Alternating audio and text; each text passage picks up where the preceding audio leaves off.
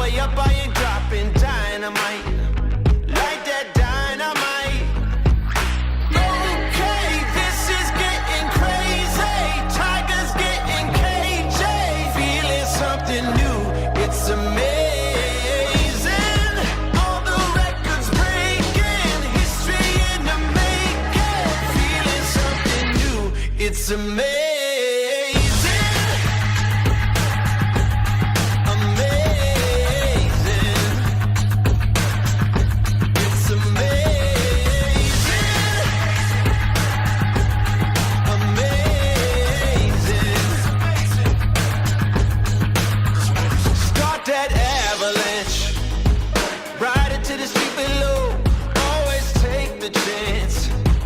You never do, you never know.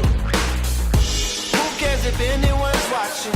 Let them keep talking and talking. Avalanche, start that avalanche. Okay, this is getting crazy. Tigers getting cagey. Feeling something new, it's amazing. All the records breaking, history in the making. Feeling something new. It's amazing.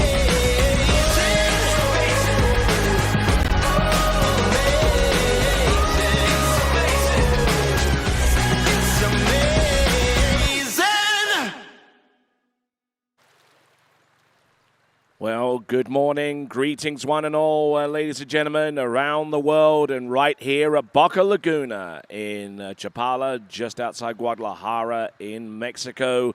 Great to have you on board. This is the last day of competition, and it is finals day for the 2023 U21 World Water Ski Championships. As I said, coming to you live from Boca Laguna in Mexico.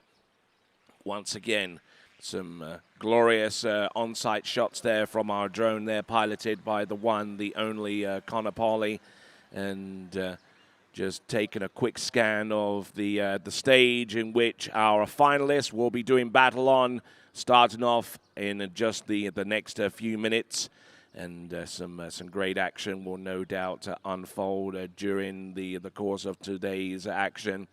We've got women's slalom taken to the water first, followed by the men's, and there is the schedule: women's slalom final, men's slalom final.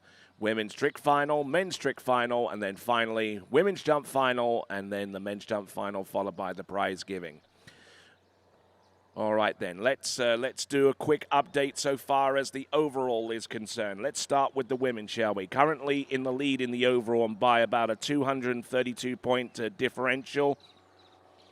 It's a Kennedy Hansen, currently in second place, and she too, much like Kennedy Hansen, has markers in all three events, so she has the ability to improve on each one, is Sadie Ferguson.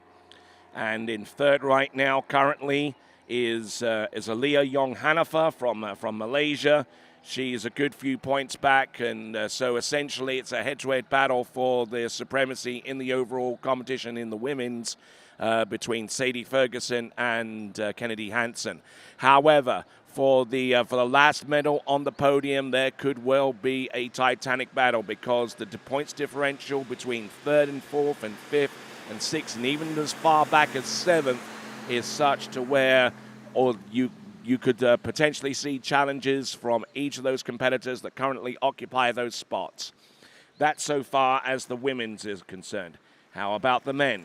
Right, we've got Martin Labra in the lead in the men's overall, but his points differential between first and second place held by Vincenzo Marino, is about 137.28 points. So all to play for there. It will definitely be up to Vincenzo Marino to improve upon his slalom and trick score, because he does not have a marker in the jump event. And even going as far back as a third, you're looking at someone like Tobias Georges to make a late run for overall supremacy as well. His score in the slalom doesn't allow him to be in the final for that event, but he has a trick score that can be well improved upon. And then the jump, well, he has the 1,000 points, so anything he can do to dilute the overall scores from those that are situated below him or even above him at this stage in the overall competition will certainly be very welcome. All right, then. We've got the stage set. We've got our skiers. We've got our officials. We've got everything in place. So within about the next 10 minutes, we will be a go for the Women's Slalom Final here at the 2023 U21 World Water Ski Championships, coming to you live from Boca Laguna in Mexico. And we will have all that to come right after this.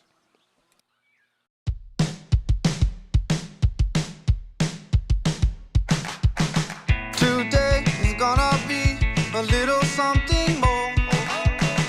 I've got a plan in mind, a special thing in store. The light bulb inside my head says, get out and play, 'cause you never feel this way.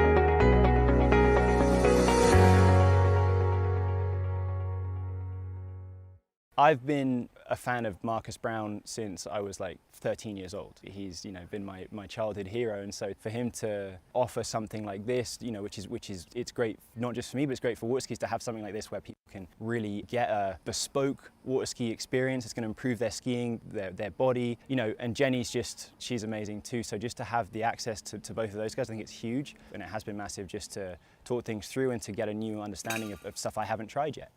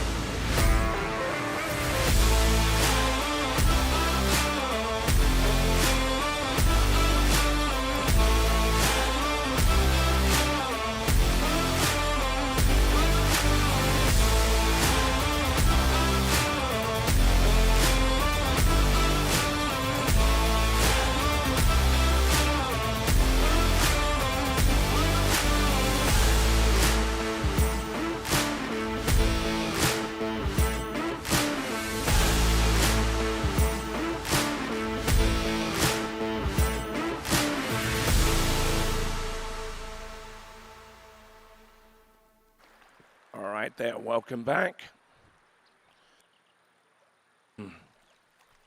Welcome back for the fourth and final day of competition. It's finals day. We got the women's slalom final about to take to the water any moment now. Countries from around the world have assembled here at the U21 Worlds. Upwards of 20 nations have been represented here. And their finest athletes will now show us their mantle here in the women's slalom final. Nigel Sparrow is given the task of driving for the women's slalom final. We'll see what occurs here within the next few minutes behind the ski nautique. The ski nautique is the boat, the official towboat of the International Water Ski and Wakeboard Federation.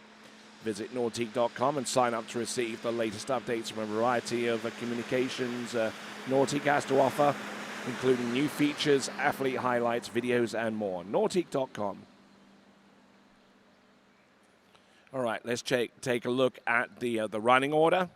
Aliyah Young-Hanifa will get things up and running, followed by Nelly Allah, then Anne-Marie Wroblewski, then Kennedy Hansen, Alexia Abel, Dominga Gonzalez representing the top half of the order.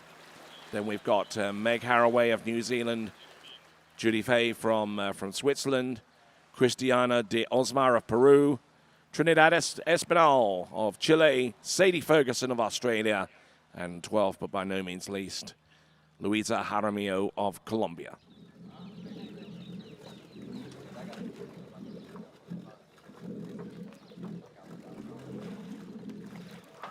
All right, so last tense moments here before we send out our first competitor.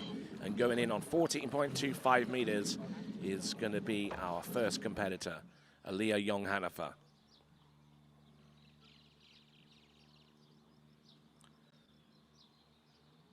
Okay, looks like the rope length is going to be actually 16 meters instead of 14.25 meters. Setting Alpha 2.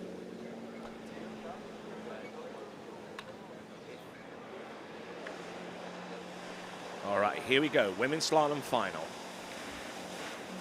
Aliyah Young-Hanifa. in contention for a podium spot in the women's overall competition. But she's going to have to play defense a little bit here and try and open up a gap between herself and those chasing her. In particular, Lara Butlin, who is about 11 points shy of being on that podium, currently lying in 4th spot. But Aliyah, for her part, 16 meters opening run.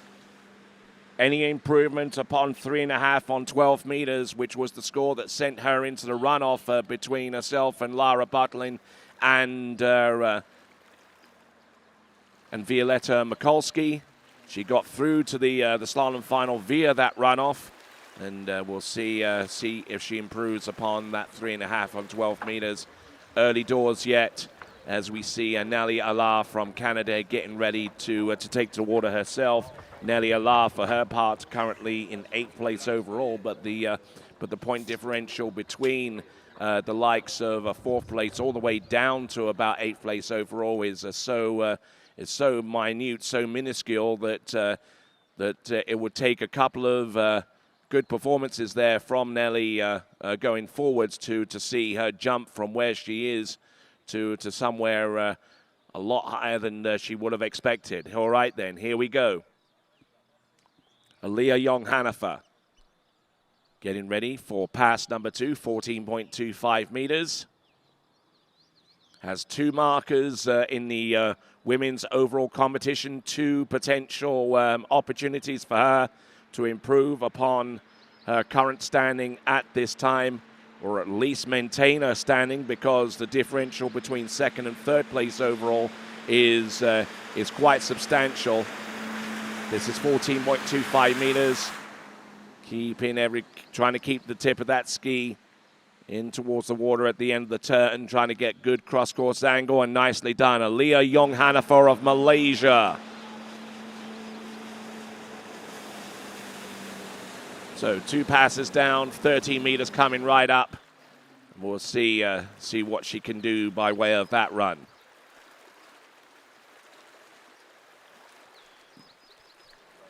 So continuing right along, and do you want to custom build the Nautique of your dreams? Check out the really cool way to do just that at designyournautique.com, where you can completely customize any boat in the Nautique line at home or right on your smartphone. Play around with color schemes and options and save them all to your personal profile to check out later and share with your friends. That is designyournautique.com to see what the Nautique of your dreams will look like.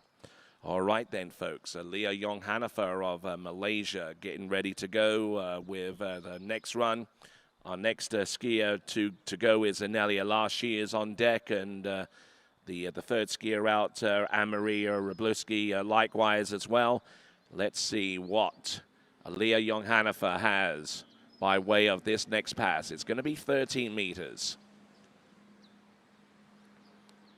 Still about 9 buoys away from getting into even terms with what she produced earlier in this competition. Slalomed into 11.25 meters in the runoff situation, but that doesn't end up being her official score in the elimination round.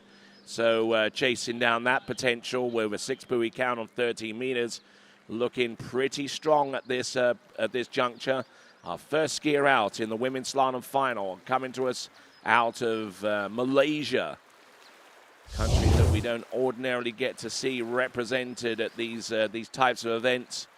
Aliyah Young-Hanifa, a little bit of redemption in play for her, because she had the opportunity to compete at the 2019, at the 2021 U21 World Championships, but unfortunately COVID, being the way that it was at that time, excluded most people from that part of the world from traveling, much less competing at an international event at that level.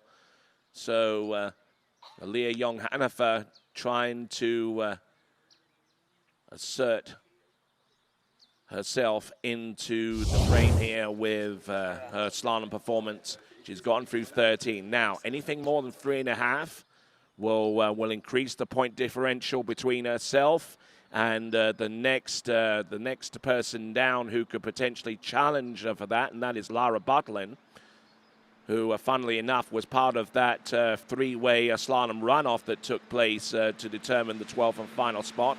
Here comes Leah Young-Hanifer. This is 12 meters, a little bit high there on number 2, high-sided on number 3, and it's going to be inside buoy number 4. So she'll get 3 buoys on 12 meters for that effort. No improvement there, which means that the overall competition doesn't see any change at this time. Leah Young-Hanifer with 3 on 12 meters, setting the marker for the remaining competitors to challenge. Taking a look here and getting in deep with these turns. A little impatient there off buoy number 1, and that kind of set the rhythm here for the remainder of the run. Handle a little bit on the inside and a little broken over and separated into number 3, and likewise tried to make a play on 4, but unfortunately the buoy was on the outside of her ski by the time she had the opportunity to do so. So it's going to be a 3 buoy count on 12 meters. 3 on 12 is the lead score at this time, courtesy of Leah Young-Hanifer.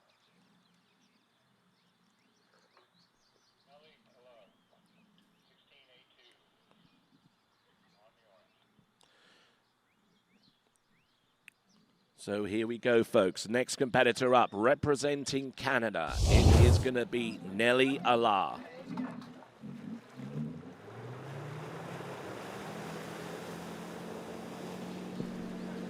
So Nelly Allard, who is about 744.64 points shy of the lead in the women's overall competition.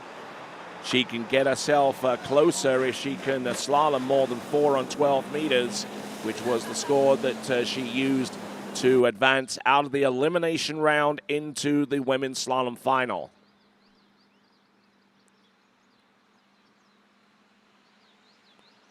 Takes a good hard snap off buoy number 1. This is 16 meters. Good solid effort for Nelly Allard out of Canada.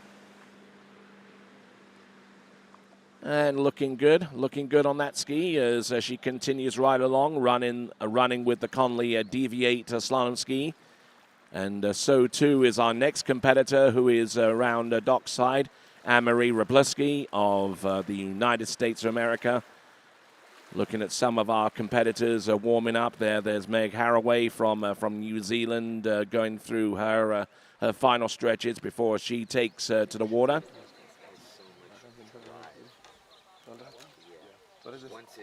So as we continue on, in addition to building the world's best towboats, Nautique has been dedicated to making a difference off the water, working with charitable organizations all around the world as part of the Nautique Cares initiative.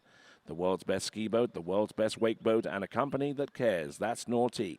Go to nautiquecares.com to learn more.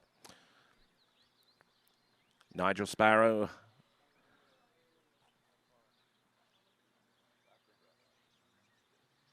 Nigel Sparrow there at the helm of that towboat, now mashing the throttle down and getting quickly up to speed, 55 kilometers an hour. The line length is 14.25 meters. This is Nelly Allard.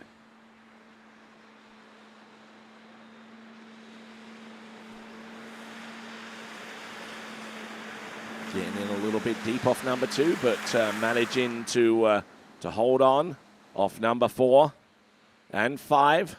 This is 14.25 meters and makes easy work of that.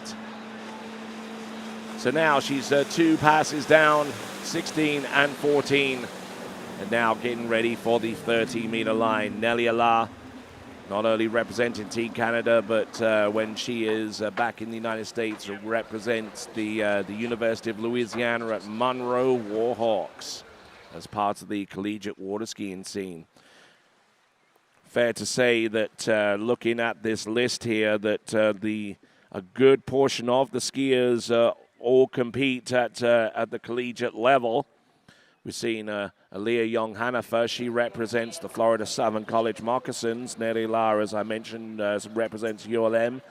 Anne-Marie Wroblewski will take to the water soon. She represents Louisiana's Raging Cajuns, as too does Kennedy Hansen.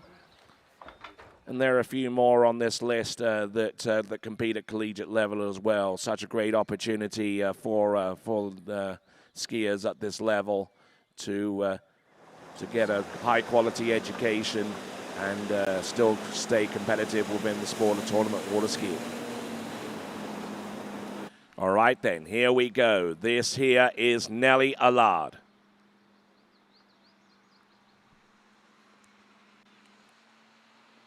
This is 13 meters. Trying to chase down that opening score. What score of Leah Young-Hanifer, on which she will not be able to do it, unfortunately. It is going to be a score of 3.5 on 13 meters. 3.5 on 30 meters will be the score for Nellie Allard. And she'll have one final marker in the women's jump event to try and increase upon her overall total, but an opportunity to do just that via the slalom event has gone by the wayside for Nellie Allard. So still in the lead after two competitors is Leah Young-Hanifer with a score of 3 on 12 meters. Two skiers in and going in a little sooner than expected. That is Nellie Allard on 30 meters and gets 3.5 by way of that performance. Taking a look at the instant replay one more time from the boat view. Looked in pretty good rhythm off the first couple of buoys, but then got a little bit down course, and then that kind of spooked her a little bit and tried to work a little bit too hard too soon off the turn.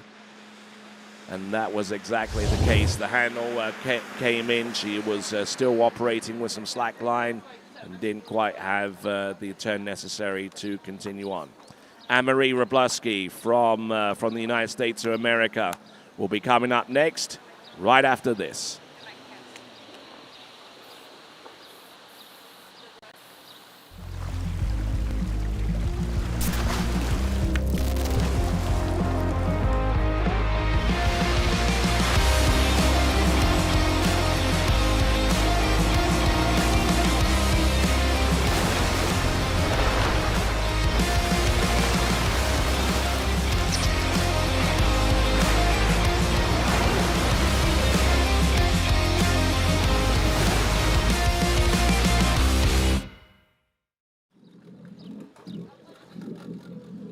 Then continuing right along with the slalom event, the women's slalom final. Anne-Marie Wroblewski for Team USA getting ready to rock the slalom course. At Nautique, the attention to detail has never been greater than with the 2023 lineup. New technology, comfort, convenience, function, and style have been integrated into every one of our world-class Nautique boats with features to enhance the unmatched experience that we continue to deliver. When your life is on the water in a Nautique, you can expect nothing less. Check them out at nautique.com. All right, then, here we go, folks. Anne-Marie Wroblewski on, I believe, on the 14.25 meter line to get her effort underway.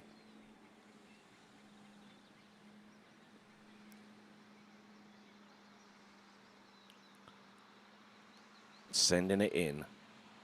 On buoy number 1, coming to us originally out of Toledo in Ohio.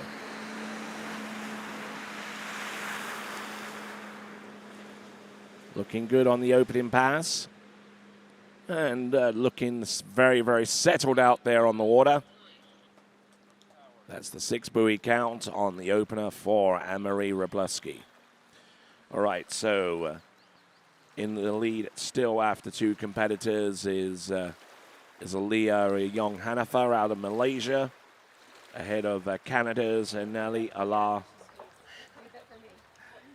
And that's a reminder there to subscribe to the TWBC YouTube channel.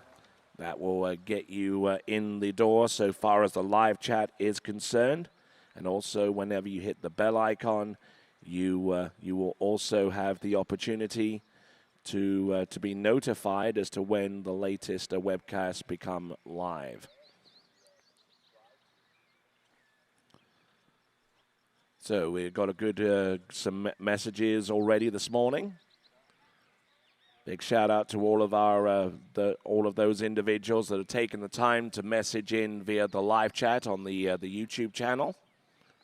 Hopefully, a few more of you will be just as accommodating this morning. All right, let's have a look and see. This is Anne-Marie Wroblewski.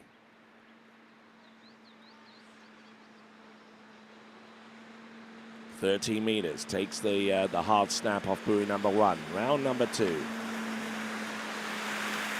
Handle up a little bit high-sided, but managing to get past number 4 and is now in second place and looking to make an impact upon the lead. Decent skiing there for Anne-Marie.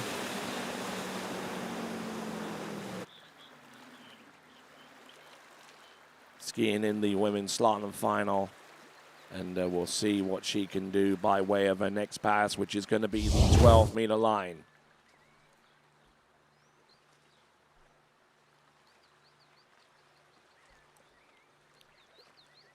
Also a reminder, check in with the TWBC podcast.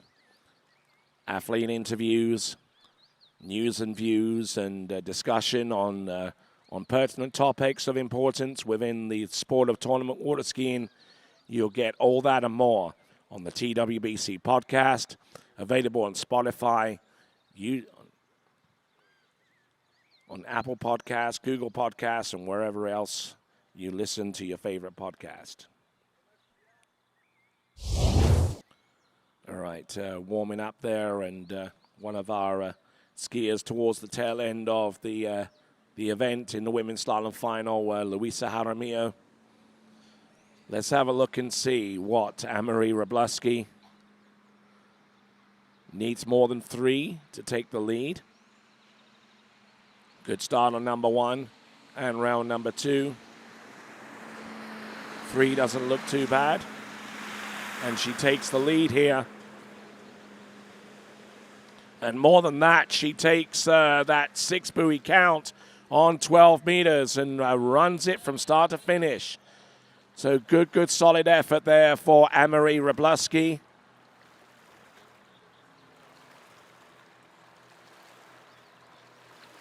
Good solid skiing there from her.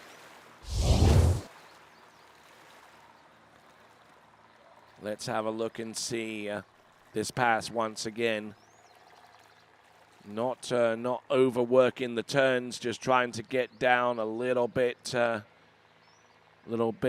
more forcefully behind the boat to get from one side to the next, using that to stay ahead of the course. And I tell you what, she is in a fine form at the moment, Anne-Marie Wroblewski, who came into this final round and slalomed very, very impressively indeed on her way to making it through to the slalom final. Anne-Marie Wroblewski. Let's see if she can dial up the pressure a little bit. She came into this final round having scored 4 on 12 meters.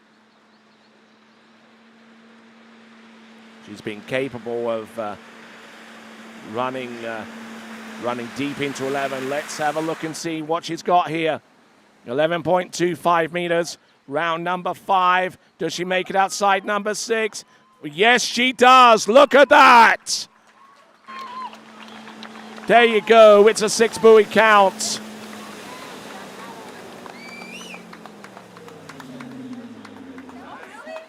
Six buoys at 11.25 meters. One of the best scores. One of her best scores ever, and we see her father along the shore side. Just absolutely cannot contain his excitement. 11.25 meters, setting up a lead score that's going to be tough to match.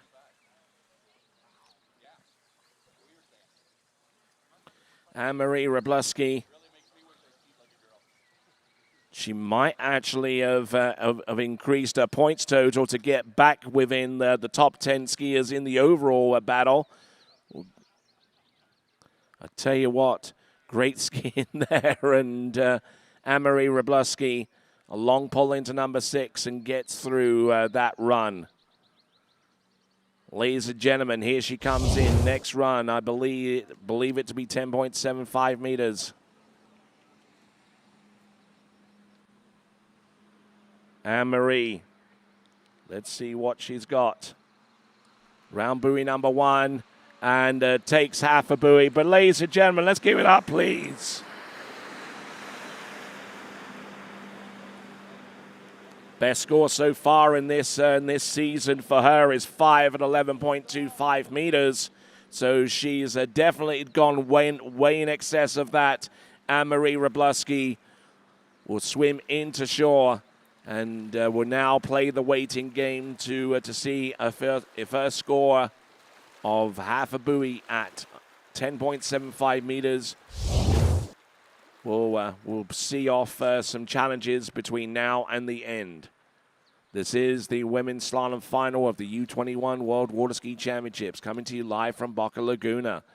And half a buoy there for Anne-Marie on 10.75 meters. Such a great performance there. And probably for all intents and purposes, based upon the scores that I've been able to look at, that could well actually be a personal best for Anne-Marie Wroblewski.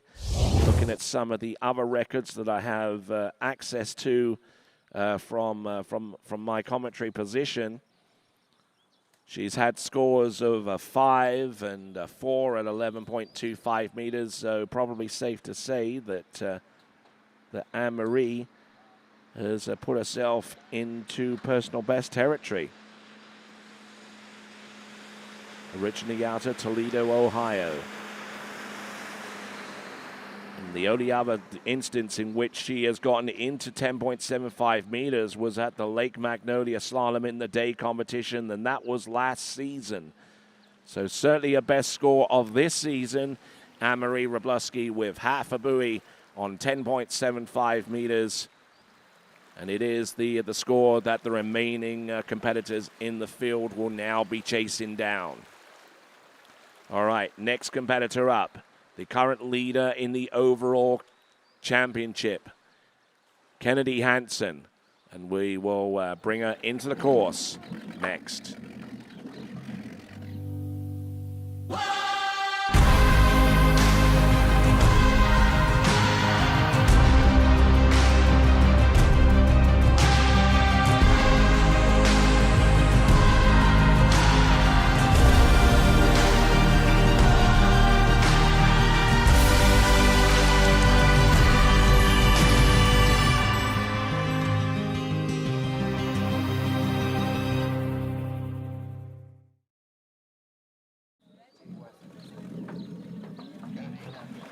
All right, just on time now for Kennedy Hansen to take to the water.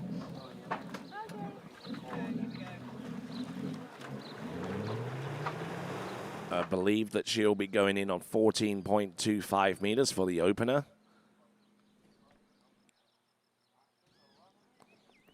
And selecting Bravo 2, 14.25 meters for Kennedy Hansen.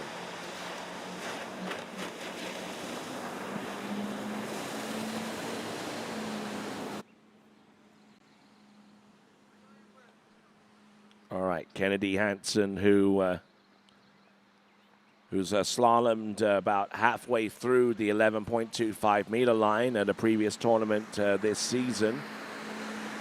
He's definitely conjured up performances around the same range in previous times,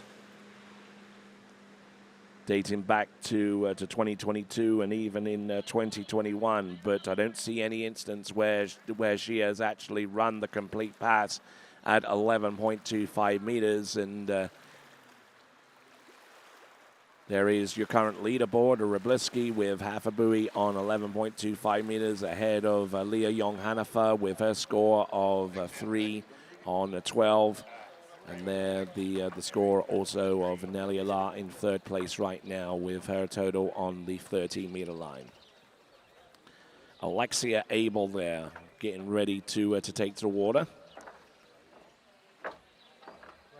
And and looks like her mom, Mariana Abelson, applying some kind of gripping agent to her feet, much like the surfers do on their boards.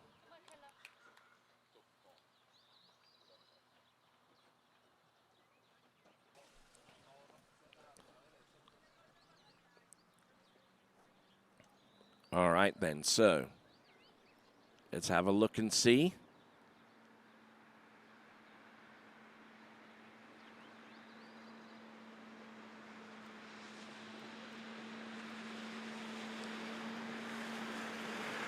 "13 meters here for Kennedy Hansen, originally out of Milton in Florida, taking temporary residence in Lafayette, Louisiana, where she skis for the Raging Cajuns of Louisiana Lafayette. It is the current national collegiate champion in the overall from last season, and will be looking to defend that title over at Tri Lakes in Zachary, Louisiana, at the tail end of the season, the last full weekend in October. Notwithstanding the fact that she probably has an inside track on being selected for Team USA at the Elite World Championships, which will take place about halfway into the month of October. There in the Lake County once again. Okay, so now we have a change in letter. We have a change in letter from B2 to Charlie 2. C2 now for Kennedy Hansen. Is there something that she saw or felt out there that predicated her decision to change from Bravo 2 to Charlie 2 on the 0 off? Only she has the answer to that question. But in lieu of that, let's have a look and see what she comes in with 12 meters. Takes a good hit off number 1. Line tightens up a little bit sooner with that change in 0 off setting. Look at her go, round number 4. And 5 and 6. Nicely done there for Kennedy Hansen. That was 12 meters. That puts her into second place in the women's slalom final. So good, solid effort there. That is Kennedy Hansen, and skiing with the S-line ropes that have been doing a great service to this competition, the U21 World Championships. We thank Mr. Scott Sedgley for providing us with those ropes, and you know, S-lines are certainly making a play on the industry with their tow lines, and you know, they're a great product, and they've certainly been performing well in excess of expectations. So Kennedy Hansen getting a little bit separated into number 6, but she had enough room to ski around that buoy.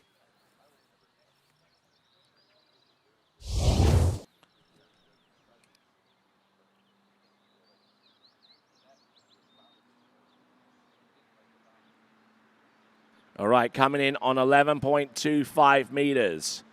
A pass that she has not run before, but she needs it to get anywhere close to Anne-Marie Wroblewski. Looking to go round number 3, stands up on 3, gets to the wakes. And there we go. That is Kennedy Hansen with a score of provisionally 3 buoys on 11.25 meters. 3 buoys on 11. It will actually increase her overall total from 4.5 on 12 meters to 3 on 11, and that dilutes the point scores of those that are currently chasing her, and she now has a 329.90 lead between herself and Sadie Ferguson. So there we go. A lot of activity so far as the overall is concerned, and no doubt some of those overall points will actually change, because the person that has the 1,000 points in the overalls by way of the women's slalom competition is our current leader in that event. So, Anne-Marie, sitting right here next to me, and I tell you what, you're just still trying to catch your breath, and you've just seen a Kennedy Hansen, the first of your challenges, will go with 3 at 11.25 minutes. But tell us a little bit about your performance. Sorry. I was quite nervous actually when I was about to go out, but when I got out there, I was just thinking, stay strong and stay in it, and that's pretty much what I did the whole time. So it was pretty cool. That's awesome. Excellent, excellent. So some great preparation before. You had a little bit of nerves going in, but do you reckon that half a buoy on 10.75 meters is going to hold up for the remainder of the field? Only time will tell, but we'll hope for the best. All right then. So Anne-Marie Wroblewski, we're going to let her get dried off and see how her score makes out compared to the remaining ones. Anne-Marie Wroblewski, our lead with half a buoy on 10.75 minutes, and we wish you best of luck for that and the remainder of the season. Thank you. I wish my competitors the best of luck too. Excellent stuff. Great sportsmanship there from Anne-Marie Wroblewski out of Toledo in Ohio, and resides in Lafayette, Louisiana these days. Great to have you here. And on the water as it stands right now, we got Alexia Abel, who went in, I believe, on the 16-meter line.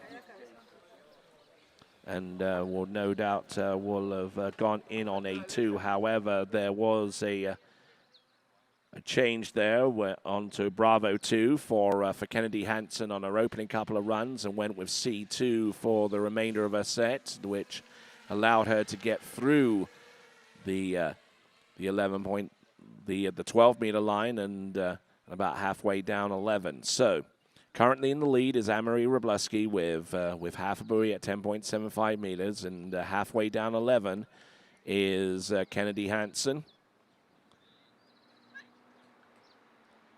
And still in the top 3 is Leah Young-Hanifa with her score of 3 on 12 meters.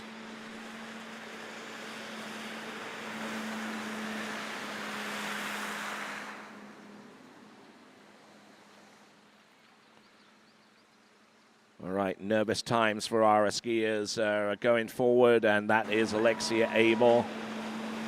She spends her time between the states of New Hampshire and Arizona during the skiing season. Looking strong, looking excellent out there. Getting through the opening 2 passes of 16 and 14 without too many problems whatsoever.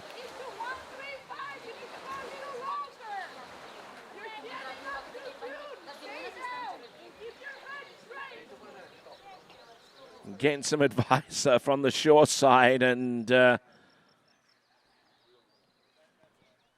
believe the person giving her the advice there was actually Ronnie Barton there, just trying to, or actually Mariana Abelson, just trying to impart some wisdom upon our skier out there on the water at this time. Alexia Abelson. Let's see what we've got here. Let's see if she's able to take that advice on board. 13 meters. All getting broken over into number 2, but she recovers well enough to stay on top of the ski for 3. And unfortunately tried to get ahead of the ski.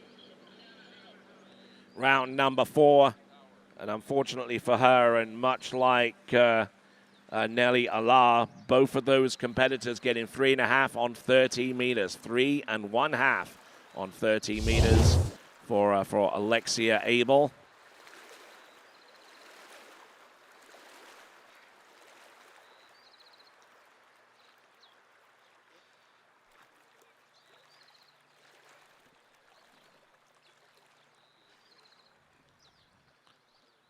So Alexia Abel getting off to a good start here with the first couple of buoys, but just couldn't hold a rhythm much beyond that, and we'll get 3 1/2 for her effort on that line.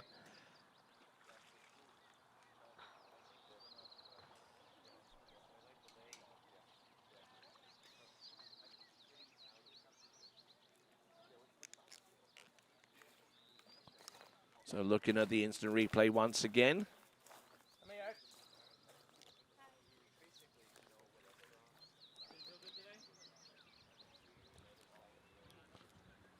So decent skiing up to a point, but we'll come away from this situation a little bit disappointed, having scored 5 on 12 meters in the initial round and coming up short in the finals. Certainly will not be a pleasing situation for her. And when we come back, we'll have Dominga Gonzalez of Chile next.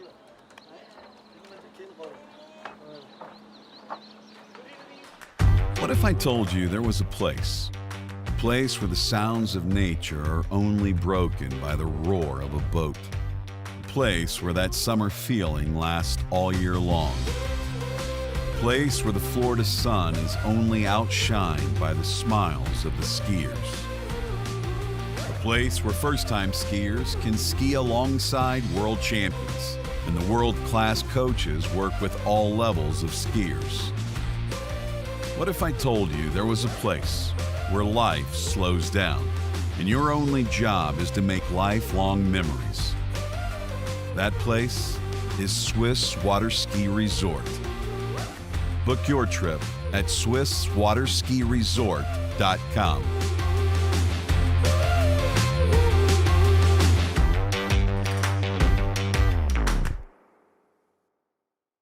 All right, so next gear up, Dominga Gonzalez from Chile.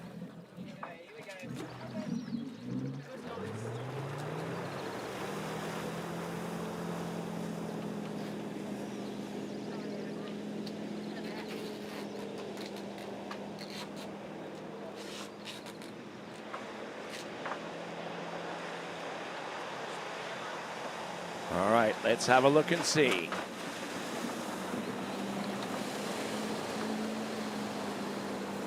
Dominga Gonzalez right here and now. Pass number 1, 16 meters.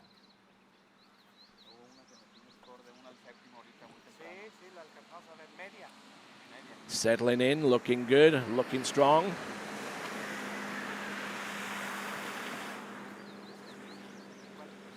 And getting around buoy number 5 and number 6. And a good, solid opening run for Dominga Gonzalez, who has certainly come through with a great score in the initial open round. Currently tying with Meg Haraway with a 5.5 on 12 meters to make her way out of the preliminaries. It's certainly going to be a titanic struggle between now and the end, not only in the women's slalom event, but also in the overall competition. Trying to plug the numbers in to keep you on track of that all the way through towards the end.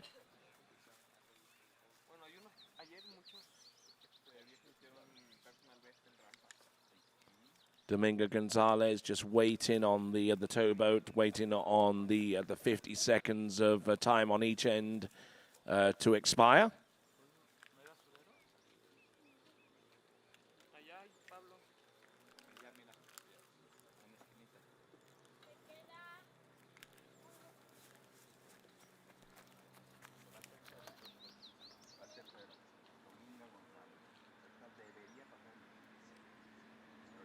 All right, here we go. Dominga Gonzalez. Good extension on buoy number 1. This is 14.25 meters. Just trying to ease her way into her effort. With some 2 relatively straightforward passes. And a good solid effort there.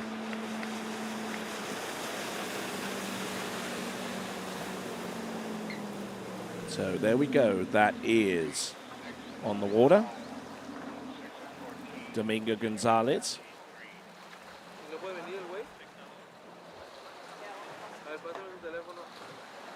Just looking through some of the scores in the overall battle. And that score of half a buoy at 10.75 meters actually vaults Anne-Marie Wroblewski from a current position of 11th all the way up to 10th right now. And having the 1,000 points, it certainly helps in that regard.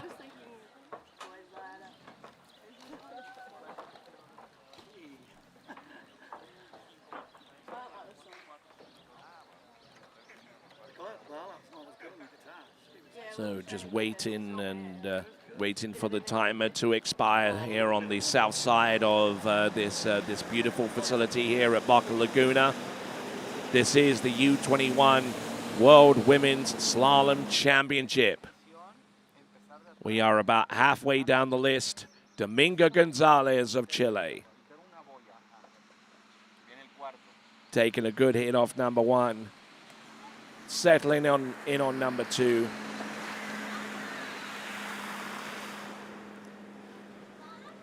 And the remaining turns shouldn't be too much of a struggle there for her, getting around all six. That was on 13 meters. Reminder once again that it took 5.5 on 12 meters to see her through to this stage of the competition.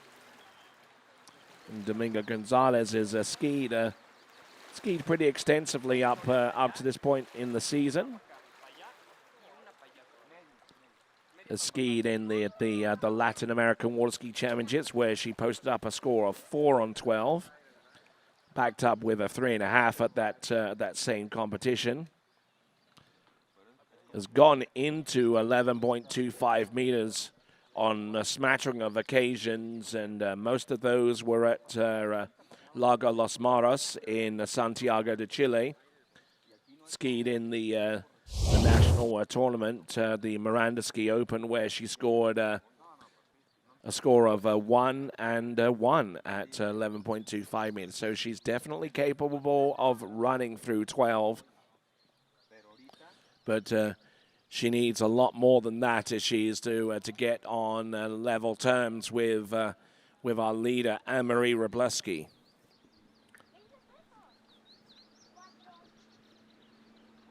Here we go, folks. This now is 12 meters. A little bit of a hitch there on buoy number one, but managing to ski as far as buoy number 3, and unfortunately will not ski any more than that. So it's going to be 2 1/2 on 12 meters, 2.5 on 12. 2.5, which I believe currently puts her in 4th place at this time. That is Domingo Gonzalez. Domingo Gonzalez out of Santiago de Chile. Has access to a beautiful facility on the north side of on the south side of that capital city.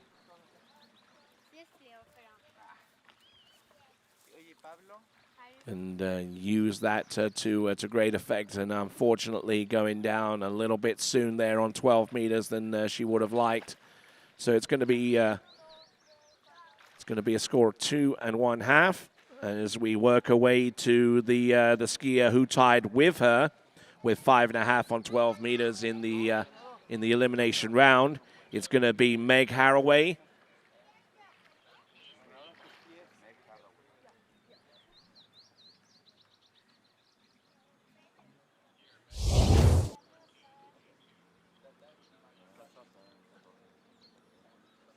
All right, looking down towards the rest area next to the clubhouse. Anne-Marie Wroblewski there, just trying to take in as many fluids as possible.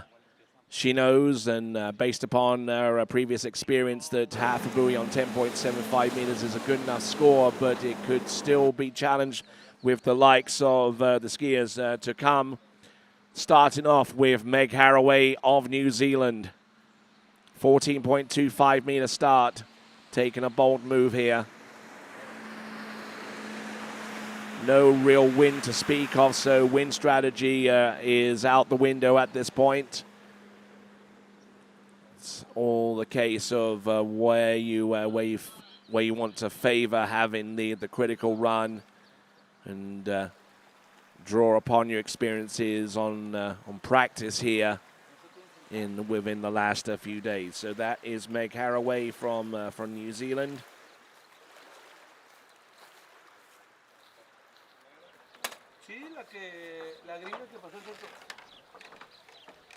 Let's have a look at some of the tournaments in which she's posted scores. New Zealand National Championships, where she's skied as much as 2 at 11.25 meters. Had a smattering of scores, a lot of scores on 12 meters. So in terms of this season so far, two instances where Meg Haraway has scored her passes into 11.25 meters. She's going to need something a little bit more substantial than that moving forward. But we'll certainly wish her the best of luck as she continues to make her mark here at the U21 Women's Slalom Final, the championship of the world right here going down.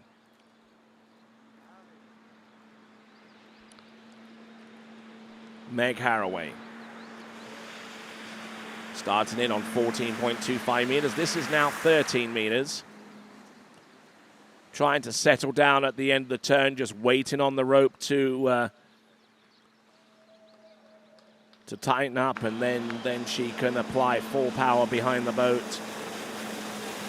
And then get into a really, really good, solid weight crossing position, which she did on those passes. So good, solid skiing there. No two ways about it there for Meg Haraway. Looking at a few of our competitors along the shoreline and seeing what Meg Haraway does here on this particular run.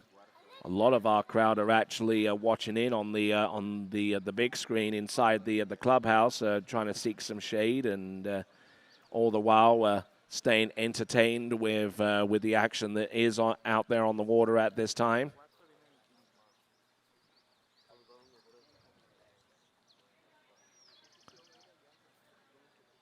All right, so working away behind that Nautique towboat. This is Meg Haraway. Boat speed 55 kilometers an hour. Line length 12 meters. The gate is critical on passes this short and shorter. Here we go. That one and number two, handle up a little bit high. Round buoy number 3, keeping the flow going. Round number 4. She's still very much in the game, even though she got a little bit of a loose line off number 5, but she manages to get through 12 meters. Meg Haraway. Meg Haraway in the round previous to this scored 5.5 on 12 and has made it through that pass this time around.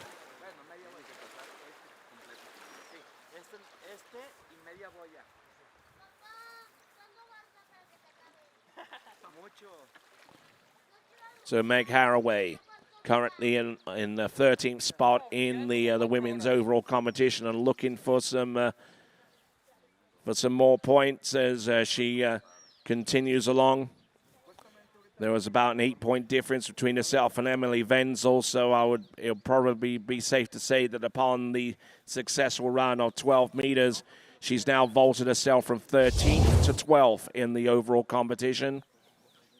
Now there's about 50 points between herself now and Perrine Saunier, who is currently in 11th.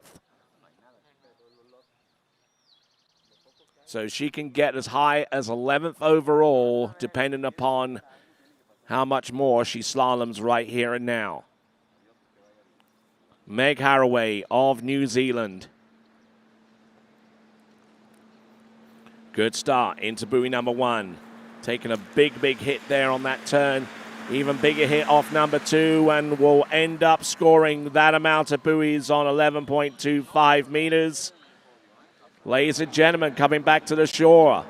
This is Meg Haraway, currently in third spot right now with a score of a 2 on 11.25 meters. Still in the lead is Anne-Marie Wroblewski with half a buoy at 10.75 meters. We've got about 5 skiers remaining on this list. All of them set to challenge that top score from that skier from the United States. But from New Zealand's point of view, inside buoy number 3, 11.25 meters. Currently a third spot at the moment for Meg Haraway as she exits the stage and relinquishes the handle to Julie Fay, who will be skiing next, coming to us out of Switzerland. Looking at this instant replay while we're getting crop dusted.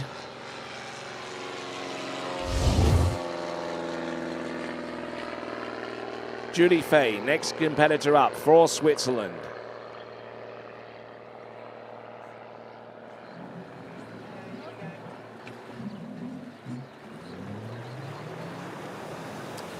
So Julie Fay, one of the 5 competitors that made it through into the finals, having scored a total into 11.25 meters.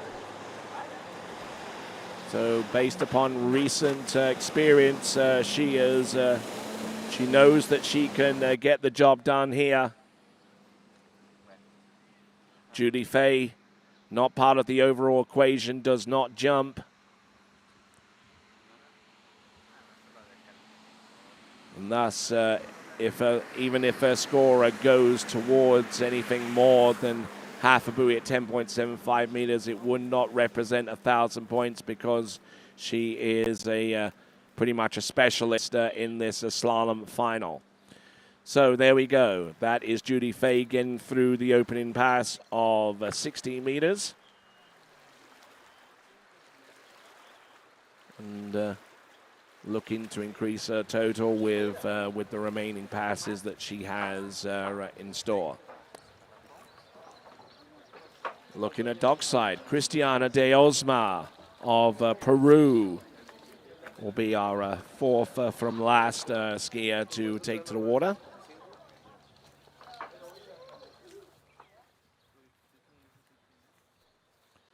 Current leader, Anne-Marie Wroblewski with half at 10.75 meters and her best score of the season thus far.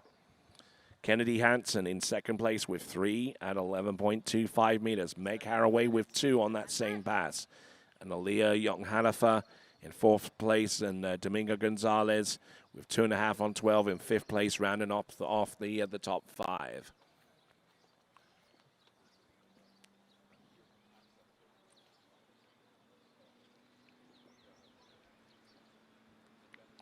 Here comes Julie Fay. Into the course, here and now.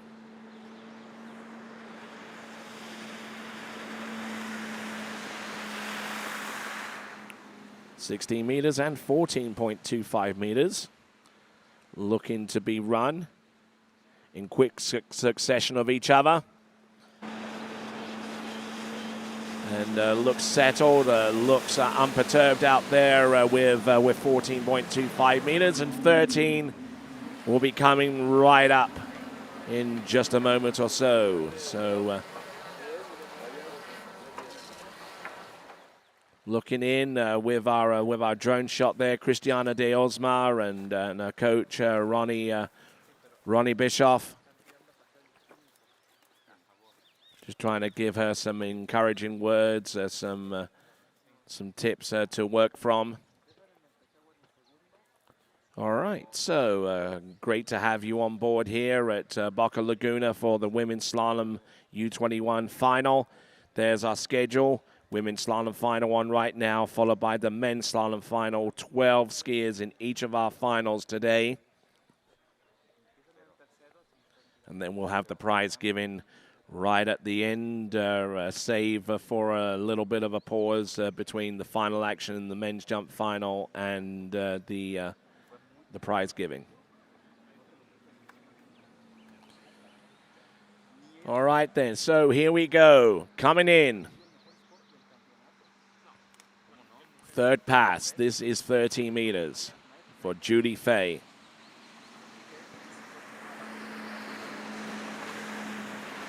Keeping her aggressive attitude, continuing on into this this run. She's run 16, 14, and now 30 meters. Judy Fay from Switzerland, who represents the Club Nautique Versoix, which is based on Lake Geneva, but because of the situation that currently exists in Switzerland with not being able to ski within their home nation, many of their members of that ski club actually compete outside of the borders of Switzerland in places such as Bourg-en-Bresse and a couple of other facilities that are relatively close.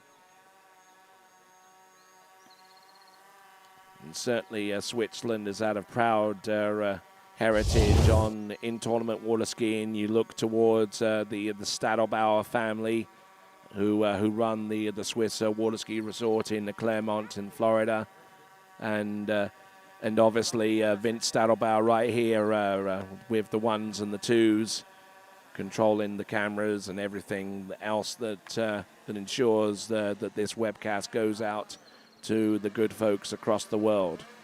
All right then, here we go. Judy Fay, this is 12 meters. Gets the start that she needs. Round buoy number 1, round number 2. She scored 1 at 11.25 meters to make it into this final. And ladies and gentlemen, let's take a look here on number 5. Oh my word. Round buoy number 5, almost called the 6th and final buoy, but unfortunately she got on the tail of the ski, wasn't able to fully control the line. That would for all intents and purposes mean that score is going to be 4.5. It's going to be 4.5 because the ski, while it made the turn, round number 5, didn't make it across the back of the boat with a tight line in contact with the skier. Unless the judges know something different, I would say that's 4.5 on 12. And she looked in pretty good shape off number 4, but then round number 5 got broken over and tried to bring the handle in just a little bit too soon, stopped the ski from rotating, and came up short of the wakes. So it's 4.5 on 12 meters. That puts, I would say, about 6th or 7th place at this time. Anne-Marie Wroblewski still in the lead with half at 10.75 meters.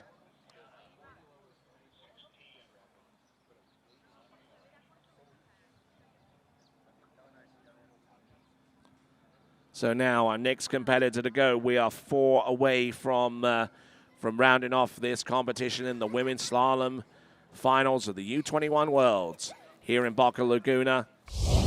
Skiing next is Cristiana de Osma out of Lima in Peru. Trains at the Bayama La Cosa facility, which has hosted a number of tournaments, including recently the Latin American Water Ski Championships and the previous water ski tournament at the Pan American Games, which took place 4 seasons ago at that facility.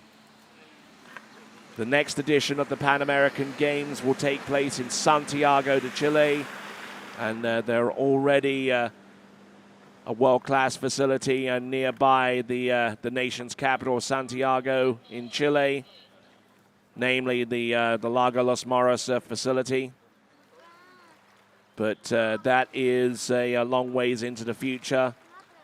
The Pan American Games taking place towards the end of the season, about the last weekend in October so far as the skiing tournament is concerned.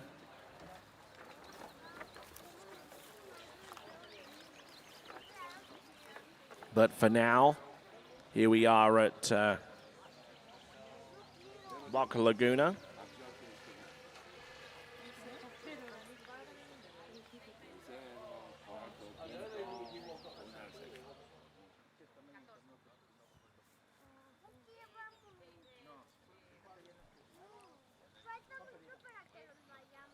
All right, then, just waiting on our boat driver to mash the throttle down.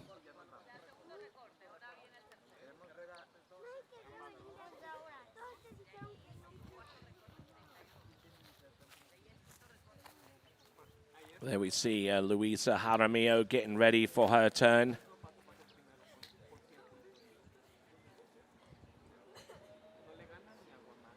Here we go. Ladies and gentlemen, this is Cristiana de Osma on 14.25 meters, having successfully run the opener of a 16.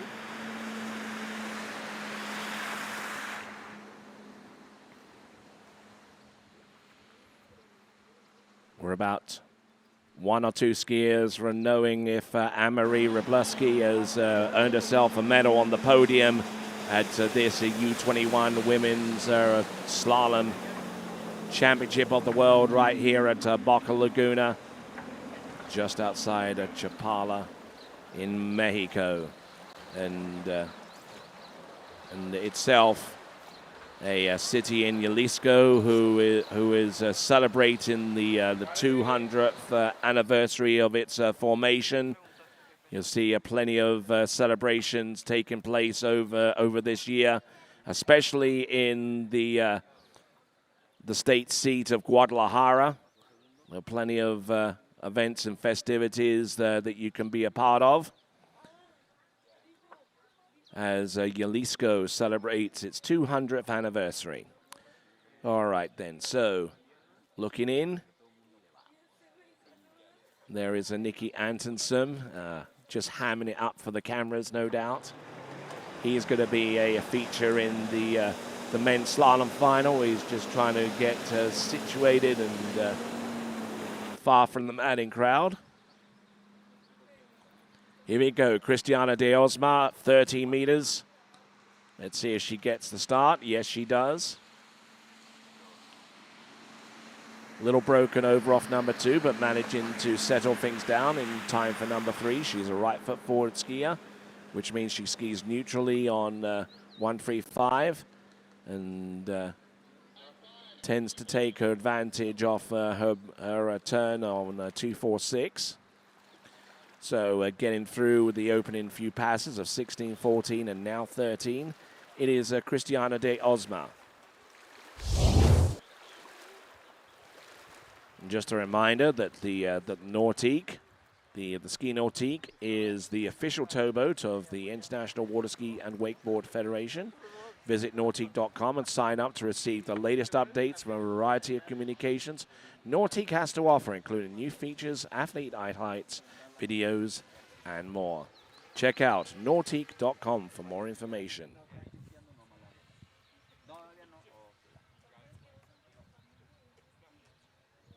Looking strong there for Cristiana de Osma, who made it through to this final, having scored 1 at 11.25 meters, tying the best score of Julie Fay, who we saw compete not too long ago and who produced a score of 4.5 on 12 meters.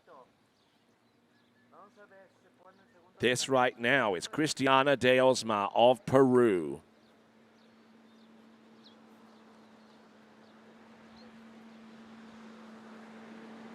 Gets a good start on buoy number 1, just trying to settle down here, not trying to overwork the turns. Letting the ski do that for her. And settling in round buoy number 5. She's round number 6. There you go. That is a 12-meter run for Cristiana de Osma.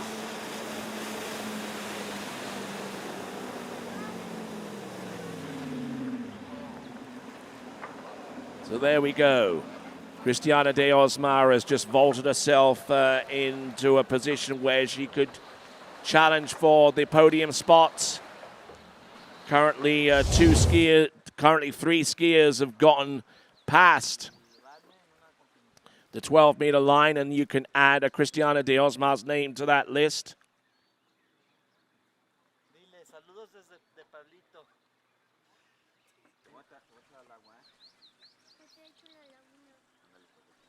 So we've had skiers in the form of Meg Haraway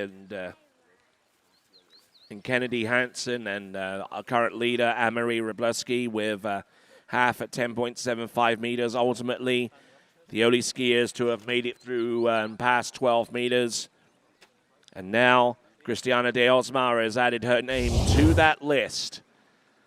Let's see how she fares now on 11.25 meters. Cristiana de Osma. Entrance, round buoy number 1. A little bit of a stall there on that turn. She doesn't quite have enough room to make a play on number 2, but it is a 1 buoy count at 11.25 meters for Cristiana de Osma. Comparing this to some of her other tournaments, it's fairly favorable. Her best score of the season is about a 2 at 11.25 meters. So still trying to work the kinks out in her technique and being consistent enough to actually run further through 11.25 meters. But for the moment, it is a 1 buoy count. And it currently puts her at this time in 4th spot.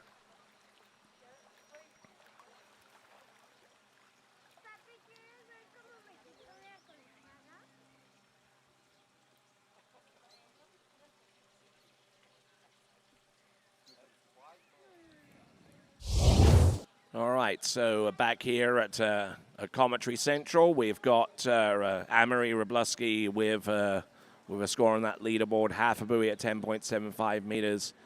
Kennedy Hansen in 2nd place with 3. Meg Haraway with 2 for 3rd. Cristiana de Osma with 1 for 4th. And Judy Fay with 4.5 on 12, rounding off the top 5.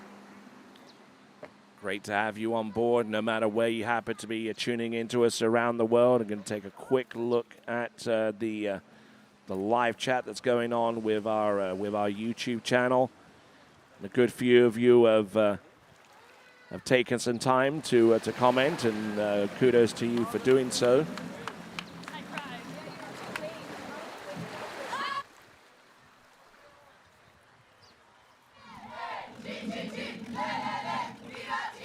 Right, and I think you can pretty much gather that our next skier is going to come to us out of Chile.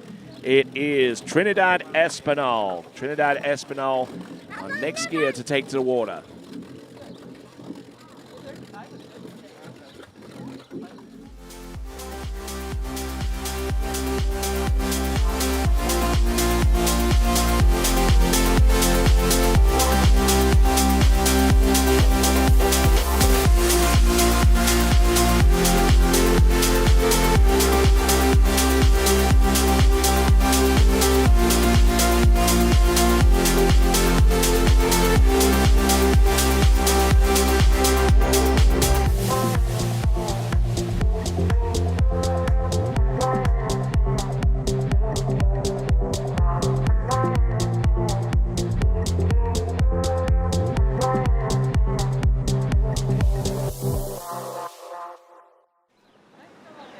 There, back on time and back with Trinidad Espinal. Opening pass, it will be the 16-meter line. 14.25 meters, I beg your pardon. 14.25 meters with Alpha 2.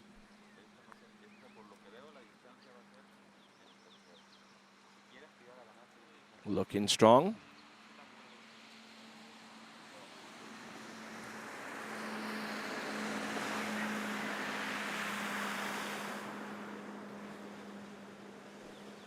And pretty much as good as it gets there on the opening pass of 14.25 meters.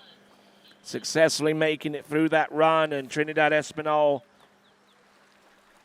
scored a 2 1/4 buoy at 11.25 meter opening round score. We will see what she can do. Coming right up with the next pass of 30 meters as we take a first look at Sadie Ferguson, who will be our penultimate skier to take to the water.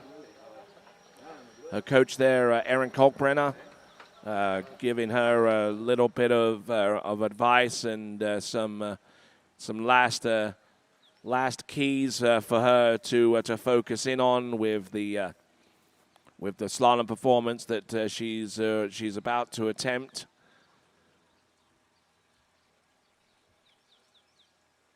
Just waiting on the boat to make its way towards the slalom course. This is Trinidad Espinal, 14.25 meters.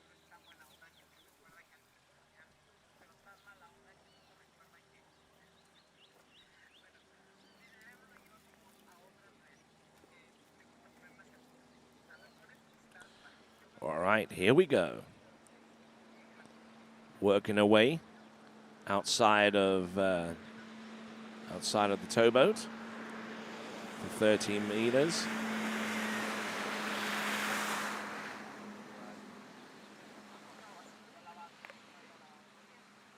Getting into a good rhythm and keeping it all the way throughout that run. That's 13 meters for Trinidad Espinal. Trinidad Espinal looking in very, very good shape there. Seems to have found a rhythm, and she's sticking with it. Trinidad Espinal, let's have a look at some of the performances she's put together. Most of them have been into 11.25 meters, so she's consistent in that regard. Has gone as far as halfway down the course with the one outstanding score that I see here from the Masters qualifying series over at Lake Ledbetter, otherwise known as the Drew Ross Waterski Academy, with 5 at 11.25 meters, and she produced that on her way to qualifying for the Junior Masters, where she ultimately scored 1 at 11.25 meters in the girls' slalom final. Here we go. This is Trinidad Espinal. This is the 12-meter line.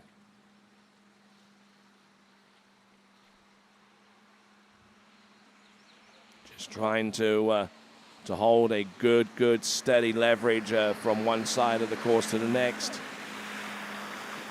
As long as she can get the hips and her lower back forward, she will always stay in the game. And there you go. That is a 6-buoy count. That is 12 meters. That is Trinidad Espinal.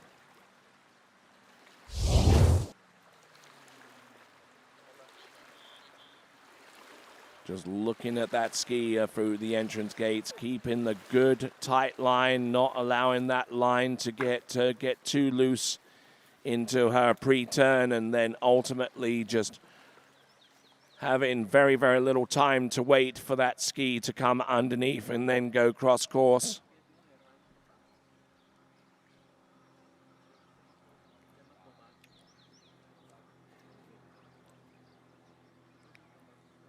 Right, not looking bad there, and that is Trinidad Espinal through the 12-meter line. And now the critical line length of 11.25 meters. The scores.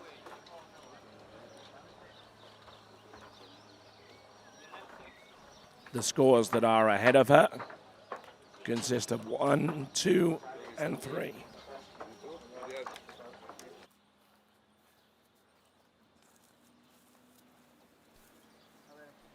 All right, here she comes. To put herself within striking distance of the lead, she essentially has to run this pass, getting past number 1 and number 2. 3 and 11.25 meters. Can she make a play on 4? Yes, she can, but arriving way too late and scoring 3.5. 3.5 on 11.25 meters for Trinidad Espinal. That currently vaults her into second place right now.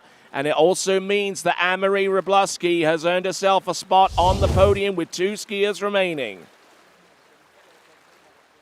was a power outage, and unfortunately it rendered the webcast inoperative, but in record time we're actually able to get the webcast back up and running. And it is much to say that that currently in the lead is Anne-Marie Wroblewski, currently with half a buoy at 10.75 meters, is our current leader right now with 2 skiers remaining, and thus Anne-Marie has a spot on the podium. Now, what spot she occupies on the podium is going to be another question entirely, because our next skier to take to the water, coming to us out of Australia, it is going to be Sadie Ferguson.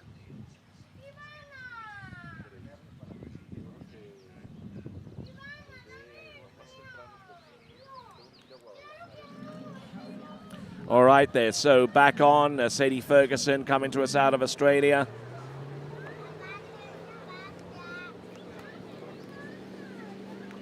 She's trained at a number of facilities across that great expansive nation. Everywhere from Queensland all the way over towards Western Australia.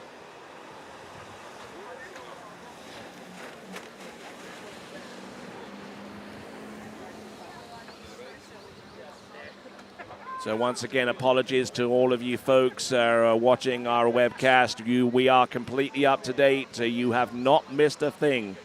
The latest score that we've just seen is Trinidad Espinal with 3.5 on 11.25 meters. That currently puts her in third spot at the moment.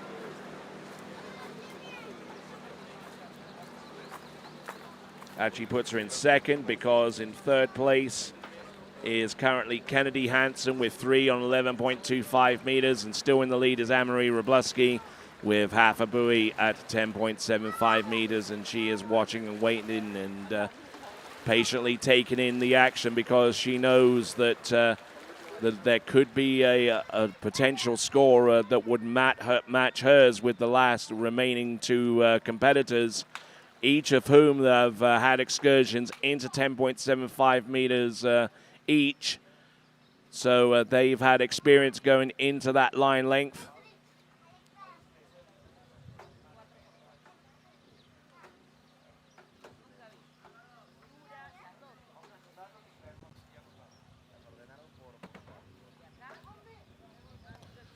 All right there. So the current scores that we have on the leaderboard: Anne-Marie Wroblewski with half at 10.75.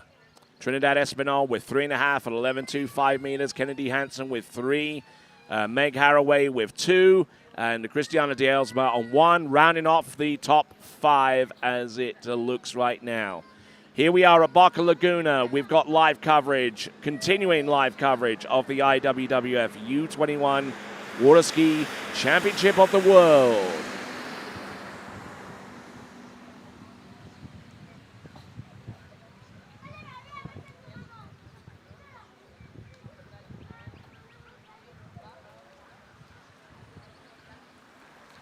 All right, so once again, we had a few minutes of power outage. Actually had 2 power outages, but we're back online. We're on a generator right now to basically circumvent the electrical systems that are here. So we'll continue to run for between now and the end of the competition, hopefully unabated.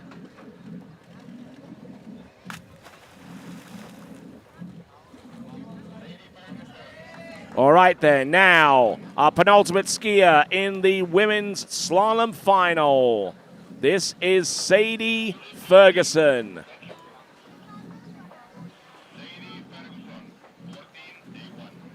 .25 meters.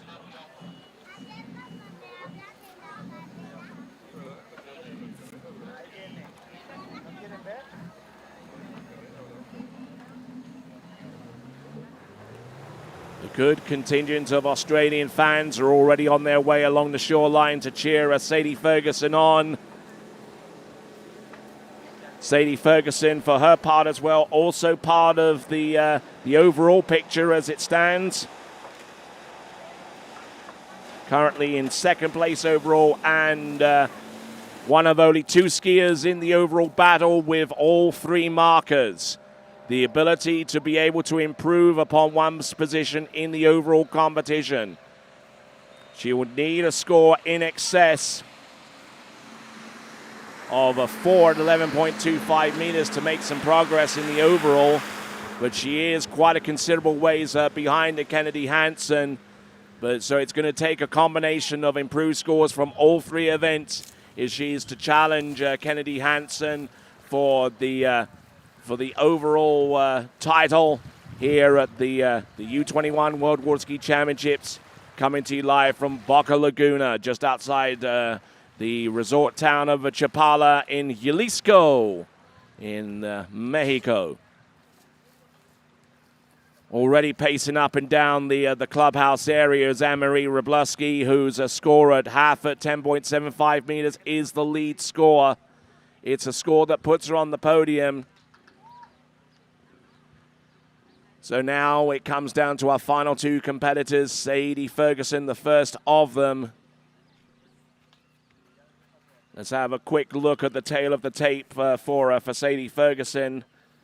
She scored a 4.5 at 11.25 meters at the Australian National Championships in round one and came back with a score which I believe to be a personal best of 1.5 at 10.75 meters at those Australian Nationals at Bonnie's Water Park.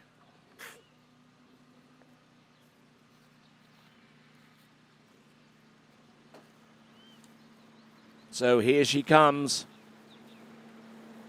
Round number one, takes a good hard stab there. This is 13 meters. Is able to backside these turns because she is quite forceful behind the boat and takes that angle and sends it out towards the buoy line on each side. Excellent looking run there. Strong action there, courtesy of Sadie Ferguson. Sadie Ferguson, who was not able to compete fully in the junior or the U21 World Championships in the previous cycle. Came in injured to that event, but is here 100% strength and looking to try and assert herself in the women's slalom final, as well as the women's overall competition.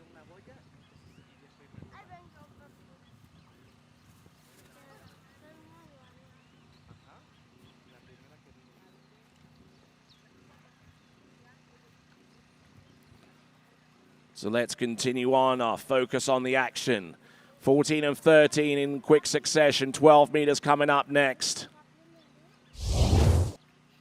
A score to put her on the podium is 3.5 on 11.25 meters. That's about 9.5 buoys away from where she's sitting right now. Here she comes. Sadie Ferguson.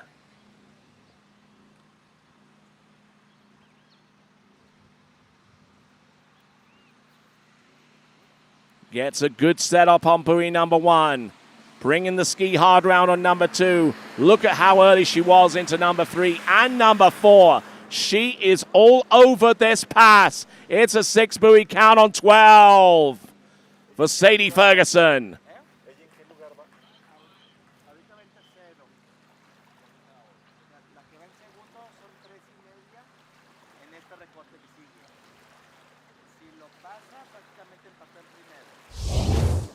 All right then, folks.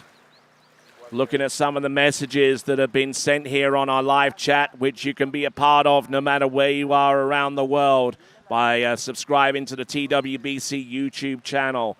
We've had messages from the likes of Valentina Gonzalez and Sylvia Taranciano, also from Cole Kalkbrenner as well. And a number of other luminaries that have decided to tune in to the action right here in Chapala, the home of Boca Laguna. And there is Sadie Ferguson going through 12. Now, she needs a score of more than 3.5 to actually vault onto the podium and stay there, but she is looking for the lead. She's looking for the championship right here on 11.25 meters. Sadie Ferguson.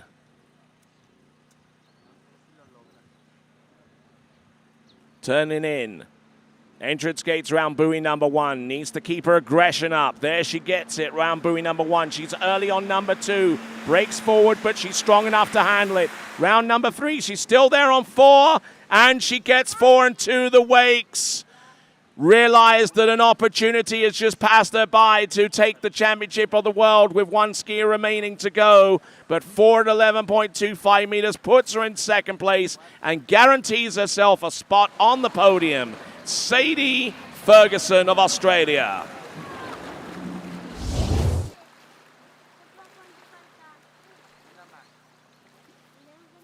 And Sadie Ferguson, for her part in the overall competition, that was a score that she produced in the elimination round as well. So no progress in the overall competition by way of an improved score. So Sadie Ferguson, 46 total buoys, the equivalent of 948.45 overall points, but spurned an opportunity to close in on the gap between herself and Kennedy Hansen in the overall competition, aside from leaving the way open for our remaining competitor, Luisa Jaramillo, to take a strike for the lead and the win in the U21 Women's Slalom Championship of the World. Sadie Ferguson, handle up high. Round number 4 to the back of the boat before the boat guides are securing number 4. And that will just about do it there for her. All right then, Luisa Jaramillo starting in on 14.25 meters for her opener. Selecting Alpha 2.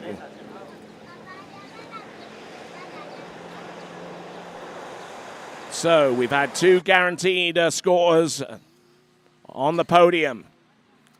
Anne-Marie Wroblewski, who's still in the lead, is guaranteed no worse than second.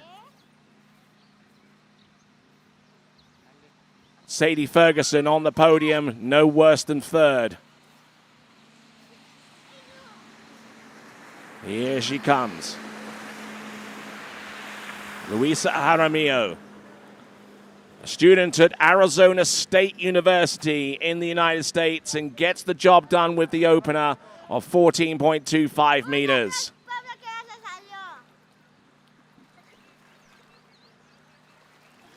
As we continue right along, to remind you, the Nautique brand offers a variety of superior quality inboards. To see the complete 2023 Nautique product line, visit nautique.com today.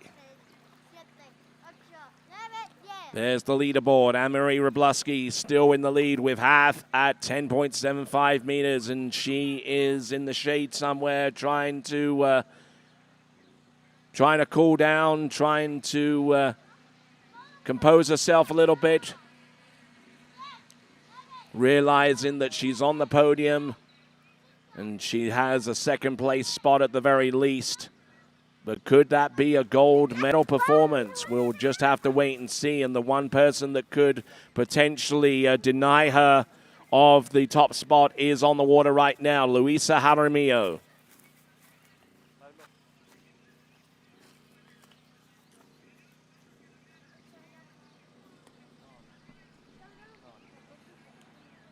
All right, here we go. 13 meters, Luisa Jaramillo,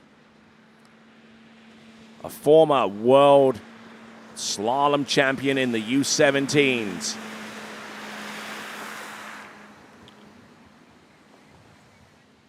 Won that title in Santa Rosa Beach 2 seasons ago in championships that were originally supposed to be attributed to 2020, but because of the COVID pandemic, it meant that those championships were held a season later in conjunction with the U21 World Championships over there at Santa Rosa Beach. We've already had one World Championships this season, and that was covered also by TWBC in January of this year, the 2022 U17 World Championships of the World. Looking good, Luisa, with the opening 2 runs of 14 and 13. 12 meters is coming up next. working herself from one buoy to the next. And Luisa Jaramillo, who scored 5 on 11.25 meters, competed at the Lake 38 Pro presented by S-Lines. 12 meters coming in.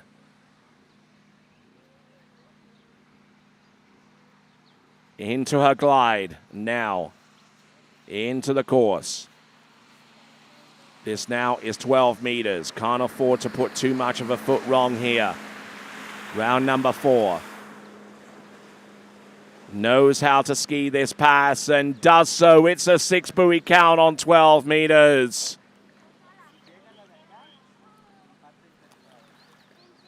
So now looking at the immediate targets ahead of her. In order to climb herself up onto the podium, needing more than 3.5 on 11.25 meters. Will do that for her. That would supersede the score of Trinidad Espinal with that total. That is her immediate target. If she can get round number 4 and more than that, then she'll climb on to the second step. But in order for her to take the world title, she would need to score through this entire next pass coming up of 11.25 meters. And then more than half a buoy at 10.75 meters.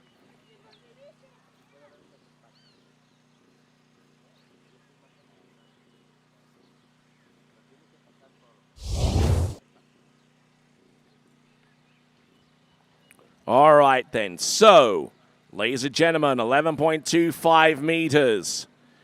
If she can get more than 3.5, she'll put her on the podium. She can get more than 4, he'll put her in second. But she would need to run this entire pass and then some to take the world title. Here comes Luisa Jaramillo out of Colombia. Round number, broken over at the waist, and that gives her 2.5. And ladies and gentlemen, your champion of the world is Anne-Marie Wroblewski.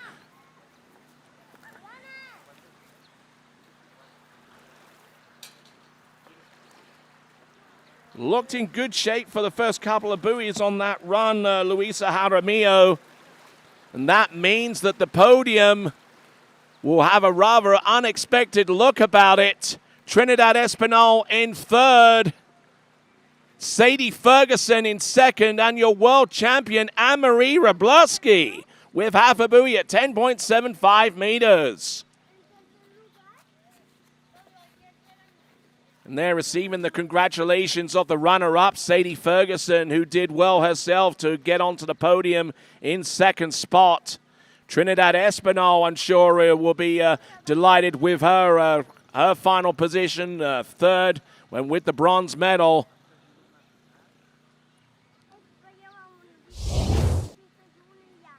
So looking at this with the instant replay, the sport certainly has its highs, it has its lows as well. And here is Luisa Jaramillo getting a little separated into number 3, but managing to get the hand on the handle, but unable to grip and go cross course. And it's a 2.5 at 11.25 meters, eliminating her from podium contention. So if we can get Anne-Marie here to the announcer spot, if you have a little bit of time to spare, for a quick word or two as we see the final instant replay there for Luisa Jaramillo with a 2.5 buoy count at 11.25 meters.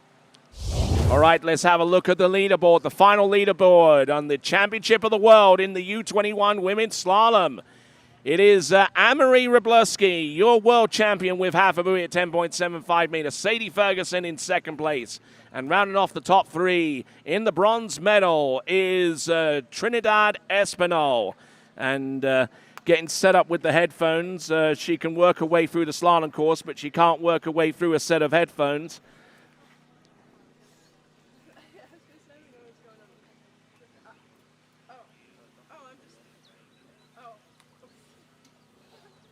All right, then. So there's a mic switch there. You can hit that, please. All right, there. Anne-Marie Wroblewski, champion of the world. How does that sound? Pretty exciting. Unbelievable, really. All right, then. So great performance there. You set the mark pretty high, about halfway down the list in this women's slalom competition. We're going to try and get the performance up on the screen, but I tell you what, you've got some fans around here, and I'm sure you want to thank them all, given the time. So I'm going to give you the time right now. Thank you, everybody who was supporting me. Thank you, Conley. Thank you, S-Lines. Thank you, Kobylski School, especially for spending all of those years and time training with me. All right, then. So we got a few of your teammates from Louisiana Lafayette as well. Okay, so we're re-racking 11.25 meters. This is your final complete pass. Let's look at this and get a few of your comments here on this one. Well, if I'm being completely honest with you, I don't really remember what was going on during that, except thinking I just need to turn the buoys and stay in it. And I remember there was no point where I was ever really struggling, as you can kind of see. Just staying in it and getting through all of them. All right, then. What was going through your mind as you got round buoy number 6 and through the exit gates? Because that was your season's best score. You'd gotten into 10.75 meters the season before. But I mean, what was going through your mind at that point? What did you think that the World Championship was even remotely possible at that stage? I wasn't sure. I thought it would definitely be close. But when I went through the gates, I was so stoked. I was not really expecting that after my performance in the prelims, but just stayed in it. All right, then. So there we see the podium positions. You on top there, Sadie Ferguson in second. All right, so congratulations to you once again, Anne-Marie. I'm gonna let you go and celebrate with your compadres. But ladies and gentlemen, let's give it up, please. Your champion of the world in U17 World Slalom. It's Anne-Marie Wroblewski from the United States. All right, we're going to take a quick break, and we'll return with the Men's Slalom Championship of the World in the U21s. Back after this, as we continue on the U21 World Water Ski Championships, coming to you live from Boca Laguna.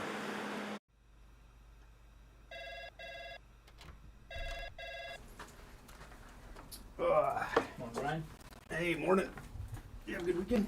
Yeah, got out on the water a couple times. How about you? Yeah, I got to set in. Just gonna make a quick phone call here. Oh, of course. Can you get that well? Yeah, man, I got it. Thanks for calling Wake House. This is Will. Yeah, looks like we've got those in stock. For skiers and water enthusiasts, Florida lakes are what dreams are made of.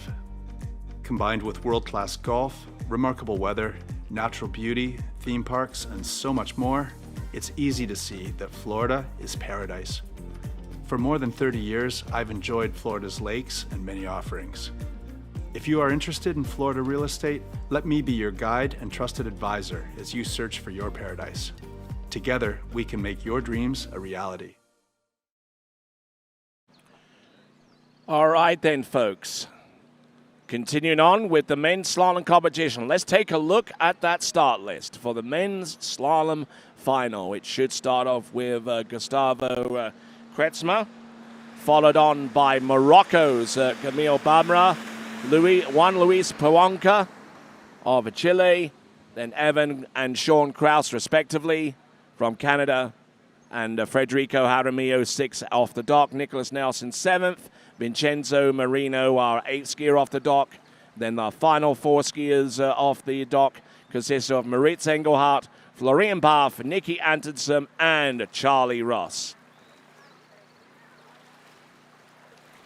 Well, wasn't that a little bit of excitement there in many respects? Not only did we have the power outages that created a little bit of drama by itself, but we also had some great skiing from the women's competitors, and congratulations once again to Anne-Marie Wroblewski on her World Championship title as well as the podium finishes by Trinidad Espinal and Sadie Ferguson as well. All right there. So Chris Uller is at the helm of the towboat. And joining me here in the announcing position is Carlos Lamadrid Jr. So how's things going with you, sir? Great, Tony. Good morning. Getting ready for men's final. Everything running smooth on time. We had a little bit of a power break, but we're good to go. And in the water, Chile, Gustavo Kretschmer, el famoso Winnie, arrancando a 14 metros. All right, here he comes into the course. 40.25 meters, Alpha 2. This is Gustavo Kretschmer. Good solid shot there off number 2. This is 14.25 meters, letting the ski work its way out of the buoy line. And some great skiing there from our Chilean individual competitor, and I wouldn't mind if you continue to do a little bit of your announcing in Spanish as well. Excelente pasada para Gustavo, muy buena pista, una pista de calentamiento, está sintiendo las condiciones. El Winnie viene entrenando aquí en Boca Laguna por más de 3 semanas, conoce perfectamente bien el lago. Recordemos que también fue medallista en el Campeonato Panamericano celebrado aquí en Boca Laguna hace un par de años. Le gusta mucho el lugar, lo conoce muy bien, sabe ahorita que está empezando a soplar un poco de viento de frente, aunque no se note en el lago, no se note en el webcast, pero que sepan todos hasta Santiago de Chile que hay un poco de brisa y él tomó la decisión de arrancar a 14 metros para enfrentar los 11.25 con viento de frente. Muy bien, muy buena pista, se le ve muy confiado, estaba muy confiado en el muelle, se le vio muy alegre, muy activo y está listo para enfrentar una gran final y dar lo mejor de él, lo mejor para Winnie. All right, here we go, Gustavo Kretschmer. His sister, Daniela Kretschmer, is the current U17 girls slalom champion of the world. We saw her perform that in Chile this past January. So they're very well adept slalom skiers, the Kretschmer family, and looking good off the first couple of runs. 14 and 13 behind him right now as he gets ready for 12, Carlos. Gran pista para el Winnie, muy tranquilo, se le ve atacando muy bien las boyas. Estaba tomando mucha información con esta pequeña brisa de frente para esperar lo que se viene. Obviamente él por su cabeza pasar boya por boya, ir un paso a la vez, no hay que adelantarse a nada. Ahorita todo está muy sensible, él está sumamente concentrado, la adrenalina está fluyendo al máximo. Entonces sí tomó en consideración esa pequeña brisa para la apertura de los gates con los 11.25. Pero bueno, sabe lo que tiene que hacer ahorita con los 12 metros, una muy ligera brisa de viento de cola, pero nada de qué preocuparse. El quinto recorte para él sigue siendo una especie de calentamiento, entonces veremos qué nos tiene Winnie. All right then, so we've had some exciting slalom skiing courtesy of the Women's Slalom Championship of the World in the U21s, and now we've got the Men's Slalom Championship taking place right here. Gustavo Kretschmer of Chile making it through to this section of the competition, having run 4.5 and 11.25 meters. This is 12 now. And has a pretty good lock on this pass as long as he keeps his shoulders up. And there you go, that is 12 meters. Making it look a little bit difficult towards the end there, Carlos. Sí, como venía diciendo Tony, se le vio un poco complicado ahí al final, pero muy controlado el Winnie. Como les comenté, si hay una ligera brisa que se siente más al fondo del lago, ahorita la va a sentir, que le va a beneficiar, la va a usar en su beneficio para los 11.25. Está listo, las 6 boyas ya están pasadas y sabemos que tiene Winnie la posibilidad de pasar de una muy buena manera a los 11.25, está entrenando muy bien. Les puedo decir que en su mayoría, en la mayoría de las veces que estuvo entrenando aquí, logró obtener 4 boyas a los 10.75, entonces él sabe que puede. Ahí lo estamos viendo en la cámara lenta, en donde en la boya 5 realmente quiso hacer una boya, asegurar la boya, asegurar para no cometer ningún error, y esa boya 6 fue simplemente le llamamos un safety check para pasar por los gates, pero todo muy bien y regresamos a 11.25. All right, 11.25 meters there for Gustavo Kretsma. He quite nearly ran this pass yesterday in the elimination round of the men's slalom competition. Let's see if he can do one better today. Oh, a little bit of a hitch there on number 1, but he's still there. He's still there. He's still hanging on in there. He's good to go for 4, and he's there for 5, and he gets round all 6.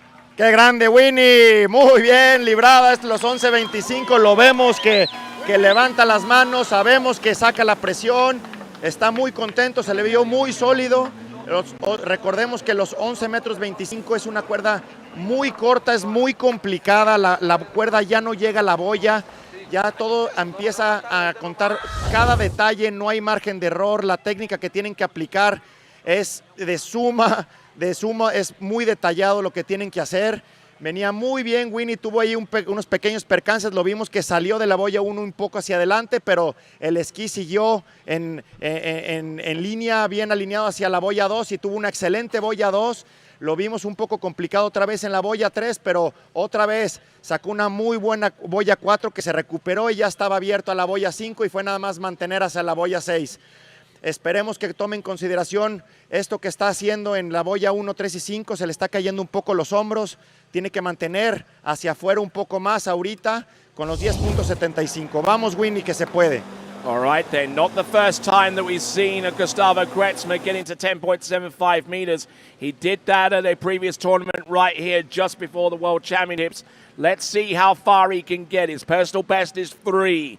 Let's see what he has. Round number 1. Oh, and he collapses on buoy number 1, leaving him with half a buoy at 10.75 meters. But will that be enough to put him on the podium and keep him there right the way through the end? Lamentable caída para el Winnie, lo veníamos comentando, se le estaba cayendo un poco los hombros en la boya 1, quiso ser agresivo, quiso atacar, son finos detalles. Ya con los 10 metros 75 o séptimo recorte, como le llamamos aquí, la cuerda está muy corta. No tienes que cometer ningún error para poder llegar hacia el otro lado también de manera bien, sin tanta velocidad la boya para poder volver a girar. Bueno, recordemos que el séptimo recorte o los 10.75 boyas profundas los ponen en posición de podium. Hay muchos esquiadores capaces de pasar también esta pista, pero estamos en un campeonato mundial, entonces tenemos 11 esquiadores más por delante y para que lo tengan en consideración, las boyas profundas al séptimo recorte empezarán a contar para el podio. All right then, so our leaderboard, a way too early leaderboard with Gustavo Kretsma with half a buoy at 10.75 meters, right there, our only skier so far. All right then, so next competitor up is Kamil Bamra out of Morocco, the All-African men's slalom record holder. So Kamil getting ready on the dock, first skier to go into 39 off, 10.75. As I was mentioning in Spanish, that we know that the podium it's going to be deep 39, deep 10.75, 10.25. So he knows what he has to do. He's capable of running 10.75. He's the current African record holder. That's right. So Kamil, a really tall skier, super strong. He was practicing here for a few days. Funny fact, I was driving for him at 6:30 in the morning a couple days ago, and after his third pass, we were pulling out, and he said that there was no buoy. So I thought the buoy was floating around and he ran over the buoy. But no, he was practicing with no buoy. He didn't knew there was a buoy. He was turning the buoy without a buoy. So once he's in the water, his mind is set. He doesn't care where the buoys are. He knows that the buoys are not going to move, and he's very dialed in. All right, coming into the course out of his nation's capital of Rabat. This is Morocco's Kamil Bamra, looking to try and put himself on the podium in this competition, and a feat that has only been achieved once before by a skier from the continent of Africa. That skier being Sean Bezuidenhout in the 90s in the U17 World Championships. Gran pasada para Kamil, excelente inicio. Kamil de Marruecos es un excelente esquiador, es el poseedor del récord del continente africano. Él vive gran parte del año vive en Orlando, Florida, entrenando. Tiene una casa ahí en donde está entrenando 24/7. Es un esquiador muy fuerte, muy alto. Venía diciendo que tuve la fortuna de estar manejándolo en prácticas y se le veía muy sólido, tan sólido de que en una ocasión a las 6:30 de la mañana faltaba una boya, y hasta la tercera pasada se dio cuenta de que no había boya. Se concentra mucho, él sabe que las boyas nunca se mueven. Recuerden que la pista de slalom está minuciosamente medida, no hay margen ni de 1 centímetro entre boya y boya. Y así es en todas partes del mundo. Entonces es una persona que se enfoca mucho, vive del esquí ahorita, sueña y se alimenta de esquí, y con mucha capacidad de estar dentro de los mejores del mundo en este campeonato mundial. All right, here we go. This is Kamil Bamra. Started in on 14 now. This is 30 meters, a minimum starting line length, and for this men's slalom final. A little bit of inside handle reach there around buoy number 6. He's just having fun out there, the Carlos. Yes, Kamil es muy enfocado, lo vimos ahí muy tranquilo con los 13 metros. Sigue siendo una pista de calentamiento. En la boya 6 soltó la mano contraria para tocar el agua. Es algo que hacen en práctica seguidamente, nada más por gusto y hacer algo diferente, pero realmente no lo debería de estar haciendo en un campeonato mundial. Eso dentro de todo nos hace ver que está muy relajado. Recuerden que estos jóvenes vienen practicando muchos años. Ahí lo podemos ver en la repetición en cámara lenta en la boya 6, cómo se suelta al revés para meter la mano al agua. Un poco arriesgado, hasta él les dice qué está pasando. Llevan muchos meses entrenando. La presión que tienen para enfrentar este mundial es grandísima. Recuerden que en este deporte no hay margen de error, es una sola oportunidad. One opportunity for all of them. Okay, so on dockside there we just see one Luis Pawonka, who's slalom 5 and 11.25 meters to make it to this stage. Having slalom 4.5 and 11.25 meters to get into this slalom final. Kamil Bamra, in all kinds of trouble there on 12 meters.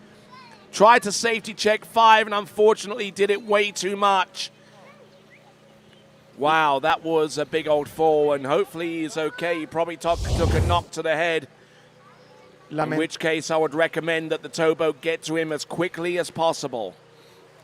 Lamentable caída para Kamil, no lo tenía esperado, venía muy bien, lo vimos que salió muy bien de la boya 1, es muy alto, él tiene mucho alcance. La boya 3, el esquí no le giró, perdió la postura y bueno, lo vemos ahí rodar, pero es una caída que la controla perfectamente bien. Está muy bien Kamil y lástima porque sabíamos su potencial. Por aquí vemos a su papá en el muelle un poco frustrado, pero bueno, sabemos que está haciendo lo máximo y confirmado oficialmente 3 boyas a 12 metros. All right, so we got an approved score here. It's going to be a 3-buoy count. And just, I don't know quite what happened there, Carlos. I mean, he looked in good shape up until number 3, and he just completely let it go. Yeah, probably here, as you can see, he was looking very relaxed. He's very tall skier, so he can manage to get it, but I think he didn't, basically, he wasn't going strong behind the boat, and he didn't get the width on 3-ball to get the ski back on. He was having problems to get the ski back on 135, and that was an unfortunate fall. All right then, so with that in mind, we've got Juan Luis Pawanka from Chile, and whilst he enjoys the support that he has, we'll take a quick 30-second break, and we'll return with the Slalom Championship of the World.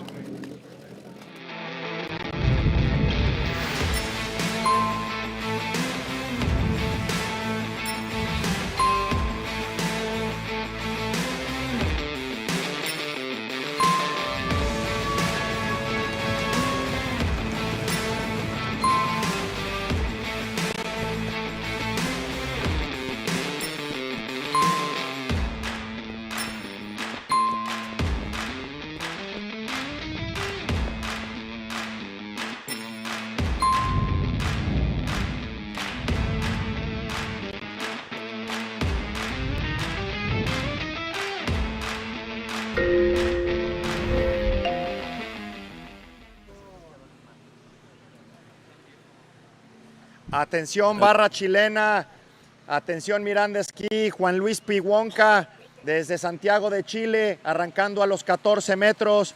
Piwonka ha estado entrenando aquí bastantes semanas, estuvo preparándose mucho aquí, no solamente adentro del agua, sino ellos tienen una condición física increíble, ha estado preparándose físicamente, mentalmente, todos los días los vemos haciendo acondicionamiento físico, aquí saliendo del agua, metiéndose a tinas con agua fría todos los días. Es increíble lo que vienen haciendo estos jóvenes y esperemos, le tenemos toda la fe, tiene mucho talento y toda la capacidad de hacer boyas profundas al 7º recorte o los 10.75 metros. All right there, so the opening pass for Juan Luis Pawanka was a 14.25 meter opener, as we see some activity around the dock. Evan Kraus, first of 2 Canadians, actually 3 Canadians in this slalom final, when you factor in his brother and Charlie Ross, who will be our last skier to take to the water. Greetings to you from Boca Laguna, and looking at, Saludos a todos los que están viendo el webcast hasta Santiago de Chile, en México también. Sabemos que todos están conectados y atentos de este campeonato mundial. Pocas veces tenemos la oportunidad de celebrar campeonatos mundiales aquí en México y con muchas posibilidades. Juan Luis Piwonka regresando con los 13 metros. Here we go, Juan Luis Pawanka, 13 meters.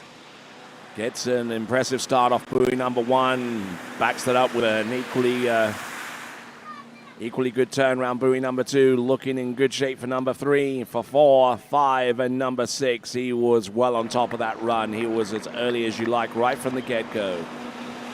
Gran pista para Juan Luis Piwonka, excelente postura, maneja una técnica muy particular, muy efectiva, está esquiando muy agresivo, se le ve suelto. Sabemos que siguen siendo pista de calentamiento para él. Para todos los que nos están viendo, recordemos que los 14 metros y los 13 metros son simples pistas para decidir con qué recorte quieren afrontar el viento de frente que les ayude y les beneficia a mantener la cuerda tensa y poder jalar un poco más fuerte para que el viento que tengas en contra te frene en las vueltas en cada boya. Entonces Juan Luis Piwonka tomó la decisión de arrancar a los 14 metros, pero él fácilmente puede arrancar también a los 13 metros, entonces estas dos pistas de calentamiento lo ponen con los 12 metros o 5º recorte con viento de cola, en donde lo va a estar empujando un poco, pero es una pasada muy sencilla para él, para regresar a ya las pistas importantes de los 11 metros 25 con viento en contra para que lo frene un poco. All right then, here we go folks, coming in on pass number 3. He's gone through 14 and 13. This is now 12. This is Juan Luis Pawanka. Currently, the best score that we've seen so far is Gustavo Kretzmer with half on 10.75 meters. Will that hold out for a while as the lead score? Or will someone like Juan Luis Pawanka be chipping at his heels very soon? Gran pista para Juan Luis de los 12 metros o quinto recorte, manteniendo la cuerda tensa. Estamos viendo las banderas que están empezando a soplar un poco.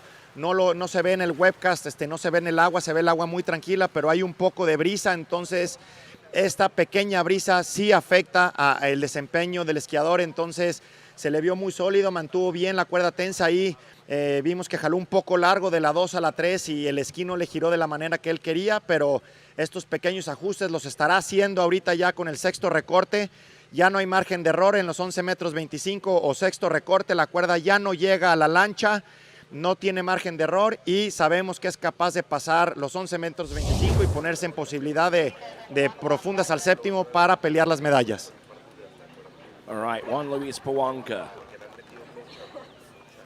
So, Juan Luis Pawanka trying to chase down 11.25 meters. The top score is half at 10.75 meters, courtesy of Gustavo Kretzmer. Let's have a look and watch his gate pull out. Tries to keep a tight line here. And now rolls in on that gate shot into buoy number 1. Gets a good tight line on number 2. Keeping everything working forwards here. Round number 4. Juan Luis Pawanka unable to get through this pass in the earlier round, but gets to do it now. Wow, excelente pasada para Juan Luis Pawanka. Lo vemos muy contento, levantando la mano, sacando toda la adrenalina. Excelente pista, nunca perdió la postura. Muy fuerte, se le vio muy sólido en cada una de las boyas. Es una pista muy complicada a los 11 metros 25 y por favor que entiendan que la adrenalina que les está fluyendo a estos jóvenes ahorita no hay palabras para decirlas. Pasan muchas cosas por la cabeza en tan corto tiempo, van muy rápido y tienen que mantener una buena velocidad para mantener la cuerda tensa y poder girar una buena extensión a las boyas para llegar, porque la cuerda ya no llega a la boya. Entonces, gran pista para Pawanka. Sabíamos que le iba a pelear, pero sabemos que tiene capacidad. Y bueno, ahora séptimo recorte con viento en contra. No es el viento favorable, pero sabemos que ya está ahí. Tiene que estar pasando boyas profundas. Si hace media boya se pone en primer lugar, pero tenemos a 9 esquiadores más todavía después de él. All right, so Juan Luis Pawanka, the first time that we've seen him into 10.75 meters this season. Here he comes. More than half will give him the lead, and that's exactly what he's done. That is that is one buoy. Our new lead competitor, Juan Luis Pawanka, and I'll tell you what, the Chilean slalom skiers are coming out strong in this competition because they occupy the top 2 spots right now. Yeah, these guys are amazing. They've been practicing here. I was saying in Spanish that they've been here for many weeks training in Boca Laguna. They were getting to feel the water for many days, and super strong athletes. They were doing a lot of physical training outside the water, they were sparring also, doing boxing, and they were doing these ice baths for 10 minutes at the water at 5 degrees Celsius every day. It's amazing what these guys were doing, and won a 39.0 for 10.75. For sure he's happy. He's on first place, currently on first place. Many more skiers to come, and we know that they're capable of doing one or many more, even going into 10.25. But we are at the finals, everything can happen. And just to remind everyone that in a couple of skiers, we have a Mexican skier coming up, Nicolas Nelson, getting ready. Very proud, all the Mexicans are very proud of him. He's the current under 17 world champion. So we'll be watching. Right now we have Canadian Evan Cross, super good skier. We were watching him in Orlando a couple of weeks ago. They were skiing many tournaments. Him and his brother are in the finals. How good can that feel to be on the under 21 World's finals with your brother? That's amazing, no? As a family sport. What do you think about that, Tony? All right, so Evan Kraus, our next competitor up, representing Canada. New lead score of 1 buoy at 10.75 meters. And when we return, we will bring on Canada's Evan Kraus next.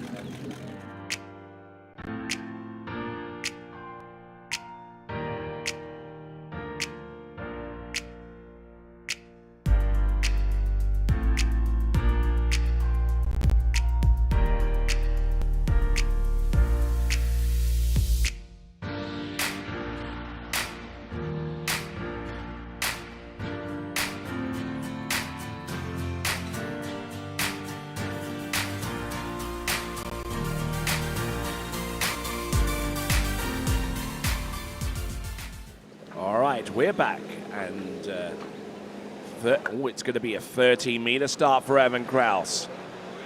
Atención todos, Evan tomó la decisión de arrancar a 13 metros o cuarto recorte. 13-meter start, and now working his way in towards the course, Alpha 2, as seems to be the choice for the majority of our competitors in this competition. And in most competitions ran across the world with the zero-off system. Nicely done. Opening run. That is Evan Kraus out of Canada. And Evan Kraus, for his part, has competed in a number of competitions, including the Swiss Spring Classic, where he got 2.5 at 10.75. Backed that up with a two buoy count at 10.75 meters at the Sunset Cup not too long afterwards. So he's definitely got the potential to take the lead here. Muy buena pista para Evan Kraus. Lo vemos arrancando al cuarto recorte o 13 metros. Esto le mete un poco de cambio de giro a los esquiadores que siguen. Él tomó la decisión de enfrentar los 11 metros 25 o el sexto recorte con viento de cola, viento no favorable, para regresar con los 10.75 o séptimo recorte con el viento a favor que te pueda frenar un poco y te puede ayudar. Va por todo, tiene la capacidad de pasar el séptimo recorte, pero bueno, tiene que pasar ahorita los 12 metros para regresar ya a las pasadas difíciles. 12 metros, lo digo, son ya pistas muy difíciles, pero todos estos jóvenes lo hacen ver como pistas de calentamiento. Just saw a glimpse of his brother there, Sean Kraus, who will be taken to the water next. Here comes Evan Kraus. Started out in 13, he's already into the 12-meter line where he's making it look relatively straightforward. Trying not to work the balance too much in the turn, but managing to get all the way through that pass nonetheless as he gets set for 11.25 minutes next. It's Evan Kraus. Gran pista para Evan, los 12 metros. Para que tengan una idea más o menos, bueno, la lancha va a 58 kilómetros por hora o 36 millas. Ellos alcanzan velocidades de hasta 100 kilómetros por hora de lado a lado. Únicamente son unos 45 metros entre boya y boya en diagonal, en donde alcanzan una fuerza G muy alta y velocidades de hasta 100 kilómetros por hora para luego tener que cambiar el canto del esquí para meter el freno, que es cuando se ve que el agua empieza a salir para arriba, para poder girar con la máxima velocidad como si fuera un coche de Fórmula 1 saliendo de una curva, tratar de acelerar en la vuelta, generar velocidad para llegar anticipadamente a la próxima boya. Son 12 metros que separa del poste de la lancha a cada boya. 12 metros entre el centro de la pista y la boya. All right, here we go. We're on 11.25 meters. 2 out of our previous 3 competitors have run through this pass. Let's see if Evan Kraus can be one of those ones in addition to. Evan Kraus. Oh, a little bit broken there off number 3 and tried to make it up on number 4, and unfortunately going down rather early in comparison to his score of yesterday of a 5 at 38 off 11.25 minutes. That ends up being 3.5. A little bit disappointing there for Evan. Lamentable caída para Evan Kraus, pero bueno, sabíamos que iba a tomar la decisión de regresar con el sexto recorte, los 11 metros 25 con viento en contra, lo venía empujando un poco, entonces tenía que trabajar más fuerte en cambiar el canto del esquí rápido para mantener esa cuerda tensa. Venía pasándola muy bien con pequeños errores, pero lo vemos ahí que salió muy mal de la boya 3 y con el sexto recorte no puedes cometer error, menos con el séptimo recorte, pero el sexto recorte ya no te permite cometer ningún error y lamentable caída, sabíamos sus posibilidades, pero bueno, regresamos con el próximo esquiador. All right. So Evan Kraus, looking at the instant replay, getting off to a good couple of buoys on the start, and then things just didn't work out for him too much on the end of that number 3 turn. Just got broken over and tried to make up the deficit, and unfortunately it was way too late for him. All right. Okay, so we've got Sean Kraus now, our next competitor up from Canada. We'll see what he has, what he starts off with. Is it going to be 13 or is it going to be 14?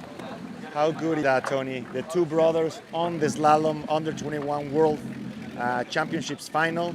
We just watched his other brother, an unfortunate fall, but well, his brother was watching him, and now for sure he's ready. His mindset it's ready, even though he wanted his brother to do more. And well, two brothers, a family sport. It's really good to see this. Indeed, indeed. So we've got about to take to the water a skier who spends quite a bit of his time in Granbury in Texas, and also over at Slalom Park, which is a little ways outside of Edmonton in Canada. Not to mention, of course, the Lafayette, Louisiana, and here we go.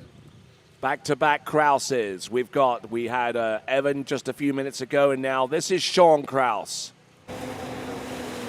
13 metros, igual que su hermano, muy decididos estos hermanos, y esperemos ahora que su hermano Sean Kraus tenga un excelente desempeño. Empieza el cuarto recorte o 13 metros, una pista muy sencilla para él, para sentir el agua, sentir el viento como empuja. Más que nada, aquí estos finos detalles los empiezan a tomar en consideración para las próximas pasadas. Por ejemplo, ahorita la apertura a los gates le servirá para tomar la decisión con los 11 metros 25. Finos detalles, otra vez él va boya por boya, recorte por recorte, pero todo ayuda, es información que van obteniendo durante su participación. All right there, so that was Sean Kraus going through his opening pass of 30 meters, and looking at our folks watching in on the action as it unfolds with our webcast. A lot of folks have actually sought some shelter from the blazing sun, because I understand that it's a bit of a heat wave right now in Mexico. Sí, todo el mundo busca estar en la sombra. Ahorita hay mucho calor aquí en Chapala. Están viendo la repetición y están viendo el webcast también aquí en el muelle. Tenemos varias pantallas y estamos viendo ahorita en la pantalla a Pablo Font, nuestro gran atleta triquero o figurista mexicano, que estará esquiando la final de figuras en un par de minutos. Él y su primo Pato hicieron el 1-2 en la semifinal, mucha posibilidad de medalla, y lo estaremos viendo competir ahorita en unos minutos. All right, the 12-meter pass coming up right now. Here's Sean Kraus. Gets a good start on buoy number 1. Holds that angle well into his edge change and allows the ski to fully rotate and then go across course. Trying not to overbalance himself into the turns and managing to make his way through that pass without too many troubles there on that. Pass number 2. That is Sean Kraus. Okay, Tony, so 12-meter line, it's a warm-up pass for him. I want to be talking to the audience and people who don't know the sport very well. What's the amount of kilos or lives that they put into this pool? About 450 kilos. 450 kilos de tensión que le meten 1,600 libras atrás de la lancha. Les digo que es una preparación física increíble lo que vienen haciendo ya estos slalomistas y estos esquiadores. Es muchísima fuerza lo que meten ahí. The G-force is also unreal in such a small amount of time. This G-force, they get the skiers G-force 6 times, six buoys, and 6 times they feel the G-force. Indeed, indeed. A lot of forces, a lot of physics go into the slaloming game. He's gone through the opening pass of 13 and 12. Here he goes, 11.25 meters. This is Sean Kraus. Oh, getting broken over off number 1. Now he's really going to have to hustle here. He's round number 3 out. He goes over the line off number 3 as well. That is going to be 2.5 at 11.25 meters. Lamentable caída para Sean Kraus. 2.5 boyas a 11.25 al sexto recorte. Mismo resultado con su hermano. Lo vimos que se le está complicando este viento de cola que tienen. Se le aflojó la cuerda en la boya 1 y lo que ocasionó que tuviera que mantenerlo. No pudo resistir el jalón de la lancha, como les comentaba. Es una fuerza muy fuerte, que tienen que aguantar. Salió muy bien de la boya 2, pero ya no le dio para la boya 3, igualando a su hermano. Y bueno, sabemos que eso no lo pone en una buena posición. Muchos esquiadores adelante. Y en el muelle vemos preparando a Colombia. Atención Bogotá. Atención Picos Ski School, a Federico Jaramillo. All right, there, Federico Jaramillo is going to be our next competitor, but just looking at Sean Kraus, and similar to that of Evan Kraus, just not getting the start necessary to continue on with the run. So he ends up getting 2.5 at 11.25 meters. Still in the lead is Gustavo Kretzmer. Actually in the lead is Juan Luisa Pawonka with 1 at 10.75, and in second place Gustavo Kretzmer with half at 10.75 meters. And in third right now is Evan Kraus with 3.5 at 11.25 meters. Next skier to go from Colombia, Federico Jaramillo, and we'll be back with him next.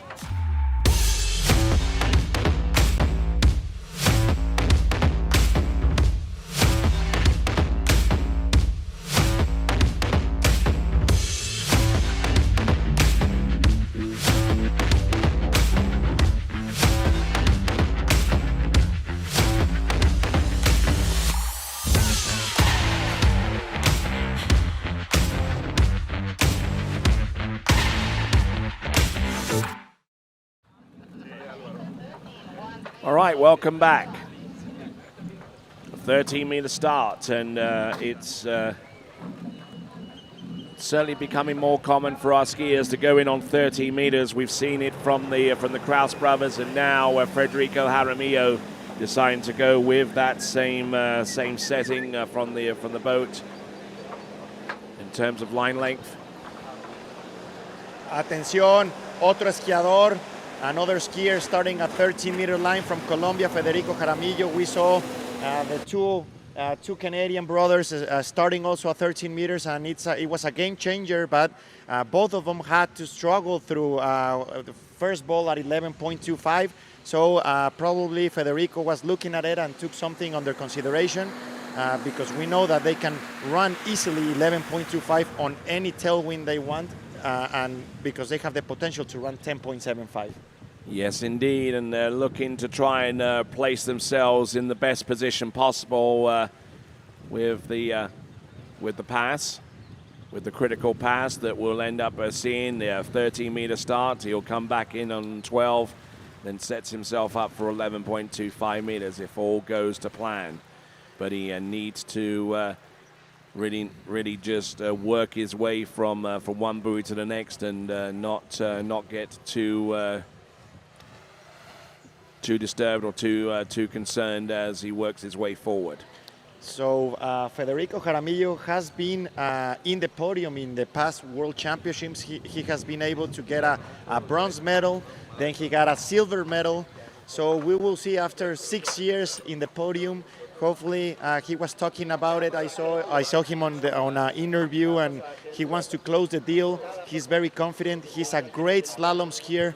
I've been watching him compete since he was a junior, and I have competed many times with him now in the open division, and he's getting ready also for Pan Am Games, and we'll see what he's bringing up. Right, you are. Of course, a major consideration for our skiers, particularly in Latin America, is the Pan American Games, which will take place in Santiago de Chile towards the end of the season. Skier who's produced a score of a 3 at 10.75 meters as recently as the Lake 38 Pro presented by S-Lines. And he gets around all 6 buoys there on that second pass, and that was 12 meters for Federico Jaramillo. Gran pista para Fede. Es un esquiador muy fuerte, muy alto. Mide alrededor de 1 metro con 90 centímetros. Eso lo ayuda muchísimo a llegar a las boyas. Cada centímetro en la altura de los esquiadores es muchísima la diferencia. Recordemos que tienen que hacer una extensión muy grande para llegar a las boyas. Ahorita venía al 5º recorte, a los 12 metros, muy confiado y muy sólido. Nada de qué preocuparse, una pasada de calentamiento para regresar al 6º recorte o los 11 metros 25 con viento de cola. Será una pasada difícil, pero tiene toda la capacidad para pasarla. All right, so Federico Jaramillo, who's competed in the recent Moomba Masters, where he made it through two elimination cuts. Started off with 3 at 10.75 meters, and then backed it up with 5 at 11, and in the final scored 1.5 at 10.75 meters. So had a highly successful trip down under a few months ago on the Yarra River, but this is a different situation right here. We're at Boca Laguna, 11.25 meters. This for the Slalom Championship of the World in the U21s. Let's see what he's got. Round buoy number 1. Federico Jaramillo gets a decent start off the first 2. He's halfway down, but can he power his way out? Oh no, and he collapses! Lamentable caída para Fede. Otra vez mencionamos que los 11 metros 25 con el viento de cola no son fáciles. Hay viento, no se nota en el agua, pero hay viento. Sabíamos que era una pasada que podía pasarla. Son esquiadores que se vienen preparando durante mucho tiempo, tienen la capacidad de esto y más, pero bueno, otra vez los nervios y la adrenalina que está pasando por ellos les hace ejecutar ciertos detalles que pierden el control entre boya y boya, y una lamentable caída. Atención, México, próximo esquiador en el agua, Nicolás Nelson, nuestro finalista mexicano con muchas posibilidades y actual campeón mundial sub-17. Tiene 17 años y ya está en la final del campeonato mundial sub-21. Estamos viendo la repetición. Lástima, una caída lamentable para Fede. Sabíamos que a pesar de errores, él tiene la capacidad de pasar los 11 metros 25. Y bueno, así pasa. Este deporte es muy injusto. No tienes oportunidad de revancha y a prepararse para el próximo torneo. All right, so looking at the tail end of the instant replay here for Federico Jaramillo, just not getting the turn that he wanted to off number 3, and just tried to make it up as much as he could off number 4 to stay in the picture. But Federico Jaramillo currently in outright second place right now. There is a tie with Evan Kraus, but Federico has the superior first round score to constitute the tiebreaker between himself and Evan Kraus at the moment. Skier about to take to the water, representing Mexico, Nicolás Nelson. We'll see him next. Atención México, Nicolás Nelson, lo mejor de las vibras, sus papás aquí en el muelle viéndolo, su papá en el muelle con su live en Instagram. Arturo, sabemos que en todos los torneos es su cábala, siempre graba a sus hijos. Lorenzo también en el muelle, Lorenzo Nelson, su hermano menor, echándole porras.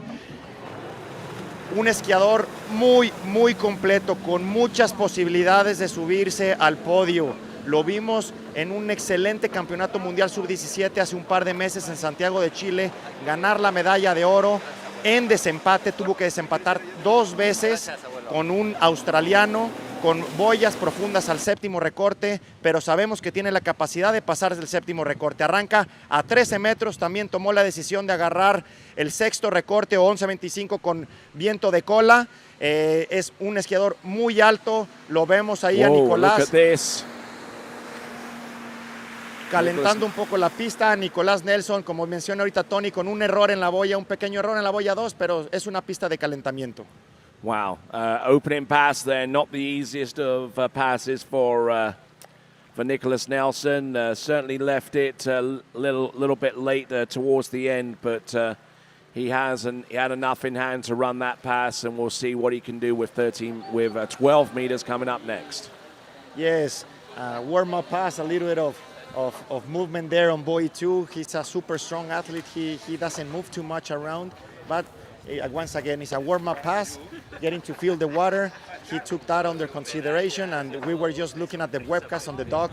His father on the Instagram Live, Arturo en el muelle haciendo el Instagram Live. Sabemos que es un gran entrenador Arturo, entrena a Nico y a su hijo Lorenzo también. Son de esquiadores de Valle de Bravo, entrenan en condiciones muy adversas. Es muy capaz de esquiar con lagos rebotados. Nico se mueve mucho, hay muchos lagos para esquiar en la redonda alrededor de Valle de Bravo, por Avándaro. Entonces sabemos que se mueve mucho de lago a lago. Eso lo ayuda a probar diferentes aguas, a probar aguas que se mueven y lo pone en una muy buena posición ahorita para unas condiciones que están espectaculares. Nico con el quinto recorte, los 12 metros, viento en contra, lo viene deteniendo un poco, muy controlado ya, sin ningún titubeo y muy buena pista. 6 boyas para Nicolás Nelson. All right then, Nicholas Nelson, who comes into this event with a score of 2 at 10.75 meters from the previous round, and you know, Carlos, from what I understand, Nicholas Nelson trains, has a number of different methods that he uses. He switches his front foot to the opposite foot. He slaloms with 1 foot out of the binding and times as well, and just to really change it up a little bit from one set to the next. Yes, the way he trains, it's very particular. He trains in many different lakes around Valle de Bravo, and he also does a lot of open water training. He goes out with no buoys and tries to work on his technique around the big lake of Valle de Bravo. Amazing skier. His father is a great coach. Arturo Nelson was a very good slalom skier in the past. So Nicolas, for sure, he's ready, and here we go. 11.25, sexto recorte para Nico. Vamos, Nico, 11.25, la mejor vibra para ti, y sabemos que tienes mucho más. Vamos, Nico. All right, let's have a look here. Nicholas Nelson getting in a little bit deep on a couple of these turns. This is 11.25 meters. Gets a good extension there off number 4, round 5, and he gets it all the way. There you go, 11.25 meters. Gran pista para Nico, gran pista para Nico. Sexto recorte, lo vimos titubear un poco ahí en la boya 2, pero mantuvo la compostura, mantuvo todo el ritmo hacia afuera de la boya para dar una buena boya 3. De ahí se recuperó, y sexto recorte con viento en cola, lo que venían haciendo los últimos 3 esquiadores que no lo lograron. Nico lo logró, lo pone en una excelente posición, regresará a los 10.75 o el séptimo recorte con viento en contra, el cual estará ayudando para tener una muy buena boya 1.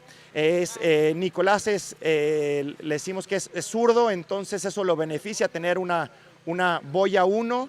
Esperemos tenga un muy buen inicio para verlo pasar este séptimo recorte, o por lo menos boyas profundas al séptimo recorte, que por ahí estarán las medallas en este campeonato mundial. Okay, so 39.5 off, 10.75 meters. Now has the under-17 world slalom champion Nicholas Nelson on the water. If he can get past a half, then that will vault him into second. If he can get more than one, that would put him in the top spot at the moment with just a smattering of skiers left to go. He's round number 2, gets it to go, tries to make a play on 3, and it looks like it's going to be a score that will be under review given how close it was, but... Qué grande, Nico, 2.5 boyas al séptimo recorte, sabíamos que podía más, pero es un gran score, lo pone actualmente en primer lugar en esta final, tuvo una excelente boya 1, no logró mantener el esquí adentro del agua en la boya 2, se le levantó y perdió el ángulo para llegar a la boya 3, el score está, los jueces determinarán si fue 2.5 boyas o 2 1/4 de boyas, pienso que sí alcanzó a llegar a la altura de la boya, entonces... Esperamos el resultado final. Ahorita cada cuarto de boya, cada media boya cuenta mucho. Lo que acaba de hacer Nico fue algo muy grande. Veíamos en el muelle a Arturo, que su papá, que lo veíamos tratándole de dar consejos a larga distancia, que mantuviera el cuerpo hacia afuera para que mantuviera la amplitud, los 10,75 metros.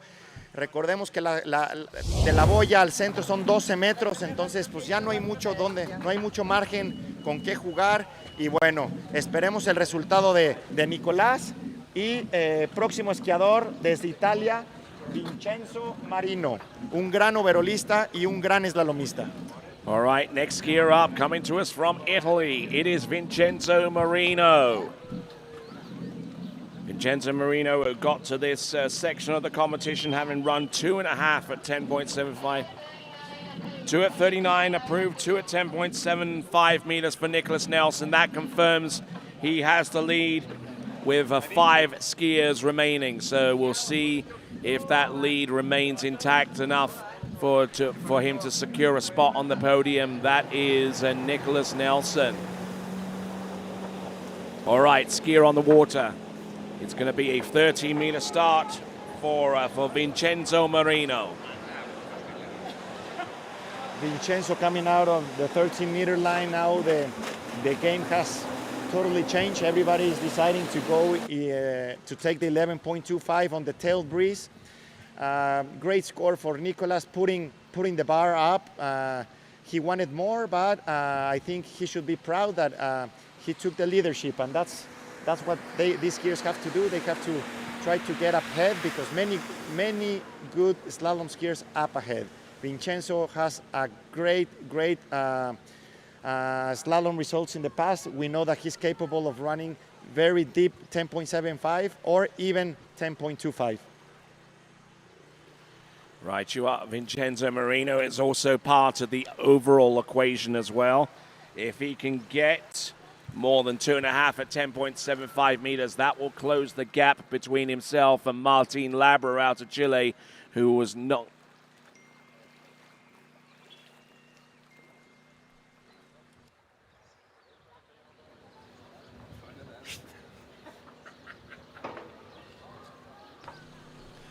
Vincenzo Marino, gran esquiador italiano, lo comentábamos en días pasados. Los italianos por lo general son de los mejores esquiadores del mundo, pero en una sola modalidad. Tenemos a grandes esquiadores en la modalidad de slalom, a grandes saltadores hubo en su pasado. Entonces Vincenzo, la nueva generación de italianos en la modalidad de overall y gran slalomista también. Tuvo una muy buena participación en figuras y en slalom, está dentro de los 5 mejores del mundo ahorita en el overall y puede mejorar ahorita y puede también pelear las medallas en la modalidad de slalom. All right, here we go, Vincenzo Marino.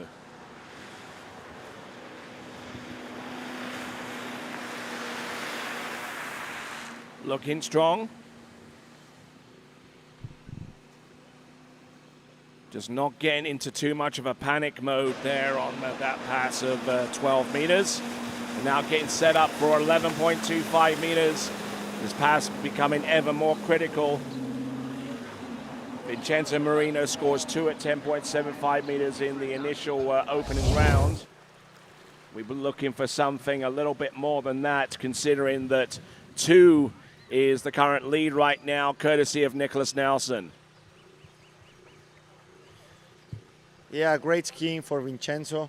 We know that he's capable of doing deep 39. He was just a warm-up pass with him for him, setting up, checking out the conditions and making sure he gets every little detail for 39 or 10.75.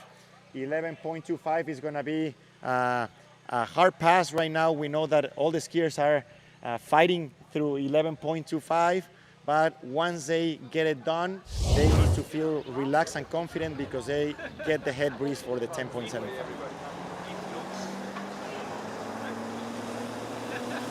All right there. So here we go, Vincenzo Marino.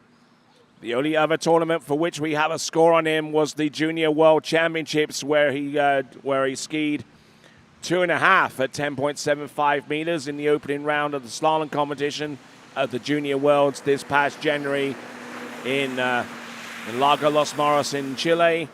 Vincenzo Marino, a little bit of a dark horse in this event, but managing to get round all 6 buoys at 11.25 meters and set himself up for 10.75 meters.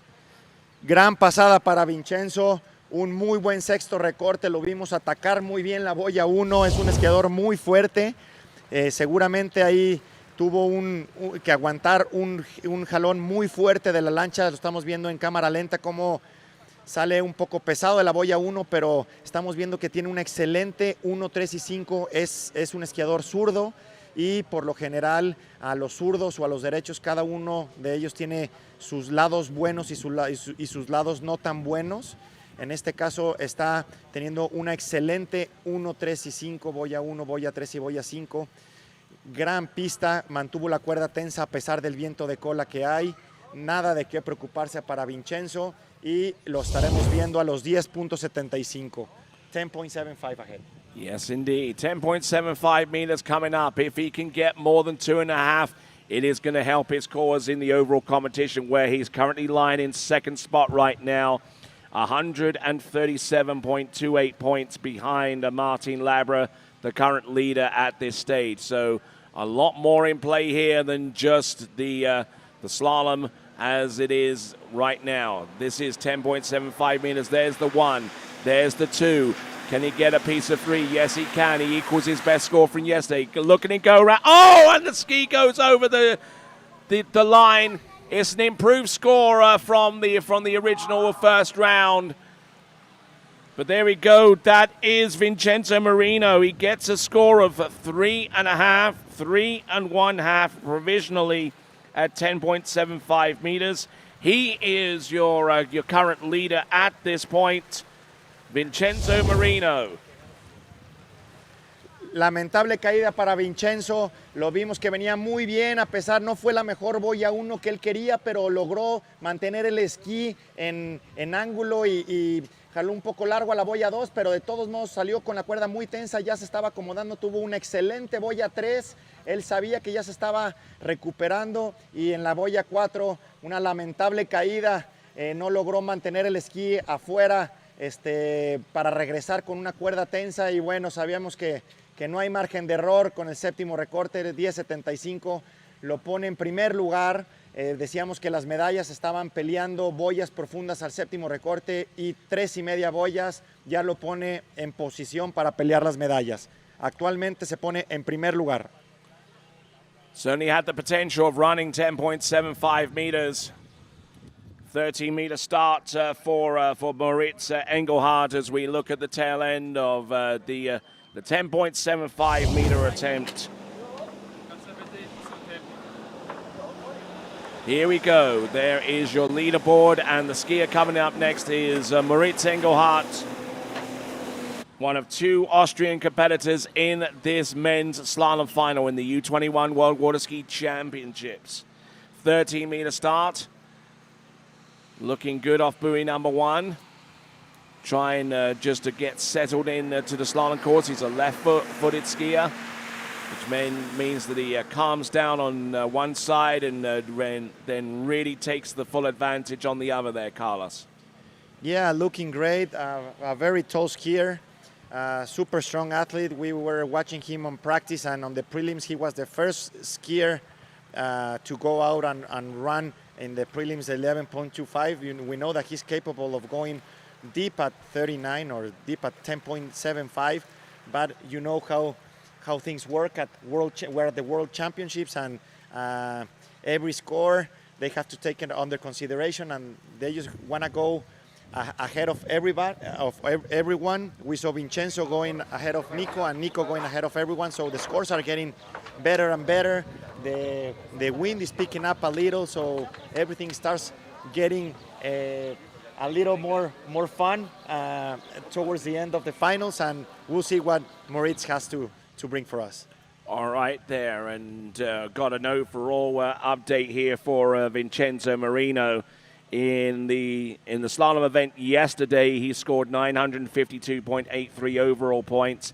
That has now improved to 971.70 overall points for Vincenzo Marino, and that means that he's now only 118.41 points adrift of the current total that is held by Martin Labra as the lead scorer. Here comes Moritz Engelhardt. He's gone through this next pass, looking in very, very good shape here. That was a good number 4. Excellent number 5. And should have no worries about getting through the 12-meter line as his second run there. That is Moritz Engelhardt. Super good, 12 meters, looking strong. We have 2 Austrians ahead of us. We have Moritz, and then we're gonna see Nicolas Attensan. So great slalom Austrian skiers, very strong, very tall, and getting the feel of the water, getting the feel of the wind. We're seeing the flags picking up, and even the camera tent, it's flying out. A little breeze, little bit of head breeze. Right now he's gonna have a little bit of a tail breeze coming back at 11.25, but very capable of running this course. All right, good looking second pass there for Moritz Engelhardt, and will now return to the course on 11.25 meters. A quick reminder that you can subscribe to the YouTube channel of TWBC to be a part of the live chat, and also if you want to know when our next live broadcast will be, the bell icon is the way that you will find out. Here we go. This is 11.25 meters from Moritz Engelhardt. Round buoy number 1 takes a bit of a inside elbow slam. Nicely done off number 3. Good to go on number 4 and 5. And number 6, there you go. He gets the job done for Austria. 6 buoys, 11.25 meters, and is now within about half a pass of the lead at this time. Gran pista para Moritz. Sexto recorte, se le vio como si nada. Aquí un gran esquiador zurdo.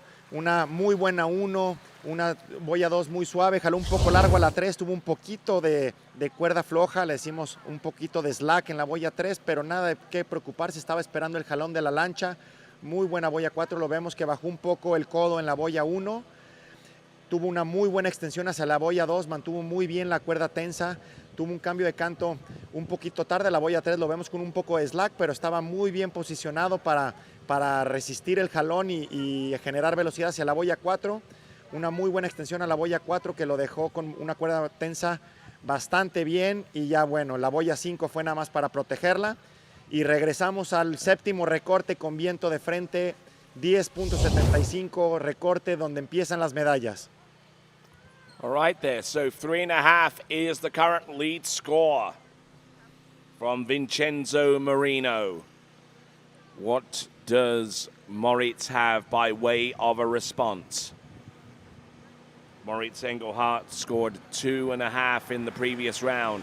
Round number 2 equals his score from the previous round and will score no more than that. 2.5 on 10.75 meters will vault him into second spot right now, and quite visibly annoyed with himself that he had such a great start off the first 2 buoys, but his approach into number 3 looked pretty good as well. But then he got ahead of himself, and hence he is swimming in on 2.5. Yes, we saw him coming out of 1 a little too deep.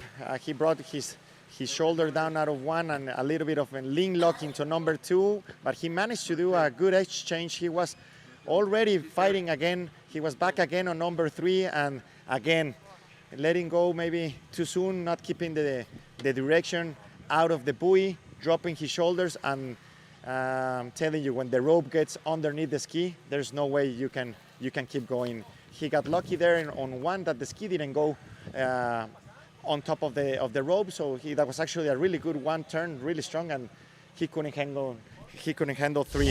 Unfortunate fall. We saw him pretty mad, but well, he's in there, and many more skiers to come.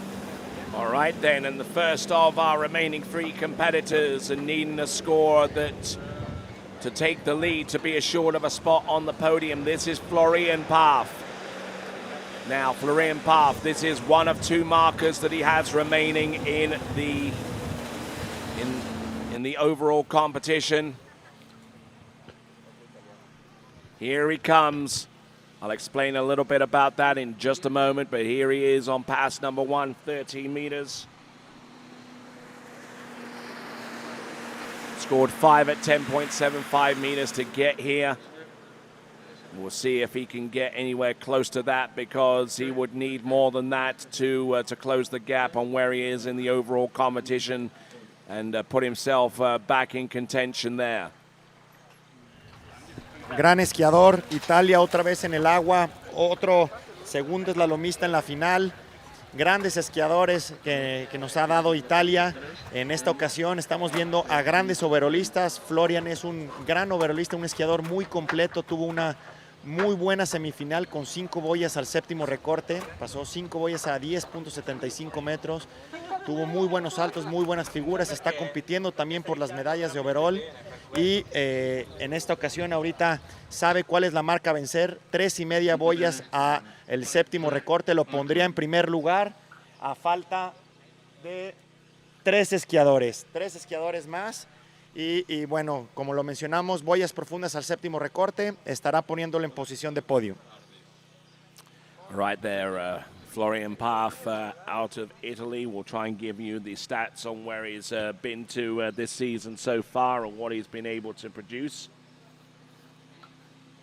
So currently in 5th spot in the overall competition and looking to make up for lost ground in the overall competition. Can slalom deep into 10.75 meters. And has actually recorded a 2 buoy count at 10.25, which was the pass afterwards at the San Gervasio competition.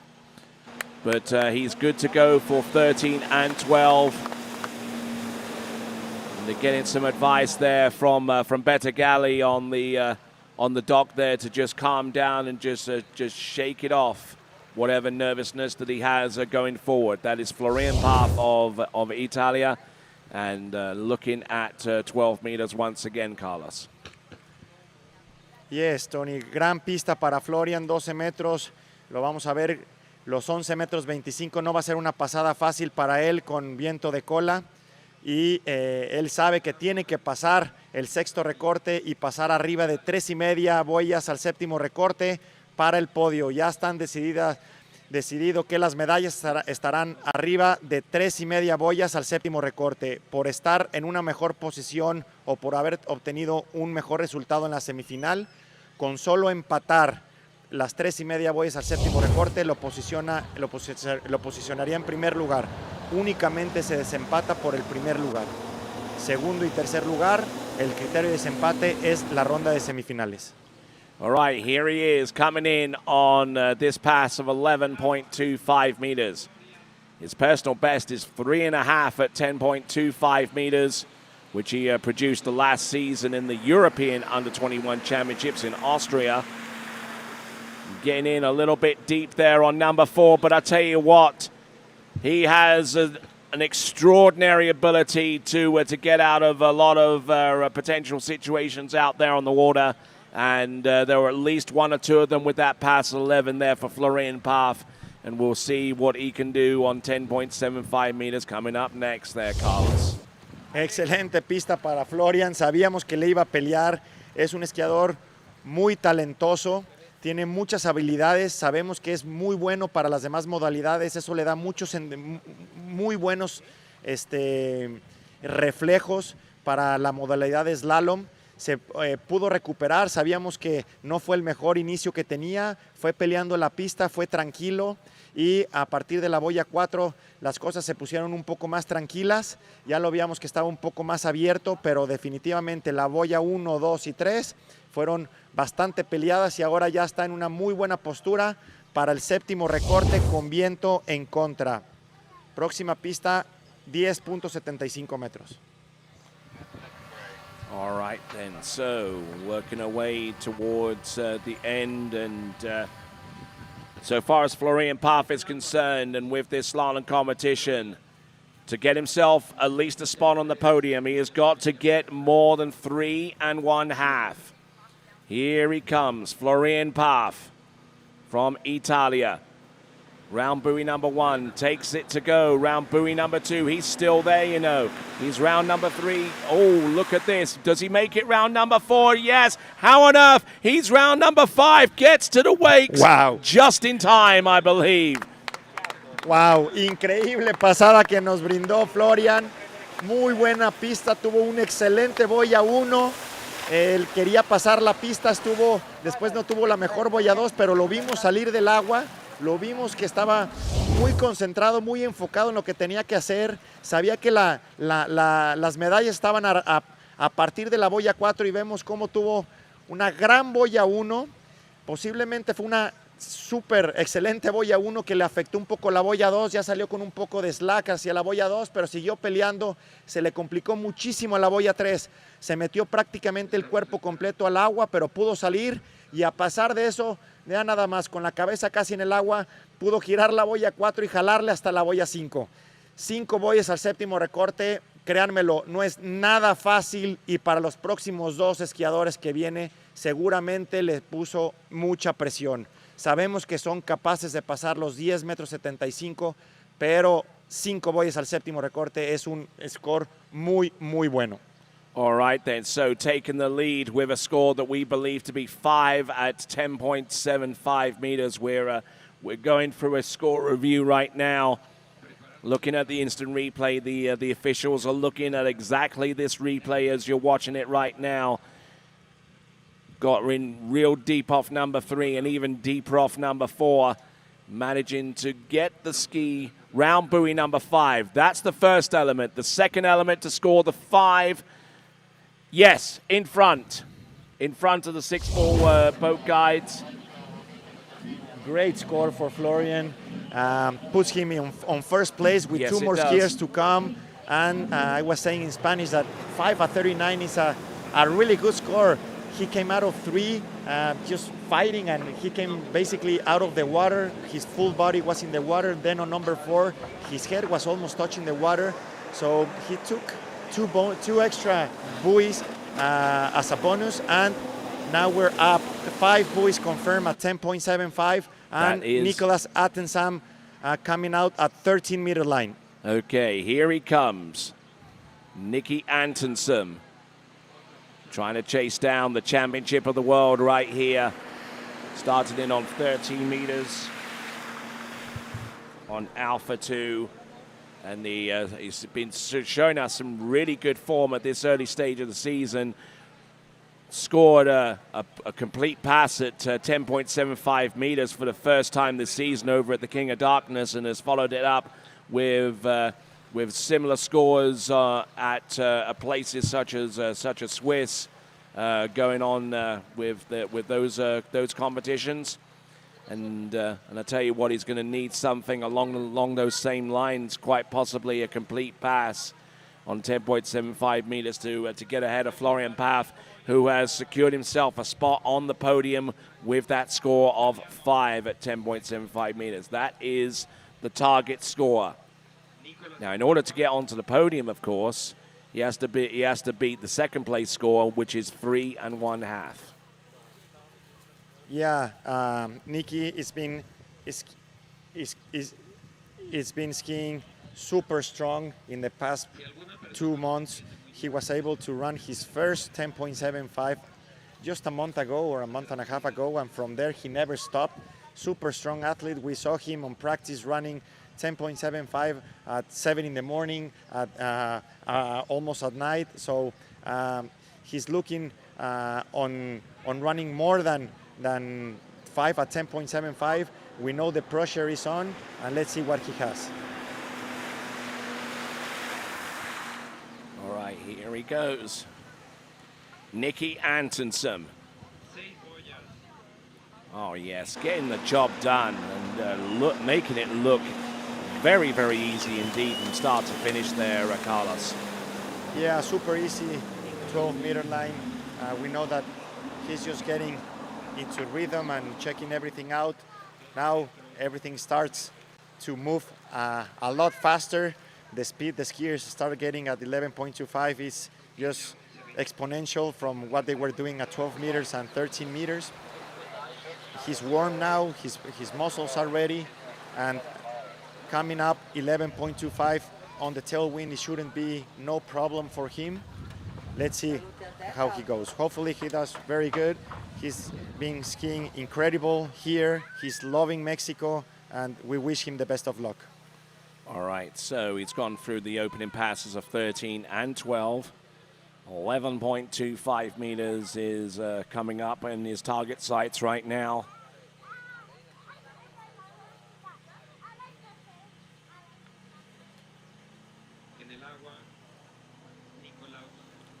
Here he comes.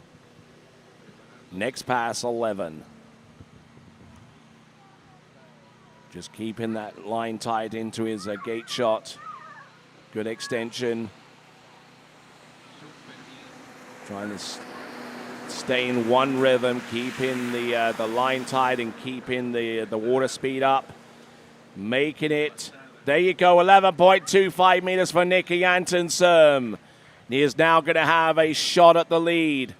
First of all, if he wants to put himself on the podium, he's got to do more than 3.5. And the lead from Florian Pfaff, he's got to do more than 5. Great pass for Nicky. We were saying that he's skiing super strong, super good. He had a great tight line out of 1. From there, he was just maintaining the rhythm, maintaining the ski in the water, keeping the tight line. Nothing to worry about.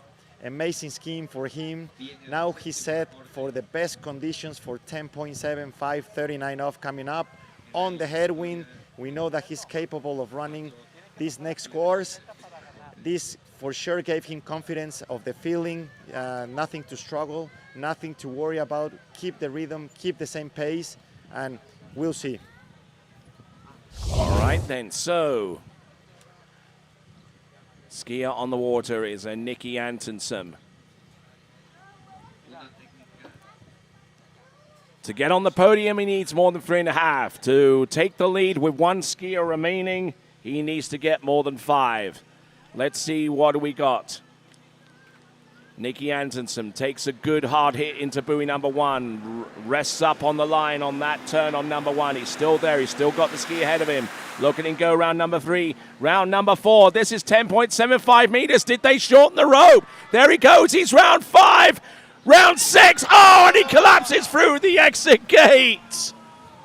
That is a 6 buoy count at 10.75 meters with no continuation. Wow, great skiing for Nicky. He was on it. We know that he was capable of running 10.75. He was looking very strong, and I'm telling you, I think he did a safety check on number 5. He knew that that was the first place right now, and sometimes at this rope length, you just have to go for it. We know that he's fighting to get on the to get in the podium in first place. He's secure right now on second spot for sure. One more skier to come, Charlie Ross from Canada, that we know that he's capable of running deep 10.25. Look at that. Safety check out of 5 and just went all the way to 6. And wow, he didn't let anything. He tried to go for it, took the hit and did an amazing front flip. His ski came out, everything released. Hopefully his back it's okay. Well, I guess that serves him right for wearing the ugliest shorts that we've ever seen in this competition. All right, Nicky, a big applause for you. Great skiing. You were looking really strong. Great 4-ball. Unfortunate 5, and just kept going all the way to 6, and you gave us a show. You kept going and you did your best. Wow. Oh my word. And it's actually rather good that he actually had like the handle guard on there, because that could have been quite dangerous the way that he fell into the handle. But thankfully he had one of those things there, and that probably saved him from quite a serious injury. Okay, Charlie Ross out of Canada coming in on the 13-meter line.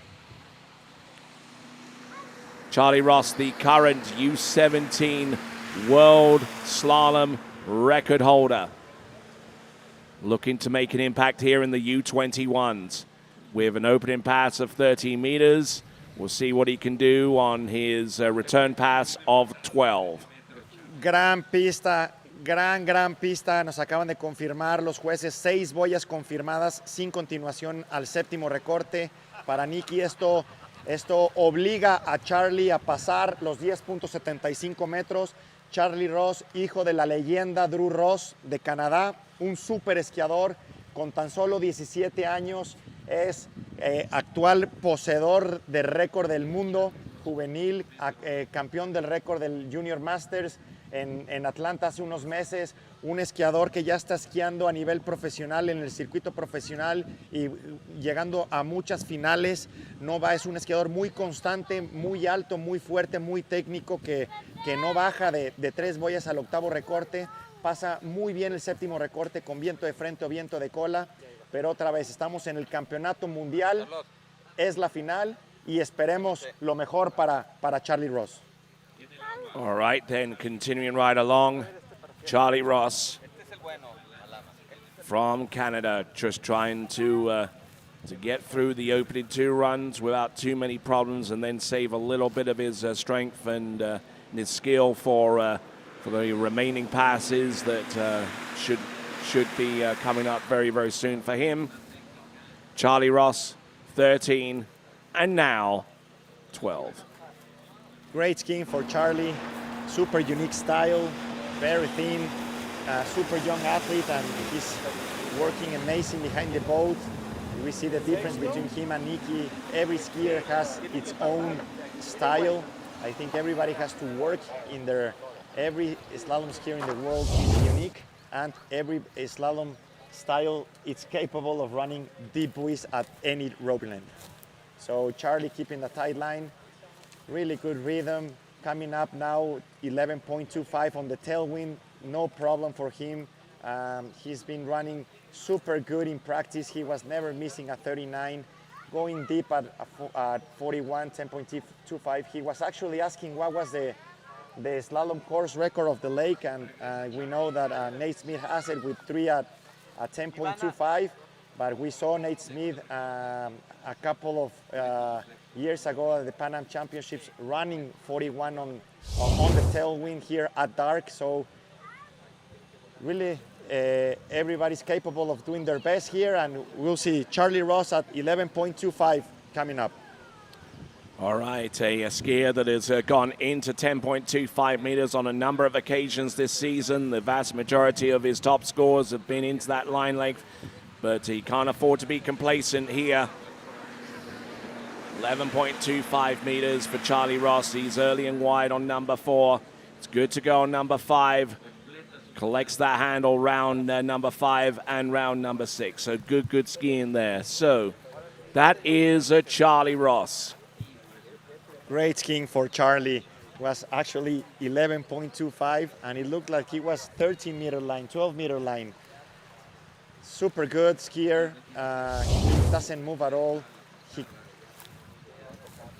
All right, then, as we get ready for Charlie Ross to work his way into 10.75 meters, an overall update concerning the 2 Italian competitors.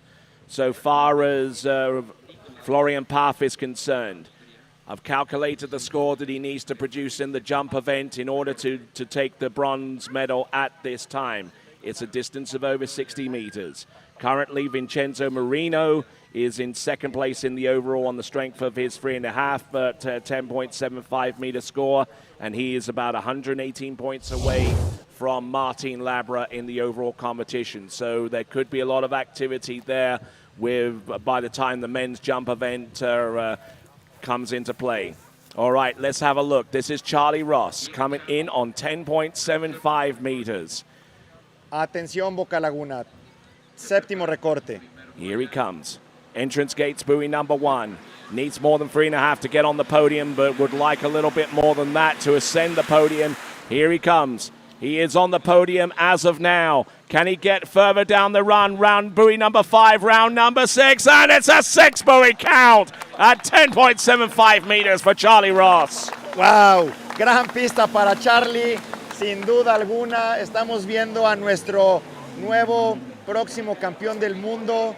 No hay nada dicho todavía, pero Charlie Ross acaba de pasar un excelente séptimo recorte, 10.75, y ahora está empatado actualmente con Nicky Attenson right now.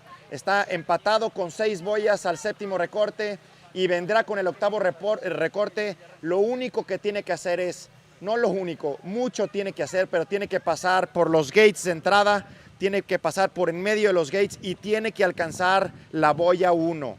Para poder ser campeón del mundo, son 10 metros con 25 centímetros de distancia de la lancha a las boyas. Recordemos que únicamente hay 12 metros de distancia. Falta 1 metro con 75 centímetros de distancia, que es la extensión que logra, y tiene que llegar a la boya 1. Lo ha hecho sin duda muchas veces.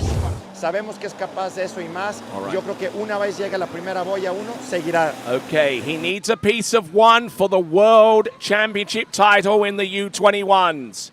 Charlie Ross rolls in through the entrance gates. The piece of 1, he's your champion of the world, Charlie Ross from Canada. Qué grande, Charlie. Muchas felicidades a Charlie Ross. Lo vemos aventar toda la adrenalina que tenía. Estaba muy presionado, venía entrenando mucho, venía haciendo muy buenos torneos, pero últimamente en los campeonatos mundiales no le había ido bien en el mundial juvenil. Quería sacar todo en este campeonato mundial sub-21 y tenemos a un nuevo campeón mundial sub-21, Charlie Ross de Canadá, con tan solo 17 años. Felicidades a toda la familia Ross que están aquí. Felicidades a Drew, felicidades a su hija Nili, a toda la familia que le han dedicado toda la vida al esquí acuático. Grande Charlie, felicidades. And Charlie Ross there with that 1 buoy count at 10.25 meters, your U21 men's championship in the world. And I tell you what, Carlos, this reminds me of a situation that occurred in 2009, where you had the world under-21 men's slalom champion of the world. I mean, picture a skier who was low on confidence coming into this event, and he came through to win the championship of the world. That skier back then was Jonathan Travers, and he's gone on from strength to strength, and maybe Charlie Ross can do the same thing here, having won the U21 slalom championship of the world. Incredible. Yeah, you are right. And we remember John Travers having great score here. He loves Boca Laguna, and we know that he's watching the webcast, and he was our last under-21 world champion. And something a lot of coincidence. The cut was 4:38 13 years ago, and now it was back again 4.5:38. Great scores on this final. Nicky here on the booth. All right, let's go through the leaderboard quickly before we put in that score from Charlie Ross. He is your world champion with a 1 buoy count at 10.25 meters. There it is up on your screen right there. Nicky Attenson, your runner-up and silver medal, and Florian Paff with 5 at 10.75 meters. He is your bronze medalist. And right here is Nicky Attenson, the runner-up, and I tell you what, you're very close to getting through the exit gates on that pass, but I tell you what, you've got a smile from ear to ear that suggests that you're pretty pleased with that effort. Yeah, I'm super happy. Obviously, I wanted to run 10.7 and get a shot at 10.2, but unfortunately I safety checked 5, so tried to somehow get around 6, but only managed it for the All right exit then, gate. so we're re-racking this pass, and tell us a little bit about it. Yeah, I felt like I had a pretty good start. I felt early till I got to 5 ball, and suddenly out of 5 I went a bit too far at the back. You will see it in after that next buoy. Not looking bad there on number 4. You held on to that angle round. What was going through your mind at number 5? I don't know. I felt like I was doing good, and normally I get pretty strong 5s. But yeah, unfortunately, I didn't get the best one, and then just tried to pull as hard as I could to 6. And had a lot of slack. And the entire world got a full look of quite possibly the ugliest pair of shorts in the world. Yeah, maybe. Okay, I think you're probably going to take those shorts off and frame them along with your silver medal. But what's coming up next for you, sir?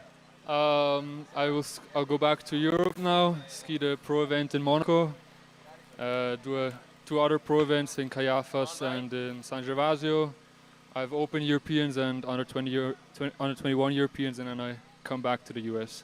All right, then, we certainly wishing you the best of luck. Ladies and gentlemen, your silver medalist and runner-up from Austria, Nikki Antonsson. Thank you. Okay, so congratulations, Nikki. We will start tricks at 11:40. Trick start, women finals, 11:40 a.m. All right, and that is in 15 minutes' time. So grab yourself your favorite beverage. Make sure you've got your favorite seats lined up, because the Championship of the World in the U21 women's trick competition will take place in about that time. Stick around. The U21 Championship of the World for 2023 will be coming back right at you after this.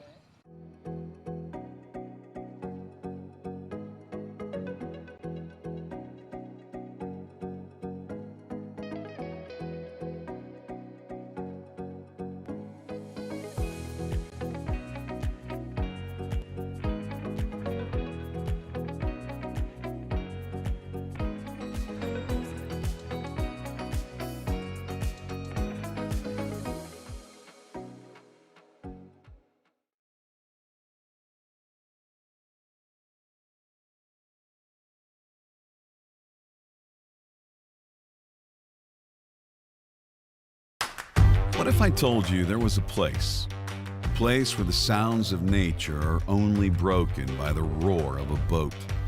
A place where that summer feeling lasts all year long. A place where the Florida sun is only outshined by the smiles of the skiers.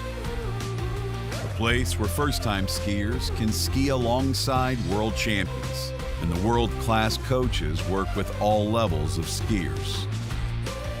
What if I told you there was a place where life slows down and your only job is to make lifelong memories? That place is Swiss Water Ski Resort.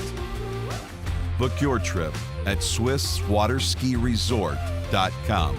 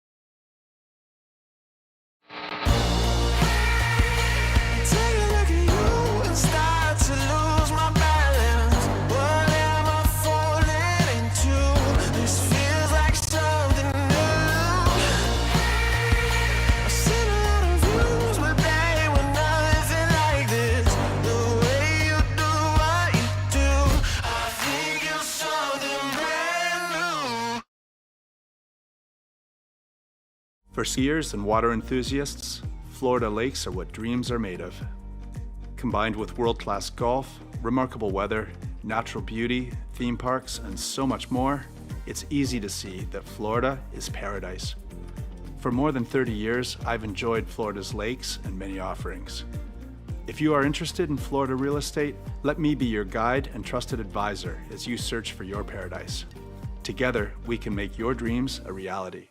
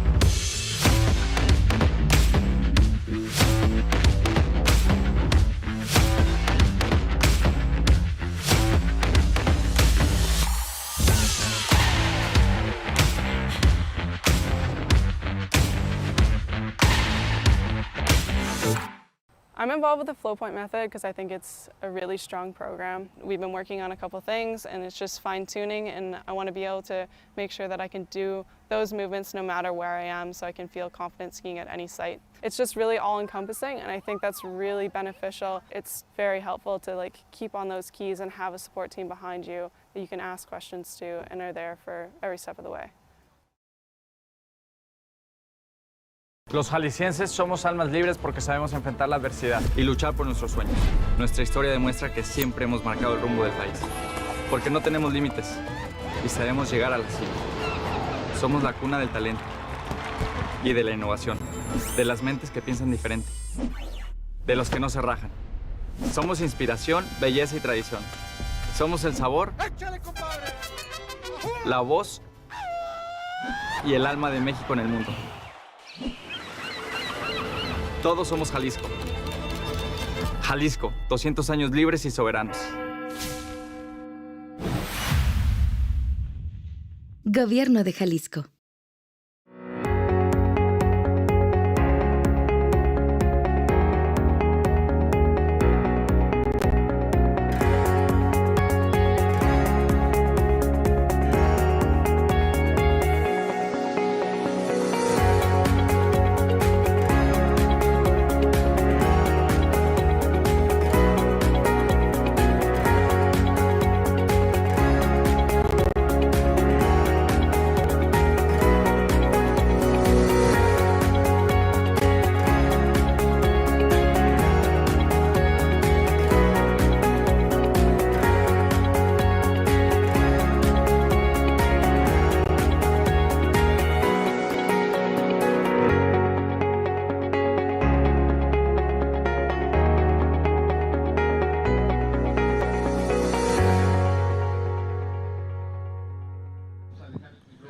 Right then, getting ready for the tricks event, the women's trick final in the U21 World Water Ski Championships. So joined here by Curtis Williams, and plenty of excitement there with the slalom event, and it came down to a dramatic finish in the end.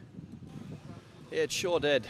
Of course, poor Nikki Adensam, he kind of, I don't know what the technicalities are on the rules, but you kind of wonder if he could have just held on and sort of body slid all the way down the end of the lake, where he would have been given a crack at 10.25. Well, I think they would have had something to say about that ultimately, but he got the necessary one to take the title. Charlie Ross ahead of Nikki Adensam, and Florian Paff, one of our overall contenders. Still very much in the picture there, thanks to that slalom score of his of 3.5 at 10.75. Yep, great slalom final, and of course, huge congratulations to Team Canada and Charlie Ross for picking up the gold.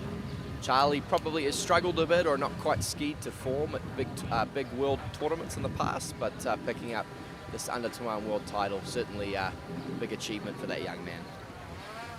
Yep, right you are, and I made that analogy that a one Jonathan Travers was in pretty much the same situation coming into the U21 Worlds, and took the world title that year, and then his confidence level just rocketed up subsequent to that competition, and this is one of those tournaments to do it. Yeah, and I'm sure Charlie will be at a lot of the Water Ski Pro Tour events throughout the summer. I'm sure the Water Ski Broadcasting Company will be bringing you live action of him throughout the summer, so he'll be a name to watch in the future. But right now, we are about to get into the trick finals. We've got, of course, the 12 best females, 12 best males in the world about to take the water, and this is going to be a very exciting event, Tony. All right, you are. So we've got the women's trick finalist. Emily Wenzel from Germany takes the water first, followed by Violetta Mikulski of Argentina, Sophie Jancic, United States, Lara Butlin from Australia, who has the potential to move up in the overall battle, provided that she comes through with an improved trick score. Megan Pelkey of Canada, Sadie Ferguson, one of only two skiers with 3 markers in the overall competition, 3 opportunities to improve oneself in that event. Then Hannah Stopnicki, Dominica Gonzalez, Daniela Verschweivel, Taylor Simmons of Australia, Alexia Abelson of the United States, and Kennedy Hansen, who leads the overall competition by considerable margin. That's right. There are a lot of upsets in the preliminary round of the women's tricks. Some of the names we expect to see, most notably probably Alia Jung-Hannefer missing out, which is devastating for her, of course, and certainly knocked her back a ways in the overall. She was also a strong medal contender in this event, but if you look at the scores, the cut was historically low, only ended up being about 3,800 points. There are a lot of girls sitting middle of the pack here who are capable of tricking, a good 2,000 points more than they did in the elimination round. So really, the medal contenders could come from anywhere in this field. All right, so looking in on the beautiful Correct Craft Nautique towboat. Best trick wake in the world, Tony, and of course with the ability to adjust the ballast up and down, you can get the table exactly where you want it. Has a potential for a really big crisp wake for some of the wake tricks and flips, but I think what I appreciate the most about the Nautique trick wake is how flat of a table it has for, it's great for toe tricking, but of course, I spend a lot of time coaching beginner trick skiers, and a really flat table for beginner trick skiers learning surface tricks is critical, and having that nice smooth entry point is a great way to keep them interested in the sport. All right then, so, and so far as that is concerned, what color scheme do you like for that boat? Well, I love tricking behind it. I think it's easily the best trick boat on the market, and best trick boat probably of all time. But the other thing that's great about it, and we saw it in the jump, is that even though we're at altitude here, we're at 1,500, 1,600 meters above sea level, it still has the power, the big 6.2 liter engine in there, pull some really big jumps. We saw a couple of the guys go over 200 feet, and that's going to be an absolute barnstormer event later on today. All right then, right you are, and visit Nautique.com and sign up to receive the latest updates from a variety of communications Nautique has to offer, including new features, athlete highlights, videos, and more. Visit Nautique.com and get the latest updates on the Correct Craft and Nautique range. Have you done the design your boat thing, Tony? That's a lot of fun. Oh yeah, I've actually gone on there a time or two and conjured up one or two designs, and you can do so as well, because it's a really cool way to see a boat as you've customized it. You can go to Nautique. You can go to designyournautique.com, where you can completely customize any boat on the Nautique line at home and right on your smartphone. Play around with color schemes and options and save them all to your personal profile to check out later and share with your friends. That's right. Actually, the club I ski with just picked up a new 200, so not the Ski Nautique, but the 200 as well, and a beautiful light blue. It's one of the best looking boats I've seen in a long time, so a lot of great options out there. I think it's a lot of fun to play with. But here we are into the big dance, the women's trick final. 12 skiers. We will name a trick champion in just under an hour here. First up on the water, I believe we go to Germany, and it is Emily Wenzel. All right, Emily Wenzel with her performance of 38.20 coming into this final. We'll obviously be looking for something significantly higher than that to keep her competitive with the remainder of the field. The women's trick final, our top skier going into this event was actually Kennedy Hansen with 85.30, so that kind of gives you an indication right away of what our point spread is between the 12th spot skier and the number one skier going into the final. All right there, let's have a look and see what she has to offer here. 38.20 in the elimination round. Just trying to feel out the wakes, just seeing where elevation point is on there. Here we go, Emily Wenzel setting up with 27.8 Alpha 2 hand tricks, which is where the ballast comes into play.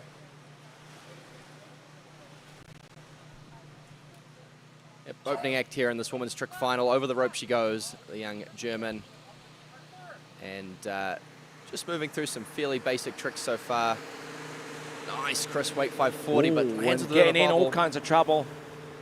Losing some valuable seconds. She comes out now. She'll have a flip to finish. It's just going to be a question of time with that bobble. Tidy stuff from her, stand-up pass. Now, it's going to be quite a mixed bag these first 4 or 5 skiers, Tony, because the cut was pretty low, 38.20, much lower than it historically is at the Worlds. Some of the scores are going to be because the girls didn't trick very well, and they're capable of tricking 5,000-6,000 points. But some of these girls are girls that actually skied really well in the elimination round, but sort of 4,000 points is right up around their best. So we're going to have quite a mix of abilities here, I'd say, for these first 3 or 4 skiers.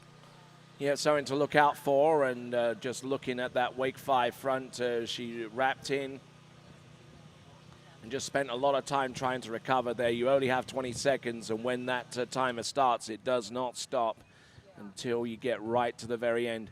There's the backflip, and then she skis on the outside, does a 540-degree spin, and maybe a side slide or two just to add some lanyard points towards the end of that run. So that is Emily Wenzel on dockside, and tricking 4,100 points to make it through to this stage of the competition is Argentina's Violetta Mikulski. And we should be in a position to see Emily Wenzel come back in the next few seconds.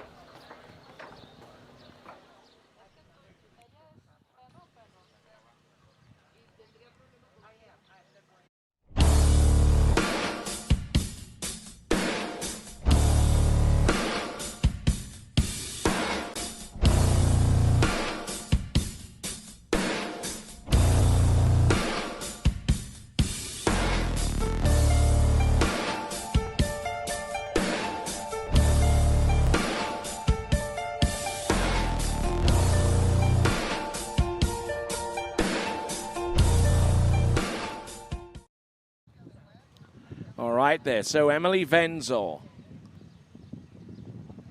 working her way through towards the pass number 2. Hopefully she'll get into a better rhythm this time. Selecting Alpha 2, 26.5. No ballast in the boat this time around, making sure that the table behind the boat is as smooth as can be. Wrapping the rope behind her, the toe foot is behind the standing leg. I believe this is going to be a 2-5 back here, Curtis. Yeah, opening up with a pretty conventional toe pass here, toe 5 back over the wake, reverse toe back to back, very clean. So she's obviously a pretty strong toe tricker. She moves toe wrap in here, unfortunately just sliding on the heels. It's the pretty common fall for a lot of skiers on that, and you can see the disappointment from her. Toe tricks to me seem like that was her real strong suit, and that could have been a toe pass up close to 3,000 points. So going down about midway through there is going to cost her pretty dearly. Yes, indeed. You know, it certainly would have helped if she'd have gotten a little further down this run. But you know, just the nature of the beast, as it were, you know, just unable to get a balance situated for this move. And you know, you say that's a common fall, and indeed it is. You know, I've done that trick enough times. I've fallen on it enough times. But I mean, if there is anyone out there that is looking to actually do that trick, whether it's the toe 5 front or whether it's the toe 0, what are the main keys to getting that trick situated enough to where you actually ride it out time after time after time? It's a great question, Tony. I've probably fallen on that trick more than anyone on site, perhaps in the world. I think it comes a lot from having a stable foundation of balance on the ski, and then the other thing that's really important is having control of the line all the way through. A lot of times when you fall, it's because you've lost control of the line, you haven't advanced enough on the boat. So typically when you fall back on your heels like that, it's because, you know, you haven't advanced towards the boat enough as you're turning into that trick. So basically, that stable foundation comes from doing the earlier tricks, and like a toe, like even a toe side slide or even a toe 180 to the back and to the front, being able to do those tricks in such a manner that it makes the toe O wrap in a lot easier. Yeah, I mean, I think like anything in trick skiing, it's all about time on the water. You know, tricks more than any other event takes just hours and hours of practice. You know, I've talked to a lot of sort of high-level overall skiers, and I think you'll find the common theme for most of them is that, say, for every slalom set they're taking at least probably 2 45-minute trick sets in practice. All right, you are, and we'll get a little deeper into the weeds so far as tricking is concerned, you know, because I mean we realize here at this point in the proceedings, you know, that we don't get to see tricks an awful lot on webcast in competitions and that kind of stuff. So I mean, this is a good opportunity to try and actually spread the word and try and get a few more trickers out there, you know, because it is an exciting event when it comes down to it. Yeah, it's my favorite event to watch, Tony. I think there's a level of pressure in trick skiing that, I mean, certainly water skiing in general is a high-pressure, cutthroat sport, but trick skiing is on a whole other level. I mean, you have 2 20-second passes and, you know, one bobble that may even cause a single trick to fall out of time. That can spell the difference between a big score and a small score. So I think there's no more pressure than coming in 2 tricksy pass. You know, any skiers will tell you it's probably the event they get most nervous for. There's a lot of parents on site. I know that watching their children out there, it's certainly the most nerve-wracking event to watch your kid compete in. It's very tough, heart-in-the-mouth stuff as trick skiing.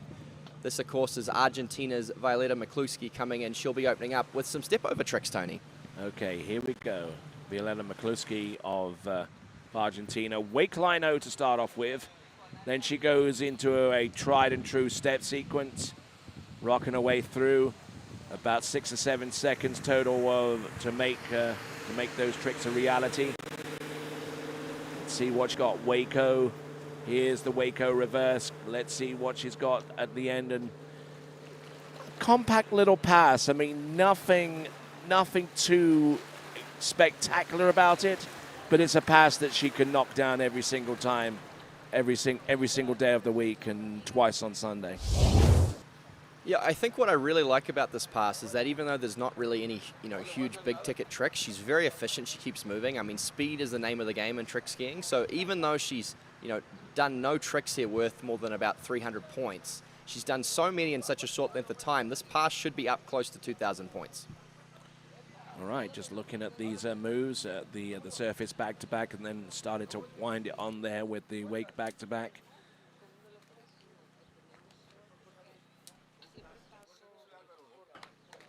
And Violeta Mikluski of Argentina trains over at the Corey Pecos ski school. And when we come back, we will have Violeta Mikluski. But let's have a look and see our boat driver, Davide Gandola.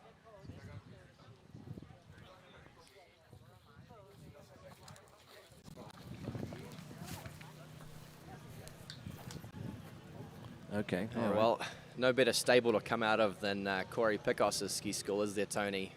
Yeah, exactly. I mean, if you wanted to learn all there is to know about tricking, Corey Pecos would pretty much set you on the right path. I think, Corey, you're a better stats man than me, but over 4 decades, he took the world trick record from about 7,000 points to up close to 12,000 points.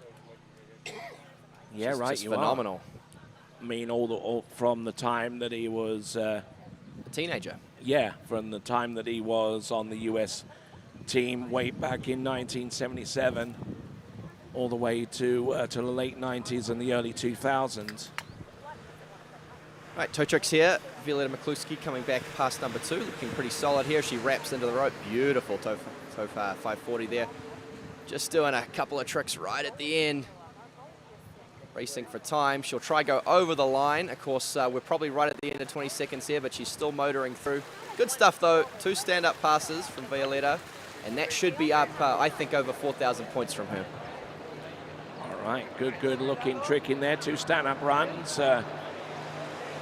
No, she has an outside chance of putting herself up among the placements, at least close to the podium. And realizes that by standing up 2 runs, it gives her the best opportunity for her to do so. Toe tricks looking in good shape. just keeping the toe foot next to the standing leg, especially when it comes down to those toe-os and some of the other toe surface trick that requires a little bit more in the way of balance. So Violetta McCloskey of Argentina. I think she'll be pleased with that, especially with the toe wake line back. And then she came through towards the end. And there you go. Decent effort there. I think she might have actually scored more with the toe pass compared to the hands, which is quite extraordinary. Oh, definitely. I mean, that toe pass to me looked to be up around 2,500 points, whereas the hand pass was probably just shy of 2,000. So picking a score in the low to mid 4,000s for her. And we'll see that a lot with these girls in the particularly earlier on in series or in the final, that they probably will have stronger toe passes than hand passes. Okay, Emily Wenzel, the score that we have available for her is 36.10, 3,610. Waiting before we take Sophia Janzig, and we'll be back right after this.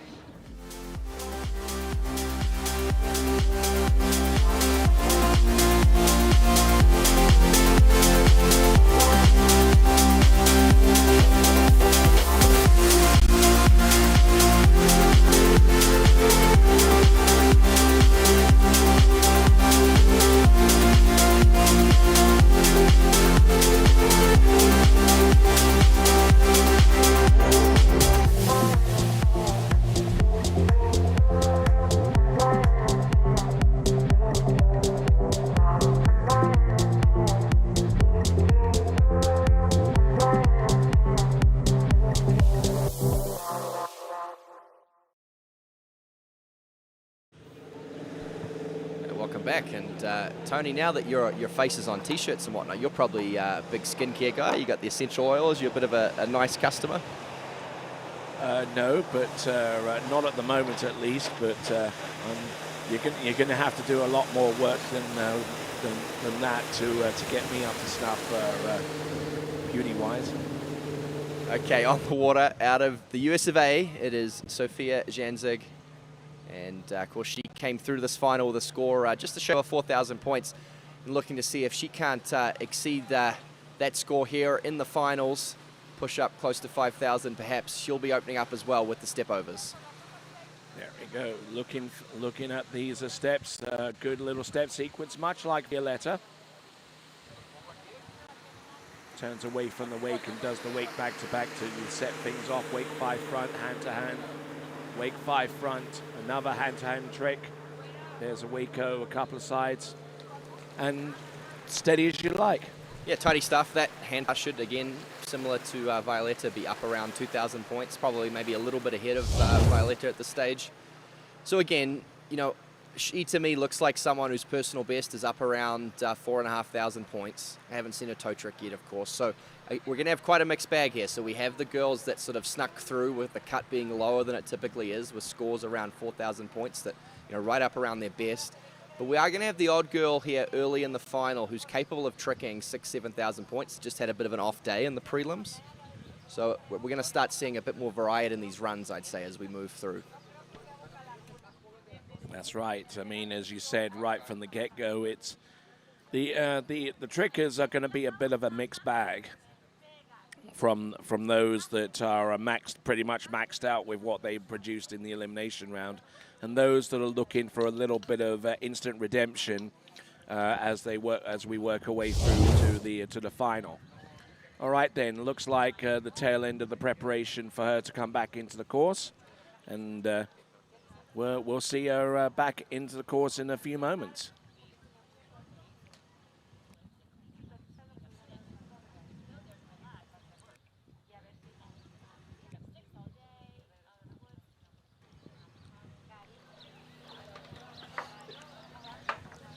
All right, then. So on the starting dock, we've got Lara Bartlin. Yeah, so the other dynamic here for these skiers, Tony, is even if they only have maybe 500 points they can improve on their prelim score, we do have, of course, the teams competition. Yes, of course. So Australia, Lara Bartlin, they're sitting in third place right now, and they'll be looking to see that probably their goal is to maintain that, to defend off Canada and hold third. I'm not sure if second's on the cards for them, but that's a great result for Team Australia. Okay, currently the top three in the teams competition, USA in the lead, Chile in second, and Australia in third right now after the slalom finals. That's right. Sophia coming in rope on toe, of course independent, skiing for the US of A, but not contributing to the team score. But she was looking to see if she can make her mark in this under 21 women's trick final. Tidy start here as she moves through some basic toe surface turns. She wraps into the rope, looks to be in good control. Second toe is good. Kind of repeats that toe out here. Probably not scripting this run to perfection, but solid stuff there from her. And again, that looks to be a score to me total, just a shade over 4,000 points, maybe 4,200, 4,300 odd.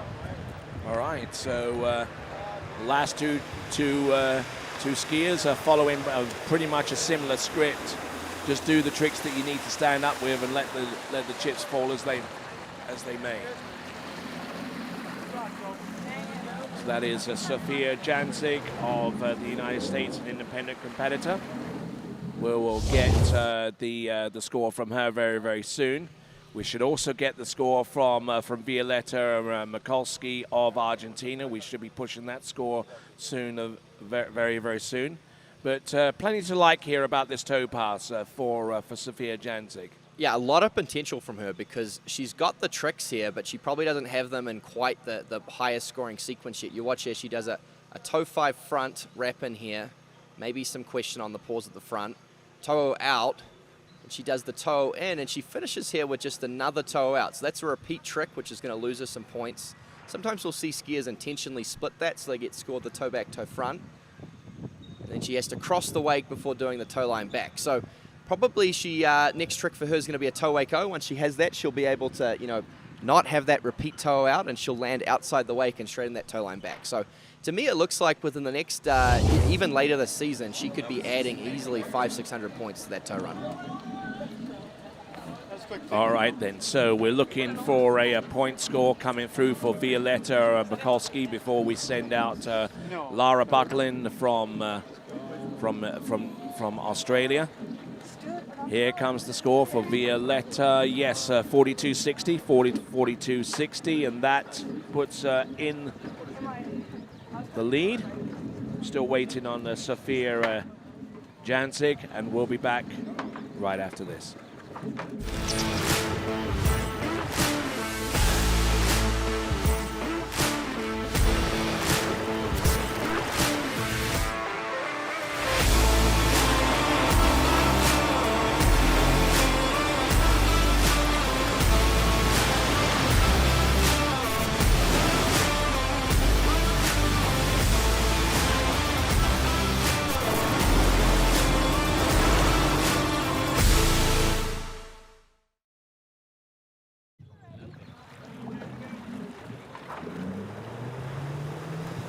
Okay, Lara Butlin of Australia on the water. Of course, coming out of the depths of Australian winter, but she's been preparing for this tournament at a summer job working at Bennett's Ski School there in Zachary, Louisiana. So she's been coming out of some warm water, which has been good for her preparation. And looking to stamp her mark here on the women's trick final. And one of the pieces of advice that I actually gave her coming into this event here in this particular venue is trick with gloves on. And that's exactly what she's doing. Yeah, well, of course, the mineral content in the water here, we had a fascinating conversation with Carlos La Madrid yesterday about how the water comes in, but of course it's quite slippery. Is the too long didn't read takeaway for her as Lara Butlin moves in for her campaign here, making her way through some basic wake tricks here. A nice wake 540 from her. She'll look to do the reverse. And what has she got to finish for us, Tony? She cuts out now. Does she have one or two flips at the end? Well, she has two flips at the end. Oh, nicely done. Look at that. Couple of spins towards the end, and she is... Good effort there. Fantastic skiing.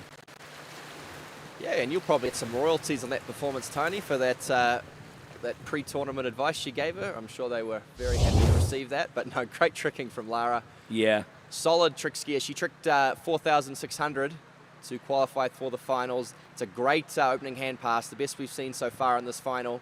I believe she's a pretty strong toe tricker as well. So if she gets it together, I think she could push up close to 5,000 points here.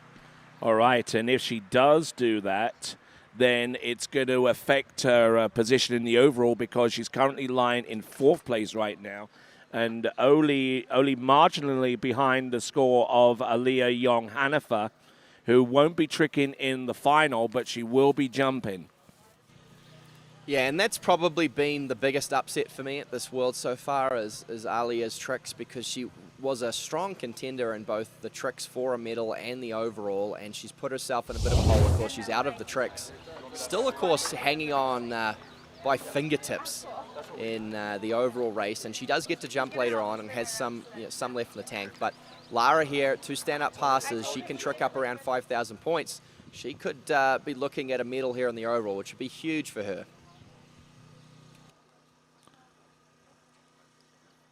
All right there, so,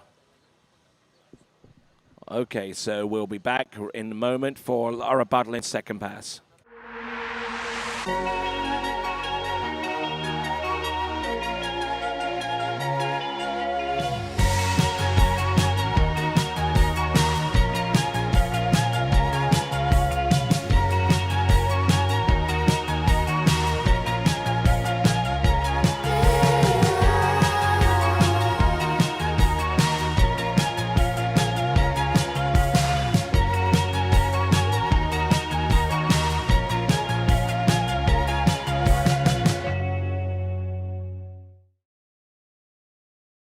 All right, then. So let's have a look at Lara Butlin.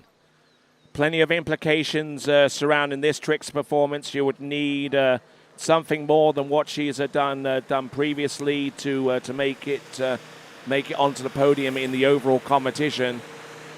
Yeah, started off well, Tony. Again, pretty standard regulation toe pass. Now she's into higher scoring stuff. Beautiful toe 5 front. She wraps in the rope again. This is make or break the end. A beautiful toe wake O. Does she have something to finish? Just a toe wake back, toe wake front. You know, it's nothing big, nothing over the line, but it was quick, it was stand up, it all looked, beautiful. Full credit to me. I think Lara Butlin could be looking at a 5,000 point score, and it's possible, we'll have to crunch the numbers, that she has just snuck ahead of Aliyah Young in the overall. Yeah, right, you are, and it's going to come down to minute points. We got a 45.90, 45.90 for Sophia Janzig, 45.90 for Sophia Janzig of the United States, as we look at the tail end of Lara Butlin's performance. Nothing spectacular, but it all scores points as long as you stay on top of the ski. Yeah, and that's one of the things I personally love about trick skiing, is that it rewards, speed and efficiency over necessarily big tricks. I mean, if you want to see, a run of 3 to 4 really big tricks, that's what wakeboarding's for, and I love wakeboarding too. I think it's great to watch. But, this was great from Lara. She got a lot of tricks there in a really short time. That toe run wasn't flashy, but to me it looks like it's in, it's a 2,700 point toe run. You combine that with the hand pass, I think she's going to be up close to 5,000 points here. Yeah, and if she does get around about that range, then it could take the 3rd place overall away from Aliyah Young Hanifa. We're just waiting on that crucial point score for Team Australia. All right, so we'll take a quick break. We'll be back in just a few seconds.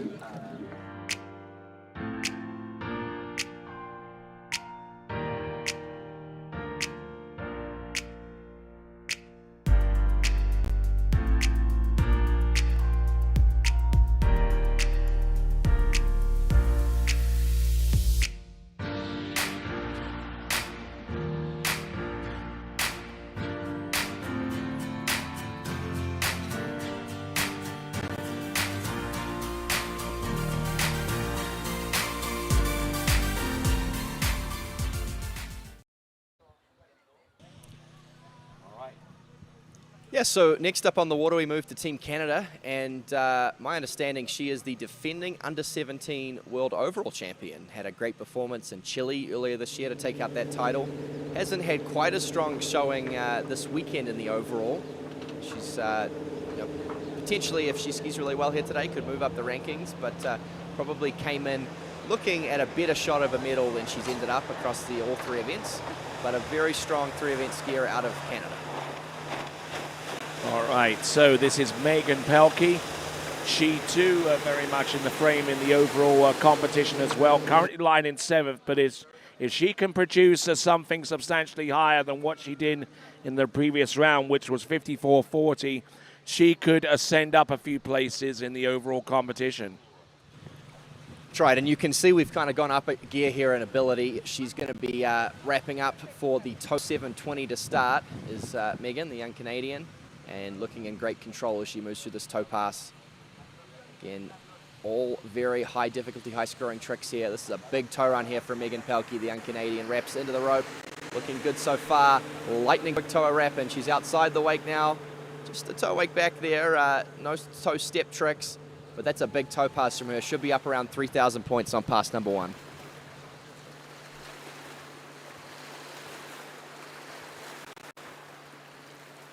All right, so we're going to take a look at the replay, and we're going to look at our latest score that has just come through. Lara Butlin has taken 3rd place overall at this time with 5,080 points at this time. For Lara Butlin, it is subject to a video review, but if it stays the way that it is, then Lara Butlin is ahead of Aliyah Young-Hanifa in the overall competition for the bronze medal. There's some moving and shaking going on here in the women's overall. Megan Pelkey stood up, beautiful opening toe pass.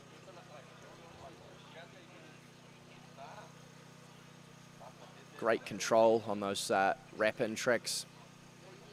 Finishing here with just some pretty conservative little tricks, but able to do them quite fast. The toe wake back, a couple toe slides right at the end. And good stuff from the young Canadian. Yeah, wonderful trick in there. Very solid from trick to trick, and we'll be back right after this.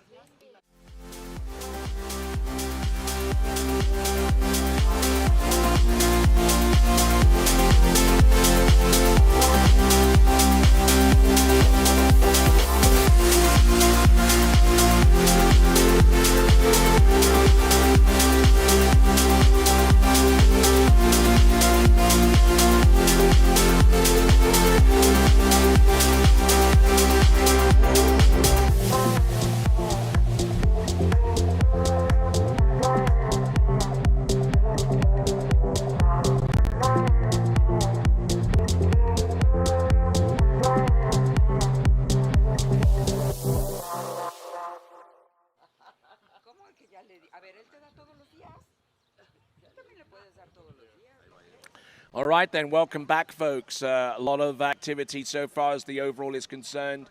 Lara Butlin has moved into 3rd place overall with her trick score, which is still under review, 5,080. On the water right now is Megan Pelkey, who too could rise up in the overall competition, provided that she tricks more than 54.40 with the 2 passes that she has at her disposal, this being the second of them. Let's have a look. Wake back-to-back, and it's reverse. Surface back-to-backs, wake 5 front, keeping the handle close. There's the 5 front reverse. Being patient with that one. 5 back. Now edging out. Goes for the backflip. Cases the second wake, but lands well on the downslope. They're great-looking backflips. Here she comes, backflip, twist of... Oh, and I think the ski actually released from her. Just cased the wake there a bit, Tony, on that back to front flip to finish, which was probably pushing right at the end of that 20-second pass. Solid tricking from Megan. It's possible she's improved on her preliminary score.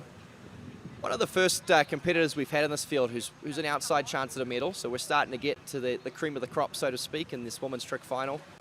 And she's done herself well here as Megan, unfortunately losing that last flip, which will cost her. All right, let's have a look towards the end, and the 2 backflips looked pretty good, well executed, using the downslope to soften up the landing there, even though she did case a bit of the wake. Looked in very good form, and then twisted towards the back, and I don't know how she fell on this one, and the back foot just came out. That's right, Tony. I didn't notice that until the replay. Your eyes are a bit keener than mine, I take it. But the back foot flying out. To be honest, I'm not sure if that was her undoing. It was a pretty low back to front flip. She would have struggled anyway, I think, at the end of the day. All right, then. So our next competitor to go will be Sadie Ferguson from Australia, currently in second place overall and looking very solid in second place. And we'll get to see her trick in a few moments. This is the 2023 U21 World Water Ski Championships right here at Boca Laguna in Mexico.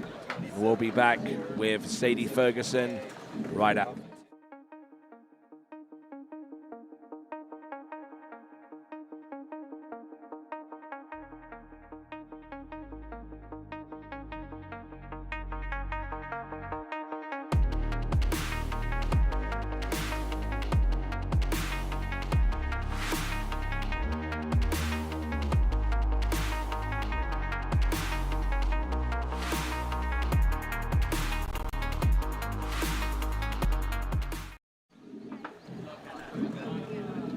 Okay, a big score alert coming right up for Megan Pelkey. We should have the score coming up on the screen. It is 6,320 points. She takes the lead with that.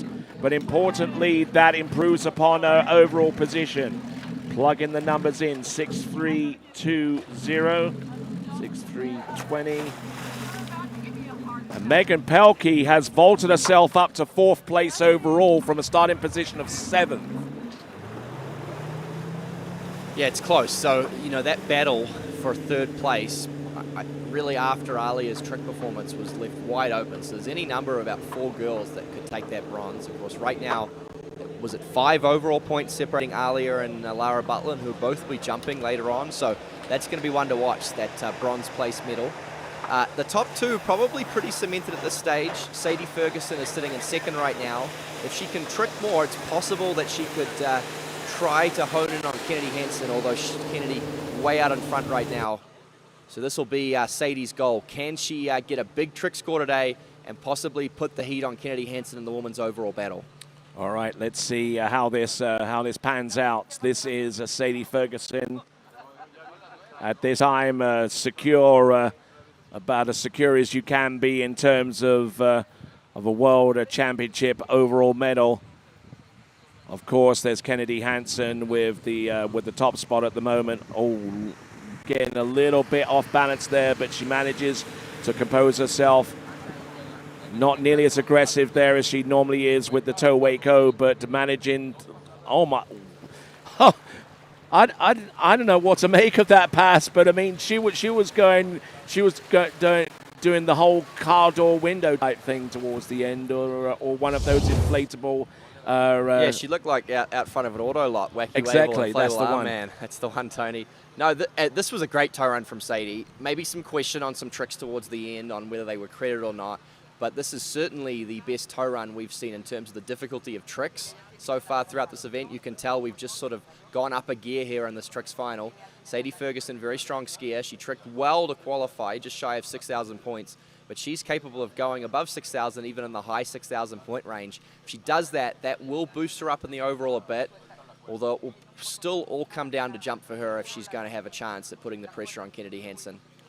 All right, the differential between Sadie Ferguson and Kennedy Hansen is 331.03 overall points, and the differential between 2nd and 3rd right now is about 340 or so points.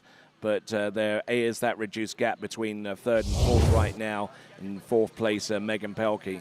All right, then, we'll be back right after this.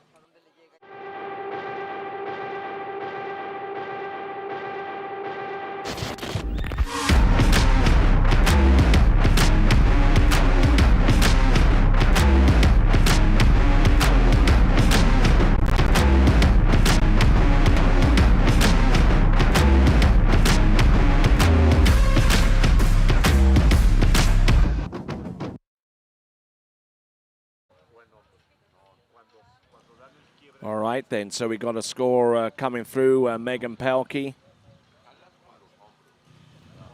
Yeah, it's a bit knocked off that one. So after a second review, obviously the judges have turned their noses up at a couple of tricks in that pass. So unfortunately, that score being knocked a ways down for Megan.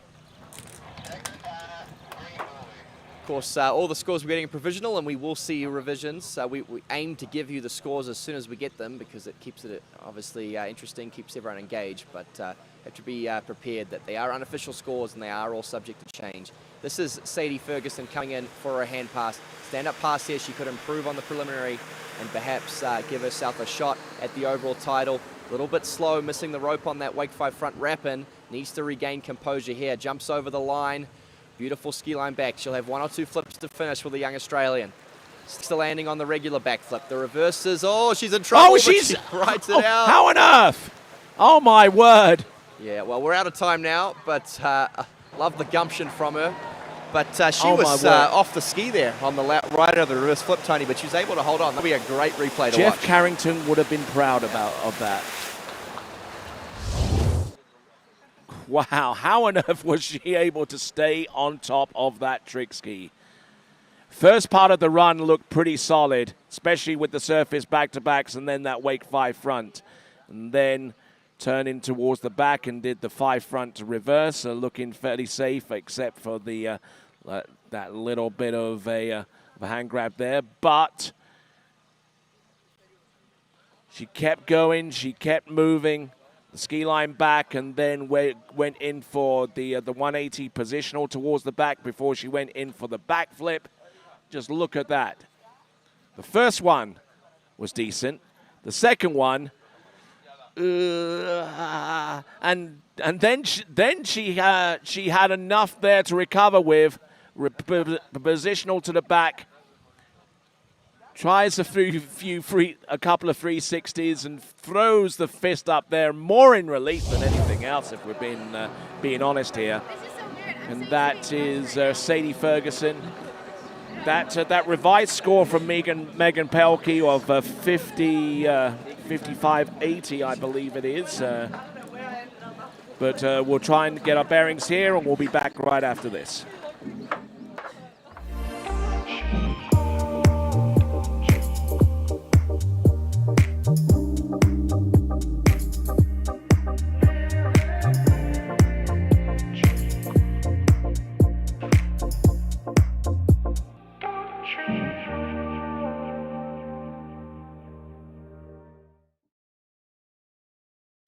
All right, they're just waiting on our next skier to take to the water, who should be Hannah Stopnicki. And yes, that score from Megan Pelkey, 53.80, a revised score, which is actually below what she tricked yesterday. So she doesn't move in the overall competition. Is rooted in 7th place right now before our final event, which I believe Megan Pelkey will not be a participant in. So that's going to be a lot so far as the overall is concerned. All right, there, the competitor out on the water at this time, representing Canada, the girls U17 tricking champion of the world from the most recent Junior World Championships that took place in Santiago de Chile this past January. This is Hannah Stopnicki. Yeah, what a talent out of Canada. She's been on a real hot streak, of course, like you said, Junior World Champion. She won the Junior Masters back in May at Callaway Gardens. And we're in the final 6 competitors now, and we're in the girls that have a real shot at winning this title. And just warming up there with some toe tricks, well, she comes in for her opening pass. Personal best, I believe, up around 7,000 points. Perhaps she's cracked up over 8,000 before, but we're getting into the absolute superstars of the event now, Tony. A little bit of a bobble there on the toe 7. She's recovered. Judges call, though, on whether she completed that rotation. She's got to keep her composure, though, as she moves through this pass. Can't let that hold her back. Looking good as she gets about halfway through here. The toe surface turns are good. She'll go outside the wake. She'll have some toe steps here to finish. Ooh. Toe line, foot in the water. It's a little bit scrappy here from Hannah Stopnicki. She's going to be disappointed with that toe pass, I think, Tony. All right, then. So some great trick in there from Hannah Stopnicki, and you know, the start of that run, ever critical with the toe 7 front. you know, not the best that she would have liked. Let's watch the ski here. I'm not sure it made it all the way to the front there, Tony, so she's probably going to lose that trick. That's a lot of points. And did well here through the middle of the run to regain composure, because she almost fell there on trick number 1. But it's the end of this pass here, Tony, that the toe step tricks, I don't know that she's going to get full scores for all of these as well. So unfortunately, Hannah Stopnicki, stand-up pass. I don't think it's the foundation she needed, though, to pick up a medal here in this event. We'll soon see. And some nice looking toe tricks towards the end, including the toe steps. I think she got to a certain point and then just started relaxing a little bit and perform these tricks the way that she typically performs them. A decent looking opening pass for Hannah Stopnicki. Of course, only young, so this won't be her last under-21 Worlds. She must only be about 17, 18 years of age. So we'll see her again in the future. Obviously a lot to come, 5 skis in the dock, but based off that toe pass, I think it's going to be difficult for her to pick up a medal in this final. Yeah, she's really going to have to go some and get every single trick scored for the handle pass. As we check in with Davide Gandola from Italy. And a quick reminder for you folks, you can purchase TWBC swag by going to waterskibroadcasting.com/shop. And among the newer items is the Ciao for Now limited edition T-shirt. You've got your eye on one of those, haven't you, Curtis? Oh, yes, I've been eyeing that up. It's on my Christmas wish list. Hannah Stopnicki coming in, pass number 2. And look, I'm being probably a little bit negative on pass number 1 just because I know she'll be disappointed with it. Still a stand-up pass, and anything can happen in the trick event. So if she stands up this hand pass, gets some good points on the board, it's possible she could still be looking down the barrel of a medal here as the young Canadian, as she moves through some nice big wake tricks here, some beautiful wake 540s, crisp and clean. Wake jump there. Getting outside the correct wake to open her flip sequence. The first flip is good, a little on the heels though, moving through a little slower than she would have liked. Flip to back is not bad, she's in trouble. Oh, and she tried to recover like Sadie Ferguson, but unfortunately didn't quite have it there. Yeah, it's going to be a judge's call there on whether she's fallen coming in the next trick or as a result of that 750-point back landing, which again could cost her a lot. So solid effort from Hannah Stopnicki, of course, young competitor, junior world champion. And great experience for her, but based on those 2 passes, I don't think she's done enough to crack into the medal circle. All right, we should get a point score from one of our previous competitors in just a moment or so. Here's the score for Sadie Ferguson, 66-70. She's currently in the lead right now, and with that score, she is pulled to within 217.31 overall points of Kennedy Hansen. Yeah, it's a good score, but 217 overall points. You've done the math. That, in my mind, has got to be close to 5 or 6 meters. Yeah. Yeah, so but it's not impossible. Not impossible. It's a little bit of a stretch, probably. But we'll see how that pans out, and I'll do the overall calculations on what is needed so far as Sadie Ferguson is concerned. There's the remaining skiers on the start list. All right then, so we get ready for our next competitor to take to the water, Dominga Gonzalez, and she will take to the water next.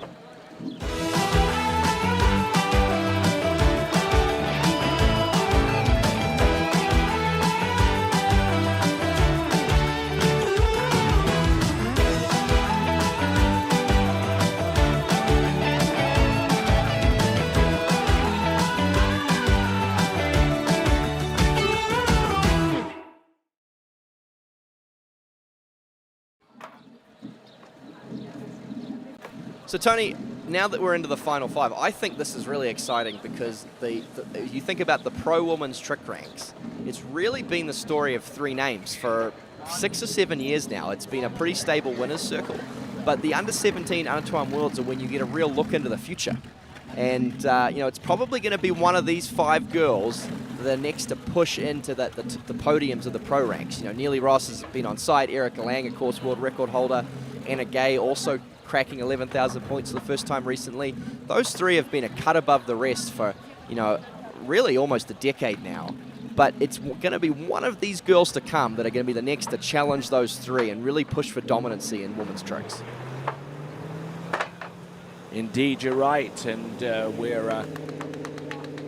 we're looking on with great anticipation for the next series of great female trickers. I mean, obviously, we know of the likes of Neely Ross and Anna Gay and Erica Lang and Janina Meckler, but this is the generation next, and we'll see what Dominga Gonzalez can conjure up. That's right, from that super talented water ski family out of Chile. Of course, both of her older sisters are great skiers in their own right. Her brother, Maddie, will be featuring in the men's trick final later on. He's a super strong, talented trick skier. But Dominga looking to see if she can potentially pick up a medal here in the women's trick final. She'll be opening up with a wake line 5. Love it, some old school 80s tricking. All right, looking good. Wake line 5 front, foot in the back, wake back to back, and it's reverse, surface back to back.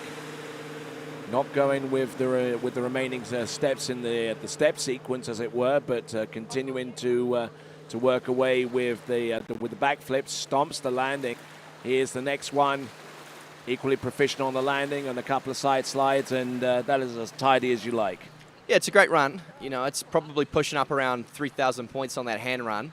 And Dominga, very strong toe tricker. So she puts that together, and she should be up around that lead of Sadie Ferguson. Just opening up with that wake line 5 and then straight into the wake back-to-backs, which, relatively easy tricks, but they're quick, 150 points each. Then she does a beauty at the end. All right, then. We got a latest score here, courtesy of Hannah Stopnicki, 63.90, 6,390 points. It's good enough for second spot at this time. Yeah, frustrating for her because she had the run, she did the tricks to score close to 8,000 points there, but she has lost quite a few points. Obviously, that last flip that she fell as a result of, and then through the toe run, she lost some big scoring points there as well.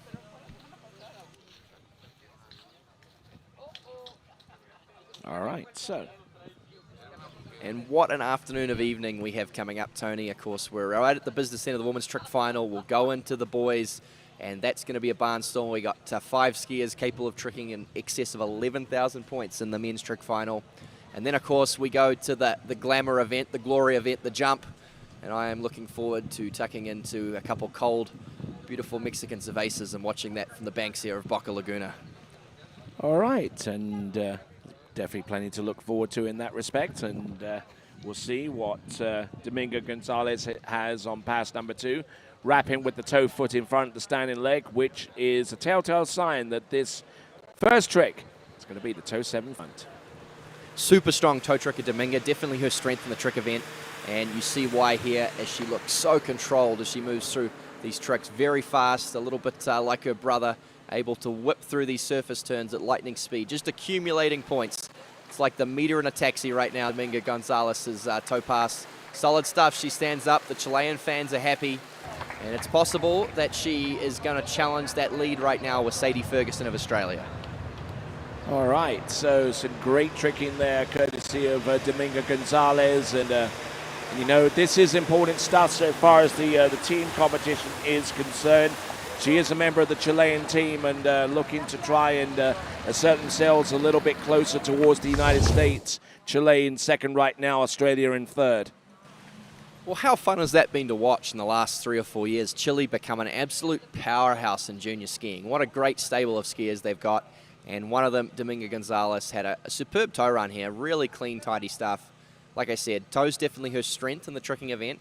Probably has some work to do in her hand pass to really, get up around that 8,000-9,000 point mark. She'd like to challenge the likes of Kennedy Hansen. But this was a great toe pass from the young Chilean. Great control. Again, nothing super flashy, no toe steps here. But those toe back-to-backs outside the wake and then some toe slides to finish. It's high-scoring stuff. That toe run should be up over 3,000 points from her to match the hand run. All right, so we've got Daniela Verswivel, who will take to the water.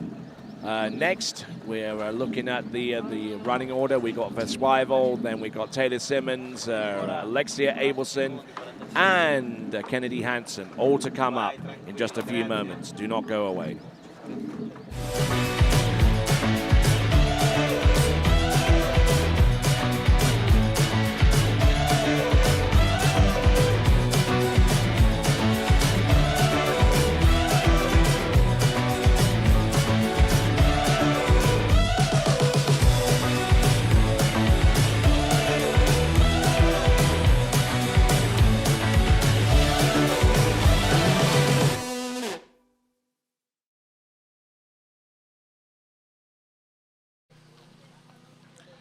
All right, then, we're back on.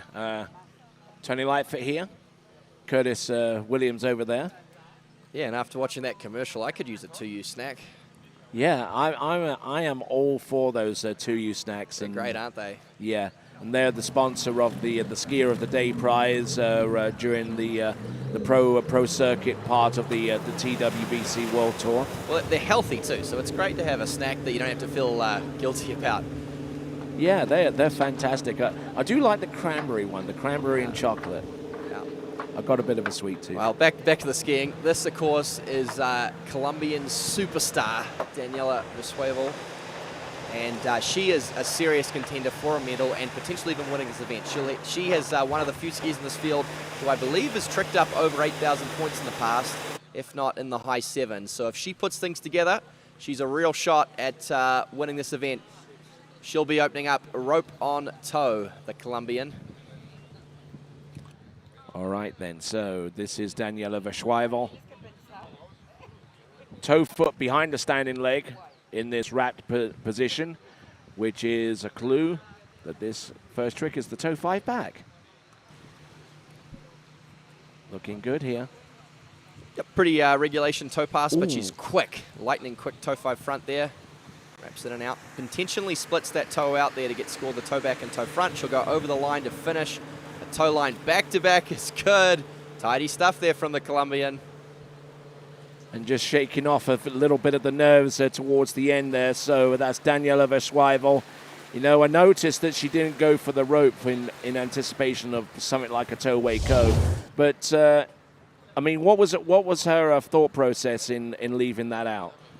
You know, some people struggle with that trick. In fact, the current world record holder and last skier off the dock in the men's final is known to have issues with the toe Waco, and he has a slightly different toe run to a lot of the other pros because I'm sure he can do it. It's just not a trick that he's very comfortable with or he can do quick enough to put in his run. So, you know, everyone comes up with a sequence that works for them, that suits their strengths. Daniela, this was a great toe pass, and those toe steps to finish, she was able to get them in time. Beautiful toe line back-to-back here right at the end.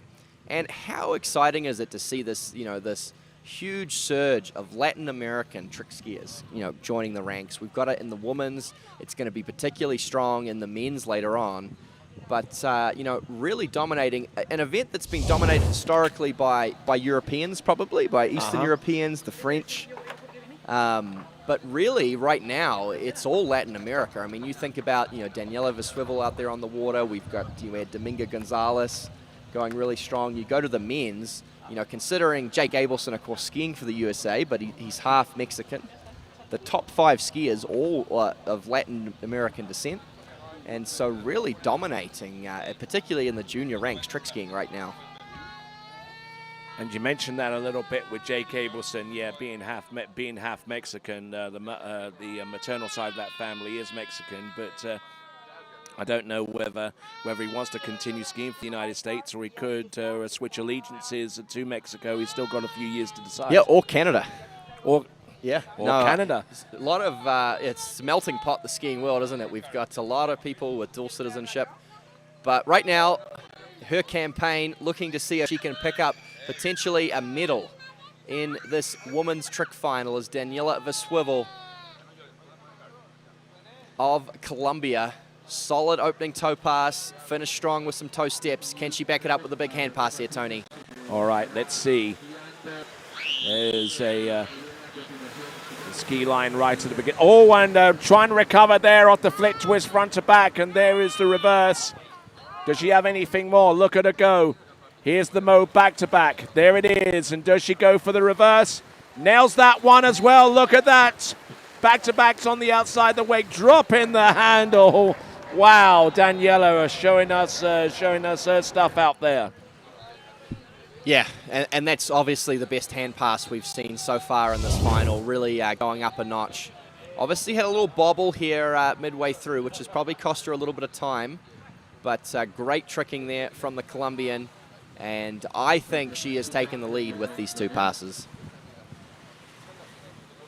Yep, you would have to argue a pretty strong case against her in order to deny her spot in the lead right now, based upon what we've seen from one flip to the next. She got a little bit wayward on the second one, but had enough Houdini-style antics to keep the flow going towards the end, especially with this reverse Mobe.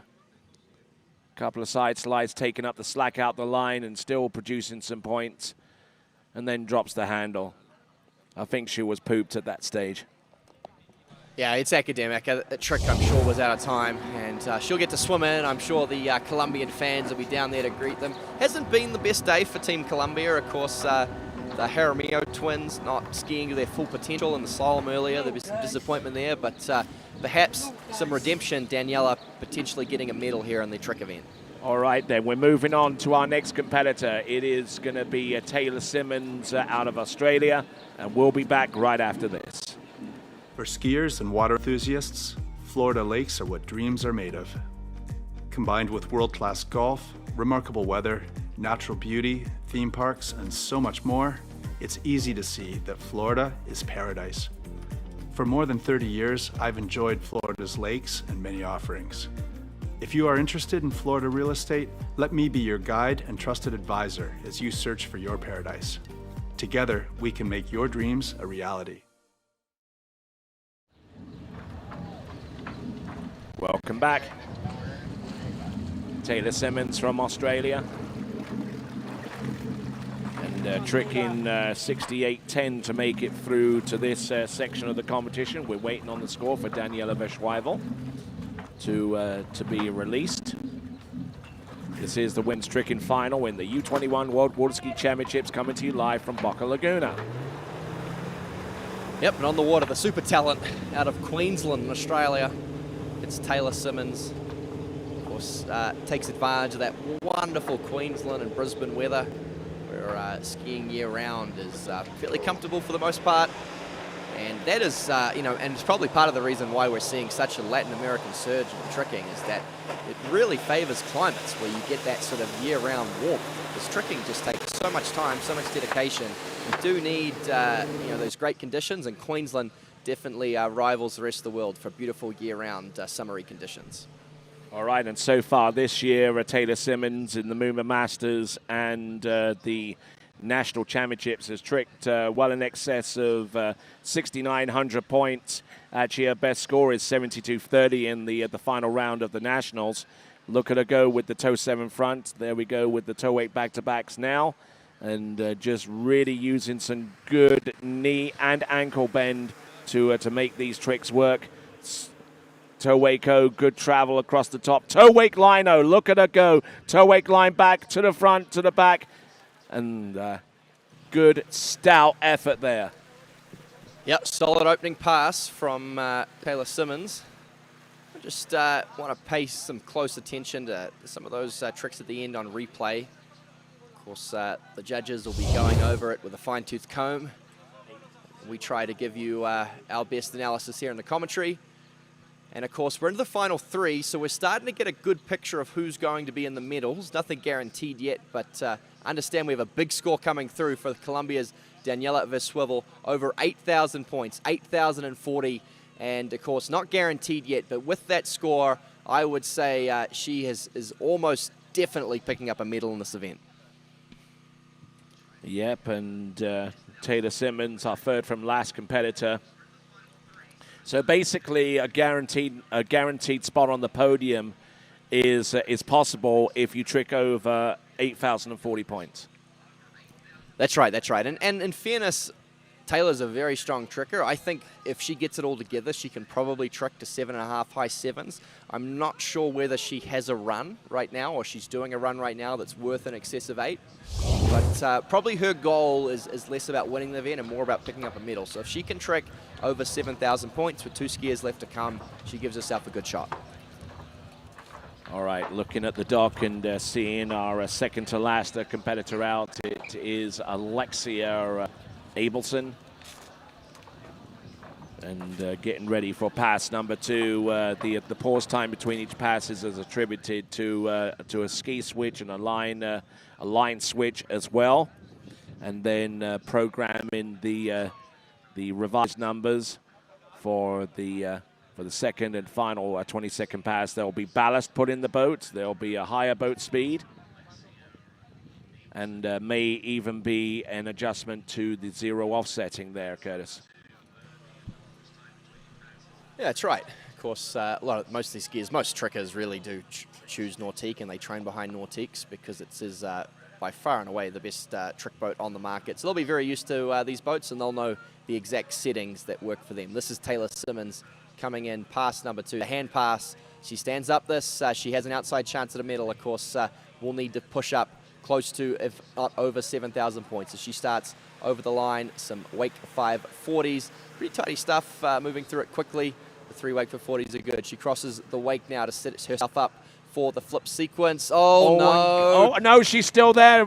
She tried to tumble turn out of, unfortunately, landing on the heels, over rotating a little bit on that first backflip, goes down. So there'll be no medal for Taylor Simmons here at these World Championships.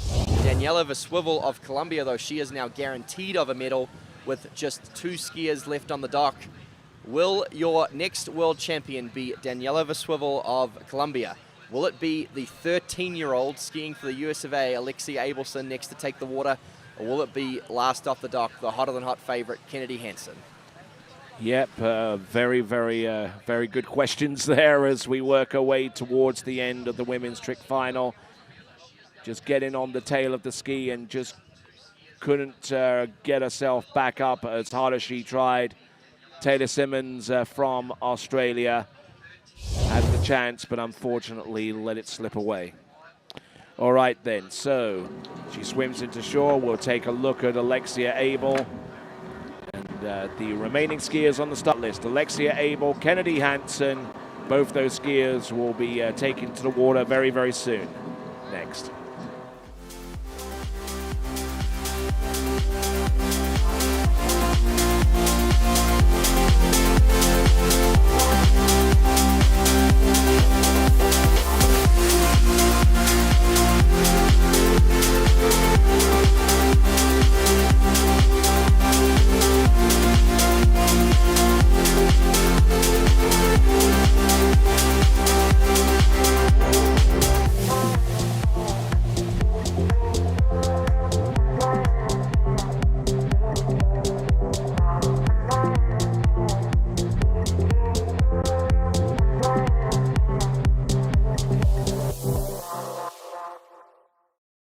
We're back on.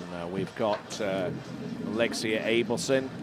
And the reason why we're taking the pause time that we are between the previous skier and the next one is because we're waiting on the officials to at least give us a provisional score. So the skiers have at least the information, if they want it, in regards to the score that they need to try and supersede in order to take the lead. Well, it's part of the reason why I'm so excited for the future of trick skiing, because of the innovation and development that's sort of starting to slowly roll out around the world of iTrick. I don't know how much time you spent around it, Tony. I know there's going to be a few tournaments this year. I believe the European Championships are using it. But it is just absolutely sensational technology where, you know, trick scores are almost instantaneous. So looking forward to that for the future of trick skiing and making it a more enjoyable, exciting event.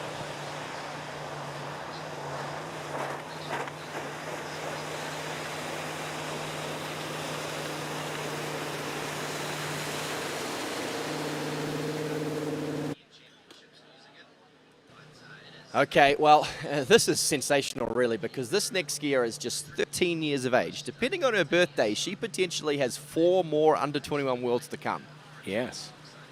Absolute tricking superstar, of course, presides primarily in Arizona in the United States, and she's opening up rope on toe here. Penultimate competitor in this women's trick final. Can she push for gold medal glory here? It's tidy stuff, it's very quick. It wiggles a couple sides there in the middle of the pass. She's outside the wake now. She goes over the line, a nice toe line back. Just some fairly, toe wake line back-to-back there right at the end. All right. She was setting up for a toe wake back-to-back, but pulled out the big toe line back-to-back. Solid stand-up pass there from young Lexi Abelson. Yes, indeed, and looking in very, very good shape there with that opening pass, and you know, she just has that natural balance on that trick ski, and that comes you know, through hours and hours and weeks and months and years of practice. Yeah, well, I mean, it certainly advantage to have 2 phenomenal trick skiers as parents. Of course, her father, Richard Abelson in the boat of Canada, was a very strong trick skier himself, and her mother, Mariana, previously Ramirez of Mexico, was also a strong skier, probably more known as a slalom skier, but was strong in tricking as well. And, you know, grows up there skiing at Crystal Point in Arizona. Of course, probably did a lot of skiing with Erica Lang as a youngster growing up, so a great role model there and great coaches, and you can see it paying off. And her tricking ability at such a young age, I mean, you know, she's really going to be one to watch in the future, as her older brother Jake is already.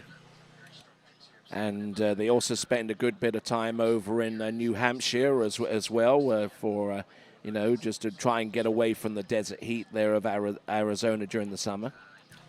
Yeah, well, a summer place would be nice, Tony. I'm working towards it one day. There's not a lot of money in being a water ski announcer, though. I'm sure you've worked out. Yeah, exactly.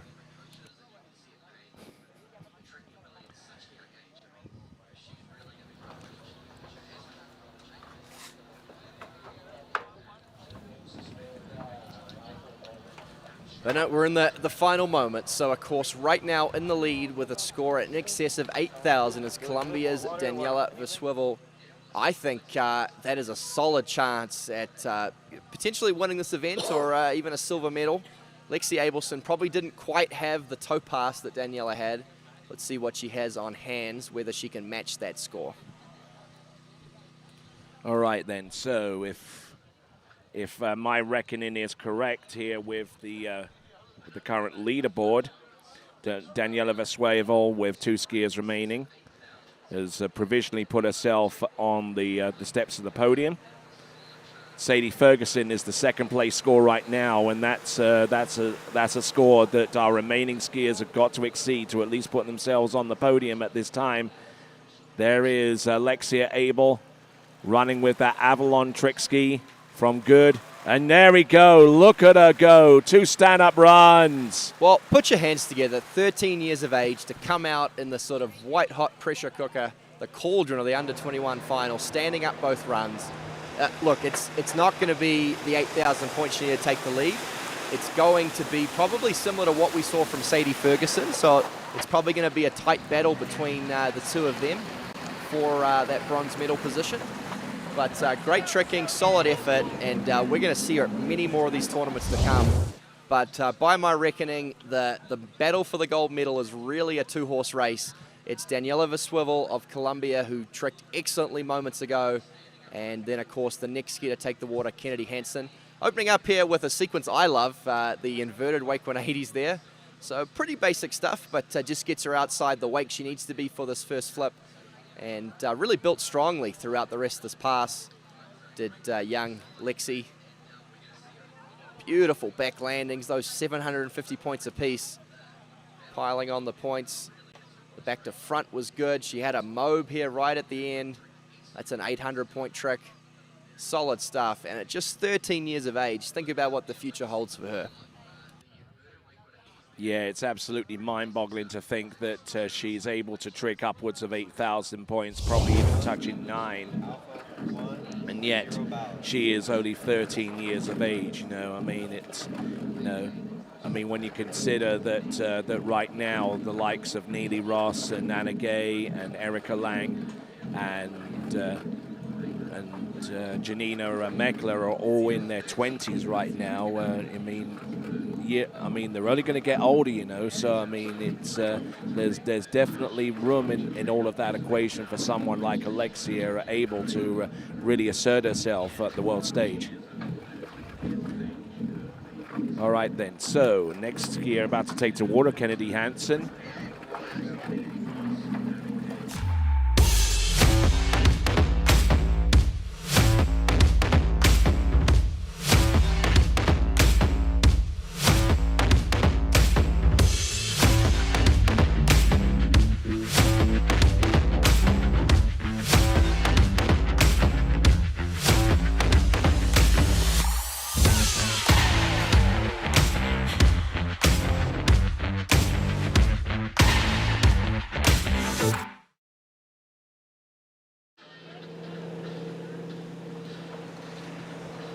Okay, coming into course, your last skier in the U21 Women's Trick Final, the favourite, and I'd say the engraver has probably already etched her name into the overall trophy.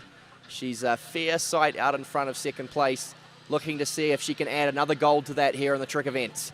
8,000 points, that's the score to beat with Colombia. She has a personal best up around 9,000. She has tricked in excess of 8,000 before, but it still requires nothing short of perfection from her as she comes in past number one.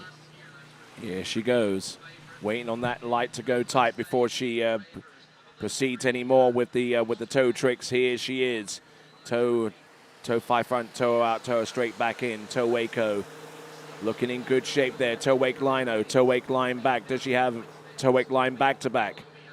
Back and front, about as solid as it gets. Yeah, brilliant, Tony. I think that's the best toe pass we've seen so far. Probably just edges Daniela Verswivel's toe pass. So she set herself strong here. Again, the margin is very small, but I do think that if she stands up hand pass, she's probably won this title. We have a score coming through for Lexi Abelson. Solid stuff, 7,440. That guarantees her of a bronze at worst, which is a huge achievement for a 13-year-old. And watch this here from Kennedy Hansen. This is slowed down. We're at about 50% speed here, but you wouldn't know from watching it. It's a lot faster than a lot of very good toe trickers can move through these tricks. Yeah, just a wonderful looking pass here. Goes out there and tricks from one move to the next like she knows what she's doing. Good, solid effort there on that particular opening pass. All right, so we get ready for Kennedy Hansen's last pass.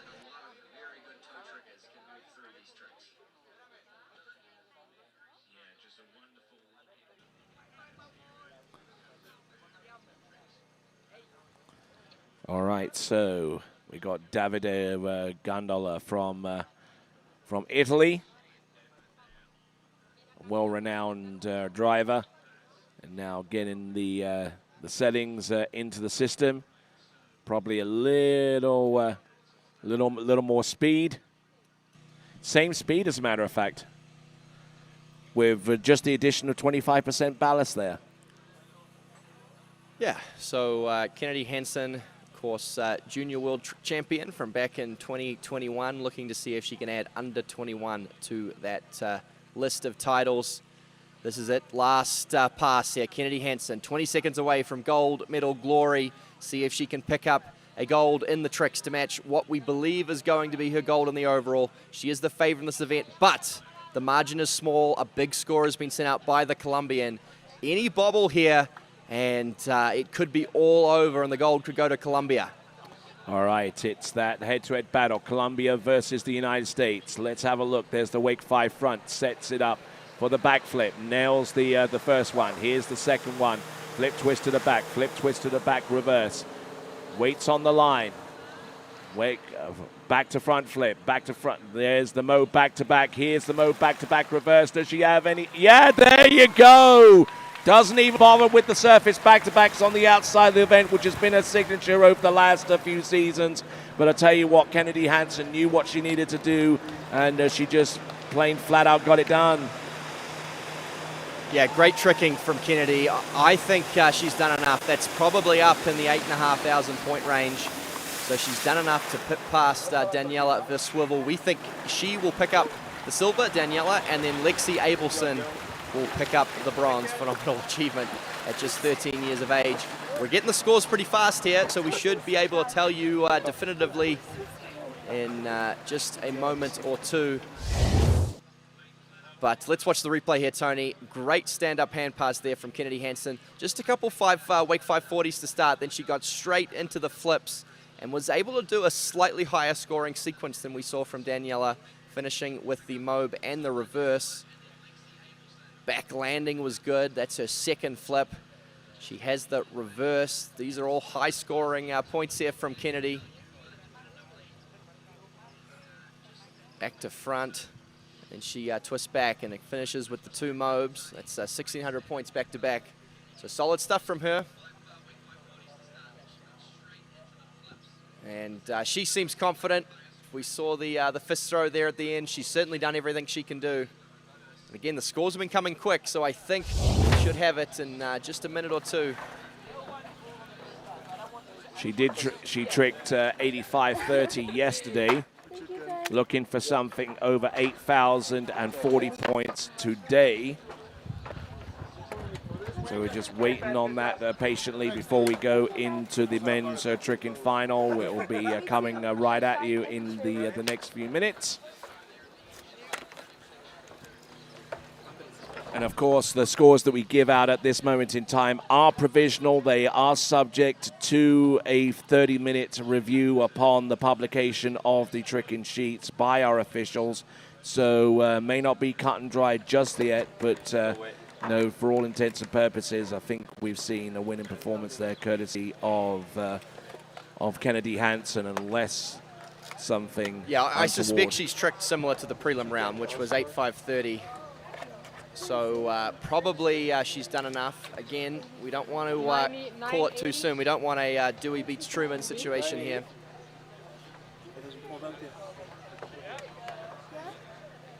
Could be a big score coming through. She's feeling confident.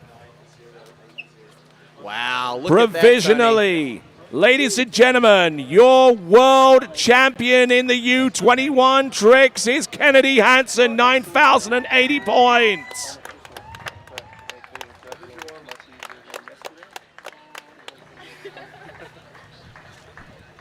Yeah, well, she's sort of gone through the age groups, winning everything there is to win. Congratulations to her, of course.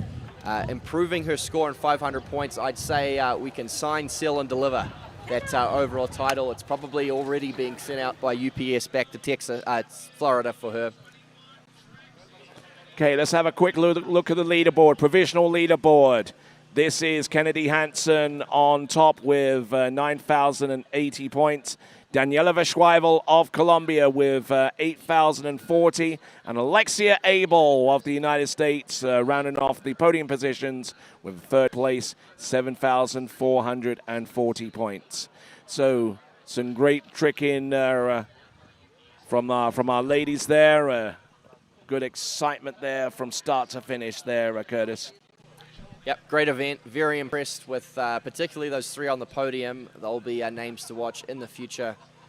And Kennedy Hansen, of course, going to script really in the end. She has been the in-form under-21 women's tricker for the last couple of years since nearly aged out. So we'll be back in just a few moments, and we'll start get ready for the men's trick final.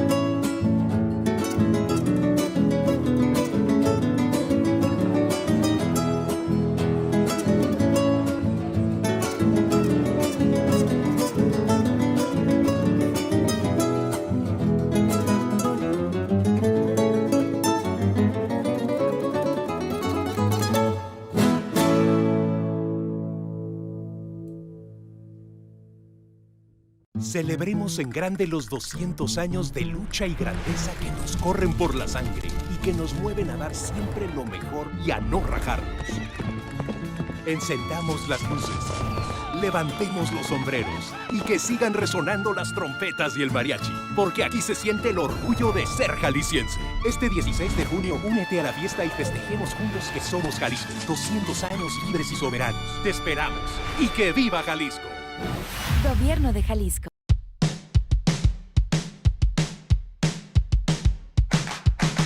Today is gonna be a little something more. I've got a plan in mind, a special thing in store. The light bulb inside my head says, get out and play, 'cause you never feel this way.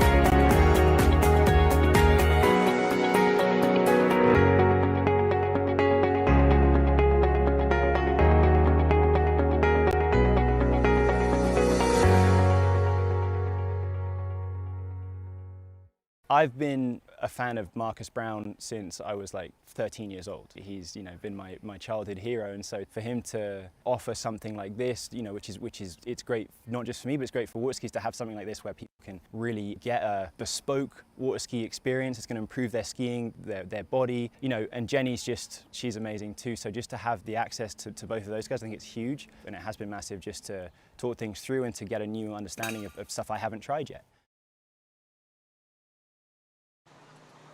All right, then, welcome back to continuing coverage of the IWWF U21 World Water Ski Championships.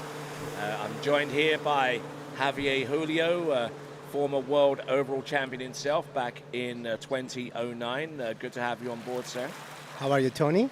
Good to be here with you guys. I'm doing good. And Carlos Lamadrid, many-time Mexican national overall champion and a very, very capable skier back in his day.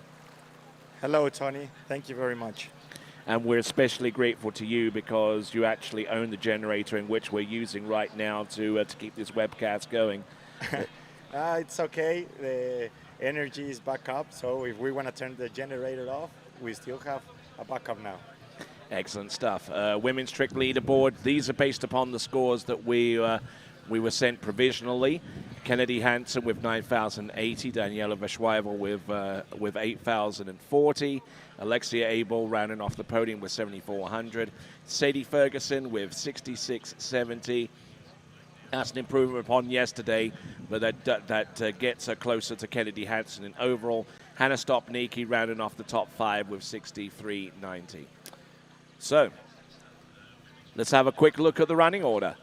Tobias Georgis, another one of those overall competitors, managing to sneak into the trick final with 61.10 points. And he'll be followed by Callan Ashcroft, Blaze Grubbs, Sean Krause, Alexander Scheel, Clarence Laveau, Vincenzo Marino, Jake Abelson, Martin Labra, Matias Gonzalez, Pablo Font, and Patricio Font. And for the benefit of you guys, there's plenty of Latin American flair thrown in. So tell the good folks in Spanish how excited you are to see them. Carlos.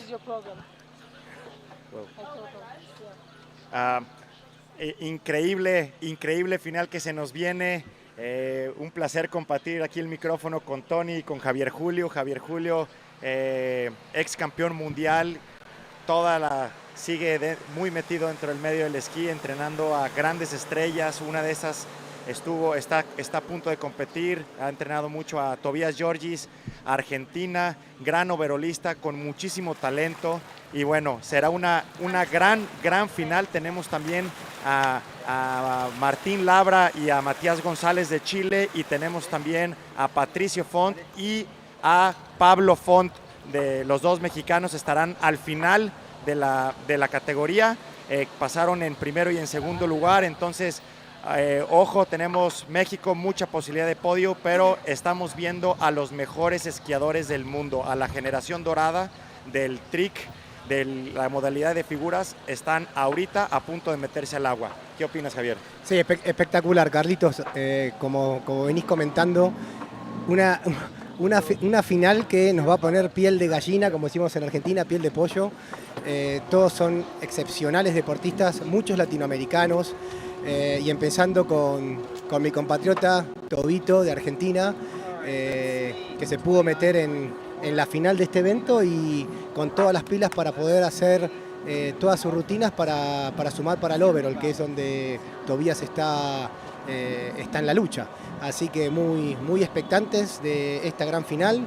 Como también comentaste, tenemos los mejores esquiadores del mundo. Está Pato Font, campeón mundial, récord mundial recién con 12.670 puntos. Estos atletas que están golpeando ya la barra de los 13.000 puntos. O sea, en mi época era el que hacía 11.000 era wow.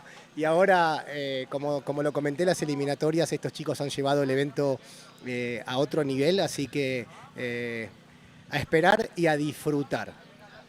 Increíble, estaremos platicando un poco de la modalidad de figuras mientras va recorriéndose esta final. Tobias Georgis arranca su participación En la semifinal no le fue muy bien, tuvo que hacer una gran segunda pasada porque tuvo una caída muy pronta en su pasada de pies. Y como platicábamos ayer, creo que se viene una revancha para Tobías, y también mencionar que viene la modalidad de figuras, una para mí la más difícil del esquí acuático. Van a ver lo que van a hacer en 2 pasadas de 20 segundos, 0 margen de error, no tienen tiempo para calentar ni para pensar. Es rapidísimo lo que vamos a empezar a ver.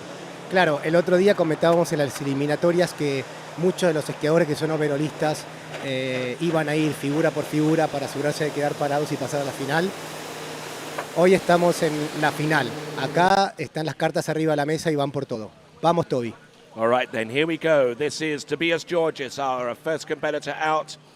The overall competition is also a consideration with our current skier on the water, who is in 3rd place in the overall classification right now, and needing to trick in excess of 61.10 points to really affect a change so far as the overall is concerned. And we can stop talking about the overall now, because based upon what we've seen from there, it is going to be nigh on impossible to close the deficit. Yes, unfortunately, you're right, Tony. Yep. I'm going to talk in Spanish, right? Yeah. Bueno, como decía Tony, acá Toby estábamos todos expectantes de su performance para sumar para su overall. Él necesitaba hacer sus 2 pistas completas para ponerse en la pelea, pero bueno, lamentablemente acá con esta caída Toby se nos queda fuera de la pelea del oro, pero bueno, es la vida, es deporte, a seguir metiéndole Toby, es joven, tiene mucho por delante, y bueno, y ahora tenemos su segunda pista. Vamos, Toby. Así es, una lamentable caída para Tobías.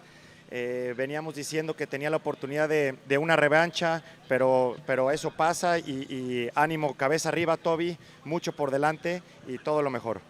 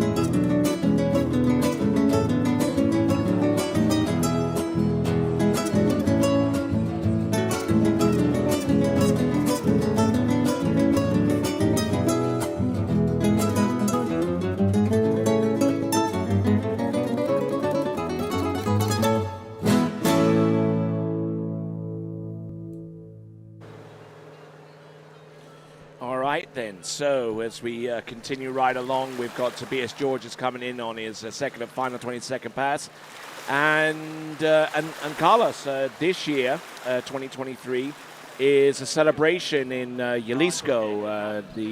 It's the bicentenary, isn't it right? Yes, we're celebrating the 200 years of the state of Jalisco. So many good celebrities have been going.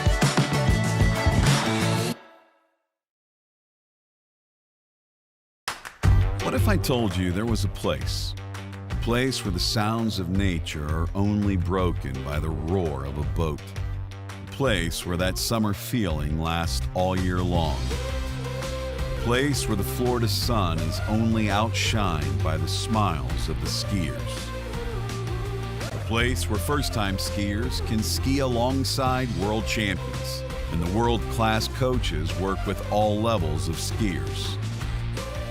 What if I told you there was a place where life slows down and your only job is to make lifelong memories? That place is Swiss Water Ski Resort. Book your trip at SwissWaterSkiResort.com.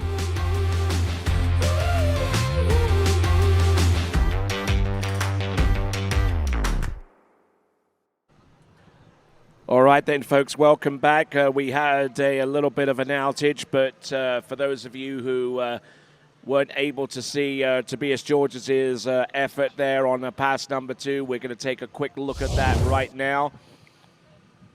The instant replay of Tobias Georges. There's the back mobe, and then coming in for the back mobe reverse and just got too much separation there and went down as a result. So, I mean, you're an Argentine, he's an Argentine. At the moment, what feelings are going on? Like I said before, I mean, it's a heartbreaker. I mean, watching Toby falling like that too soon. I know all the passion that he put in the sport, in every single of his practice sets, and I know he gave it all. So, as I said before, I mean, this is part of life. Sometimes you win, sometimes you lose. Toby's young.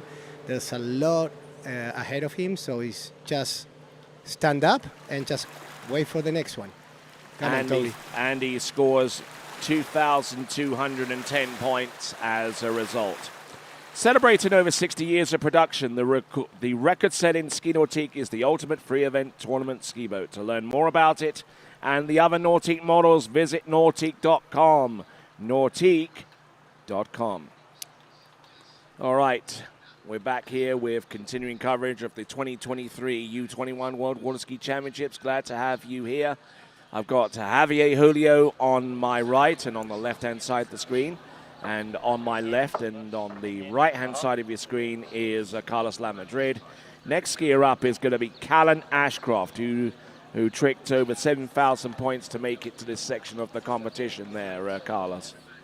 Yeah, great skier, 7,600 points. It's a very big score on the prelims. We know that he has more to give us on this final stage. We know that we were saying in Spanish that this new generation of trickers, the golden trick generation, it's up.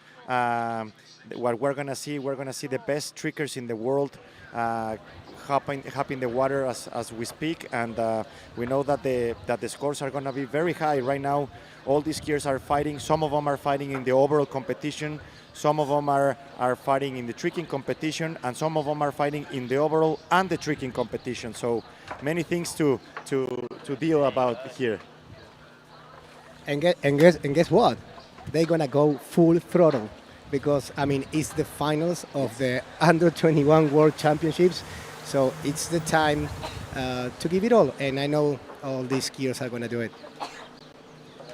All right, so Callan Ashcroft of Australia getting set, and all right then, so we're just waiting for the boat to come back, and when it does, we'll have Callan Ashcroft coming to you next.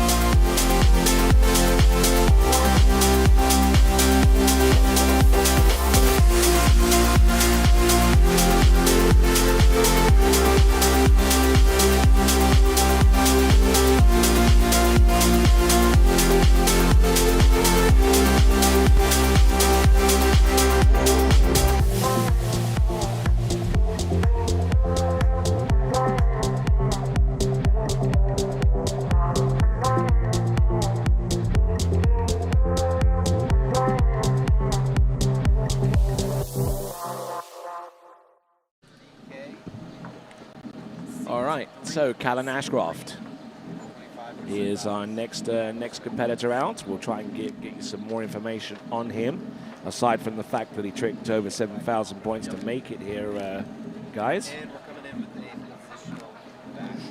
And sounds like he will be coming in with a positional trick, which would suggest that it will be a handle pass, and we'll get the stats. Probably put about 25% ballast in the back of that boat. Javier, in Spanish a bit, once we see the skiers. Se nos viene como decías, la mejor final, una final muy esperada. Todos están aventando todo lo que puedan. Las marcas van a estar, estamos hablando que las medallas pueden estar arriba de los 11,000 puntos y estamos recién arrancando esta final con una gran cantidad de campeones mundiales por esquiar. Exactamente, Carlitos, te diría que vamos a tener algún score de 12,000, creo que lo vamos a tener y todos lo queremos ver. Tenemos los mejores esquiadores del mundo, muchísimos latinoamericanos, así que como con muchas ansias de disfrutar esta final. Esto es un libro de las figuras, así que mucha suerte para todos y acá esperándolos. Claro, y creo que nos pone piel chinita a todos y más a ti y a mí como latinoamericanos que estamos a punto de ver a la gran cantidad de latinos campeones del mundo y en mi caso también pues a dos mexicanos que sin duda van a hacer un gran desempeño junto con todos los demás. All right, here we go. Callan Ashcroft setting a pretty high clip on the boat, 30K. Bravo 3, 25% of ballast in that towboat. Here he comes. Mo back to back. Oh, nice elevation for the second one. Here's the half jack. Boom, hits the landing on that one. Taking a big old shot there with his knees. Look at him go. And he should come in for his sixth flip, which is the front one. He's still there. He's still there. He's trying to tumble up. Oh. Trying to do the Poland one, right? Yeah, Poland or Carrington or a number of different skiers that have done that in the past. Even Jarrett Llewellyn in the 89 Worlds. Oh, yeah. Hey, look at the air he had in every single of those flips. They are huge. Look at that. Just a remarkable ease about his spins on the trick ski, and you know there is an ever-increasing generation of trick skiers that probably don't spend as much time with the ski lines and with the typical high revolution tricks, but they can certainly get some air and they could certainly get some height to do stuff like that, like the front flip, but unfortunately unable to ride that one out, try as he might. And that is Callan Ashcroft from Australia. A todos los que nos están viendo y que tienen poco conocimiento de la modalidad de figuras, lo que acabamos de ver ahorita son unas mortales, unos giros de muy alto grado de dificultad, y aquí lo difícil es que tienen que meter la mayor cantidad de figuras de alto grado de dificultad en 20 segundos. Tienen 2 pasadas de 20 segundos. Tienen que sumar, aquí no importa si lo hacen feo o lo hacen bien, hay jueces que están viendo, no existe aquí el estilo, tienen que girar, si es un 540, tienen que girar 540 grados en el aire sin que el esquí toque el agua. Entonces son giros sumamente, cada uno son muy difíciles de ejecutar, y más aún si tienen que ejecutar uno tras otro, tras otro, tras otro. ¿Qué opinas, Javier? Sí, exactamente. Carlito, coincido contigo. Estábamos viendo recién en la repetición que el mango, que cuando se cayó, el mango salió disparado hacia el bote y creemos que le pegó al conductor, pero podemos ver en la imagen que el conductor Nigel de Australia se encuentra bien, así que fue algo que ha pasado reciente, pero bueno, ahí viene Callan para su segunda pasada. So hanging on to that handle as long as he could there, and just pinged the handle in towards the boat, and I'm sure it didn't escape the notice of the boat driver, Nigel Sparrow, and now getting ready for the toe tricks that will constitute pass number 2. This is Callan Ashcroft from Australia, looking at the starting dock and seeing Blaze Grubbs waiting for his turn to take to the water. Acabamos de ver ahorita cómo en su caída vienen ellos haciendo muchísima presión en el esquí para poder brincar lo que ven que están brincando. Entonces en esta caída lanzó el maneral hacia el conductor, y luego a ver si vemos una repetición más, pero regresa Callan Ashcroft en su pasada de toes, segunda pasada. And electing to keep the weight inside that boat there at 25% with Alpha 2, a little slower speed. But maybe he needs that little bit of lift for some of his toe wake tricks, which we'll see him perform very soon, provided he gets that far. Oh. We're not having much luck so far, guys. No. I mean, what's up? I don't know. I mean, as I said before, they are going full throttle. Maybe that's what it is. It's the finals, Tony. I mean, pressure is on. Yeah, hard to gauge the skier's state of mind at this point, but You know what I mean? This reminds me of the situation a couple of years ago at the Elite World Championships. I mean, Dorian Llewellyn just stood up and did his passes slow, one trick after the next. And then everyone else pretty much came up short and fell. And then Dorian Llewellyn became the world champion. Exactly. I was there watching. That was the best open finals ever. I was there skiing with Adam Picos and Corey. And I remember telling Adam, dude, just be strong, hold your timing, go one trick at a time, because all of the skiers are going to go crazy fast and they might have mistakes. And that ended up happening. Every single skier pretty much fell, and Dorian stood up and he won. Yeah, indeed. And one of the other beneficiaries of that competition was Jake Abelson, who was in third place as a result of all of that mess. And we're going to see Jake in a little bit here. Of course. Good segue into that one. Our next competitor is going to be Blaze Grubbs, and we'll see him take to the water in just a few moments.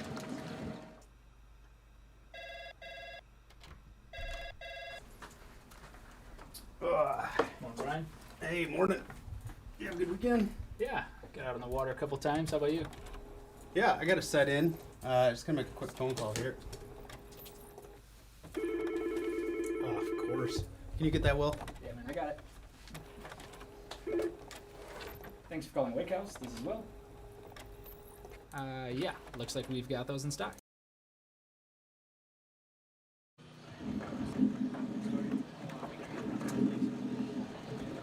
All right then, things are starting to heat up now among our competition here at the World U21 Water Ski Championships for 2023 here at Boca Laguna.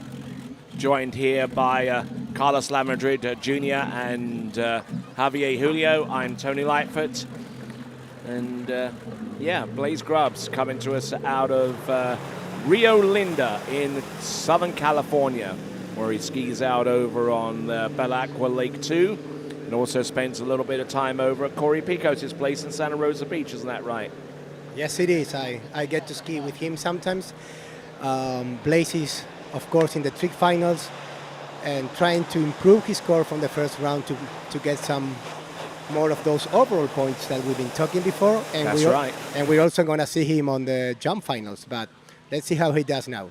Come on, Blaze. All right, Blaze Grubbs, we're trying to get the final score for Callan Ashcroft in just a moment or so, but Blaze Grubbs is the skier approaching the course right now.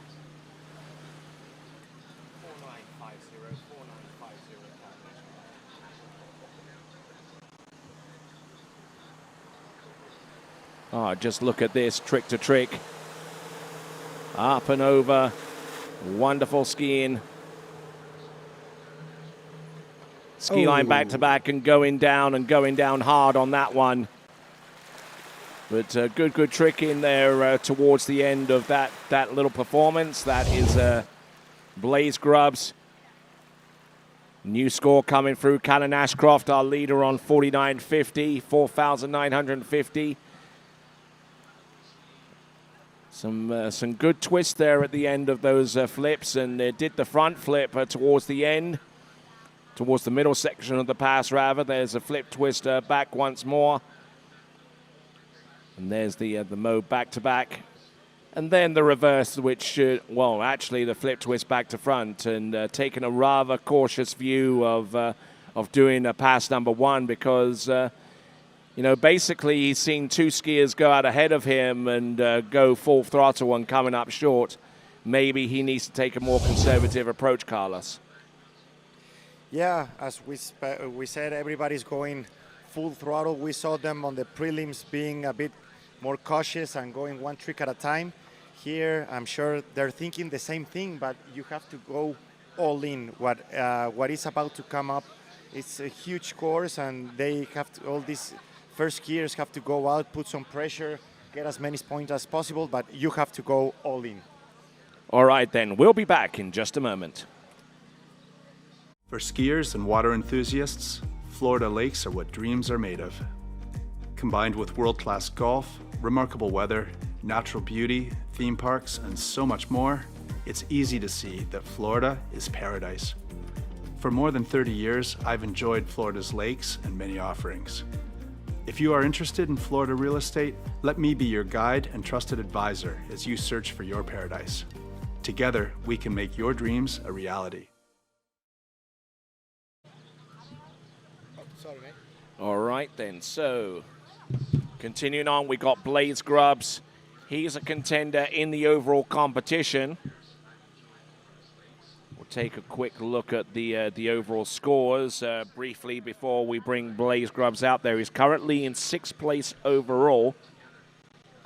I don't know if he's capable of actually clawing back some of the deficit with pass number 2, but it's fair to say that he's going to need to basically trick out of his skin with a pass number 2 to affect any kind of change, not only in this event, but also the overall competition there, Javier. Yes, Tony. Okay, so here Blaze comes for his toe run.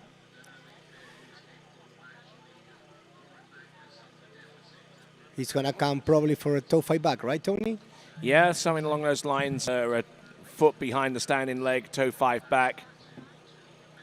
He's about 40 points away from 5th place right now.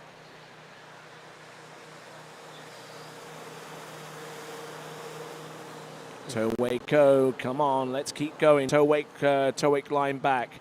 Works his way there. Toe wake back. Toe wake line back to back. Yep. Yep, and it's that conservative approach. He knew that he needed to get far enough down in both of his passes to really, put some points out there in excess of what he did yesterday, and at least stay in contention with maybe a medal in this event. Yeah, I think that score from Blaze was probably pretty close to what he did on the prelims. That would have been 7,230. Oh, maybe it was a bit better then. All right, we're having a look, and so what did you think about that pass? We're looking at the instant replay. He definitely had a really good start. Then right here, he started pushing a bit, going into this toe-way go, as you see. He ended up a bit wider than what he wanted going into this toe line back, so he did the tricks, maybe a bit slower than what he wanted to. But he stood up. Which is the important thing, isn't it, Carlos? Yeah, all these tricks are super difficult to do. Every time you see a really good tricker, everything looks really, really easy, but we know that that trick ski doesn't have a fin. It's very, very slippery, and every single trick that they're doing is super difficult. What we're about to start seeing, we're going to see more speed. We were talking in the prelims how fast they start going, and it's incredible what they do. All right then, Sean Krause is our next competitor up from Canada, whom we will see next.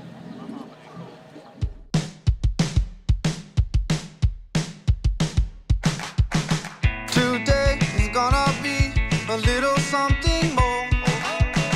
I've got a plan in mind, a special thing in store. The light bulb inside my head says, get out and play, 'cause you never feel this way.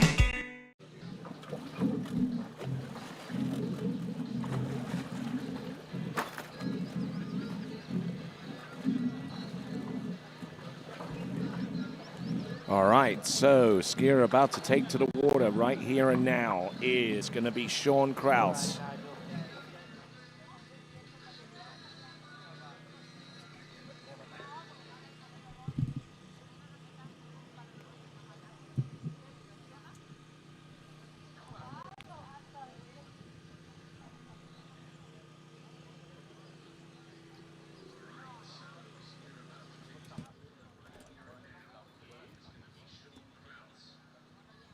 All right, here we go. This is Sean Krause out of Canada, who tricked a 72.40, just marginally ahead of Blaze Grubbs to secure his spot through to the men's tricking final. Let's see if he's capable of conjuring up some magic here in the tricks event. This is Sean Krause out of Canada. Toe 5 back, toe wake back to back, and it's reverse. A lot of the skiers bulk out on doing the reverse toe wake back to back, especially in the elimination round. But look at him go. And now he's starting to find some confidence here. There we go. Toe wake line O, toe wake line back. Does he go for toe wake line back to back? Yes, he does. And decent effort there, Carlos, on pass number 1. It looked a little bit slow at the beginning, but as his confidence grew, so did the speed. Yeah, that was a great pass. I think everything started to move faster at the end. We saw him ski in slalom this morning, so he was able to get in the water and shake a bit. Now he's all in into the trick ski competition and looked very, very fast from the middle of the run towards the end. And those are the big trick ski points that are super hard to do. And it was under control on rhythm, so everything looked fine. Let's see what the judges have to say. So looking at this from Sean Kraus, we anticipate another point score coming through very, very soon. And that new point score for Blaze Grubbs. 7,520 points, 7,520 points for Blaze Grubbs. That's actually an improvement in his overall point score. We'll see if that actually affects a position change or not as I plug in that number, 7,520 points. And that currently keeps him in 6th place overall at this time with 1 event remaining.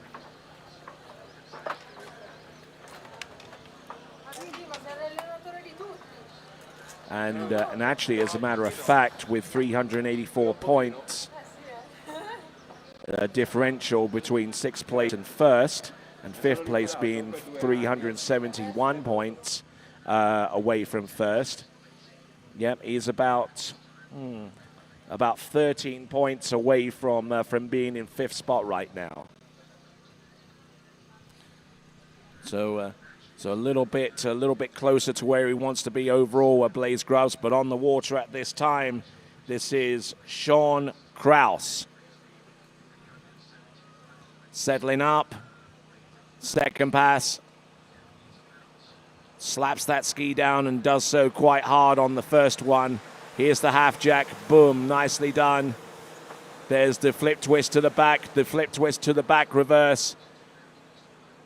All nicely done. Flip twist back to the front, ski line O. Ski line back to back, just skiing to survive at this point, and he manages to do so. Let's give it up for Sean Kraus. Wow, great looking hand pass. Javier, I was looking at the flips.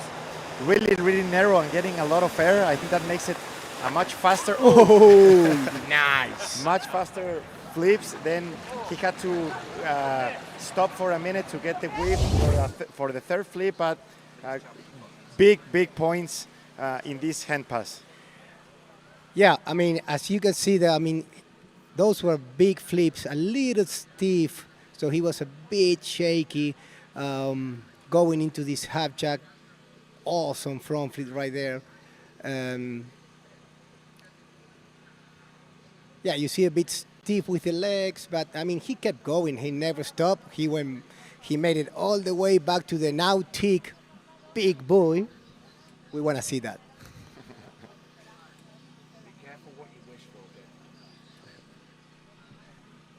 All right, they're looking at the ski line back to back and not cutting very much or very long, but managing to get the ski over the line.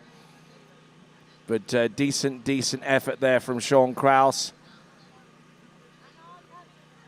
And going a little bit long with the replay there, and so it looks like we're gonna be waiting for every skier to here we come go. out because Here he goes. He's gonna go.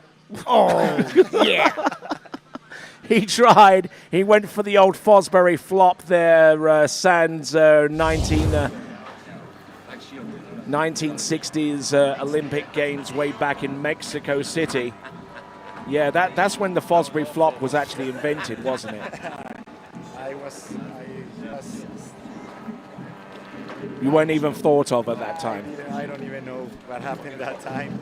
So it looks like we're taking a little bit of time in between each skiers because we are getting the final score before the next skier comes out. So even though it's a bit too slow, I think it's better. So now the skier knows, the next skier knows what the amount of points the other he needs to do.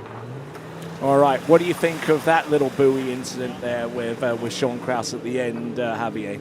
I think it was awesome. I heard a lot of skiers saying, I'm going to go and jump over it. I'm going to go and jump over it. Nobody did it. He did. So I hope I see more skiers doing that. Or maybe someone can do a flip over it. Maybe. That might have more to do with the release person than anything else. All right then. So here we go. This is Alexander Schiel of Austria. Hey, last night I was putting that buoy up, so it took a lot of time to put that nautic buoy up, and now they are going into it. No. All right, so looking at this effort here, Alexander Schiel is next on the list, but this apparently is Clarence Laveau. We'll try and get confirmation. So that is Alexander Schiel. Just had a little bit of mistaken identity there from our next competitor, but Alexander Schiel of Austria going through pass number 1. He is thinking about that buoy. But Javier, the opening pass now.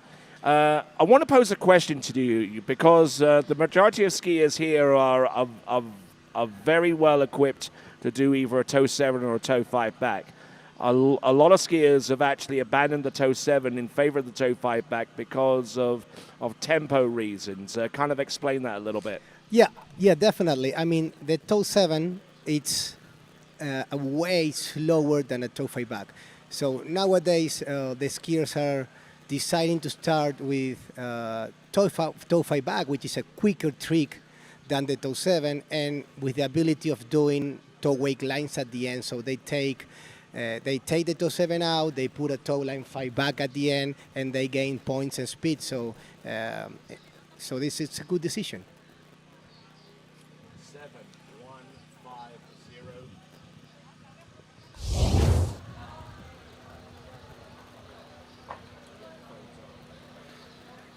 75-20 for Blaise Grobs, 75-20. We're starting to see the scores higher and higher. We start to see the runs faster and faster, Javier.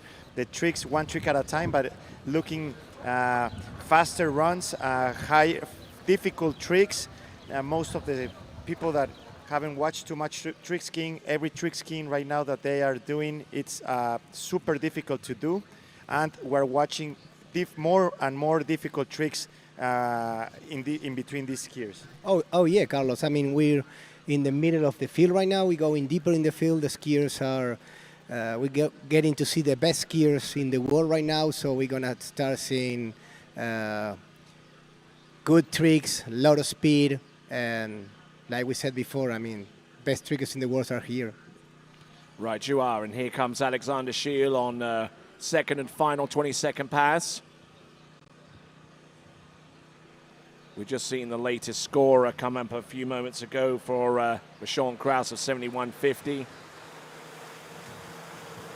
A little bit less than what he did yesterday, but Alexander Schiel, for his part, trying to go better than what he did yesterday. Oh, nicely done. A double wake ski line backpacker, but unfortunately unable to recover from it sufficiently enough to ride out the second and final 20-second pass, Javier.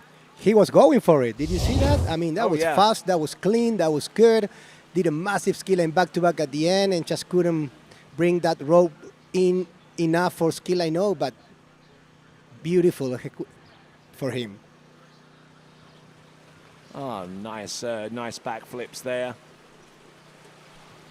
Flip twist to the back, and they should come in for the reverse on this instant replay. Just seem to have a very good handle here, and You know, with tricks as being as varied as they are, there's high tempo with the flips, and then you've got to slow it all down for the ski lines, and that is one of the major challenges for our trick skiers there, Carlos. Yeah, that was incredible. I was actually analyzing that ski line back to back, wake to wake. Looks awesome, huge air, and then going into the ski line. No, he didn't get the push he wanted, and you have all these skiers are just thinking of advancing. Javier, tell me if not. They're just trying to advance and jump to get towards the boat to be able to do all these high level turns. They'll be turning 540 degrees. Sometimes we're going to see a 720 degrees turn over the rope. So super difficult tricks, one after the other. All right, and we'll return right after this.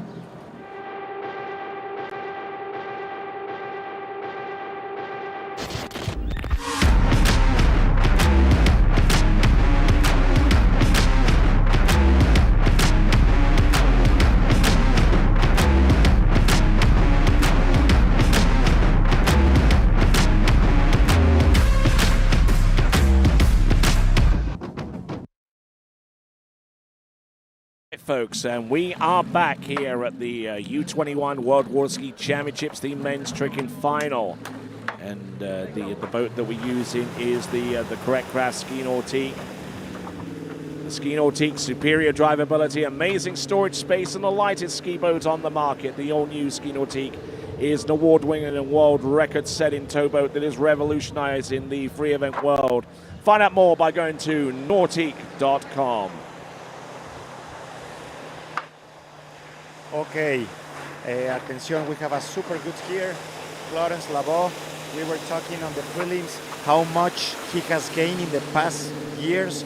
He's a great skier. He was training here for over 3 weeks, and he was getting better and better every day. I think we saw one of his best 2-hand passes on the prelims, and hopefully we see him again a little bit more clean than he was on the prelims. All right, let's have a look and see with his toe tricks, toe wake back-to-back, surface toe back-to-backs, toe 5 front, toe out, toe back in. Being light on the trick ski is certainly an advantage, as you can plainly see, going through one trick to the next. Oh, and falling towards the end there, but he got the majority of his tricks situated on pass number 1 there, Carlos.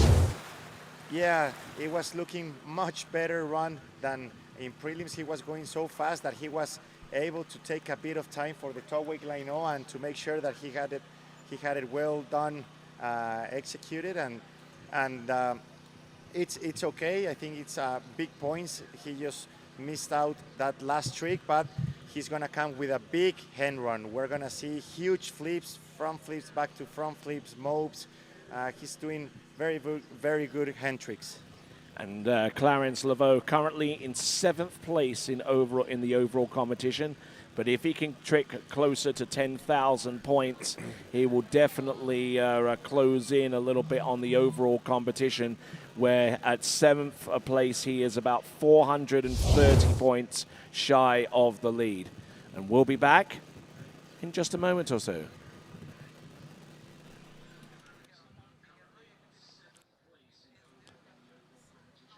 All right, just waiting on Clarence Laveau to make his way back onto the water. There is the famous coach there, Tong Bene. And, you know, he tried to retire, didn't he? He tried to retire from coaching, but he just got brought back into the fray within about the last couple of years. Yes, let's say Messier Tanguy took some vacations in the Caribbean for a couple of months or a year.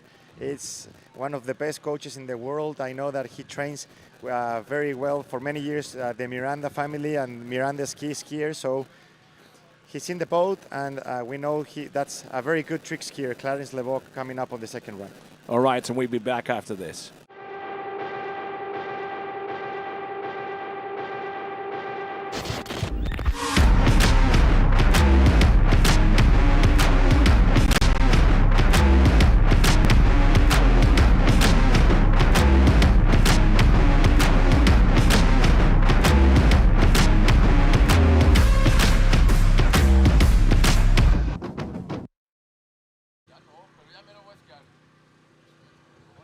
Ok, so a little bit of Spanish translation. Clarence estuvo aquí compitiendo en el Campeonato Nacional Mexicano hace un par de semanas. Ha estado aquí por más de 3 semanas. Es un gran atleta, viene creciendo muchísimo. Su coach Tanguy me ha estado platicando que en el último año ha subido muchísimo. Creo que ha ganado más de 8 metros en rampa, ha ganado más de 2,000 puntos en tricks y muchísimas boyas en slalom.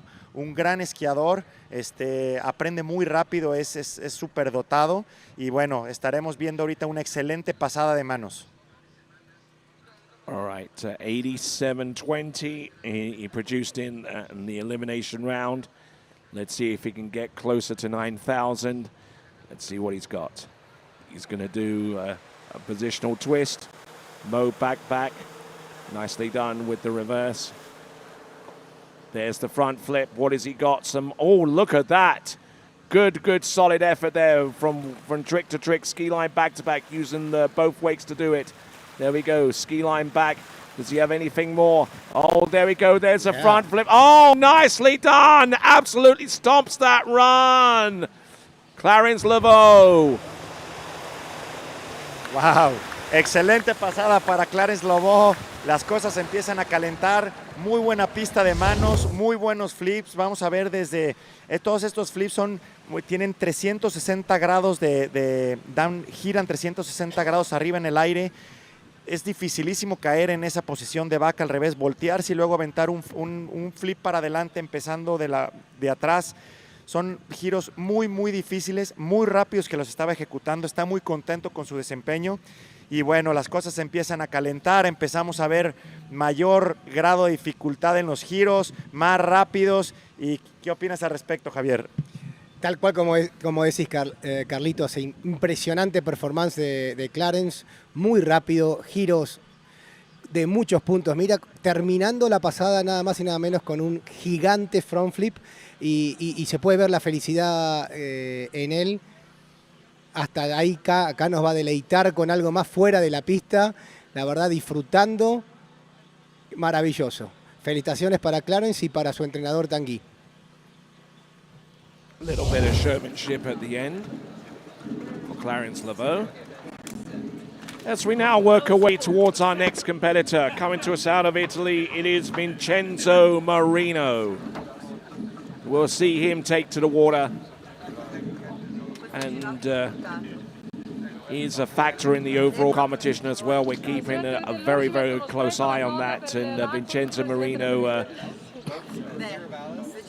It's been a long day for Vincenzo. We saw him ski on the finals in slalom this morning, and then we're going to see him again on the jump event. So 3 finals for him.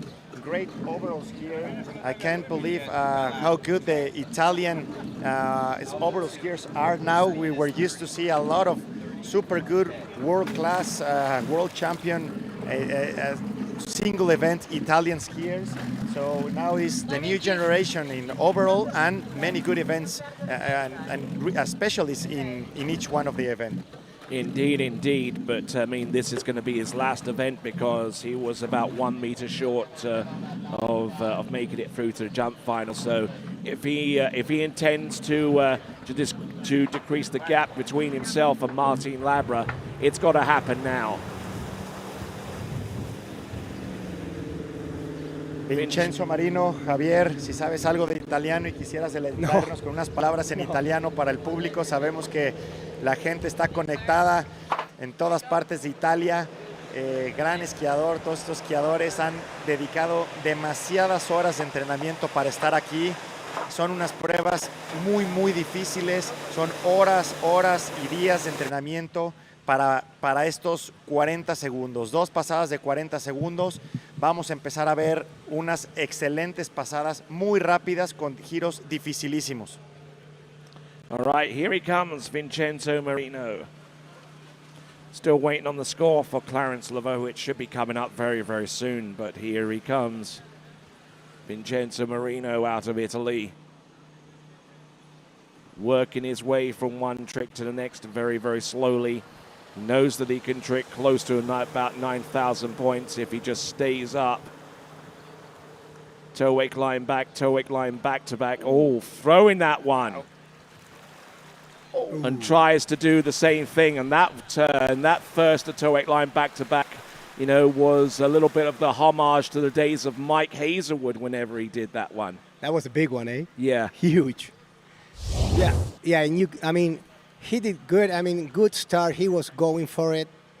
We can see right here, started with a toe-5 back, as we talked before, going into toe-8 back-to-back, out, and toe-8 back-to-back in. Couple of toe back-to-backs. Toe-5 front, toe out, toe in, right here. Toe-8 co. And this is where we were talking about toe line back, and look at the high of this toe line back. Hey, look at Tony, that. I think you Beautiful. forgot. Yeah, he toe-8 line back-to-back, Yeah. that big. We know who used to do it in every single tournament. And he's right here with us on your right side. Yeah, Indeed. You don't remember. My toe line back-to-back They were pretty good. I remember more. It used to be out off axis, pretty much. Yeah, pretty much. But I remembered you more for some of your more creative handle passes. Oh, yeah. Yeah. All right, so we've got about to take to the water once again. It is Vincenzo Marino. We're waiting on the score for Clarence Reveau.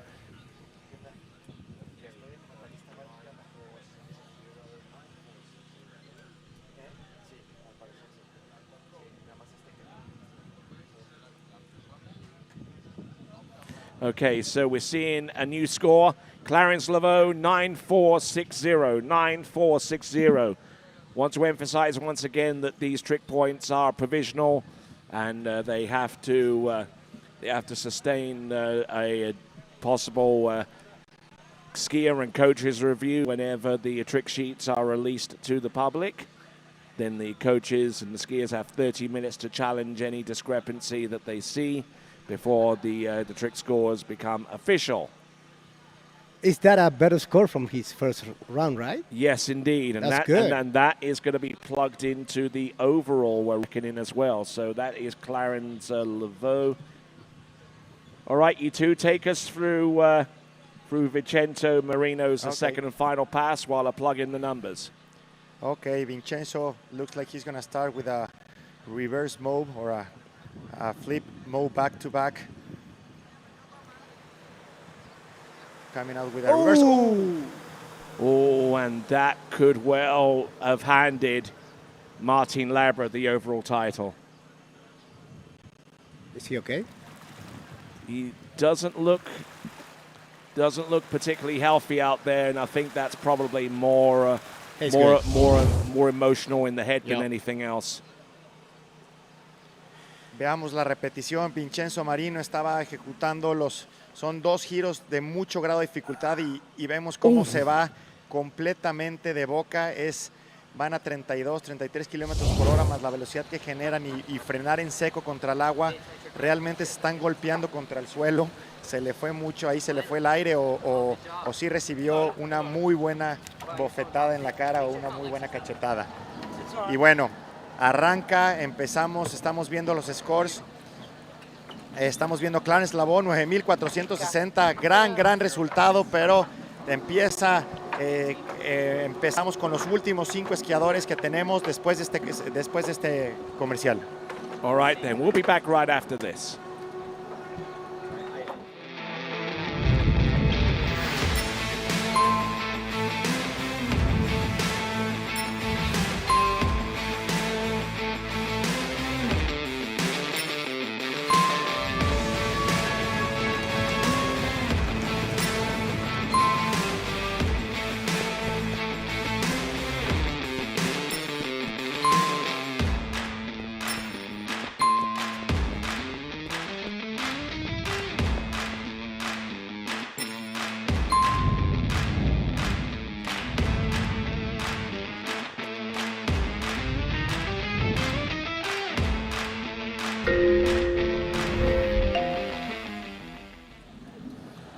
And I don't know whether you saw that last commercial, but tomorrow is a 10K run in the middle of Guadalajara, isn't that right? Yeah.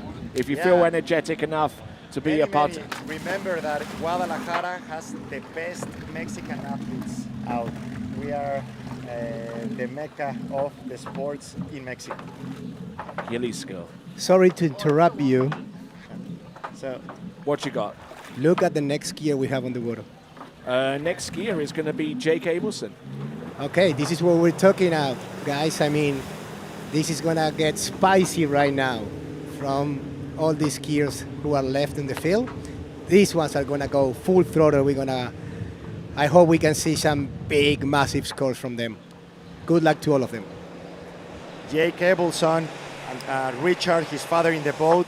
Mariana, I was talking to Mariana Ramirez a couple of minutes ago, and she is very, very nervous. We wish her the best of luck. Mariana, mucha suerte, la mejor vibra. Jake Abelson in the water from the United States, and he's only 15 years old. This is now, he was podium in the last World Championships. He's an incredible skier, incredible gymnastic. So please take us through, Javier. He started with his toe five back going into toe way back to backs. Toe five from right here, toe way go out, toe wake line out, super good and fast. Toe wake line back, huge toe line back to back and the reverse. Wow. Yes, toe line five back. Great skin, great toe pass. Yeah, absolutely on song there. That is Jake Abelson.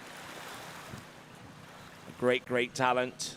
Bronze medalist in the Open World Championships that took place 2 seasons ago. We'll be looking to produce something of the same measure this time around. We've got the score coming through for Vincenzo Marino. This will not help him out. 4,060. And Vincenzo Marino looks like he's going to stay put where he is in the overall competition, which is currently in second spot. Okay, so Javier, we were saying the golden generation, it's up.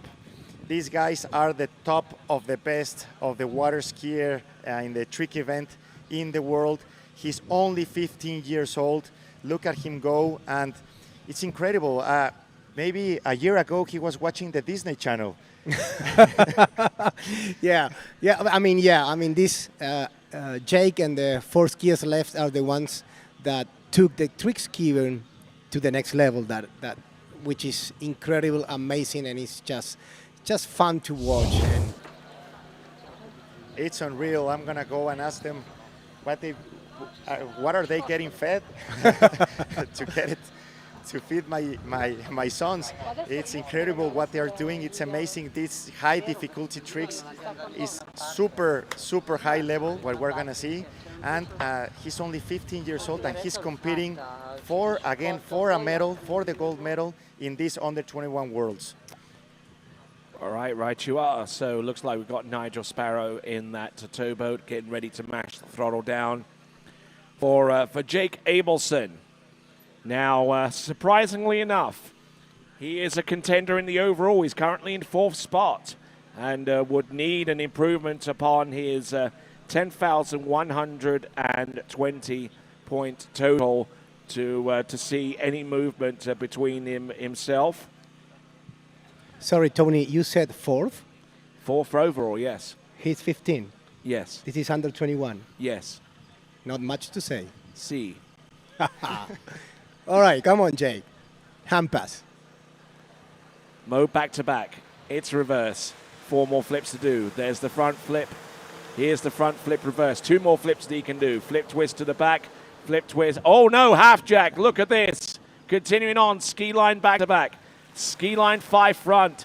Ski line O to the back. Ski line back to back. Look at this. Fantastic skiing. Yeah. He knows it. Huge hand pass. We started to see the ski line 5 backs, the ski line 5 front, the ski line. Woo! He did 3 front flips in this hand pass. He's going for the buoy. He's going for the buoy. Oh, no, Jake. Huge pass. Felicidades a la familia. Abelson, Ramírez. Felicidades, Mariana. Súper resultado. Seguramente estamos viendo el primero rebasar los 11,000 puntos, o por lo menos muy arriba de los 10,000. Did you hear muy that arriba. on the dot? Esto pone ya pone en ritmo la competencia, y vean nada más, en el muelle ya preparándose el chileno, y actualmente lleva el liderato y están muy lejos de alcanzarlo. Tincho Labra, Martín Labra de Chile. Atención, esperemos ahorita el resultado de Jake, pero sigue Martín, luego sigue Mati González y luego siguen los dos Font. Increíble lo que nos espera. Impresionante. Todo Latinoamérica en los próximos 4 esquiadores. Acá estamos viendo la repetición de Jake con una impresionante pasada, seguramente nuestro primer score sobre los 11.000 puntos.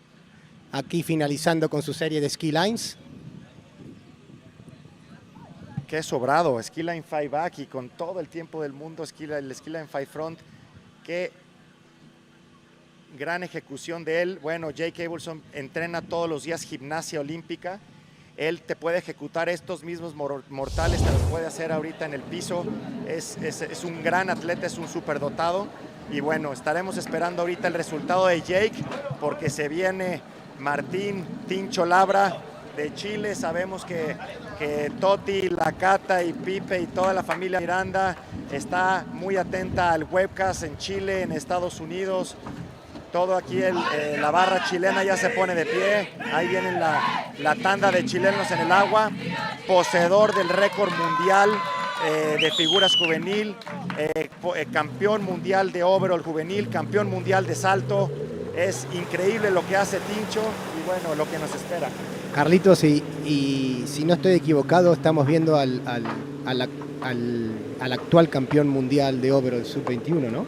No lo quise decir antes de que saliera, para que no se pusiera nervioso, pero lo que trae ya en su puntaje es muy difícil de que lo alcancen. Trae un puntaje muy alto en el overall. Ya estamos viendo ahorita un campeón actual mundial overall. Y eso es grandioso para él, porque ¿eso qué significa ahora? Que ahora solamente Martín se puede concentrar sola y únicamente en estas 2 pasadas para poder llegar lo más alto en el podio de figuras. Vamos, Martín, mucha suerte. All right, then, here we go. This is Martin Labra, who currently holds the 1,000 points as being the top overall men's tricker at this time. And here he comes. This is pass number 1, foot behind the standing leg. Toe 5 back, toe 8 back-to-backs. Let's see if he can keep that toe foot close to his standing leg. Look at how quickly he's going in from trick to trick. Toe wake O, toe wake line. What does he have? Toe wake line back. Toe wake line back-to-back, toe wake line back-to-back reverse. Now standing toe wake line 5 back, nails that one. Toe wake line front, and wow, great trick skiing and performing that especially difficult toe wake line 5 front, a trick which seems to mysteriously have a very low point count next to it, Javier. Incredible. Just take a look at the speed of Martin during all those 20 seconds. As I said, he was going for it. It's like, I want this goal, I want my trick event. Is this a next level of trick skiing, Carlos, or what? I mean, the execution of the tricks, the speed, how clean he's doing it, every single, look at this toe line now. I wish mine was like that. Increíble lo que acabamos de ver, está poniendo la vara, empezamos a ver unas pasadas de toes increíblemente difíciles. Lo que estamos viendo es, híjole, 1 en 1.000.000, yo diría, son pasadas muy rápidas. Vean cómo brinca la cuerda y no para. En 20 segundos todo lo que empieza a meter ahorita. Está muy contento, se le ve muy confiado y es un potencial. Puede ser el primer esquiador en rebasar la barrera de los 12.000 puntos. Tiene 17 años y nos faltan todavía él y 3 competidores más en el muelle, todos latinos, 2 chilenos, 2 mexicanos. Los 2 chilenos son actual campeones del mundo, 1 y 2 juveniles. Tenemos también a Pablo Font, que ya fue campeón del mundo juvenil, ya está compitiendo en el Masters abierto, y a Patricio Font, que tiene todo en su historial todavía. Mucho por venir. Wow, some great trick in there from Martin Labra. We'll try and get you the point score for Jake Abelson in just a moment, but I want to ask you, Javier, toe wake line back, 320 points. Toe wake line front, 380. Is that enough? For what? For a toe wake line front. It's such a difficult trick in comparison to its point score. Well, I don't want to get involved in about if the points are fair or not. I agree with you, it's not enough. That's a super hard, I mean, it sounds easy, but trust me, toe line front is super hard to do. All right then, here he comes. Second and final 20-second pass. Now, Can he put the overall competition completely out of reach? Here he comes. Mo back to back, and it's reverse. Here he goes, half jack, 3 flips in. Now he's got the remaining flips.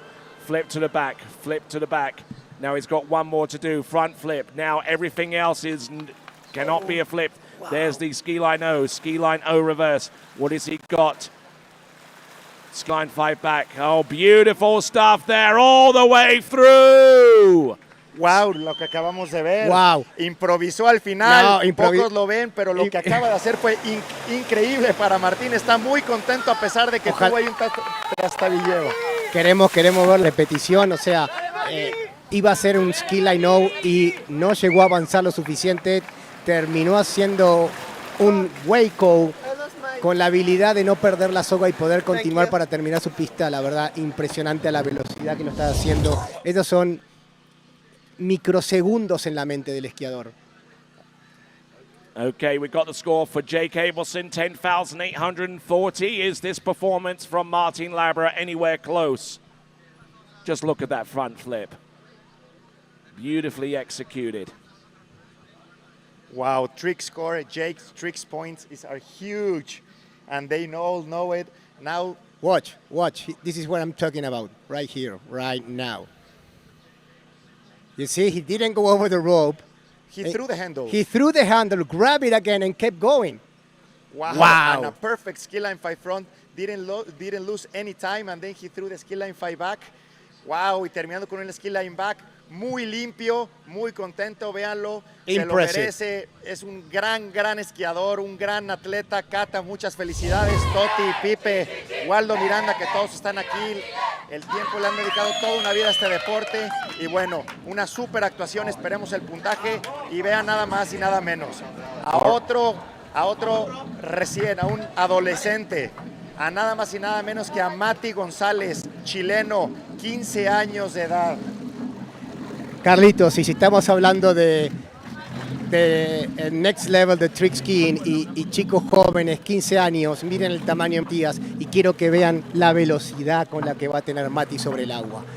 Esto sí que estos chicos a mí me ponen la piel de gallina, es simplemente maravilloso disfrutarlos y es maravilloso pensar lo que viene por delante, ¿no? No, es increíble, vean la velocidad a la que va a girar Mati.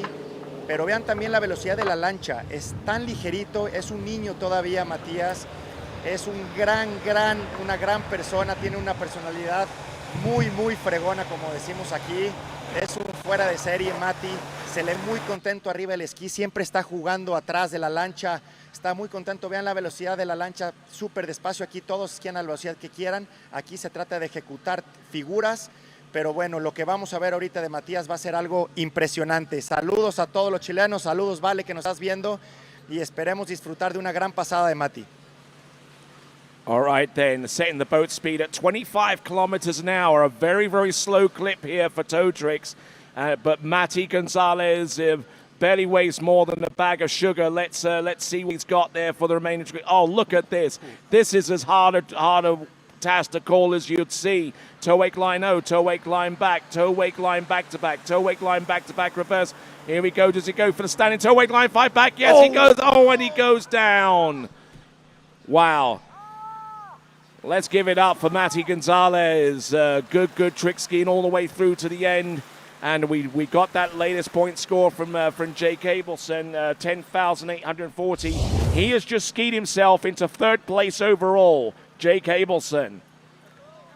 Wow, increíble pasada de Mati, lamentable caída, ese último giro de Matías es de altísimo grado de dificultad, sabíamos que lo quería, venía muy rápido, posiblemente más rápido de lo normal, tuvo ahí un pequeño titubeo y tenía el tiempo suficiente para detenerse un poco y aventar el toe wake line 5 back, pero bueno, la adrenalina de estos niños está al tope, tienen ahorita todo el mundo por delante, vean nada más lo que viene haciendo Javier, por favor, tus palabras y vean cómo viene tirando hasta un toe side. Sí, no, como les dije, ustedes vieron la velocidad de esa pista. Venía rapidísimo, fuertísimo. Yo creo que de hecho parecía un tren, o sea, era imparable.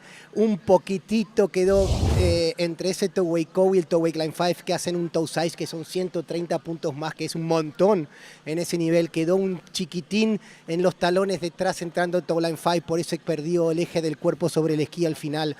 Pero bueno, sigue en la pelea, ahí sigue, ahora se viene una tremenda pasada de manos para Mati. Y va tan rápido que prefiere, en lugar de darse más tiempo de hacer el toe line 5 back, de aventar un toe side con el tiempo suficiente para un toe line 5 back.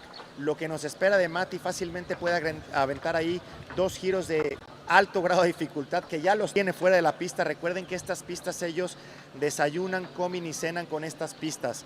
Los practican en la regadera, arriba del avión, mientras comen. Las sueñan cuando se van a dormir.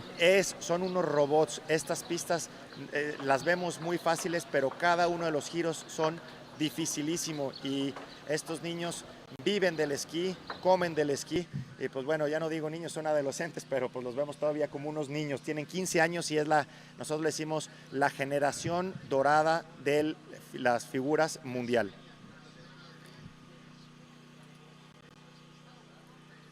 All right, just waiting on some of our previous scores to come in.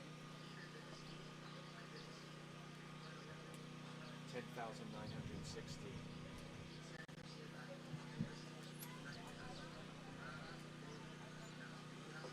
All right then, so we're waiting on Matias Gonzalez to make his way into the course. 26.9K, still relatively slow compared to a lot of our other skiers, with Bravo 3 and a little bit of ballast thrown in just for good measure. There we go. There's the Mo back-to-back. The Mo back-to-back reverse.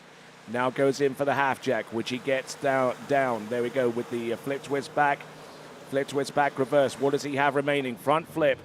Softens up the landing. Ski line O. Wake 5 front. Wake 5 back. 7 towards the end there. Nicely done. ¡Qué grande, Matías! Espectacular, Mati, tremendo. Terminando con un Wake 7 al final de los 20 segundos. Y es de libro ese Wake 7, ¿no, Carlitos? Excelente, Mati, lo que acaba de hacer. Deja tú, además del Wake 7, que es de sumamente alto grado de dificultad, los Wake 5 fronts, Wake 5 front, Wake 5 back, rapidísimo la cuerda. Nomás se tensaba y ya estaba girando para el otro giro. Traía la prisa de irse al próximo giro. Increíble lo que acabamos de ver, los flips rapidísimo. Estoy seguro que todo le entró en tiempo. Era ahora sí que un tren, como lo venías diciendo.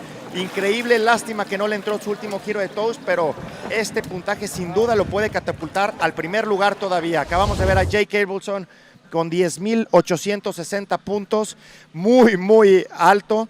Pero bueno, esperemos el resultado de Matías. Felicidades a toda la familia González. Exactamente. Felicidades, Mati. Felicidades a la familia. Saludos a Vale, que seguro nos está mirando. Pero miren, es una pulga a la velocidad que va. Y como les dije, cuando este niño crezca, eche más cuerpo, la velocidad del bote empieza a aumentar, no va a haber quien lo pare. Wake 5 front. Wake 5 back, and then the 7 front. Wow. 7 back, I'm wow. sorry. There we go. 720, 2 giros completos arriba en el aire. Perfecta ejecución de último giro después de llegar de 540 muy rápidos. Acabamos de ver un puntaje también muy, muy alto de Martín Labra, 10,900. Acabamos de ver 10,960 puntos.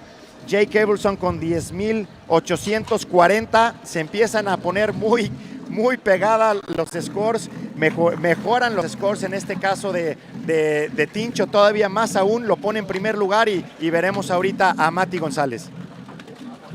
All right, atención. Atención. En el agua se me pone la piel chinita para presentar al mexicano, a Pato Font. Gran esquiador. Quedó Pablo Font. Un saludo a Jorge y a Tere que nos están viendo desde el webcast, a toda la familia Font en el muelle, su tío Sergio arriba de la lancha, su primo esperando en el muelle para participar. Esto es una locura lo que estamos viviendo los mexicanos, el tener a estos dos grandes esquiadores en el muelle siendo los últimos de esta final, pasando de 1 y 2, el potencial que tiene. Pablo, lo mejor de las vibras, lo mejor de las suertes, te deseamos lo mejor en esta primer pasada. Por favor, Javier, quisiera que la narres en español, que se sepa y que se escuche con salsita lo que viene para nosotros ahorita. Pablo, Javier, por favor, Vamos, Pablo, va a empezar con un toe 7 al igual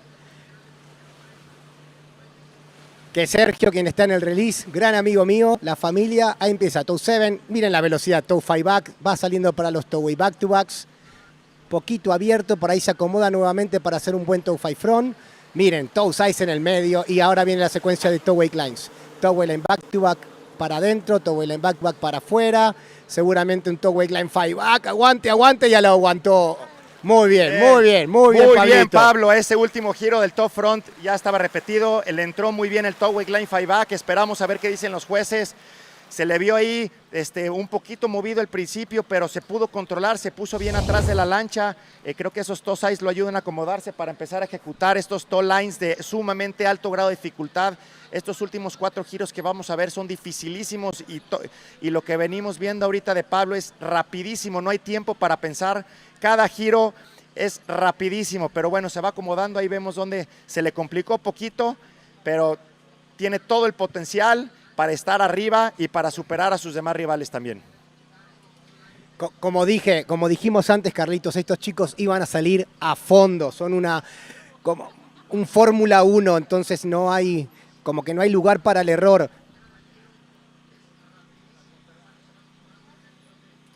All right. Wow. So a miraculous recovery there, only to ski as far as the toe front.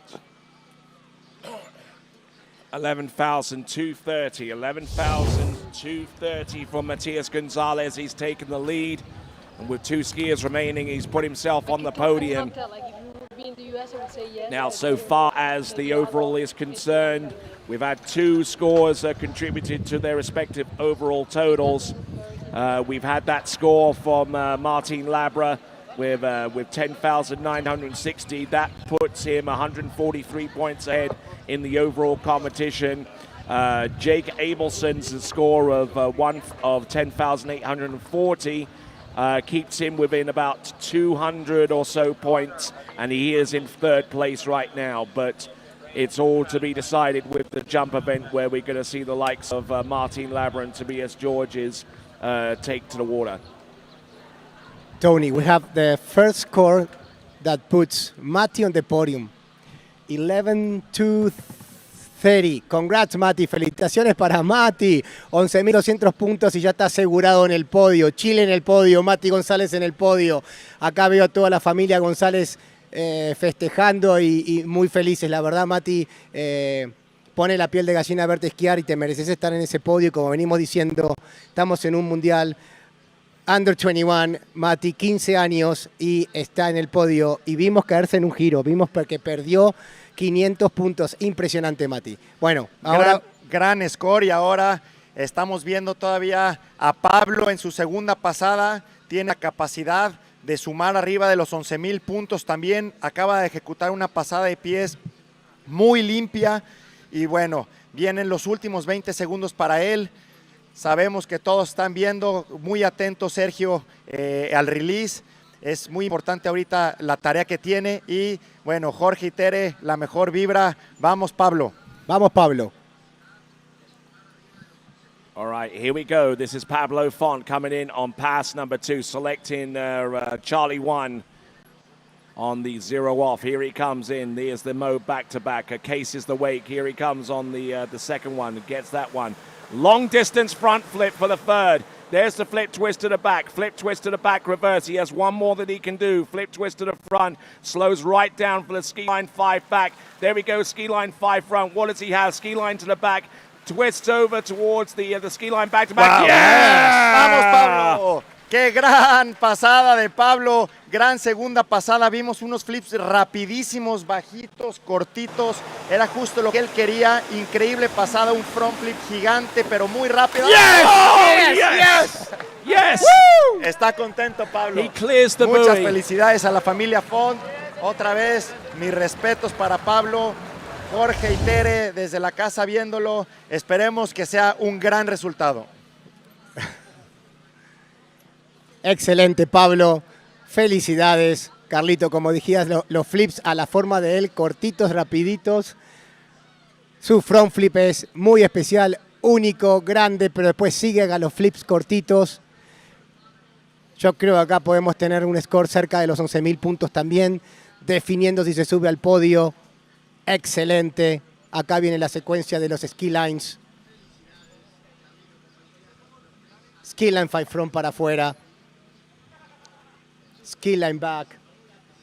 Y finalizando con un ski line back to back. Impresionante. México de pie, México contento. Pablo feliz. And indeed, for the good-looking pass there, but that wasn't the best moment of that effort. Increíble lo que acabamos de ver y ahora estamos viendo en el muelle. Let's take a look at this. Esto. Good takeoff here, good Yes. elevation. I definitely give him a lot of more points for that. Love it. Love the style. All right there, that's Pablo Font, and we're coming down to our very last competitor.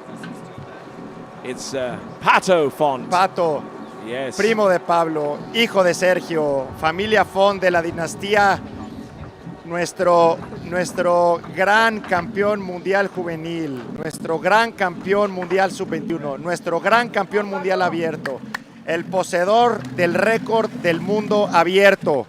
Patricio Font quiere cerrar la llave, quiere volver a ser campeón mundial y quiere volver a ser campeón mundial aquí en México, en su país. Vamos, Pato.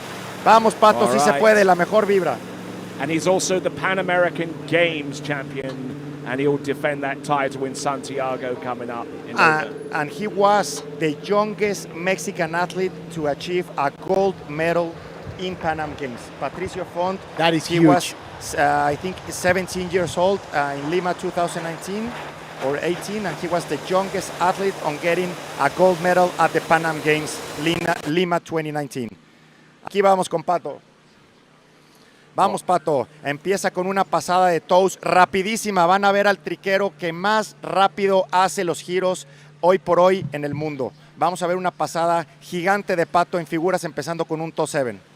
Si quieren voy, lo narro, Javier. Dale, Javier. Toe 7. Como dijiste, rapidísimo para el toe 5 back. Yendo para los toe way back to backs. Ahí va los toe 5 front. Va más rápido de lo que yo lo puedo decir. Impresionante. Ahora viene la serie de toe way lines. Toe way line back to back para adentro. Toe way line back to back out. Se viene el gran toe line 5 back. Vamos, Pato. Y para toe way line front. Impresionante. What do you think, Tony? Wow. Wow. Wow. Impressive isn't a strong enough word. Wow. Excelente pasada. Muy bien. Sabemos que está muy contento. Súper limpio. Entre más limpio se veía y por dentro queremos que vaya más rápido, va rapidísimo ejecutando cada uno de los giros. Esto le da el tiempo y le da el ritmo que trae. Estamos viendo un nuevo score ahorita por Pablo, 10.450. Se quedó un poco corto, lamentable score para él. Sabemos que puede mucho más, pero bueno, le deseamos lo mejor. Hizo lo que pudo, posiblemente ahí le cortaron algunos giros. Los jueces están viendo todo muy a detalle. Y bueno, eso lo veremos más adelante, pero ahorita estamos viendo a Pato. ¿Qué opinas, Javier? Lo de Pato impresionante, pero con este score de Pablo podemos decir que vamos a tener dos chilenos en el podio asegurados. Mati podemos decir que está en segundo puesto, Martín en tercero y ahora esperando la pasada de manos de Pato Font, de México. Es increíble los puntajes que estamos viendo para que tengan una idea más o menos. Un giro de alto grado de dificultad tiene un valor entre los 800 y los 500 puntos. Ahorita estamos viendo que están peleando las medallas con una diferencia menor a los 500 puntos. Es un giro de diferencia. Sabemos que Pablo ejecutó todos sus giros, pero bueno, están los jueces atrás de las cámaras revisando a detalle que los giros hayan ejecutado de la manera que se deben de ejecutar. Aquí no existe el estilo, aquí no existe la amplitud, todo es por definición de giros perfectos. All right, and just to emphasize once again that the trick points that we give out are provisional. They have to go through that half an hour judges review period to address any discrepancies, if there are any, to the scoring. And then after that, then the scores become official. bueno. All right, so here we go. Pass number 2 for Patricio Font. 31 kilometers now, C3 with 25% worth of ballast in there. Vamos, Pato, me voy contigo, Pato. Voy a narrar cada uno de estos. Empieza con back-to-back, flip, back-to-back y reverse. Luego estará aventando una serie de flips cayendo en front. Rapidísimo lo que se viene. Vamos a ver algo espectacular. Vamos, Pato, última pasada, últimos 20 segundos de esta serie del Campeonato Mundial Sub-21. Flip cayendo back-to-back, reverse back-to-back, back-to-front flip. Rapidísimo, viene muy bien, Pato, se le ve muy bien. Flip cayendo en back, rapidísimo otra vez, reverse, avienta un front flip perfecto, skill line 5 back. Vamos, Pato, skill line 5 front, skill line no back, skill line back-to-back. Bien, Pato, alcanza a aventar un giro más, skill line back front, vamos. Oh, look at that, stands en up. primer lugar, si todo sale bien. Se brincó ahí un skill line 7, pero sabemos que tiene la capacidad de improvisar. Increíble lo que acaba de ser. Javier, ¿qué opinas? Carlos, impresionante. Puedo asegurar que ahí tenemos el nuevo campeón mundial. Ahí va, sí, definitivamente, con boya y todo, y seguramente un score cerca o en los 12.000 puntos. Felicidades, felicitaciones Pato, felicitaciones Sergio, felicitaciones México. Impresionante, como lo dijimos que esta final de figuras iba a ponernos la piel de pollo, y así lo hizo. Un placer verlos, chicos, mis más sinceras felicitaciones para todos los esquiadores, para los entrenadores, para la familia, un placer. Great, Tony and Javier.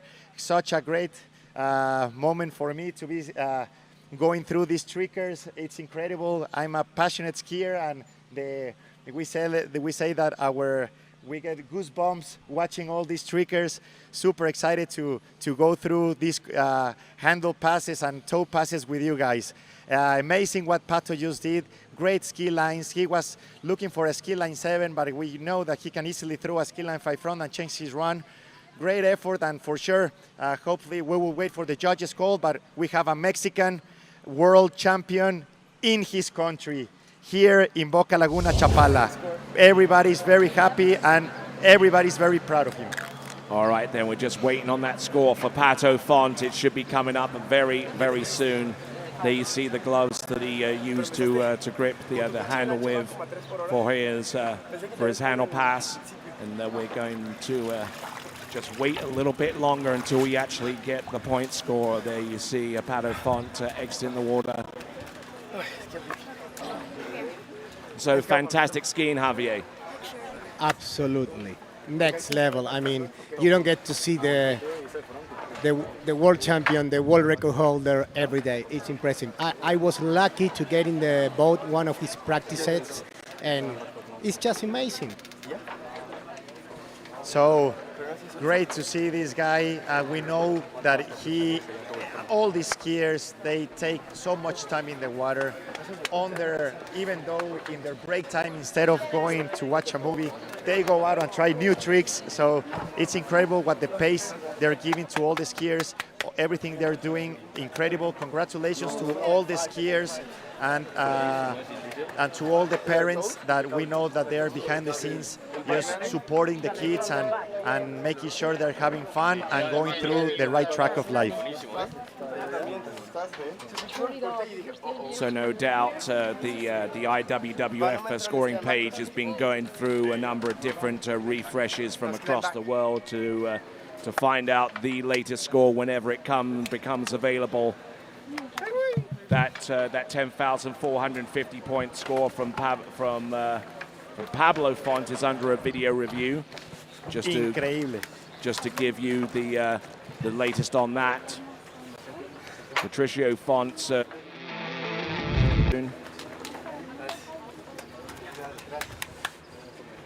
We're waiting for the score. Everybody is on the screen waiting for the score. We see Sergio, his father, just waiting to hear the final score, just making sure he knows that he had closed the deal, but not until the official score comes out. So everybody's very proud.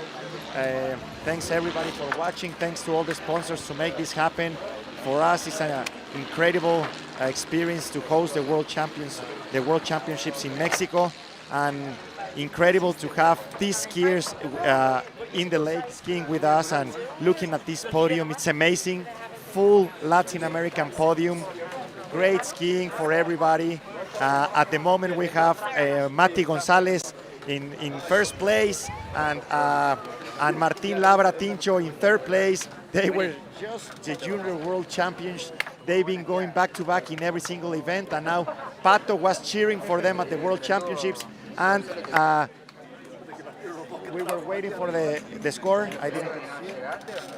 Okay, and it's great sportsmanship between Mati Gonzalez and Pato Font, both looking in on the same screen right now. Probably checking as much as we are what the score of Pato Font is going to be. Yes, incredible. I know that Patricio wanted to compete against these skiers. He was cheering for them on the under 17 world champions, and just now having the opportunity to compete against these two kids, it's amazing for him, and I'm sure he's very happy. Look at the family just waiting for the score. Congratulations, everyone, and great world championships, and coming up, score coming out. Okay, so here is the score. 11, 9, 10. 11,910 for Pato Font.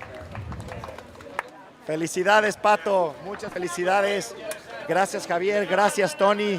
Muchas felicidades a México. Tenemos un campeón mundial.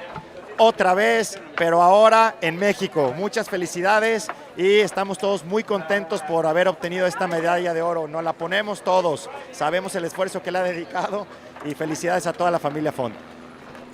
All right then, so here is the final leaderboard. Patricio Font, your world champion with 11,910 points.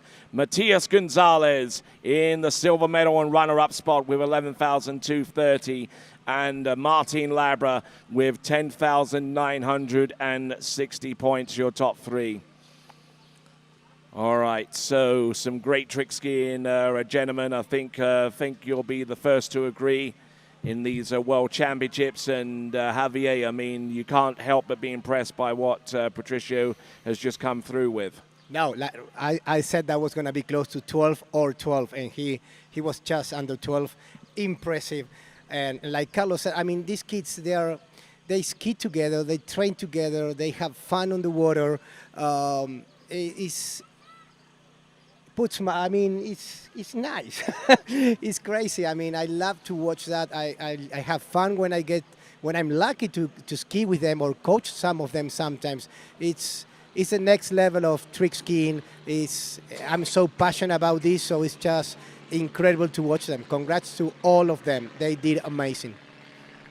Yeah, incredible skiing. We're trying to see if we can get Pato to come up here and give us a few words. I know that he was feeling a big pressure. Even though he was a world champion, come on, Pato. And even though he's the world record holder, just trying to win in his home country. He talked about it, he thought about it, and everything came out the way he wanted, and wow, incredible, all the amount of pressure that he took off. Come on, Pato. Come on, Pato, get on with them.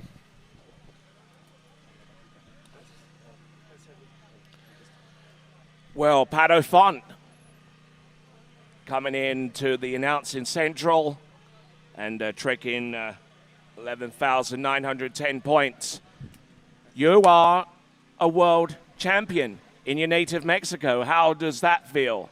I'm so happy. First, I want to thank the La Madrid for setting up this tournament. It's been amazing. It's been an amazing time here practicing, just being around them and make them feel like I'm on my home site. All right, then, let's have a look at your performance, starting off with this opening pass. Take us through it. I was a little nervous. I think everyone's a little nervous in the finals. After Masters, I felt really confident in my toe pass. So just going trick by trick, trying not to rush anything. I felt really good in toes. I thought everything was credit. Maybe not, but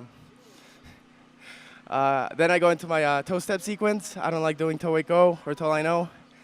And that was my first toe line back-to-back. Then my second, I was actually going pretty big. The wakes are pretty big here, even though they don't really seem that big. And then toe line 5 into toe line front. And just a superb looking run there from start to finish.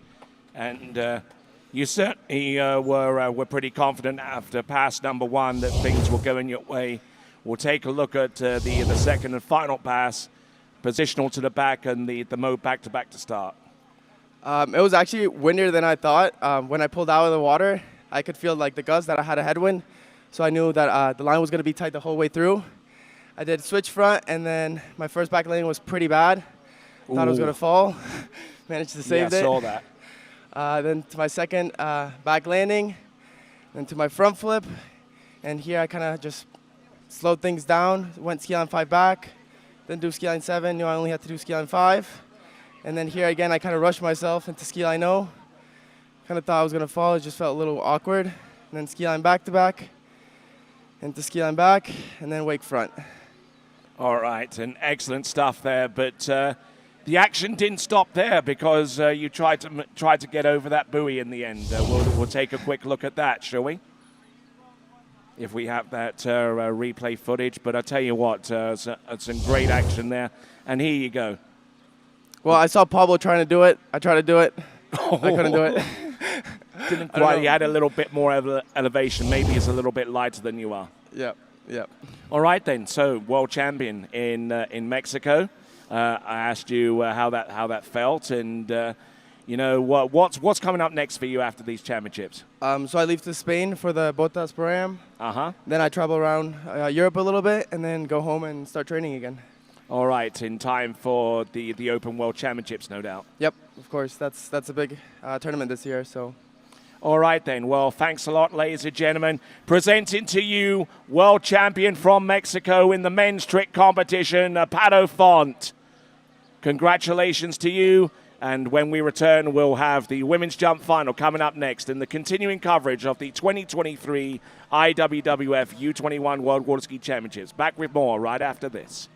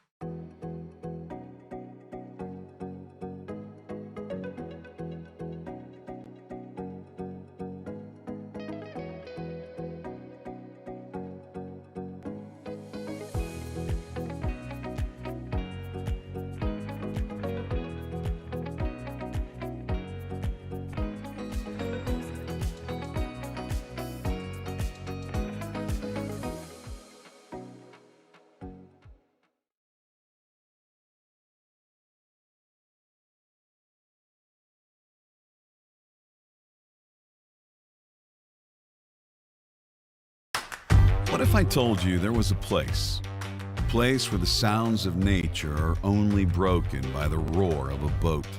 A place where that summer feeling lasts all year long. A place where the Florida sun is only outshined by the smiles of the skiers. A place where first-time skiers can ski alongside world champions, and the world-class coaches work with all levels of skiers.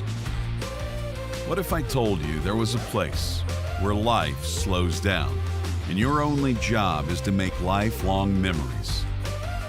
That place is Swiss Water Ski Resort. Book your trip at SwissWaterSkiResort.com.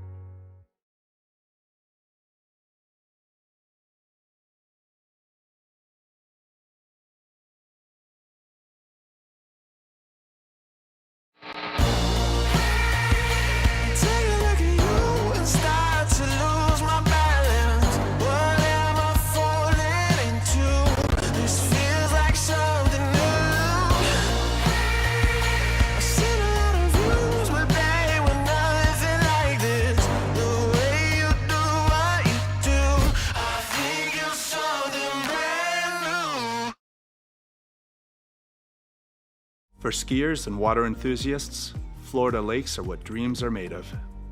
Combined with world-class golf, remarkable weather, natural beauty, theme parks, and so much more, it's easy to see that Florida is paradise. For more than 30 years, I've enjoyed Florida's lakes and many offerings. If you are interested in Florida real estate, let me be your guide and trusted advisor as you search for your paradise. Together, we can make your dreams a reality.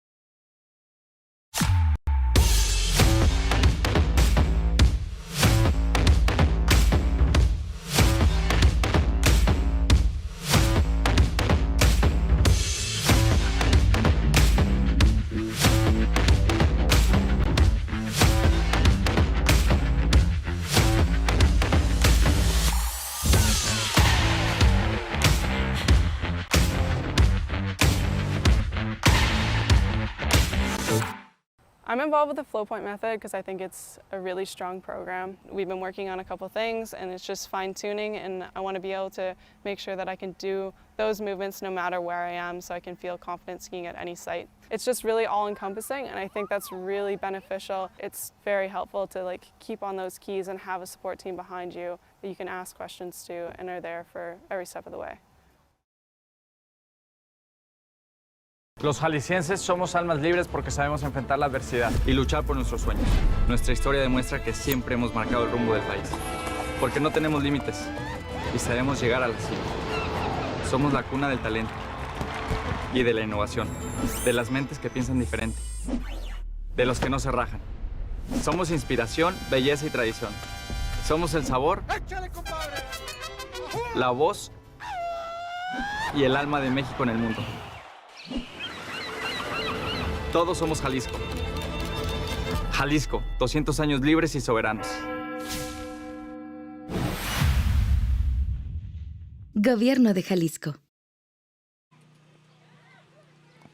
Yes, indeed, and this is the 2021, this is the 2023 U21 World Water Ski Championships coming to you live from Boca Laguna in the state of Jalisco, Sergio Perez's home, away from home. Great to have such great action here at Boca Laguna. All right, let's have a look at the starting list. Emily Wenzel in the U21 girls jump, followed by Meg Haraway, then Lara Butlin, then Sage Potbecker, and Neely Allah. Oh, I'm starting to lose it here, I tell you. Sadie Ferguson, Lily Steiner, Perrine Saunier, Ines Angwano, Leah Young Hanifa, Kennedy Hansen, and Augustina Vara. And our first competitor is out in the water right now. This is Emily Wenzel. Now, certainly plenty of implications here beyond what we see on the jumping lake on that particular event. We got the overall to factor in. Lara Butler has skied herself into contention with for third place by way of her improved trick score. She is now 30 points ahead of Leah Young Hanifa, but it appears to be, so far as the top two overall positions are concerned, it would appear to be a done deal between Kennedy Hansen and Sadie Ferguson. All right then, folks. Turning up the north end of the lake and getting ready for 3 jumps. She jumped 40 meters exactly to get to this spot, and we will see if she can improve with the 3 jumps that she has at her disposal in this final.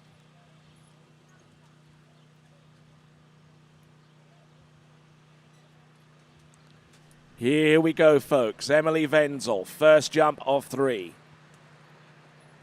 5-foot ramp height, which will be the case for the first 6 skiers, and then the remaining 6 will all jump at the 1.65 meter ramp height. Keeping a good tight line. Sets herself her position, then waits for the towboat to power in. Oh, nicely done on jump number 1. Good push, good distance. We should find out that distance very, very soon. Emily Wenzel.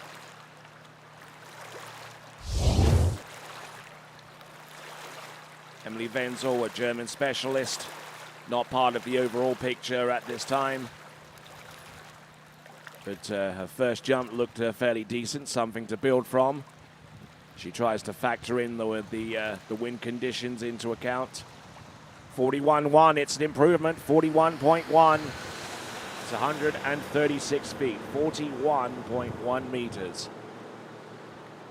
And for the benefit of our viewers across the United States that understand more about feet and inches than they do with the metric system, we will bring to you both measurements for each distance as and when we have them.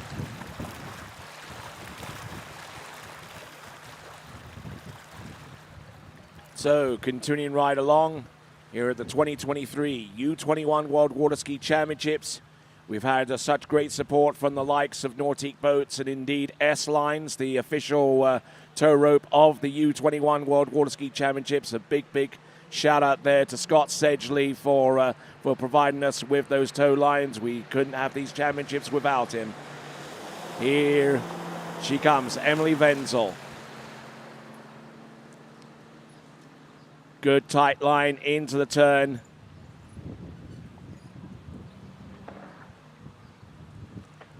Nicely done, nicely executed second jump. I think it's going to be there and thereabouts. Solid effort, as I have mentioned on more than one occasion. So the second jump distance should be revealed very, very soon. Looking at this, driving on out, and 40.9 is the distance on jump number 2. 40.9. That jump by itself, 40.9, would actually exceed the jump distance that she used yesterday to get this far.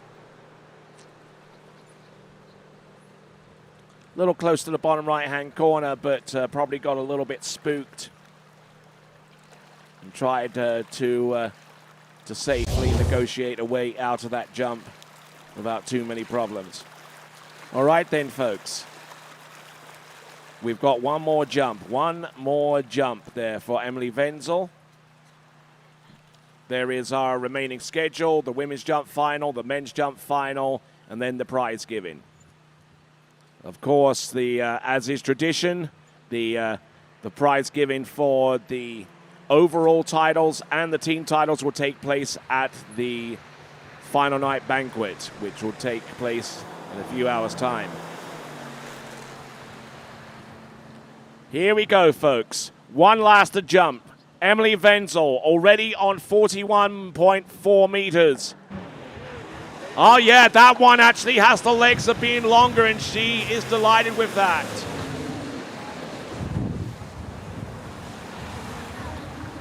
And kind of forgot how to ski into the dock there for some strange reason, but she must have been completely taken unawares by how far that third and last jump could potentially be. We'll get the distance. It will be the lead because she is the first competitor out.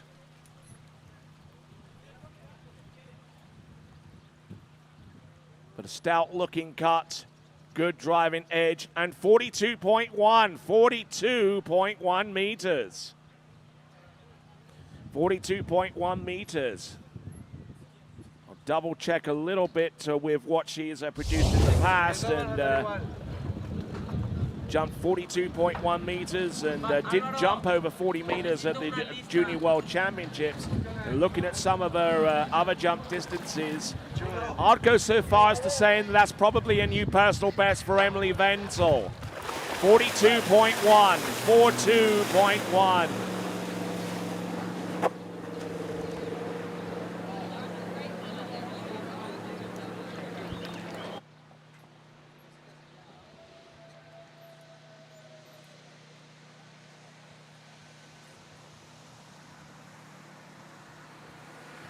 So, skier out in the water, Meg Haraway.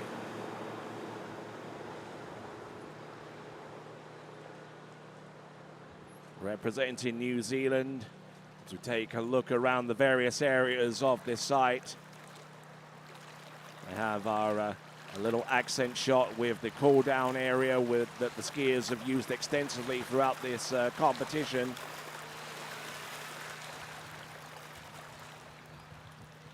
Meg Haraway, who jumped yesterday a distance of 40.1, just marginally ahead of Emily Wenzel to get to this point. Meg Haraway has skied extensively this season, but up until yesterday had not produced a jump of over 40 meters.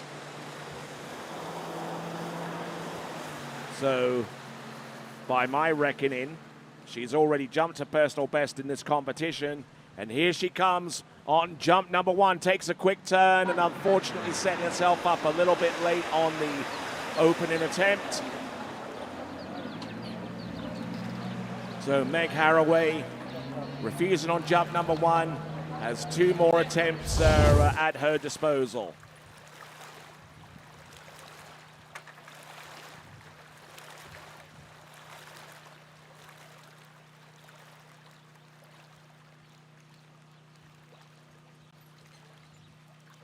So passing up on jump number 1, and we'll see if she can make the necessary adjustments to take the next jump. Saw more white than red, and when we come back, we'll have jump number 2.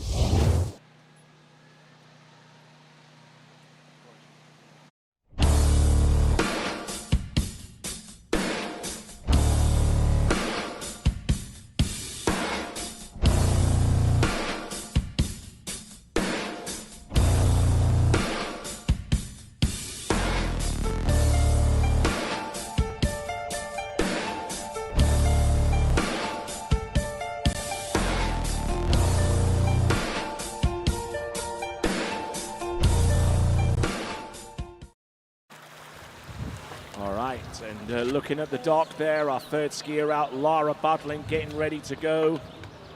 Meg Haraway from New Zealand are already out on the water.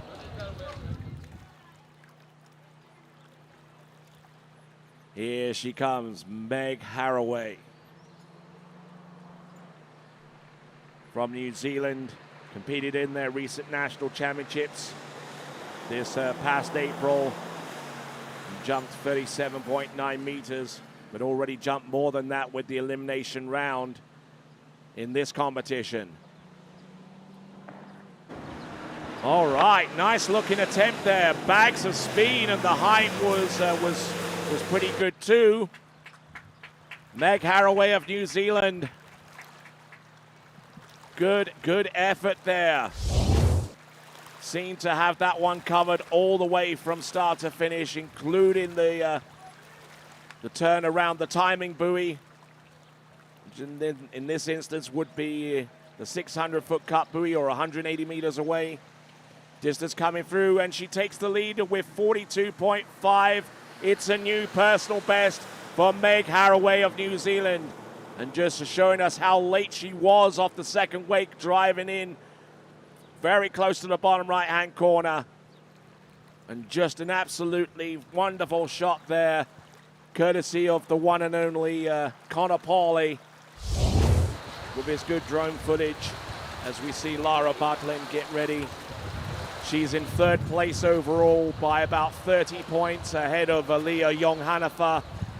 So looking to try and conjure up some magic on the water and maybe stay ahead against her opponent from Malaysia to hold on to the bronze medal. Here comes Meg Haraway.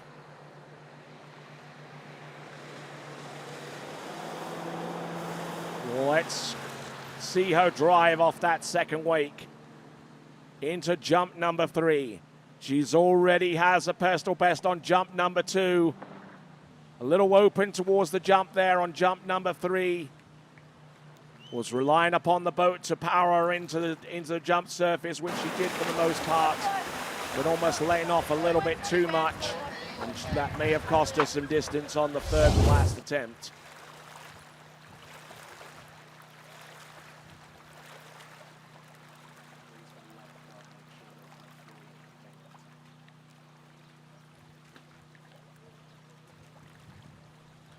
All right, so Meg Haraway, third and last jump. We're going to get the distance posted very, very soon as she drives off that second wake into the jump a little bit flat from about that point onwards, and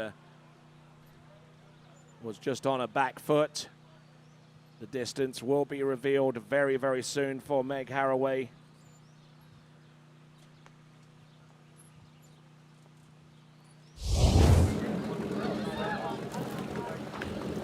So still working on the distance, but 42.5 meters on jump number 2 is her best at this time. There we see Meg Haraway behind Lara Butlin. And she's had a blinder of a competition, Meg Haraway. We certainly wish her best of luck with her endeavors going forward. So too as our next competitor, who comes to us out of New South Wales, Australia. This is Lara Butlin. All right, we'll be back right after this. My name is Thomas De Gasperi. I'm from Italy. I'm a two-time World Slalom champion. I've been coming here at La Guapa for 4 years now. What I really love about this place is that we get a chance to ski in a big natural lake right behind me with a perfect course. Also, we have a chance to go 10 minutes away to a perfect man-made lake where conditions are always perfect. The boat, the drivers are always top level. The weather is always perfect.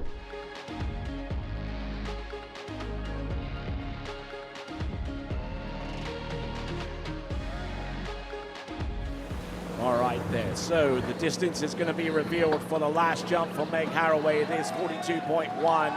That puts her 1 foot behind her best jump distance of 42.5 meters, but a new personal best anyway for Meg Haraway. Good jump in there from her. Skier on the water right now is Lara Bartlin. Lara Bartlin, our skier on the water now. Implications for the overall competition are in play. Lara Bartlin currently in 3rd place overall by 30 points ahead of Alaya Jung Hanafa from Malaysia, who's currently in 4th place. And there is about 30 points separating 3rd from 4th right now. It is that tight. Boat setting up to her required boat speed, which I believe is going to be about 54K. 54K. Letter N for November. She's going to take the 3/4 cut approach here. Lara Bartlett, who spent quite a few weeks over at Bennett's World Ski School in Zachary, Louisiana. Let's have a look and see. Jump number 1. Oh, nicely done. Now, Lara Bartlin yesterday jumped 40.2 meters. She can open up a little bit more of a gap between herself and Alaya Jung Hanafa with an increased distance. We'll plug in the numbers when they become available.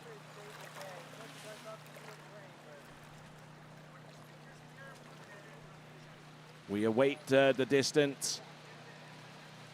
And the distance, oh, it's 41.2, 41.2. It is an improvement. It's an improvement, all right. That opens up about a 60-point differential between herself and 4th place right now. Lara Butlin currently on 21.75.22 overall points compared to the person that's chasing her down, and that is Alaya Jung Hanafa on 2,111.60 points. But Lara Butlin isn't quite finished yet. She has 2 jumps remaining. We'll take a look at some of the stats surrounding Lara Butlin in terms of distance. And I would imagine that 41.2 meters is a personal best for her, so well done. All of our ladies at this juncture are coming through with personal best distances. Lara Butlin being no exception, but again a little bit twisted in the air. But able to land and ride that one out, thankfully, and we'll see what kind of distance that kind of jump yields for her.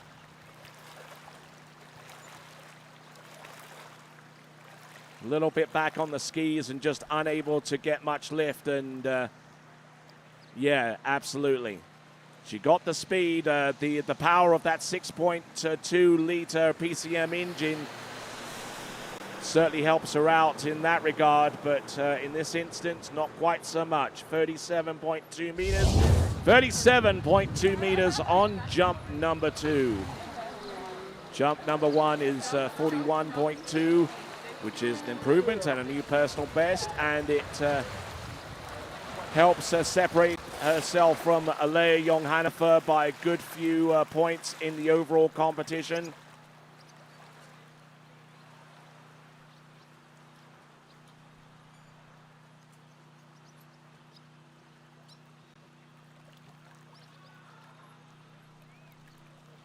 So, There's around about 50 points that separate Lara Butlin from Leah Young-Hanafa. We'll get the exact amount of points and give you the distance that Aaliyah would need in order for her to get back into bronze medal contention.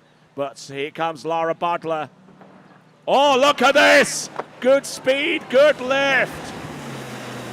That one is going to be stratospheric there for Lara Butler. She's already on to a personal best with 41.2 meters, and that one had the legs of being quite a good deal further. She got the speed. More to the point, she got the lift to go along with it. The position looked excellent coming off the second wake. Good smooth transition off the wake into the flight. Distance coming through 41.8, 41.8, another personal best for Lara Butlin, 41.8.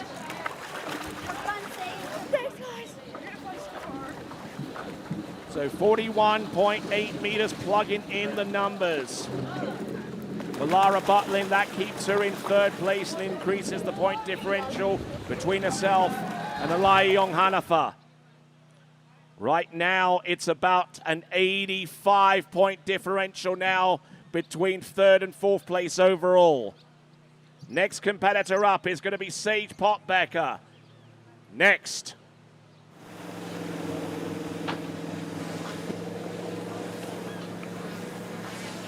Quick reminder, folks, subscribe to the TWBC YouTube channel. You'll be able to be a part of the live chat. And also, by hitting the bell icon, you'll be informed as to the next time we go live. Next time we go live will be in about 3 weeks' time at the Kaiaphas Battle in Western Peloponnesia in Greece. Be sure to check in on that competition on the first full weekend of July.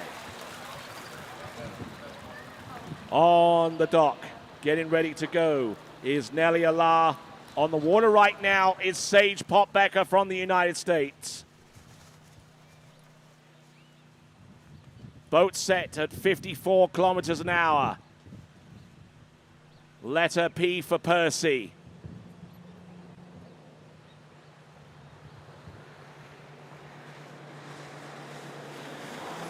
Here comes Sage Potbecker, who jumped 41.5 meters yesterday to make it to these finals. A sharp turn, a very quick turn, but she is early. And she gets the jump away and should get a score provided she rides it out. But she will need to bring that late cut into play. Bring the cut a little bit later before she turns before the jump.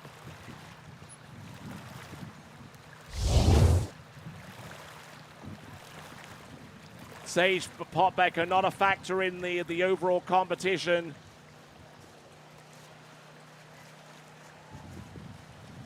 But let's see how she rounds out this competition. Wind starting to pick up here. It's a strong enough headwind for our jumpers. A little flat coming in, and that's how close she was to the TWBC ramp cam.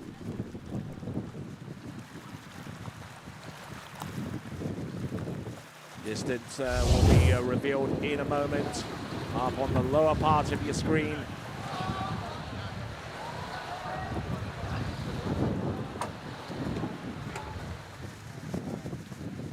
Right, here's the first jump, 39.2 or 129 feet, 39.2. Looks like the heat here is dissipated a little bit, and it's being substituted by quite a strong wind gust. But all kinds of weather here. Here we go. This is Sage Potbecker, second jump. That's later, and that's going to be more in terms of distance, holding on to more pressure off that Nautic towboat.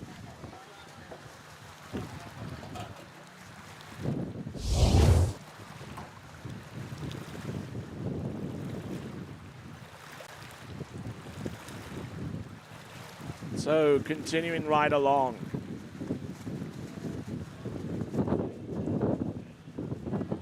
Waiting on the distance, it should be in the low 40s. We'll also get a comparison with the tail of the tape. Sage Potbecker in terms of our recent jump distances. At the Sunset Cup, she jumped 37.1, and she's already exceeded that with the first jump here, and indeed with the 41.5 meter leap that she qualified it for these finals with. And the distance coming through, it is 38.3, losing some distance there. Looks like we got something very, very similar to a Mistral coming in. One of those offshore winds that can wreak havoc.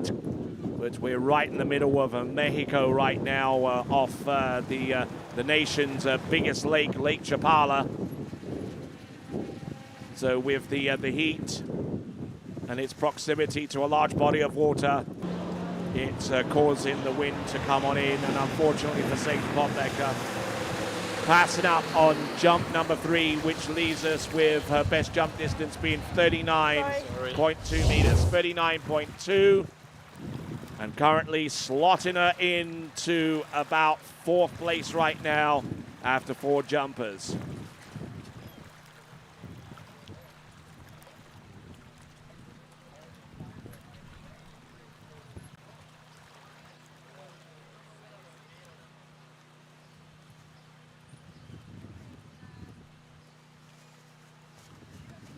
So Sage Potbecker passing on jump number 3. Our next competitor to take to the water will be Nelly Allah, representing Canada. She will take to the water next.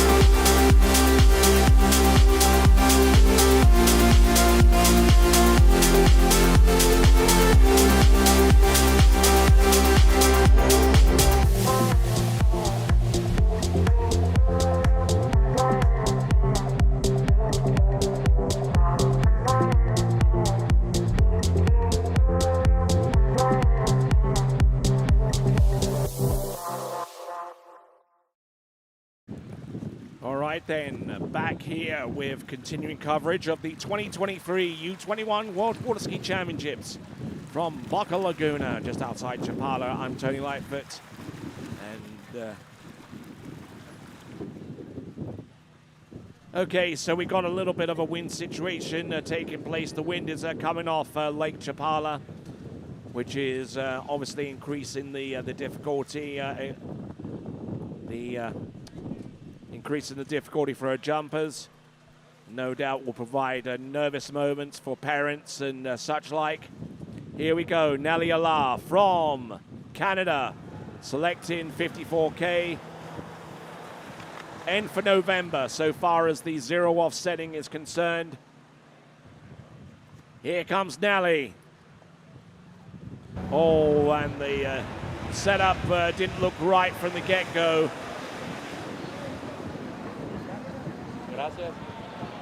So she's going to be picked up and brought back for jump number 2. The current leader as it stands right now on 42.5 meters is Meg Haraway of New Zealand. The equivalent of 139 feet is the lead from New Zealand's competitor in this jump final, their sole competitor in this final.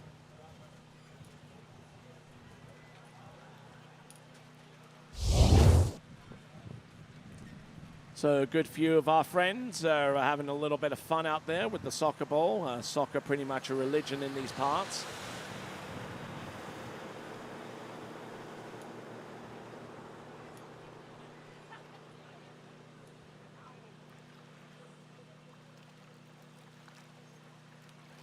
All right then, Nelly Alar getting ready for a second of 3 attempts here in the women's jump final. Of course, as we work our way towards the end here, we'll start to plug in some distances so far as the overall is concerned. Nelly Alar needing to jump more than 41.9 meters to have any kind of movement in the overall competition. She's currently in 8th overall. Needed an improvement in the slalom event, but that didn't happen a little bit earlier on today. Didn't trick in the trick final. But let's see if she can perform some kind of redemption upon herself. Oh no, and a quick turn, and she couldn't even stand up long enough to take a proper pass on jump number 2. So in all kinds of problems there. And Nelly Alar from Canada.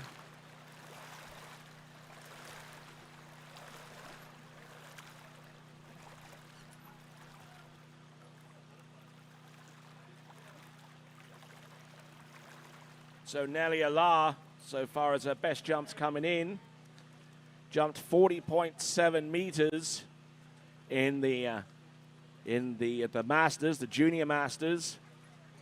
Jumped 41.2 meters, as a matter of fact, at the Junior Worlds, which took place in Santiago de Chile.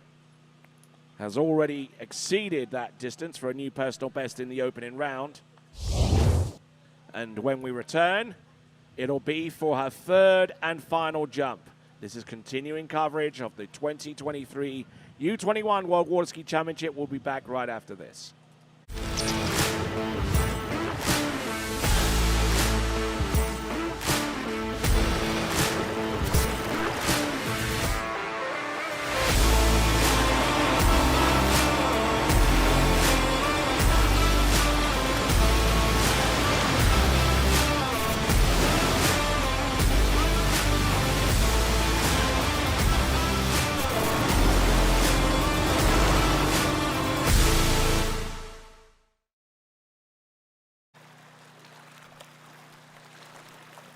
Right, welcome back.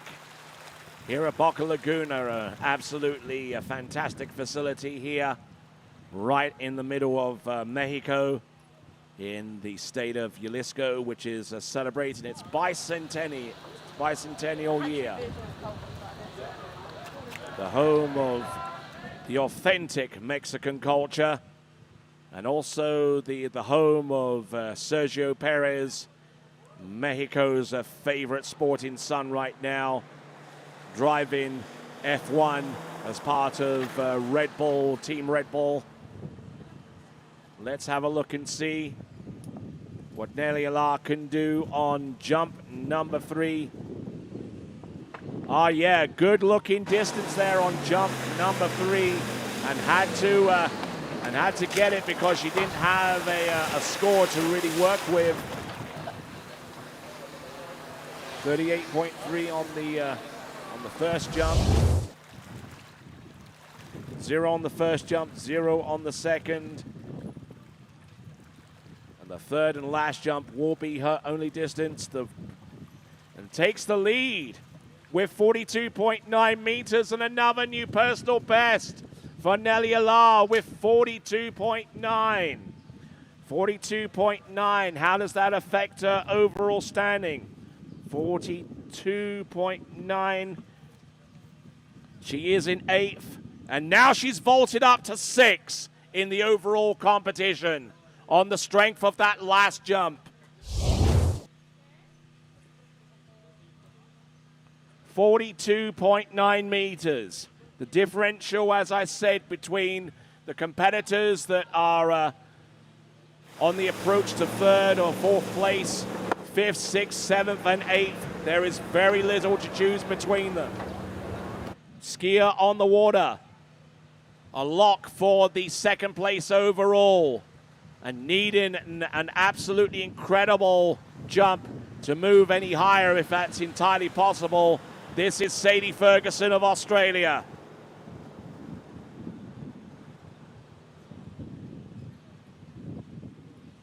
Sadie Ferguson, as it stands right now, is about 264.68 overall points adrift of the leader in the overall competition. That is Kennedy Hansen. With that kind of differential, it would appear to be nigh on impossible for her to take the lead and really put her in a good frame to win the world overall title. But the next best thing she can try to do is put a distance out there that will at least put her on the podium put her on the podium at the very least. Here comes Sadie Ferguson. Wasn't able to compete in this jump event in the last cycle of the U21 Worlds. Here she comes. Drops in, drives hard off the base of the jump. Good dose of speed, but didn't quite have the height that she really truly needed to make that jump work. The view from the jump is going to be the most telling one. We've got a camera on the top right-hand corner of the screen of the ramp. This should tell us everything that we need to know so far as a position coming off the second wakes into the jump. The wind has obviously shifted, and it's increased in speed. It's a 41.5 meter jump to open up with 41.5. And here's that view. Leaning back on that left ski and not getting much of anything off the ramp there on jump number one.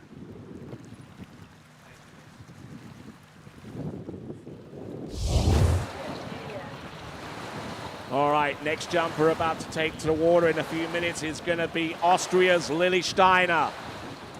Just trying to isolate herself from whatever's going on in the locale. But even I can be heard through headphones, apparently. All right, here we go. Sadie Ferguson. Let's see if she can get to work and jump more than 42.9. This is our final competitor on the 1.5 meter ramp height. Does she have anything else? She's trying to stay light on the skis to maintain more of a water speed. Coming off the top of the jump. Oh, look at that. Yes, that's better. How much better is yet to be determined as she tries to claw the gap between herself and Kennedy Hansen for the overall crown.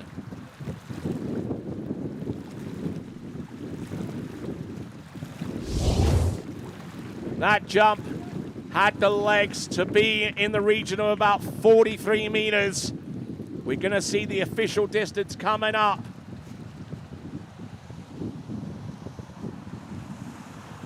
Just looking to slow down into this turn. Not too sure what a PB is. That might even be it. And it is a 45.3 meter jump. 45.3 or 149 feet. 45.3. 45.3 meters for Sadie Ferguson. Let's plug in the numbers and let's see how much she's reduced that deficit down. She has taken 40 points off the differential. Still solidly in second place, Sadie Ferguson in the overall, but she has taken the lead in the women's jump competition.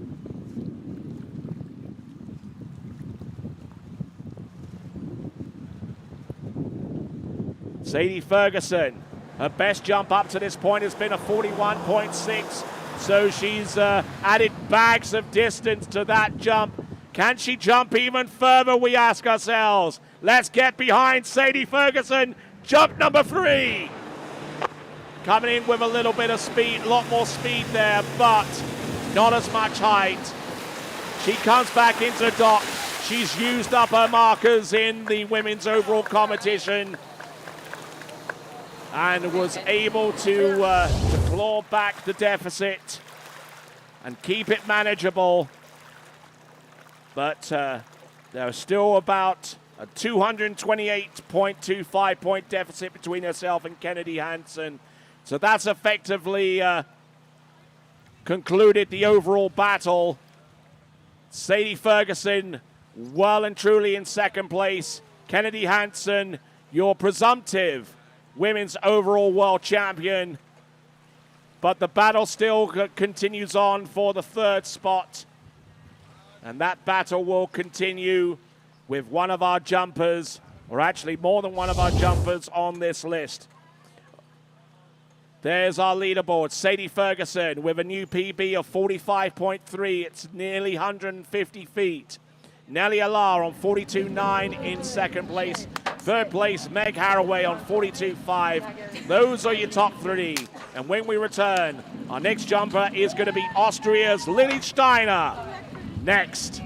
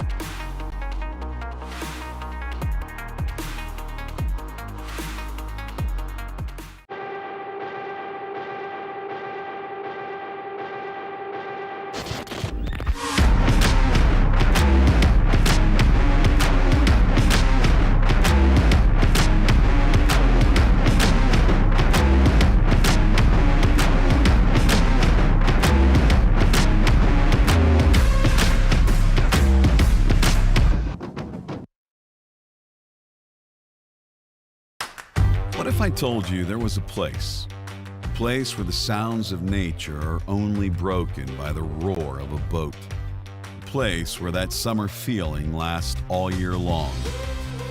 A place where the Florida sun is only outshined by the smiles of the skiers. A place where first-time skiers can ski alongside world champions, and the world-class coaches work with all levels of skiers. What if I told you there was a place where life slows down and your only job is to make lifelong memories? That place is Swiss Water Ski Resort. Book your trip at SwissWaterSkiResort.com.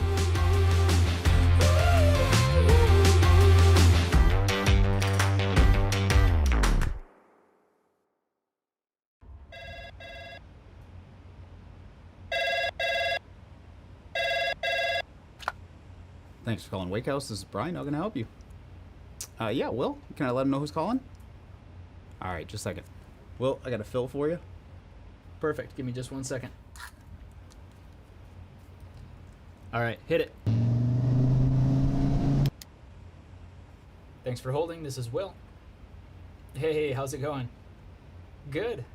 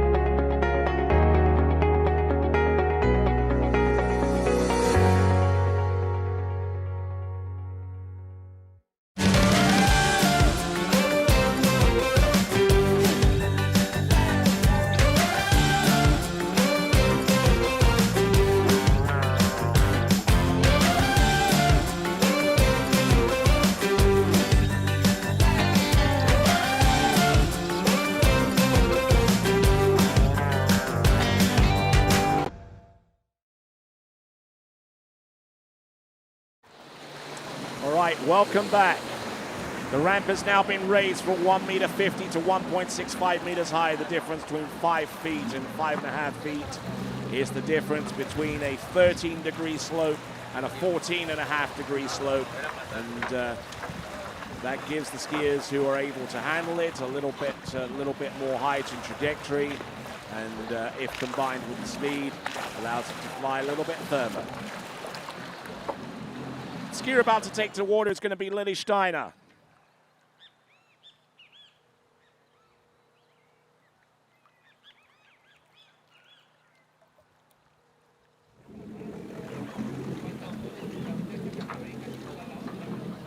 Okay, so 1.65 meters high.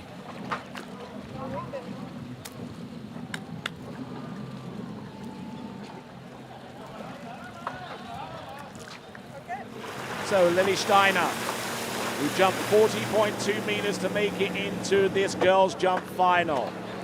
Now, one of my good friends came up to me and asked me just a few moments ago, do you have any information on the World Women's U21 record?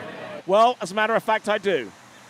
Because in terms of getting to within striking distance of that, Kennedy Hansen is within 120.68 points. She is nearly 95% of the way towards achieving quite possibly a World U21 women's record.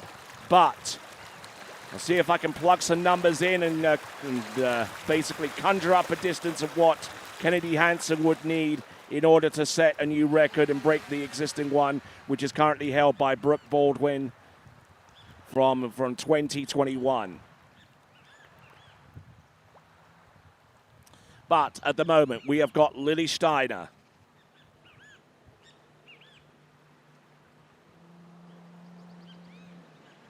Here we go.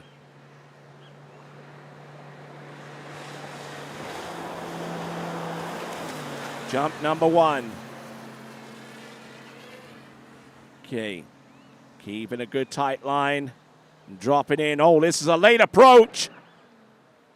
Oh, and coming off the handle, and that indicates the amount of pull that she had was a little bit too much for her to handle all the way through.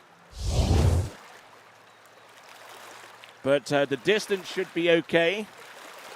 It will be revealed momentarily, and judging by what I've seen from some of our other competitors and doing a quick comparison, I would say that first jump is definitely going to delight her some. Lily Steiner from Austria. Little bit of air, and she was very close to the bottom right-hand corner, but she was able to hold enough of that jump together.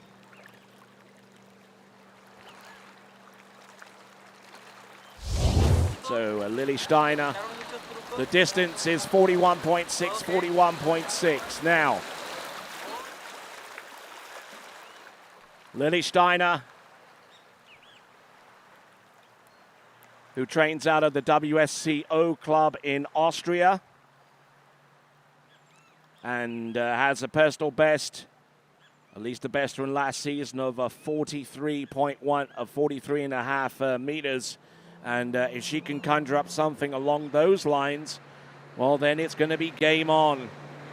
Still the best jump distance we've seen so far is courtesy of Sadie Ferguson with a new lifetime best of 45.3 meters.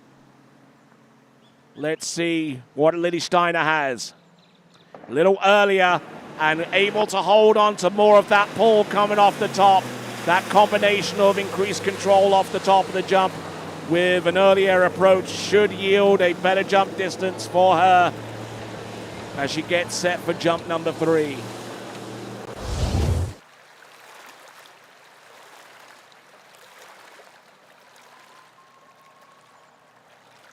Getting some cheers and encouragement along the shore side.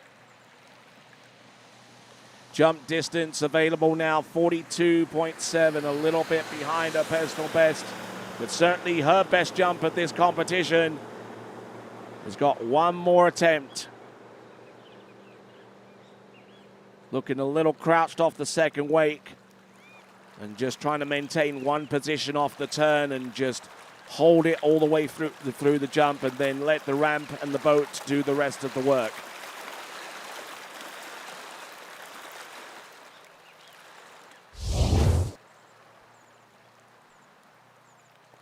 All right then, so turning around and getting ready for jump number 3.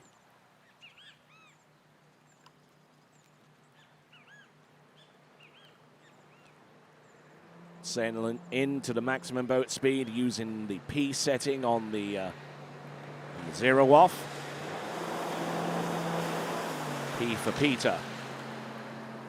All right, let's have a look and see. Turns away. Drives in. Oh yeah, good extension off the top. A wonderful looking jump there from Lily Steiner. That is more like it for her. We'll see her ski into the shore. Has an easy time getting out of those bindings. Most of our jumpers do. And we'll see what occurs so far as the distance is concerned. Pushing out the distance is 43.1, only 0.4 of a meter shy of her PB. But her best jump of these championships, 141 feet. That should slot her into second spot right now behind Sadie Ferguson with 4 jumpers remaining.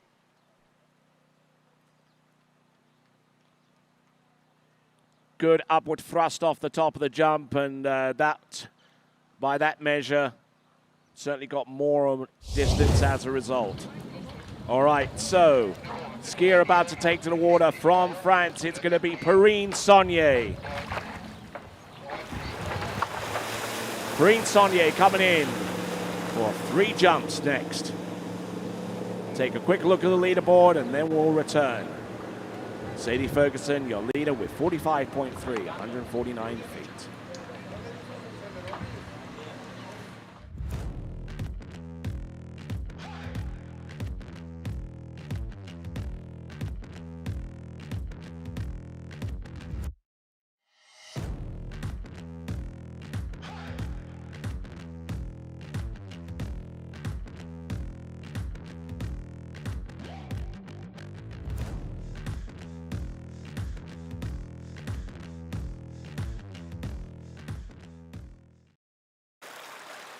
All right, back on. Perrine Saunier, who's currently in 11th place overall and needs to improve by the tune of about 50 points, because that is the differential between herself and Anne-Marie Wroblewski.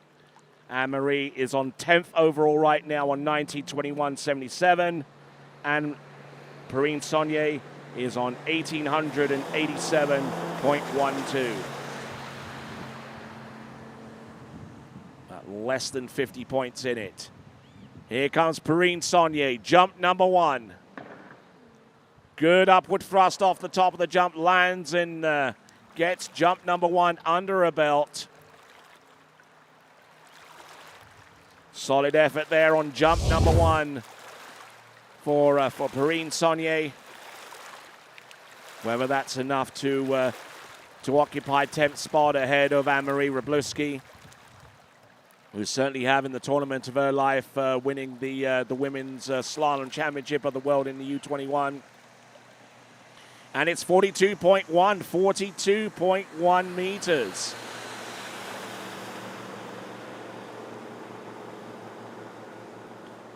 You never know, that could be enough for Perrine Saunier to recover a top 10 position in the women's overall competition. Perrine Saunier in 42.1. That's 0.9 of a meter more than what she produced yesterday. Crunch some numbers here.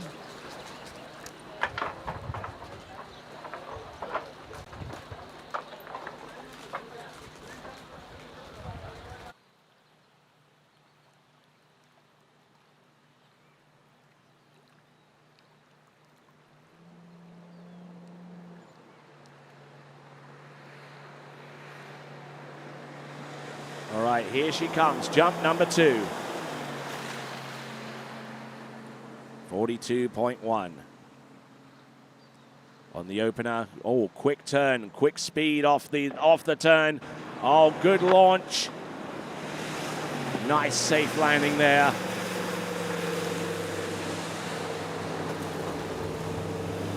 Skis away from that. We'll get the distance flashed up on the screen any moment now.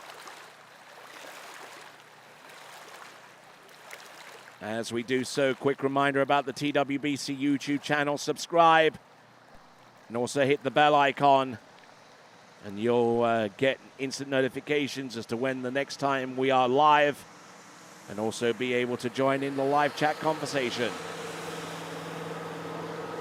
Still waiting on the distance to be known from Perrine Saunier.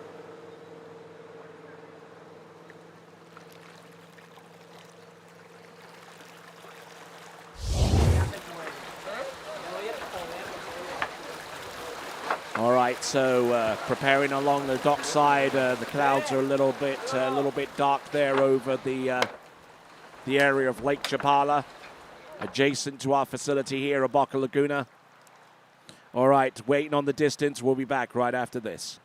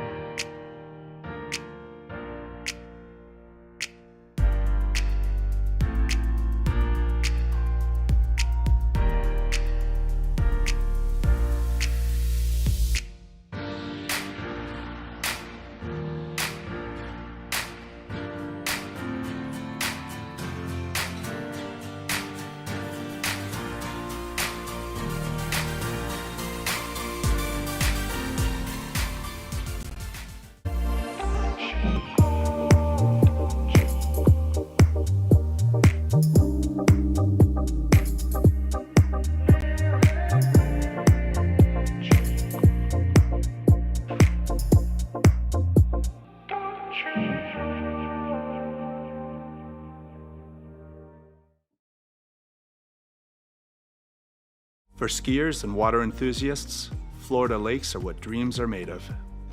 Combined with world-class golf, remarkable weather, natural beauty, theme parks, and so much more, it's easy to see that Florida is paradise. For more than 30 years, I've enjoyed Florida's lakes and many offerings. If you are interested in Florida real estate, let me be your guide and trusted advisor as you search for your paradise. Together, we can make your dreams a reality. Okay, so we've got a distance coming right up for Perrine Saunier. It's 42.3 meters. That might have vaulted her into 10th place overall. Incidentally, Lily Steiner's jump of 43.1 has actually vaulted her from 6th place overall to 5th. So she is on 2,066.64 points. That puts her about 40 points ahead of 7th spot at this time.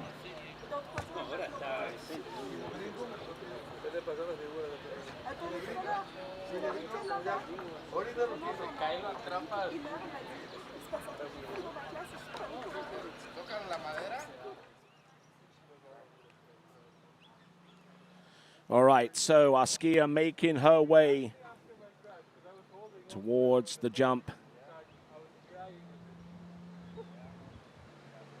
Coming in, Perrine Saunier. Jump number 3, still on 42.3 meters, which I believe is a PB for her in this one and only event in the finals. And that jump, I don't think is going to have the legs to match 42.3, but she skis into the dock and rounds off her participation in this U21 World Championship.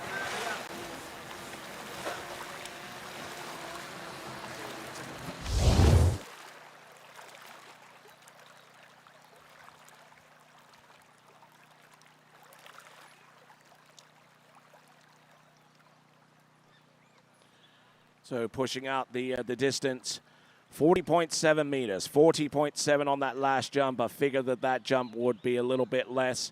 Her best jump is 42.3. And looking at this shot once again,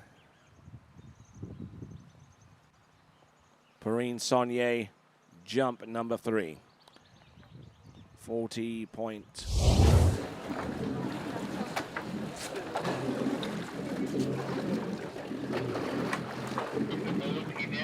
So 40.7 on the last jump there for Perrine Saunier. Our next competitor up is going to be Ines Anguano.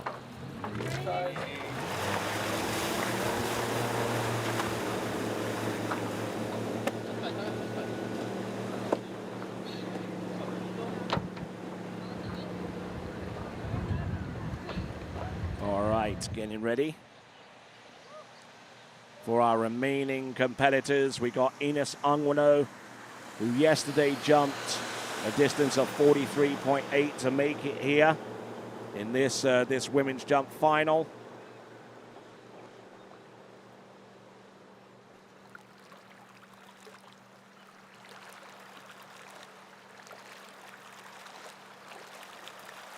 Little bit of activity here going in the overall competition. Ines Anguano currently in 8th place in the overall reckoning.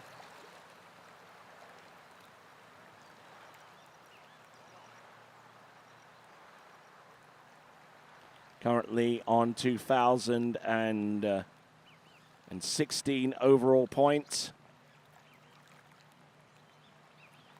2,017.36 overall points, I beg your pardon. And here we go, jump number 1. Set in letter R.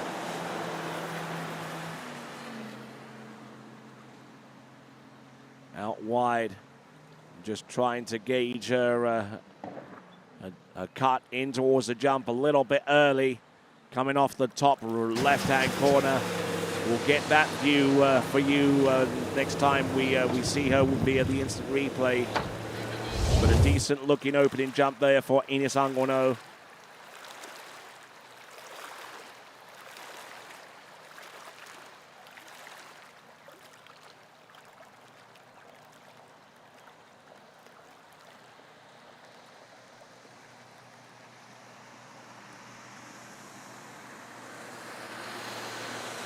So pushing out the distance, it is 43.5, 43.5. That vaults her immediately into second place. Sadie Ferguson still has the lead off the 1.5 meter ram height. Jumped 45.3. We've got 3 more competitors to go. Where does this title go?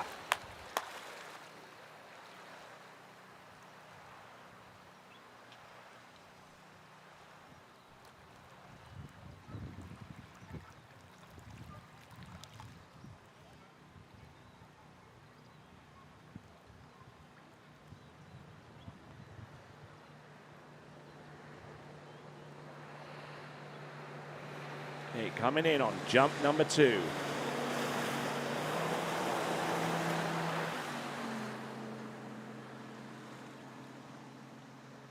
Here she comes. Oh, Ines Anguino getting a little bit towards the back of the skis and had to make a very, very quick adjustment to get onto the jump.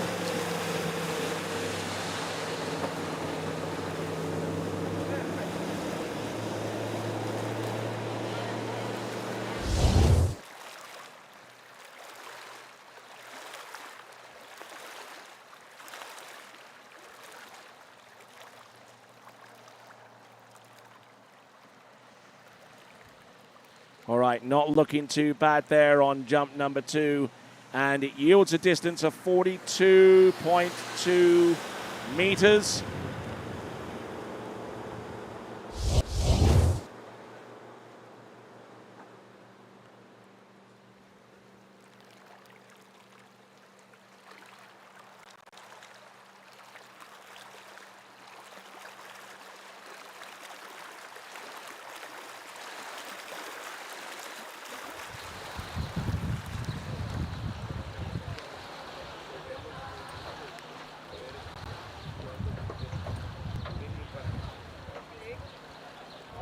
All right then, so continuing on with this competition, the U21 World Water Ski Championships in the women's jump competition.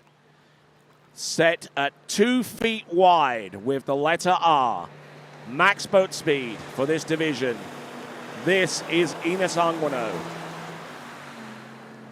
who jumped 43.8 meters to qualify.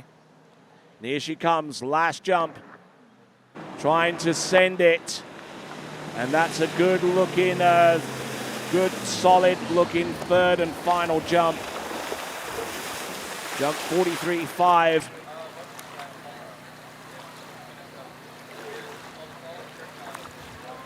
Currently in 8th place overall at this time.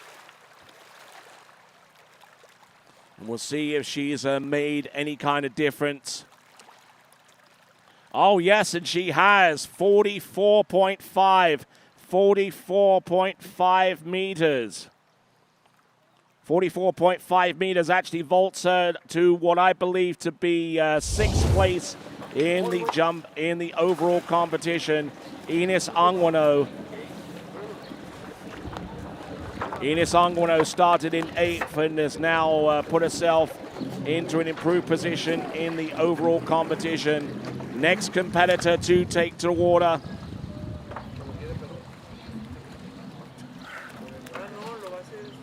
Next jumper is going to be Aliyah Young-Hanifer. All right, let's get back to the overall battle because here is the distance that Aliyah Young-Hanifer has got to conjure up. She needs a 47.2 meter jump in order for her to regain 3rd spot in the women's overall battle. Effectively, Aliyah Young-Hanifer has got to set an Asian women's jump record. To the best of my recollection, I don't think any Asian female has jumped close to that distance that we're projecting that she needs to achieve in order to retake 3rd place overall. Lara Butlin is in 3rd place overall at this time.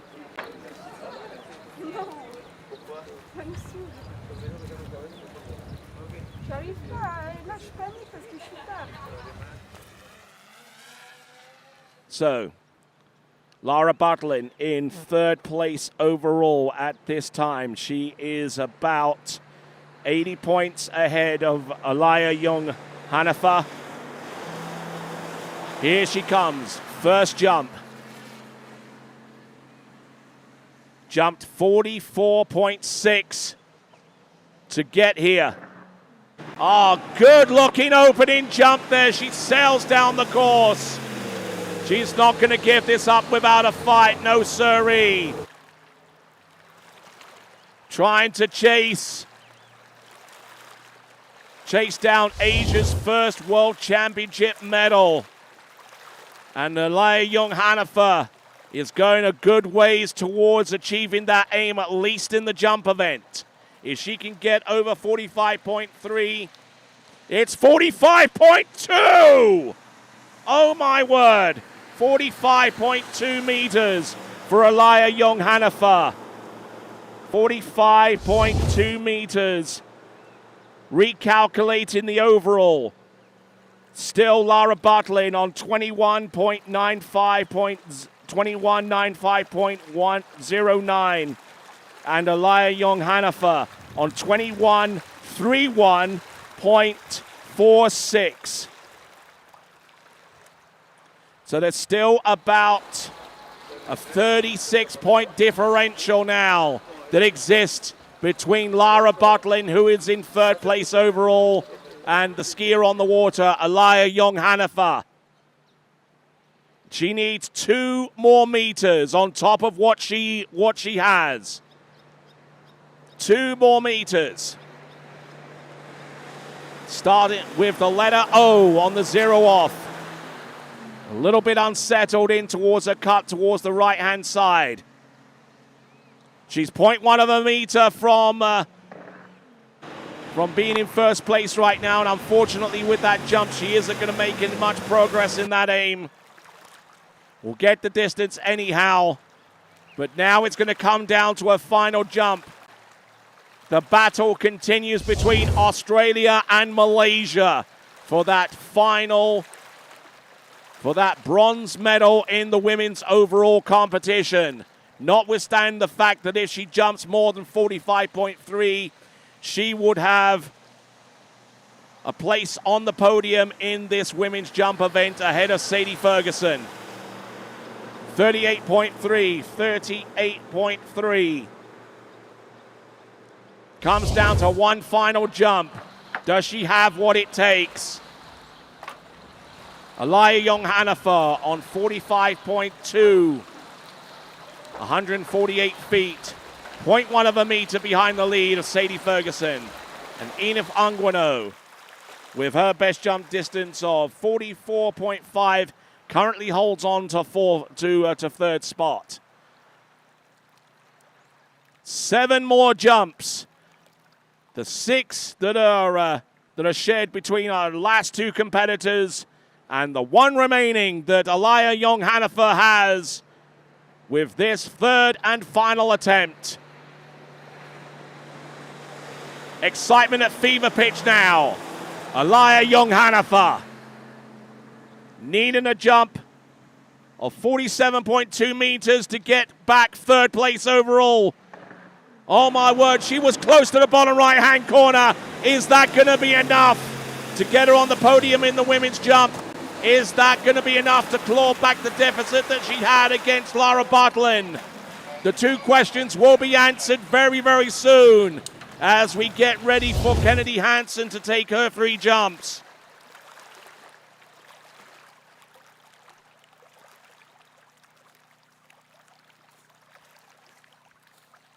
Good dose of speed. Oh, it's 43 meters, 43 meters. 43 meters on that last jump, and that confirms that Lara Butlin is in third place overall for Australia. Lara Butlin, her point differential after the second event was enough to sustain the challenge of Alaya Young Hanafa. And Alaya Young Hanafa, for her token, has jumped 45.2, currently in second spot right now, but is that going to be enough to see her medal in this women's jump event. Skier on the water right now, coming to us originally from Milton in Florida. This is Kennedy Hansen.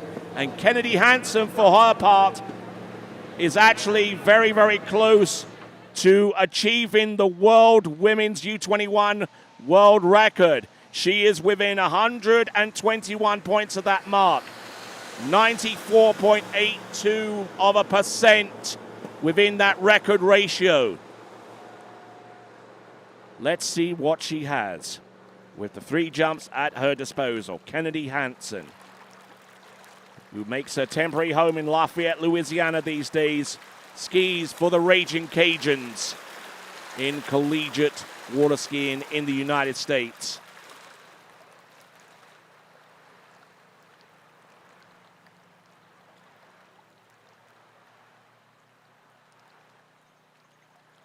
Just a final note on the totals between Lara Budlin, 21.95.09 overall points, ahead of Laia Young-Hanifer with 21.31.46.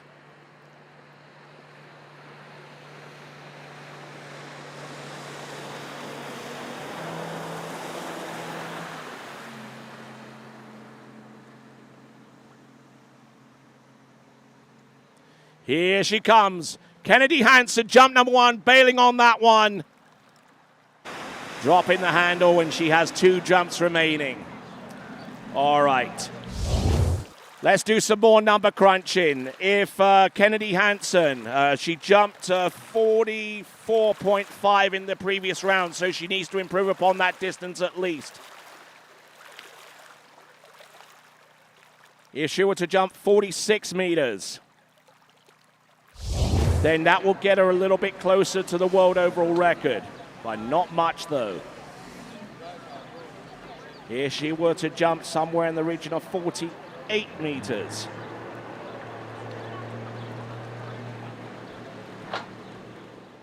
It would still need her requiring a little bit more distance in order to achieve that aim.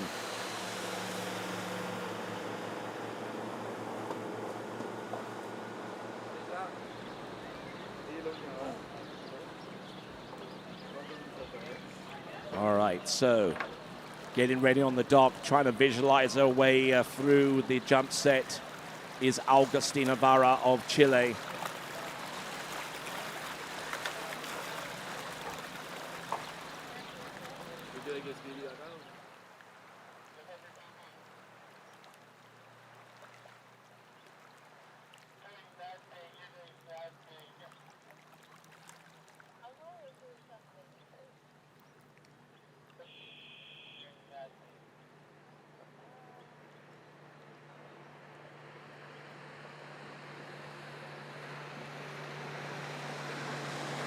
All right, here we go. Jump number 2 for Kennedy Hansen.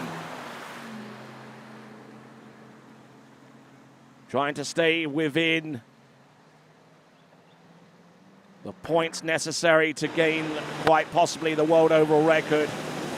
Her jump there on jump number 2, passing off on jump number 1. We'll see what she has got for the remaining 2 attempts. This is the first of them.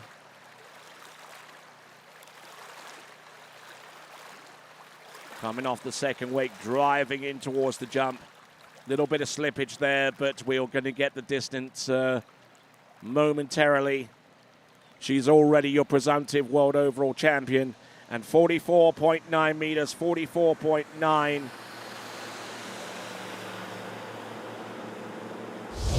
And if Kennedy Hansen is unable to get more than 44.9, that would essentially mean that Laia Young-Hanifer has a medal in this event with 1 competitor remaining. Sadie Ferguson still in the lead with her jump of 45.3 meters on the smaller ramp height of 1.50 meters. So it comes down to this, 44.9. It's actually 0.1 of a meter more than what she jumped previously in the elimination round. And that does mean that she increases her spread in the overall competition. The differential now between first and second is 239.56 points.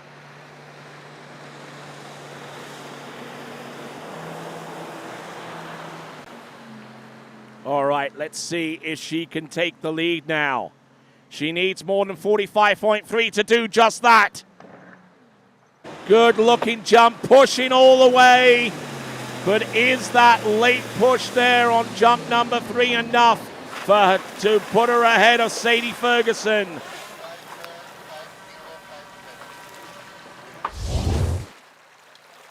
It's crunch time, folks, for Kennedy Hansen with a third and last jump. Looking at the instant replay, getting more over her skis and just trying to control the speed coming in. Could that be enough? We await the distance. Distance coming through very, very soon for Kennedy Hansen. The distance is 44.6 meters, 44.6. That means that Alaya Young-Hanifa has created history, becoming the first Asian competitor to win a world championship medal.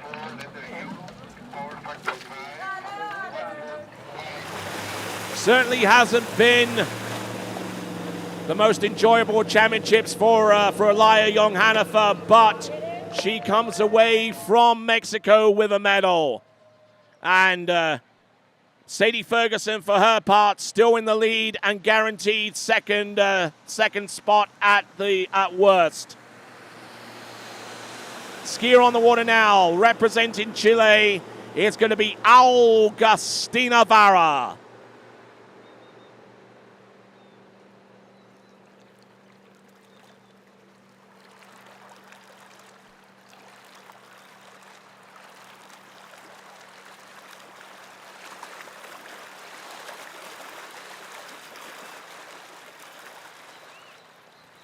So there's your leaderboard. Ferguson, Young-Hanifa, and Kennedy Hansen with her jump of 44.6 meters.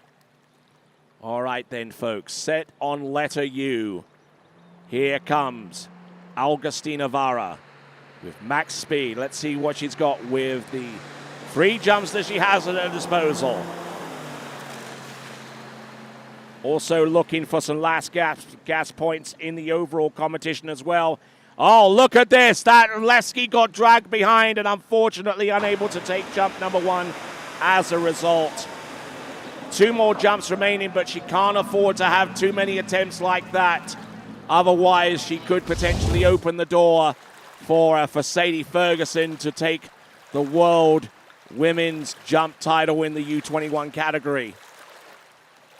She's got to reassert her focus with the remaining 2 jumps, and we'll see how things transpire with the remaining 2 attempts.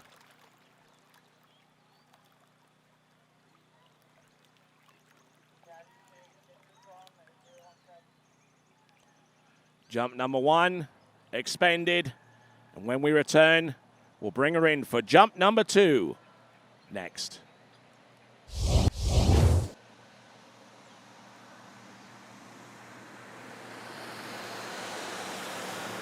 All right, we're staying with live pictures. Some good drone shot work there, courtesy of Connor Pauly. The conditions have kind of changed a little bit weather-wise.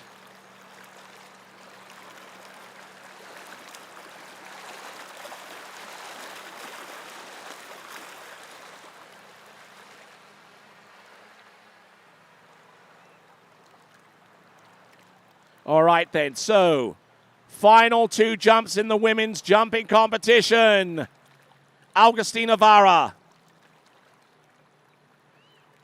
who has been quite successful in the U21 category in the World Championship level. Here she comes. A previous World Jump Champion at U17 level. Let's have a look and see what she's got. Oh, Augustina Vara, very quick turn. and absolutely sent it in on jump number 1.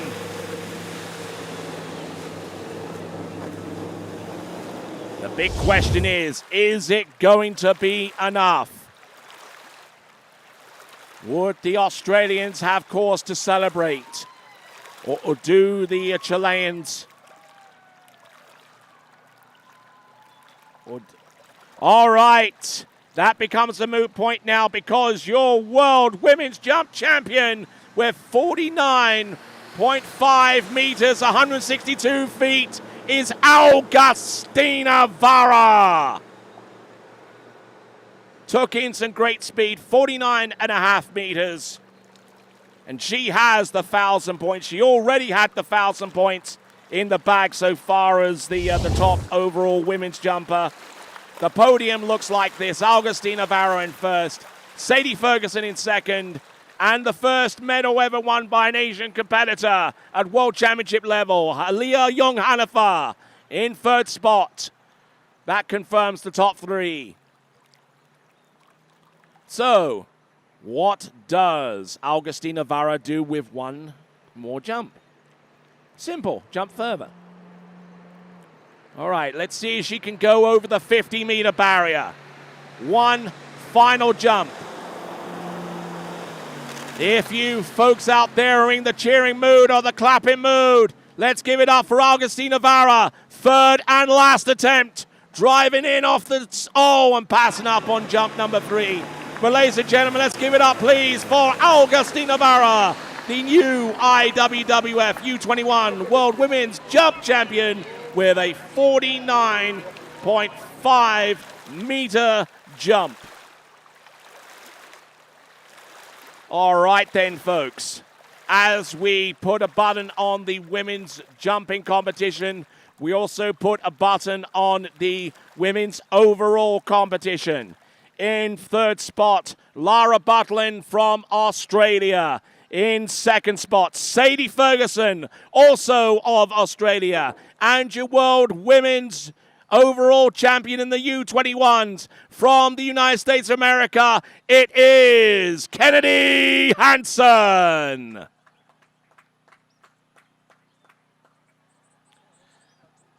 There is your leaderboard for the women's jump competition. 49.5 meters, 162 feet. Sadie Ferguson in second place with 45.3. And Aliyah Young-Hanafa with 45.2 meters, just marginally behind. Kennedy Hansen and Inif Anguano wrap up the top 5. All right. Okie dokie. Next up, men's jump competition. We're double checking the ramp to make sure that everything is set and ready to go at 1.65 meters high. And once we've done that, we will take Blaze Grubbs, our first jumper, out in the men's jump final in the U21 World Water Ski Championships. Next. My name is Thomas De Gasperi. I'm from Italy. I'm a 2-time World Slalom champion. I've been coming here at La Guapa for 4 years now. What I really love about this place is that we get a chance to ski in a big natural lake right behind me with a perfect course. Also, we have a chance to go 10 minutes away to a perfect man-made lake where conditions are always perfect. The boat, the drivers are always top level. The weather is always perfect.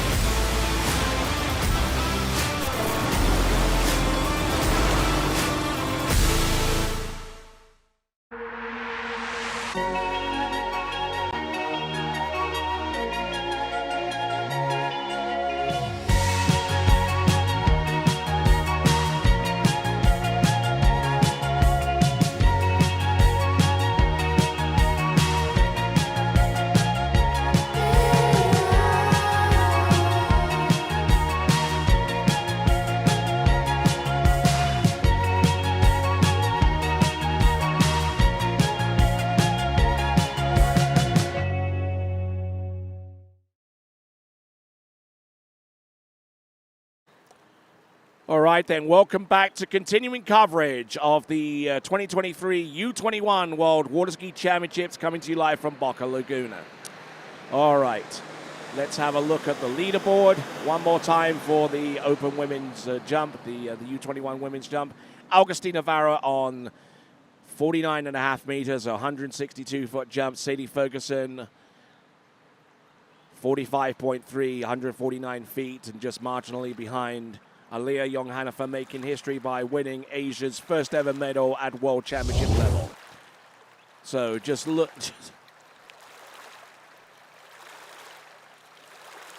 Here we go. The Chileans are a hugely celebrative crowd, and they certainly do well out there. Let's have a quick look at the team overall classification at this time as it's being updated. The team classification, correct as of the slalom finals, shows that the United States ahead of Chile and ahead of Australia. We'll try and get you the team overall total, but in the meantime, Blaze Grubbs will take to the water first in the men's jump competition, followed by Callan Ashcroft, Zach Butterfield, Vicente Atiza, Martin Labra, Will Gibson, Fletcher Holm, Carter Lucas, Florian Paff, and Ed Roberts. And then after Ed Roberts, the ramp goes up to 1 meter 80 for Tobias Georges and Will Roberts. All right, skier on the water right now is Blaze Grubbs. Now, Blaze Grubbs is a factor in the overall competition. How much of a factor? I'll leave that up to you, because he improved upon tricks in the trick-in final. He's vaulted himself up to about as high as 7th place in the overall. And if he can jump something more about his range, like about a 55-meter jump, that would have some serious implications in the overall competition. A 55-meter jump would vault him up as high as 5th, but there's still a lot of permutations involved. I haven't heard any official word of any changes in the trick scores, and that might have a bearing by itself. But taking the information that I know into account,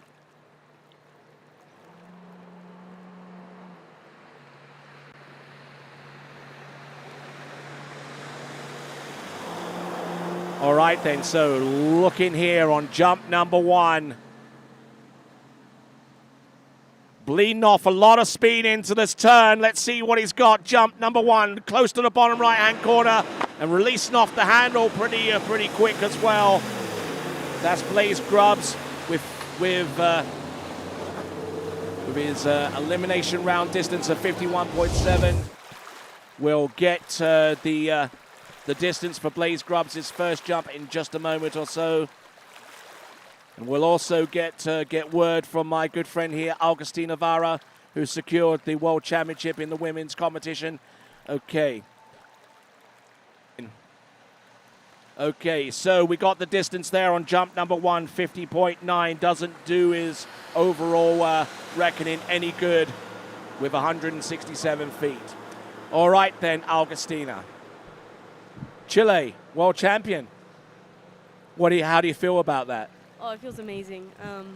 At the last Under 21 World, it was very unexpected, but I kind of had a lot of pressure on myself to ski well at this World. There was a lot of training leading up to it, and yeah, like I said earlier, there were a couple lows in my training leading up to this tournament, so I just really wanted to just show everything that I was capable of and show all the hard work that I've been putting in the past 2 years, and it just feels great to see it all pay off.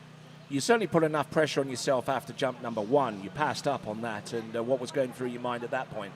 Well, there was, usually when we've been practicing here, there's a lot more wind than you can actually see on the texture on the water. And so, but today is kind of a unique situation at this lake where there's actually very little wind, at least that's what it felt like. So I was pretty late and just decided to pass up on that one and try again on the second. And so too was Blaze Grubbs on that second jump there. So where do you go from here? I go back home to Seattle for the first time in quite a few months. So I'm very excited to do some skiing at home, and then just do some tournaments in Arkansas and Florida leading up to hopefully Pan Am Games. All right then. Let me ask you: if you can get dried off and toweled off and dry enough, would you mind coming back and talking a little bit through some of the men's jumps? Absolutely. All right then. I'll let you get on and do that. That's Augustina Vara, the world champion in the U21 women's. We'll see you back in a few minutes, possibly. Okay. All right then. So that jump there from Blaze Grubbs is about a 42.9, I believe.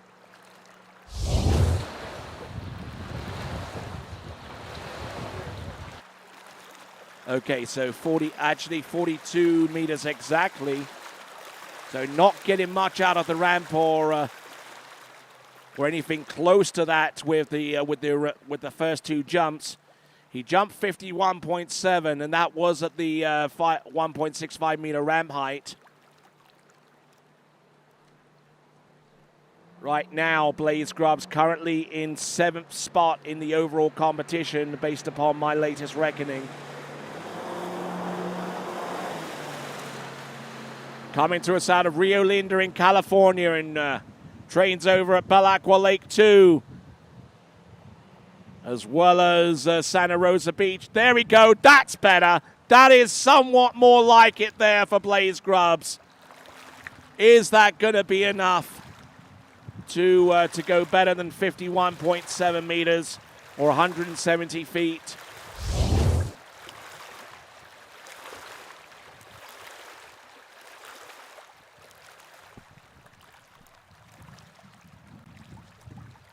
We're waiting on the distance. It should be revealed very, very soon.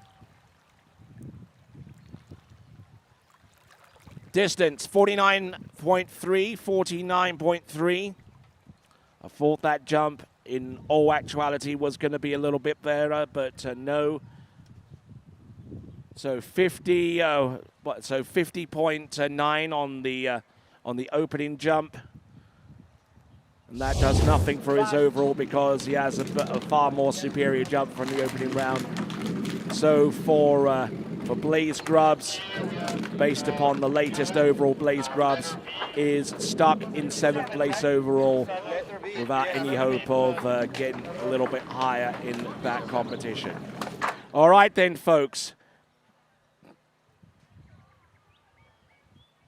Coming up next is Callan Ashcroft. As we see our good friend there, Jeff Smith, taking a little bit of a breather. He's worked incredibly hard to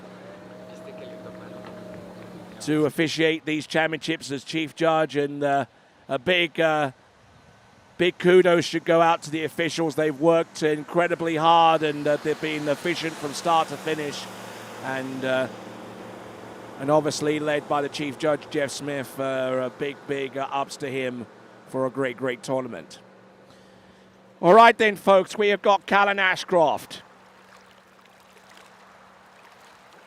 Callan Ashcroft, whose jumping this year has been quite sensational in the Australia's Nationals over at Bonnie's Water Park. He jumped 54.1 meters in the final round. He jumped 55 meters, a little over 55 meters at the Moomba Masters, or Junior Moomba. So he has been no stranger to the 50-meter mark, or at least between that and the 60-meter mark. Let's see what he's got. This is Callan Ashcroft. Let's see what he's got on jump number 1. The position was good, the timing not so much.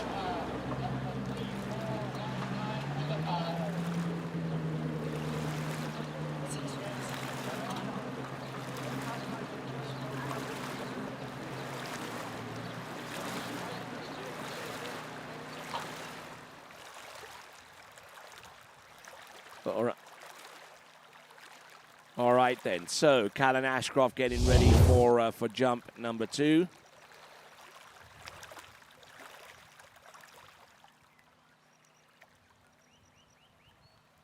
turning very, very close to the 600-foot cut buoy.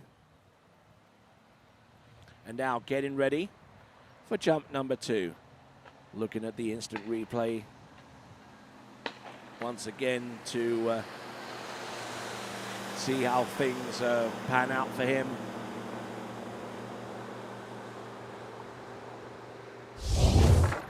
So there we go, Callan Ashcroft, jump number 1. Next competitor up from the United States of America is Zach Butterfield out of Sherman, Texas, in the United States.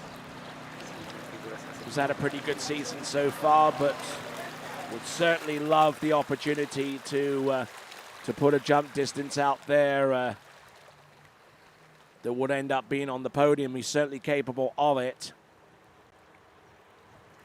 Here we go, Callan Ashcroft, jump number 2. 57K, letter V for Vendetta.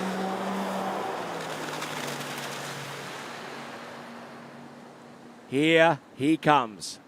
Callan Ashcroft, jump number 2. Oh, and he passes that up on that jump as well.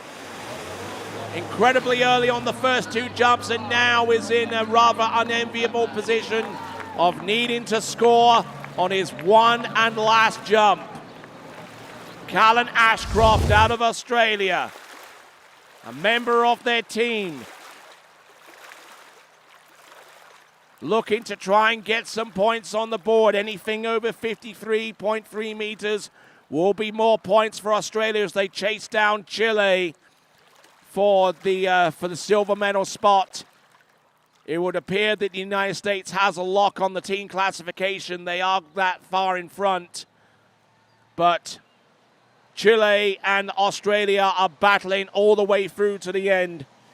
There are a couple of Chilean markers in the firm of Vicente Atiza and Martin Labra. But Australia only have one competitor in this men's jump final, and you are looking at him.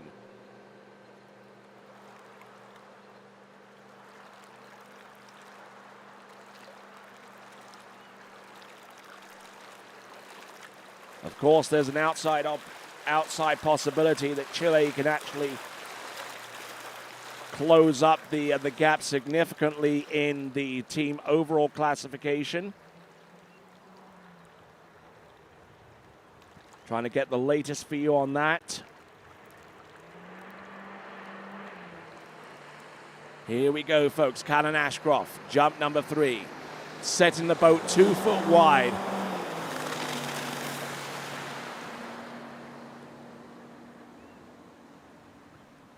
Here he is, jump number 3. Needs to make this attempt up and over. And that might end up being his best jump of the competition. 53.3 in the elimination round, but is that jump going to be anywhere close to that in the final? Certainly under immense pressure to come away with a score in this men's jump final, the second skier off the dock.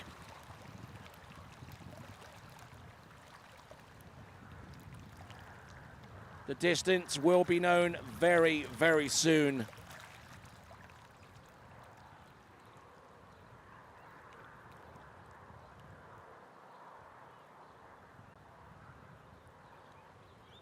Looking at the instant replay.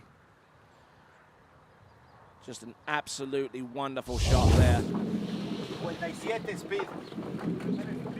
Okay, just waiting on that distance to come through for Callan Ashcroft.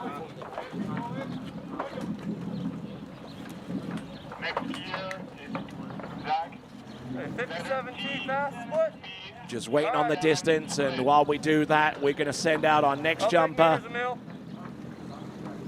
We have got Zach Butterfield. Yep, let's go. Zach Butterfield, a skier from the United States of America. And as such, we'll take a look through the AWSA database. to find out a little bit more about his previous performances. Zach Butterfield out of Sherman, Texas. Distance 49.8, 49.8 for Callan Ashcroft. 49.8. That puts him in the lead, but he knows that with that kind of distance, it's going to be easy pickings for some of our remaining competitors to come.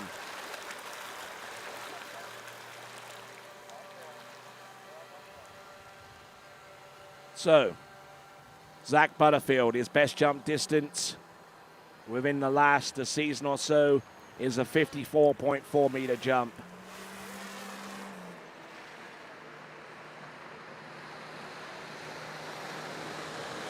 Skied in the 2023 Collegiate All-Stars. His distance there is a little deceptive considering that the ramp height they use in collegiate tournaments is 1.50 meter high. Here he comes, Zach Butterfield. Oh, and slipping out towards the back. That could have ended up really, really nasty for Zach Butterfield, who jumped 53.4 meters to make it to this stage of the competition, a season's best jump.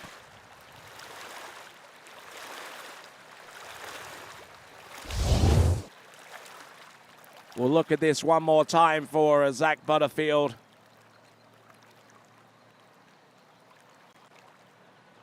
Lifting that ski up high.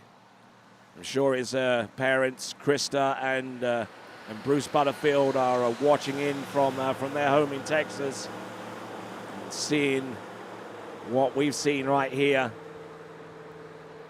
Good drive, but unfortunately didn't quite have the skis fully underneath him, under control.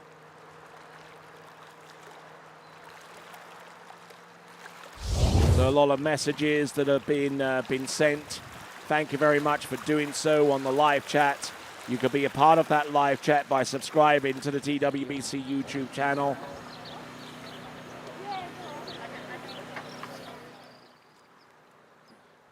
So we're still waiting on distance there for Zach Butterfield.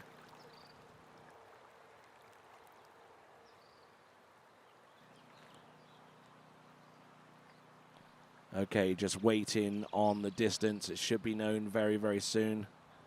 And then we will take Zach Butterfield for his remaining jumps.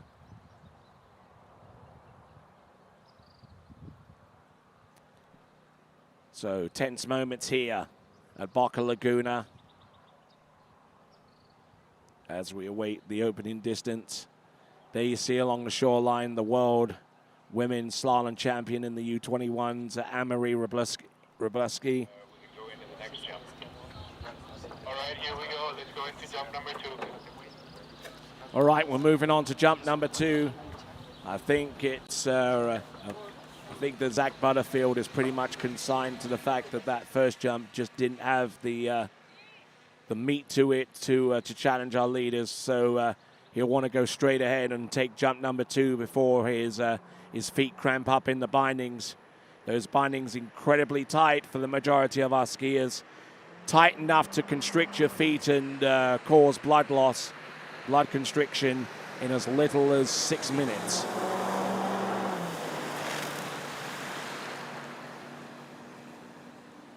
Here he comes, Zach Butterfield.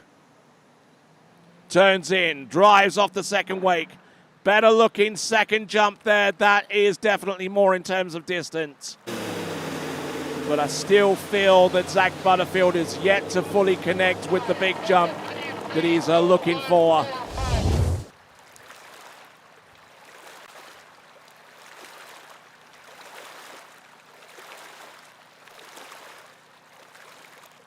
Certainly had plenty of stories in this U21 World Championships. Some high, some low,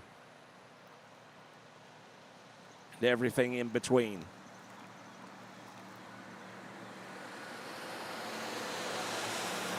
Still trying to stay patient in terms of getting the jump distance, and still a little bit back on his skis though. Zach Butterfield yet to fully connect with the jump that he can be fully proud of.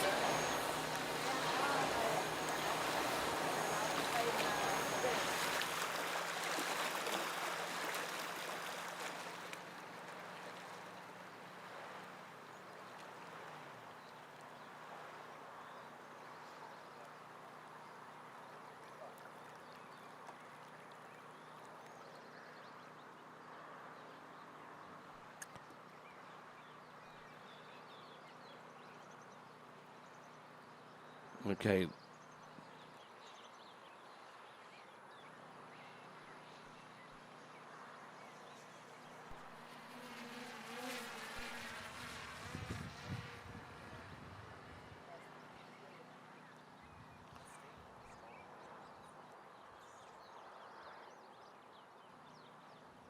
Okay, 48.7, 48.7 on jump number 2. We're not worried too much about jump number 1, but 48.7 for Zach Butterfield is the distance that that he currently carries right now.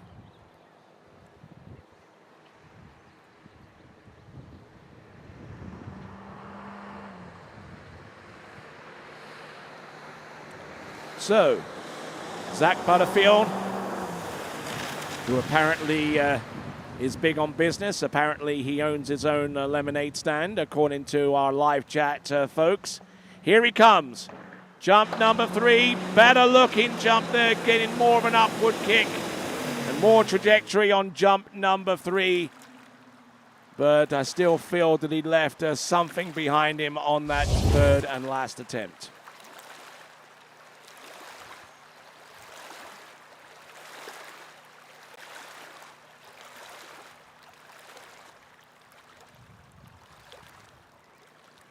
So waiting on the distance.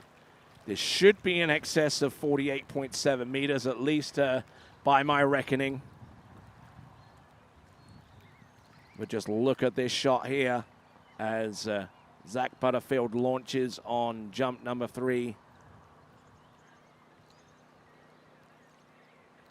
Taking a little bit of a while getting the jump distances. With Zach Butterfield as our next skier about to take to the water is Vicente Tiza from Chile.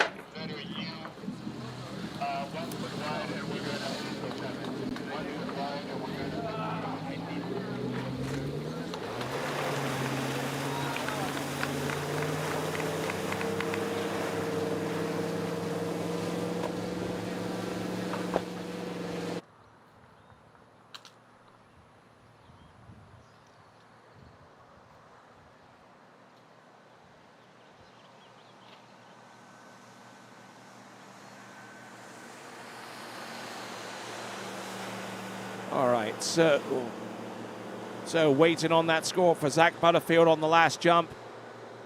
Wow, 48.1, 48.1. I thought he had a little bit more legs to him on that one, but his best jump is 48.7, which is 160 feet. Vicente Tiza from Chile on the water right now. And he jumped 53.6. to get here in this jump final.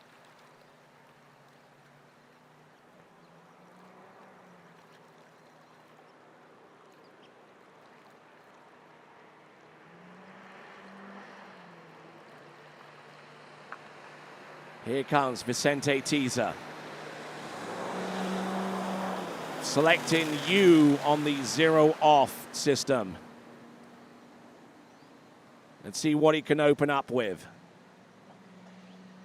Oh, and leaving it late before he decides to pass up on jump number 1. Just trying to get the nerves out of his system and as he prepares to take jump number 2. Vicente Tiza coming to us out of Chile, recording a pass on jump number 1.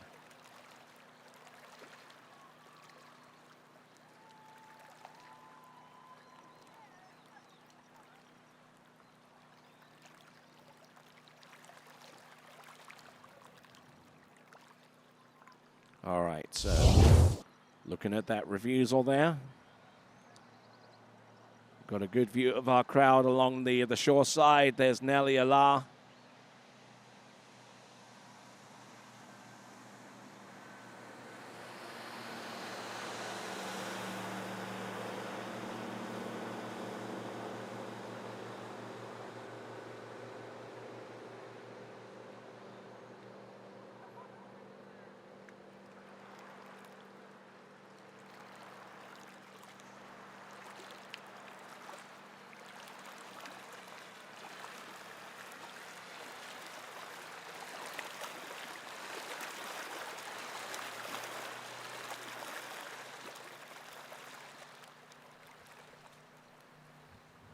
So continuing right along. Just looking through some of the messages that have been sent my way. They've varying in content. And here we go. This is Vicente Tiza.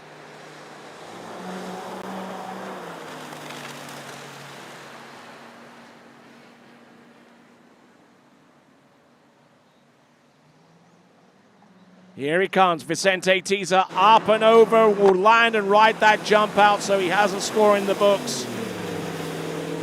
Is it going to be enough to take the lead, however?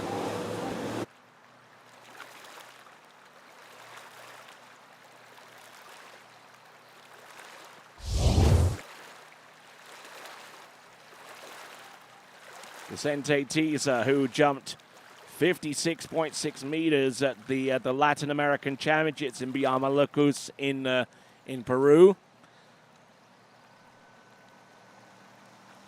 So he certainly has potential. Hasn't quite realized it here yet. And 45.5 meters is not going to cut it there for him. It's 149 feet.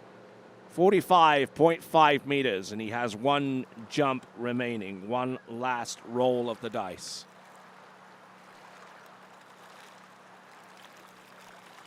So one more attempt.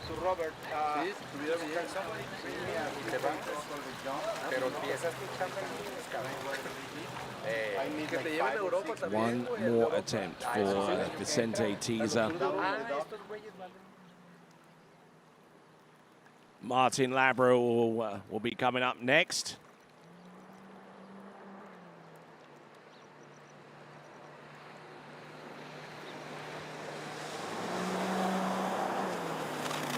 All right, out nice and wide.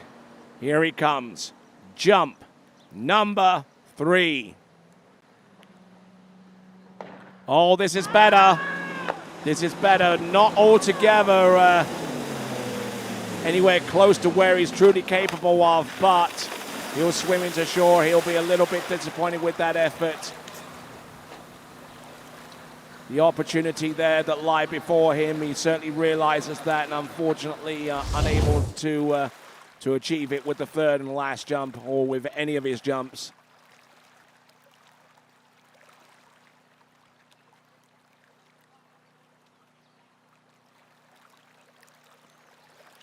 So let's have a look at his last jump, 47.5, 47.5 meters. That represents the extent of his effort. As we now turn our attention to the next skier, also from Chile, it is going to be Martin Labra. There he is. On top of the water, 8 skiers remaining, including Martin Labra. And we will join him for his first jump next.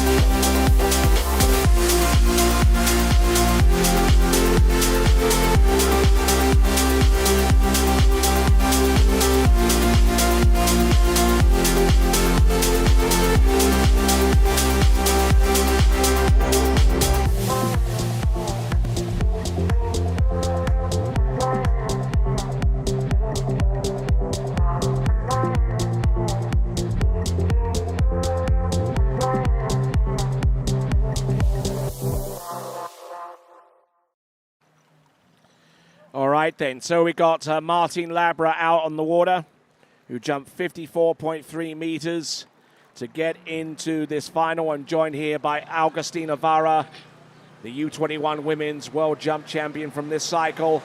Here he comes. Jump number 1. Keeping a good tight line. Just drives on in on jump number 1. Oh, good looking effort there, and you certainly agree with that there, Agustina. Yeah, he definitely had some good speed, and I think he hit in a pretty comfortable spot. Hopefully he can bring it down maybe a little bit at the 6 and just keep it calm and bring more speed into the jump and do that characteristic kick that he has and bring it down a little bit. He's certainly got plenty of kick, plenty of muscle there from the lower half of his body. We'll get the distance for him. He's jumped upwards of 55 meters, jumped that far at the Sunset Cup, the MLCQ. And like I said, he's jumped 54.3, which represents his second best jump of the tour of the season, and he's already in the lead in the overall competition. He wants to try and put a little bit of distance between him and the remainder of the competition.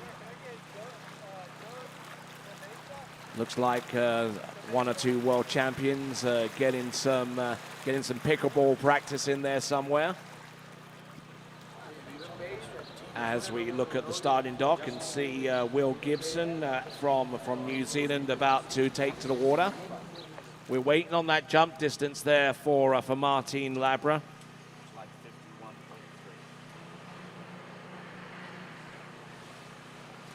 So 51.3 meters, a little behind the 8 ball here for Martin Labra. Because it's less than the jump that he produced yesterday, it won't do much for him so far as overall is concerned, at least by way of increasing the points differential. Oh, look at that. That's a lot better there from Martin Labra.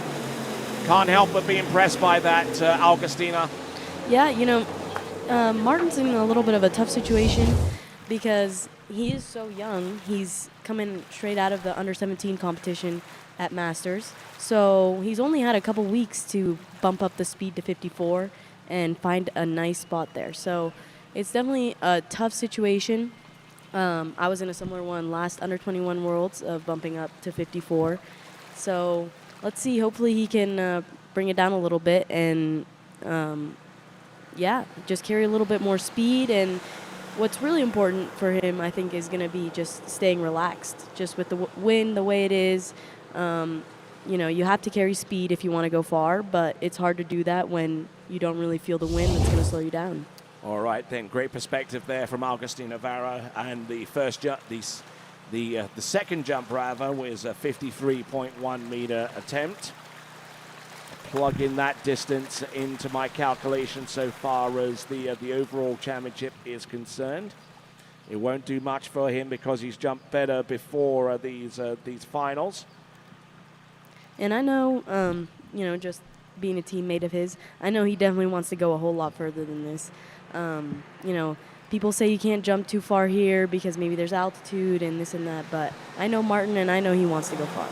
All right, then, yes, that's something to consider as well, how much power the boat has at this high altitude. Let's see what he's got. Last jump, Martin Labra. Trying as hard as he can and just absolutely crushing it on the jump number 3.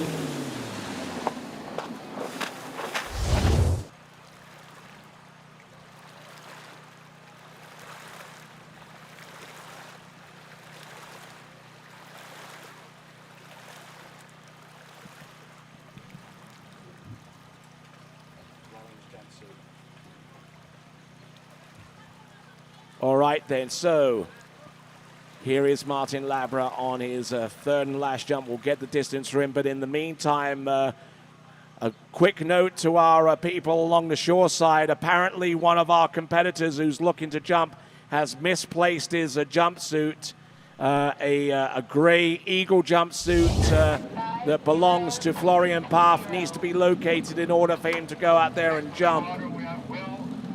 If any of you have sight of that gray jumpsuit from Eagle, then please locate it and give it to Florian Paff as soon as you can, please. Thank you.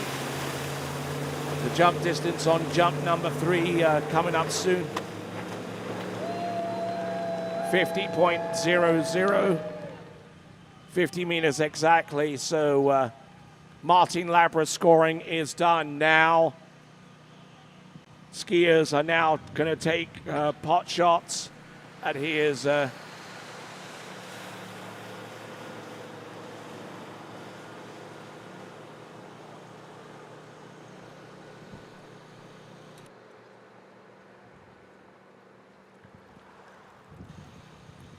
All right then, so yeah, interesting point that you make, Augustina, because a lot of these jumpers come into this event having graduated out of a U17 and want to try and soften the transition between where they were at 51K and where they should be at 57.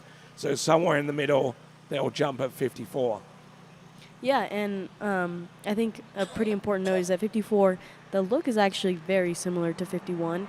And once you get to 57, that's when, you know, the look is a little bit different, I'd imagine, from what I'm told. All right, then, here we go. This is Will Gibson from New Zealand. I'm sure quite a few people... Whoa, handle up high. He's going to have trouble getting on with that kind of delay. All right, and a quick message out to our skiers and officials and those on site. Florian Paff is trying to locate his grey Eagle jumpsuit. He needs that in order to compete, and he'll be out on the water in about 3 skiers. So we need to locate that jumpsuit right now, please. If you see something along those lines, holler at Florian Paff for his team entourage featuring Elisabetta Galli. So,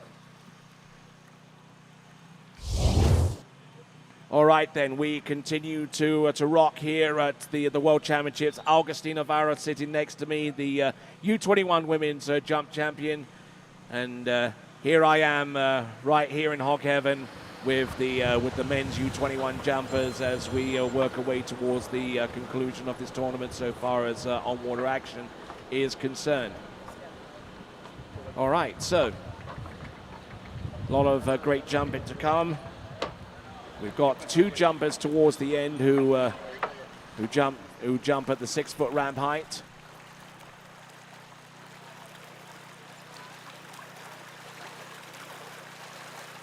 Someone's a little red-faced there, wouldn't you say, Augustina?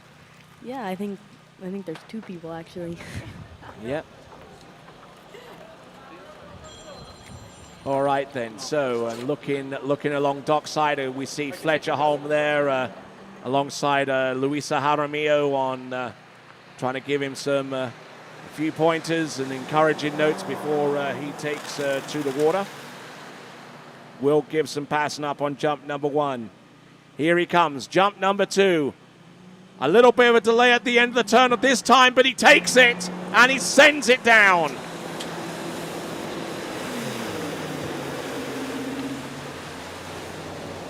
Decent looking jump, certainly will yield a score far better than what he did on jump number 1. What do you see here, Augustina?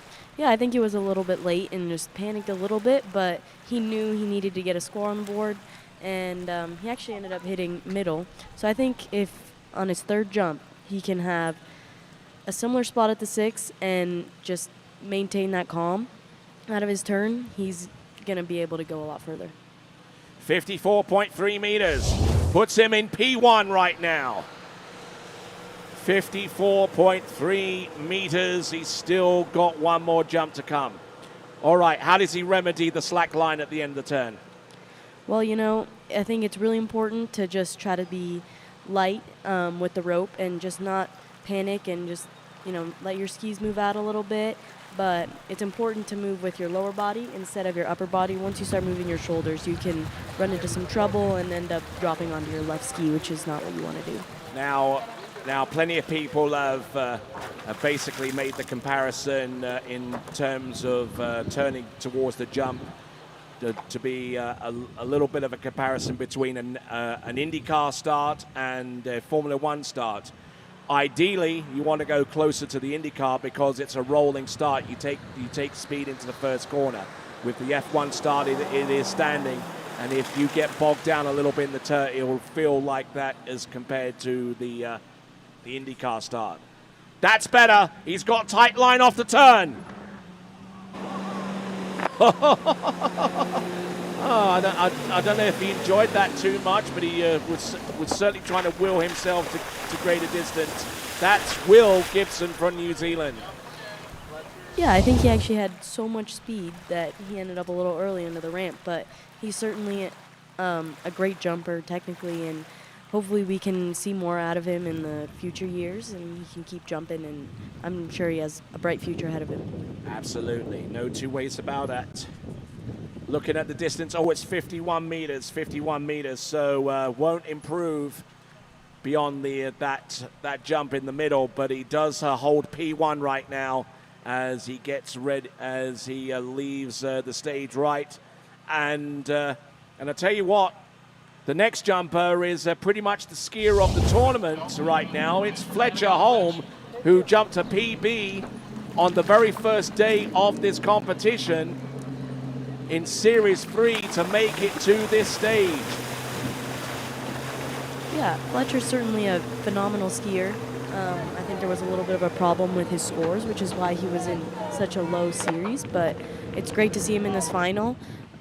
He's just such a talented jumper, and I know he's been spending time at Arizona State University, so certainly getting some good jump practice there, and yeah, I'm excited to see what he can do in this final. So am I. So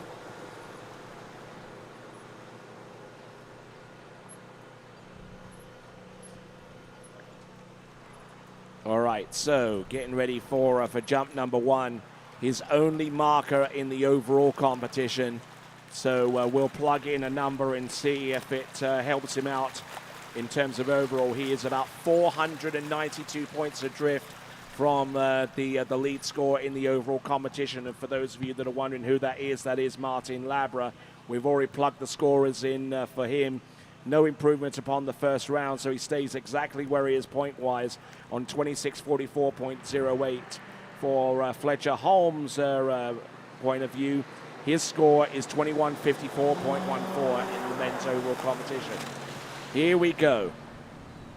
Fletcher Holm, who jumped 55.2 meters in the elimination round to make it to this spot. Oh, look at this. Oh, yes, he sends it. Thunders across the wakes into the jump. And out of all of the skiers that I've seen so far in this jump event, he seems to have adapted extremely well to the conditions here, more than most. Yeah, I think he felt a little bit rushed maybe into the 6, but he was certainly able to maintain his calm even after this little hiccup here on his counter. And yeah, you can just see just a great cut at the ramp. He actually jumps the wakes instead of cutting through them, so a little bit of a unique style there. I certainly like it. And yeah, I think he missed just a little bit in the ramp there, but it's a great opening jump for Fletcher. 53.8, 2 feet shy of the lead, 53.8 meters. So he's got 2 more jumps to come, and obviously an encouraging start. His very first jump in the elimination round yielded 55.2 meters. And I don't know whether Florian has actually recovered his jumpsuit or not. But not seeing too much activity with Florian. I think if worst comes to the worst, one of these folks will be more than happy to hand their jumpsuit over to him so he can compete in the final. Feeling the power of that Nordic Turbo with the 6.2 liter PCM engine. Here he comes. Jump number 2. Taking a walk on the wild side. Whew. Wow. Yeah, he was certainly pretty late on that one. Not the greatest cut, but, he's a great athlete, and what athletes do after a jump like that is they just brush it off and know that, he's going to have to get a better jump out there. Yeah, a little bit of a hiccup again on the pull out here. And just trying to maintain his composure. It's 41.3 meters. Could have been so much worse, though. 135 feet. Ooh. He tried to kick it and ended up slipping on his left edges. Yep. I think a lot of people were just going to try to, it's common to, once you're late and close to that corner, you just start going straight towards it. So I'm sure Fletcher here is just going to maintain that direction, and I'm sure the lift will come with it. All right, let's see if he can just get everything together working in the same direction. There we see Carter Lucas, and what do you reckon to that? Carter Lucas of Canada getting some fresh water poured over his jump bindings. Yeah, we can see Fletcher's struggling a little bit on his counter here. Much better now. He's definitely going to have a lot more speed. All right, let's see what he's got. Jump number 3. Let's see if he can get more than 55 points. Oh, look at this. Yes. Better looking jump there. But is that enough to be over 55 meters? We've had some skiers that have struggled to even get back to their jump distances in the elimination round. But he certainly is a little stronger off the 6 this time, and well into his glide. What do you think there, Augustina? Yeah, I think his counter was a lot better, and it just looked like maybe, you know, the cut was, I personally really liked that cut, and then I think he might have just been a little later than he wanted, and it's really hard to drive off that second weight when you got a huge ramp in front of you and you don't really know if you're going to make it on. But I think that overall, Fletcher should be super excited about his performance at these Worlds. I know he wanted to go a lot further, and he's certainly capable of more, but, you know, overall he has had a phenomenal tournament, so just get back to work and hopefully come back better next year. All right, we await the jump distance for Fletcher Holm on his third and last attempt. As we continue along, celebrating over 60 years of production, the record-setting Ski Nautique is the ultimate free event tournament ski boat. To learn more about it and other Nautique models, visit nautique.com. 52.2 meters on the last jump, 52.2. So Fletcher Holm with a 53.8. And it looks like Florian Path has either located his own jumpsuit or found one that he can work with, at least for the interim. Vincenzo Marino just trying to expedite the process of getting the bib on and the speed suit and everything else, the old accoutrement, so to speak. All right, so who do we have on the water? It's Carter Lucas. Now, before he got out onto the water, there was some fresh water being poured over the bindings. Does that do anything? Personally, I've just kind of gotten used to the water. I know a lot of people find it pretty slippery. I can get my jump bindings on with no soap, which is kind of unique to this lake. Kind of scary, too. Yeah, it certainly is, but, you know, I tightened mine up and we were good to go. So let's see here out of Carter. A little early, but I know he's going to want a little bit more, but I think it's a good opening jump.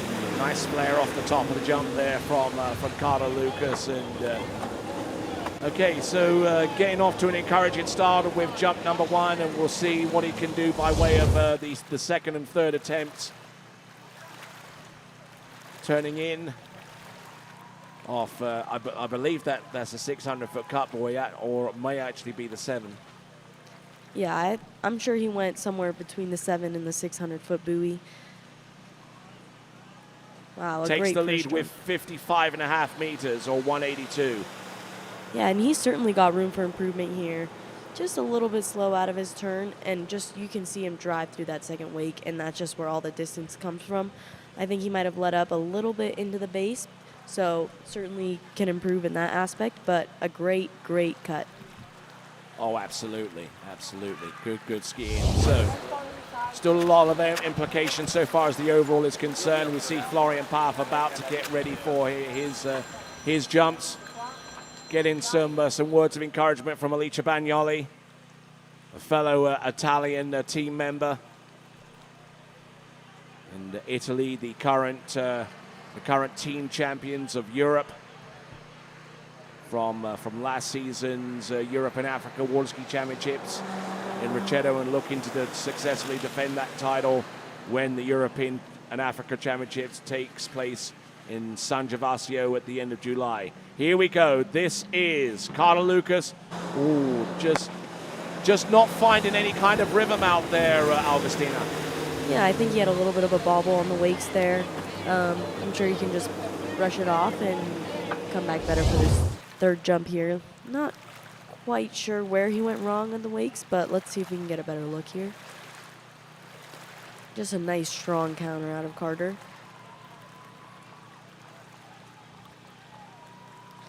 You could see him start to edge out away a little bit, and that's how you kind of start your turn and try to keep as much speed as possible.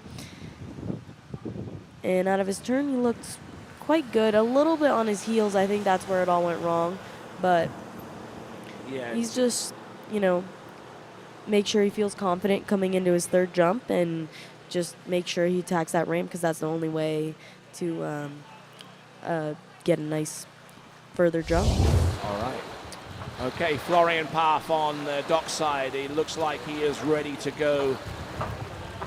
He realizes that that there is an opportunity for him in the overall competition. He's currently in 5th spot right now. He is on 2298.15 points. To get into the realm of 3rd spot, he would need certainly a huge jump, anything that would allow him to get more than 2443.67. So about 145 overall points in addition to where he is right now. Let's see what he's got. This is Carter Lucas on 3rd and last. Better extension this time, better than the 2nd jump, but is it better than the 1st? I think we're just going to have to wait and see. Certainly some great jumping out of Carter. Just another great jumper. You know, Canada is known for having some great jumpers. They've got Ryan, they've got Taryn, you know, Dorian, Jarrett. Just a history of some good jumpers, and I'm sure Carter's been able to look up to them growing up, and yeah, just you can just see another great cut, and not quite as far as his first jump, but certainly a great performance out of him. Just left a little bit there on the ramp, but it was a great cut. Yeah, certainly, and 54.8 meters on the last jump, not quite as far as his first, but 55 and a half meters. 55 and a half meters is his best jump out of the 3, and that 55.5 meters is the current lead distance as we await for Florian Pfaff. Looks like some fresh water again being put into the bindings.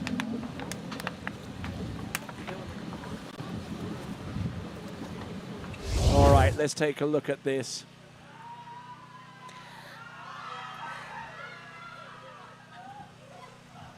Rejected.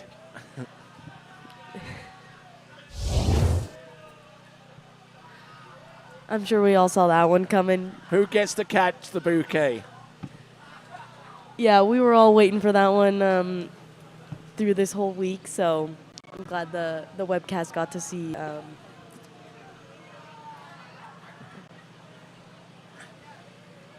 Well, I wonder if they've twigged yet. Anyway, here comes Florian Pfaff. He's got 3 jumps at his disposal, and I think that that one's going to be the most replayed section of our webcast for some reason. I don't know why.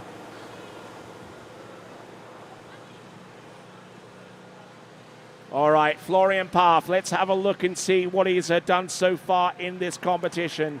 He is currently in 5th spot in the overall competition.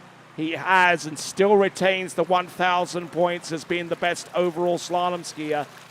Didn't trick high enough to be a part of the equation in the trick final, but he did jump far enough in the previous round in the jump competition, jumping 56 meters, and it is that distance that he needs to start his work from, because in order for him to improve upon his overall performance, he needs to get more than 56 meters. Notwithstanding the fact that if he jumps anywhere close to that mark, then he will take the lead and do it with 3 competitors remaining. Here he comes, Florian Pfaff. Oh, and decided not to take jump number 1, and a little early on that approach there, I fancy, Augustina. Yeah, I think so too. You know, I think he maybe underestimated the wind a little bit, but Florian is a phenomenal jumper. You know, he recently went over 200 feet for the first time, And so I'm sure we're going to see a big jump out of him. He certainly has potential to take the lead here and podium, if not win, in this event. So great jumper. I think he was just a little bit early. You could see he held on with 2 hands on his glide for quite a long time. I don't know if that's just Florian's style, or maybe he was just a little bit early and, you know, wanting to keep as much speed as possible. But I'm certain we're going to see some adjustments out of him here for jump number 2. Yep, and those adjustments have got to come quickly if he is to get closer towards the positions, at least to secure the top 5 spot. But let's just see if he jumped 58 meters. That won't help him too much in the overall. If he jumps 60 meters, that won't do too much either. I mean, it will be the differential between 4th and 5th would be something along the lines of 4 points. However, if he jumped 60.5 meters, that will put him in 4th. Yeah, it's certainly a tough position to be in with overall. You know, you never want to just rely on the jump event. You know, you want to have strong performances in all 3 events, but Florian's strength is certainly in the slalom and the jump division, so I'm sure we can see a big jump out of him, and let's just wait and see. All right, here we go. Jumping at 57K. Here comes Florian Paff. Slalom fantastically a little bit earlier on today with 5 at 10.75 meters. Here he comes, jump number 2. Whoa, look at that! I don't know how he controlled that jump, but we're certainly thankful that he did. We'll take a look at the instant replay, but he just plain flat out sent it. Yeah, I think he was just a little bit early, maybe let up into the ramp a little bit, but you know, this is when you can see a lot of, you know, Florian's certainly been jumping far for a long time, because it takes some experience to know he can just bring that one back instead of just trying to tuck and land on your back. Pushing out the distance, 56.9 or a 187. Yeah, I'm sure he has a lot more potential in that cut, because, you know, he hit middle and that extension just maybe pre-kicked a little bit. So if he can, once again, just make sure he focuses on keeping that direction into the ramp and maybe just bringing it down ever so slightly, I think we can see a 60-meter jump out of him. All right, we'll see if that's possible as we look at Ed Roberts on the starting dock and getting something done to his skis. And guys, if you need some more water, I've got some right here if you need it. Yeah, I think that fresh water certainly helps keeping your feet in the bindings a lot better. All right then, so Florian Paff, can he find something more in excess of the distance that he produced yesterday? He did with 56.9. He'll certainly move up a little bit in terms of his overall points as a result, but here he comes. Oh yeah, better looking jump there. Certainly got the speed dialed in. Then returns to the dock. And a little untidy coming in, I would have to say, but that is inconsequential compared to what we've just seen there from Florian Paff. 56.9 on the second jump. That decreases his differential between 5th and 4th.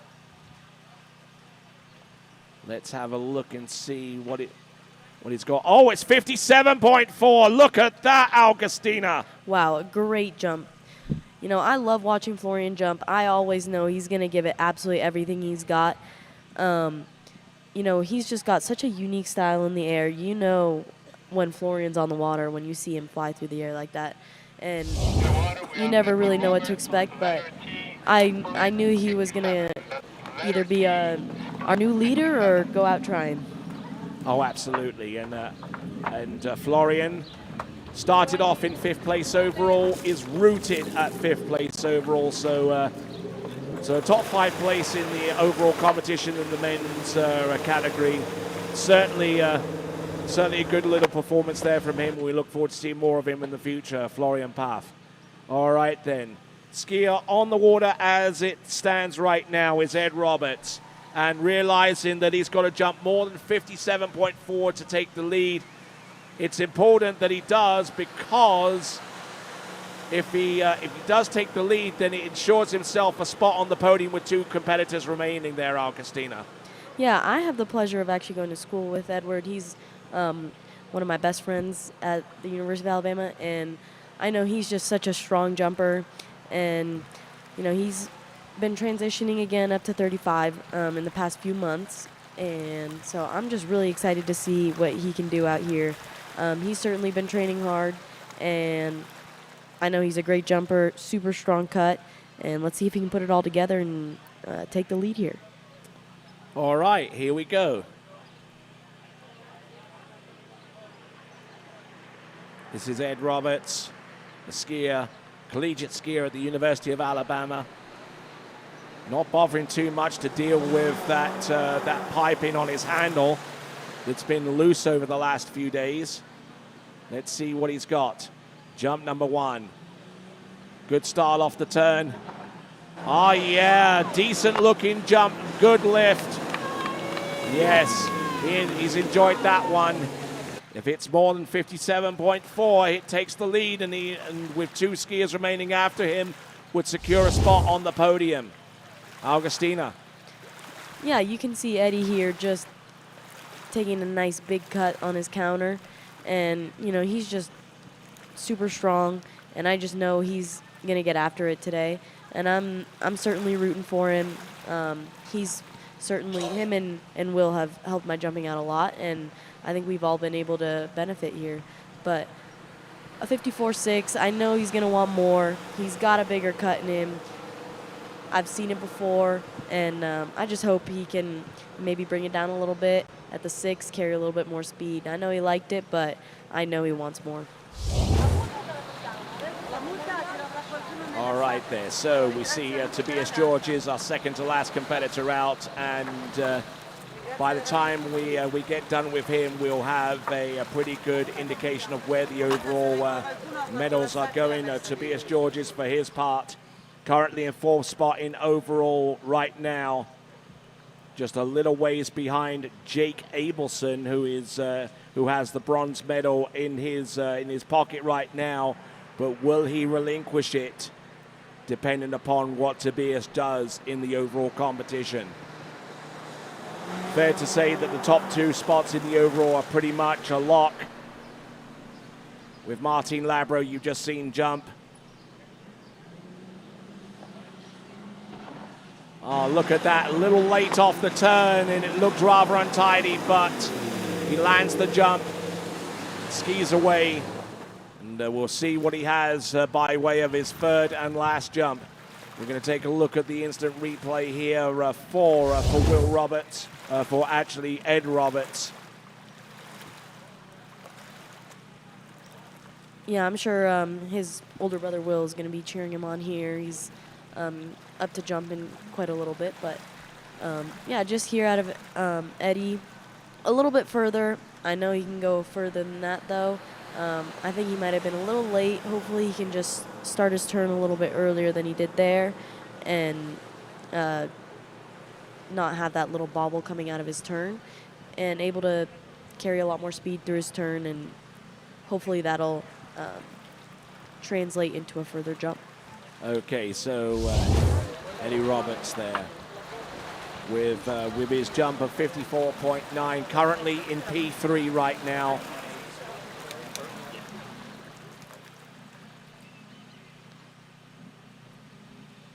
Some pensive faces are staring out towards the lake right now.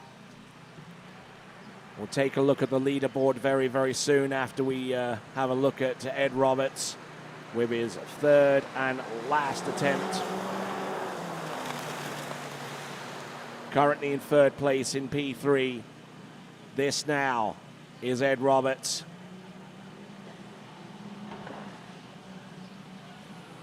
Yeah, and just losing his right ski off the top, and not getting much direction off the top of the jump, I fancy there, Augustina.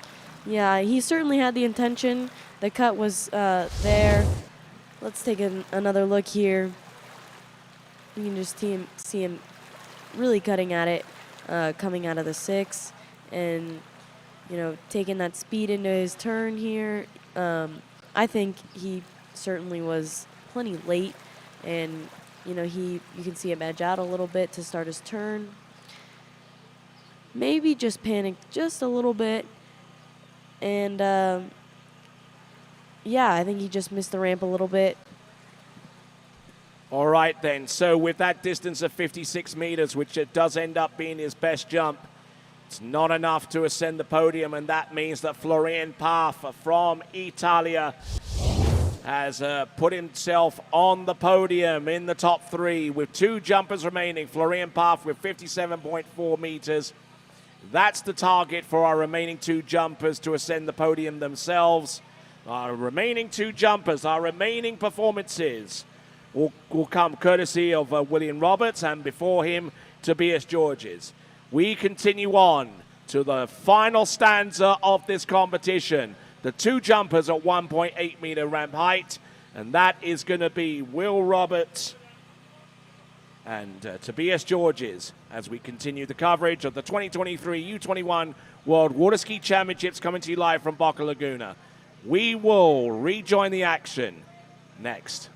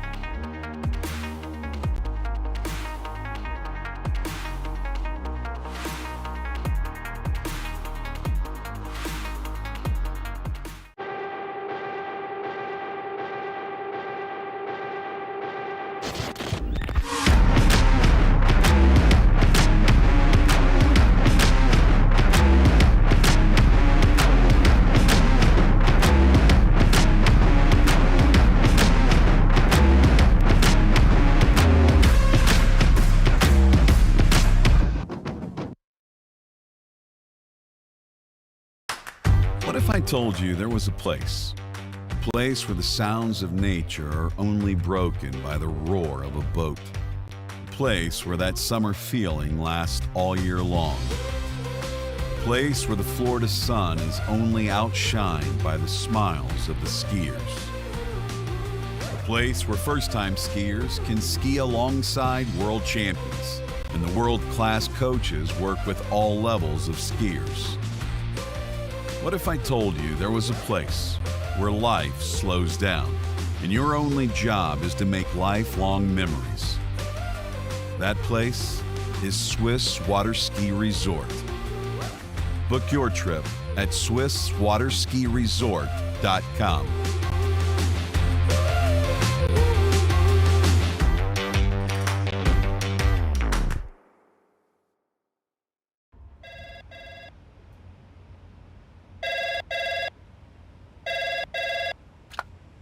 Thanks for calling Wake House. This is Brian. How can I help you?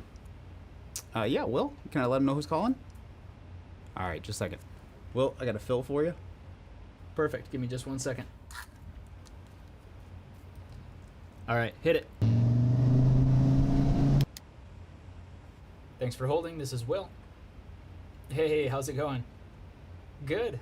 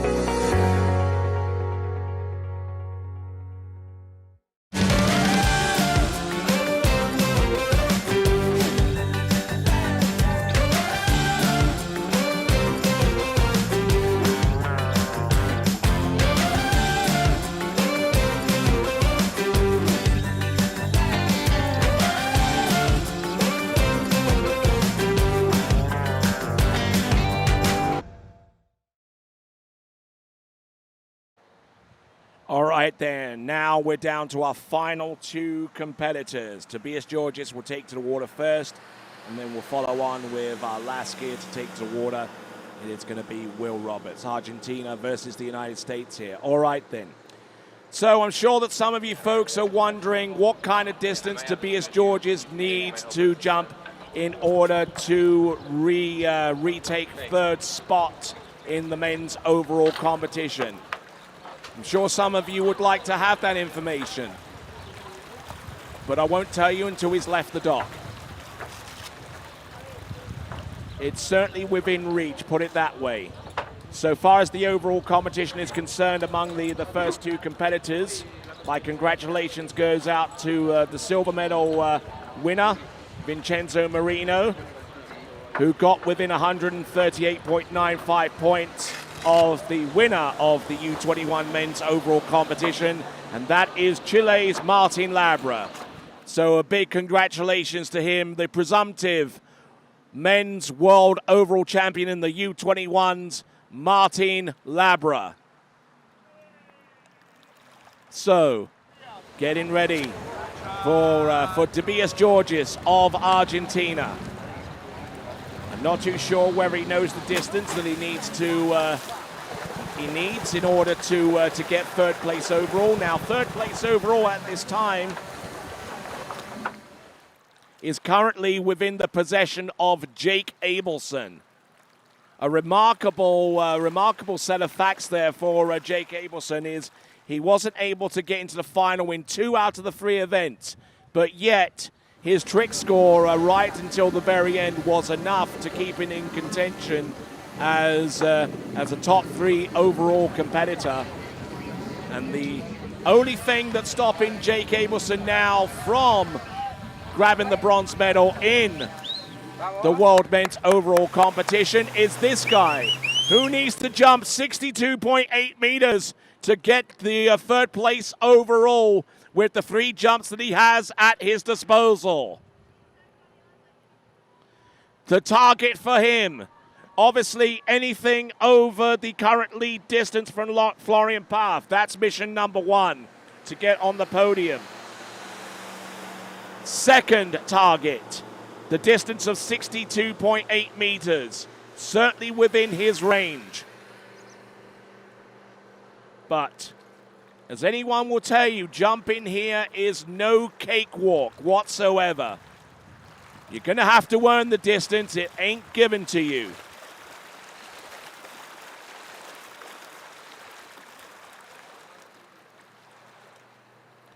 Here we go. Tobias Georges. Let's see if he obtains the first target first, or whether he's able to get both under his belt. 57.4 meters. Needs to jump in excess of that.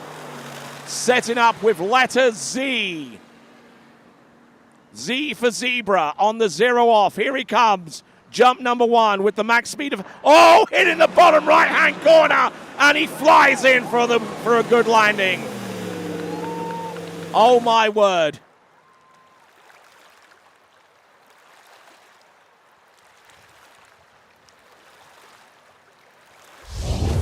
All right, so we're looking at this jump here for Tobias Georges. We're waiting on the distance. It should be quite substantial. The question is, how substantial is it going to be? Is it going to be enough to give him the lead with 1 competitor remaining? He's in the lead with 59.6, but how close was he to the bottom right-hand corner? You can take a look for yourself from our reverse camera image coming in. Oh, he clipped the bottom right-hand corner, and miraculously, the right ski fin is still intact. I don't see any sprays or any jets from the back of that right ski fin to suggest that it's broken or in any worse shape than it was before he actually hit the jump. So there is Will Roberts on dockside, getting ready for his turn. All right then, folks, coming in on jump number 2. This is Tobias Georges.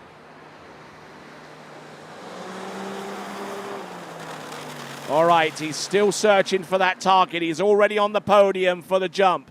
Now he wants to get on the podium for the overall, and he needs a jump of over 62 meters to do it.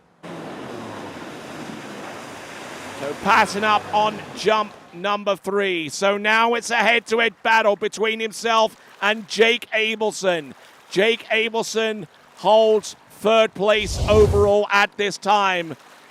This coming up is the final challenge of Tobias Georges to get on that podium in 3rd spot, needing a jump of over 62.8 meters to affect that change.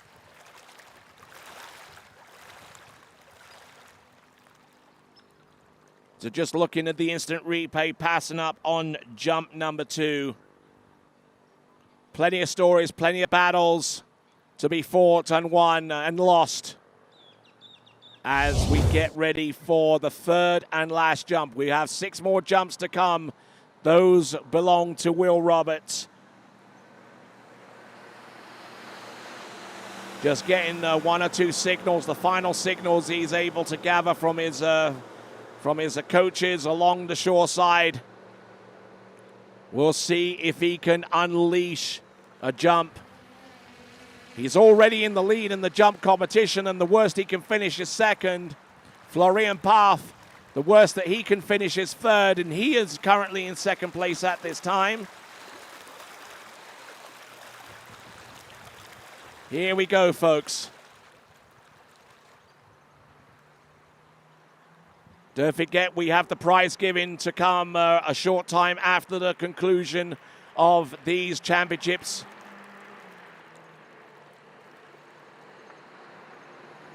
Here we go. One last jump. It's all or nothing here.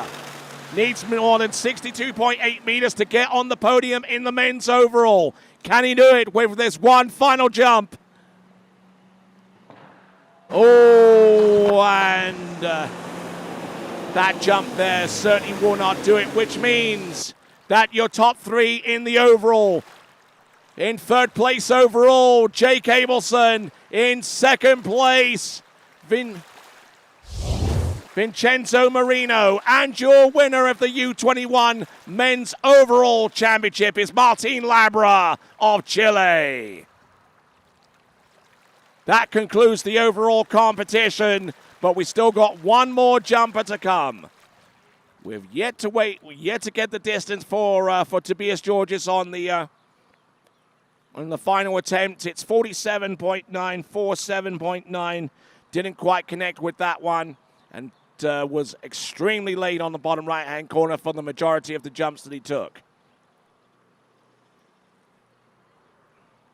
All right, so we've officially resolved the championship for the overall. Jake Abelson in 3rd. Vincenzo Marino in 2nd. And your winner, Martin Labra. Now, so far as Tobias Georges is concerned, now he's in a wait-and-see attitude at the moment in terms of winning the jump medal, the jump gold. Tobias Georges already on the podium in the men's jump. So too is Florian Path. And here we go, coming to us out of Tuscaloosa in Alabama, but originally from Dow in Illinois. This is Will Roberts, representing the United States of America.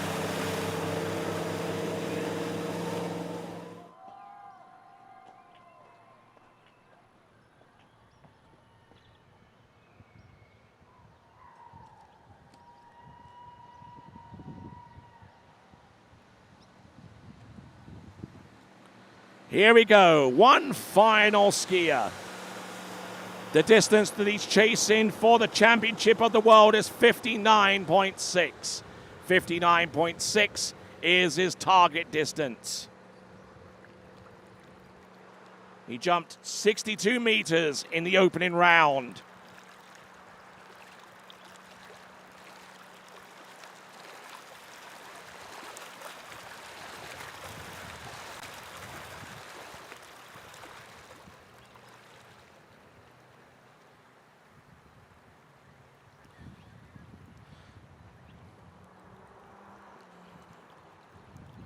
Okay, so more than 59.6 meters coming in on jump number 1. Can he do it on the first attempt? Max speed. Max 0 off with the Z setting. Here he comes. Jump number 1. Will Roberts, little stalled in the turn, but managing to make it onto the surface. And it'll come down, I believe, to 2 more jumps. One of the remaining 2 jumps to determine whether that's enough to get him on the podium for 1 or even enough for the win.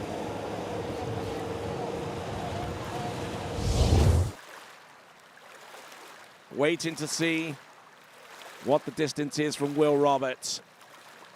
I'm sure it's enough for the podium, or very close to. Distance coming up 54.8. He's still got some work to do. He's in 5th place right now. 54.8 meters, 180 feet.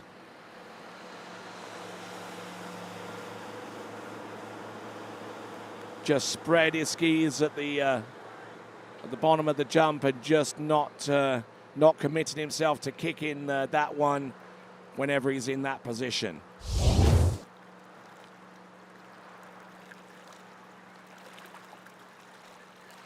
All right then, here we go. 2 more jumps to come. Does he have what it takes? Tobias Georges in the lead right now.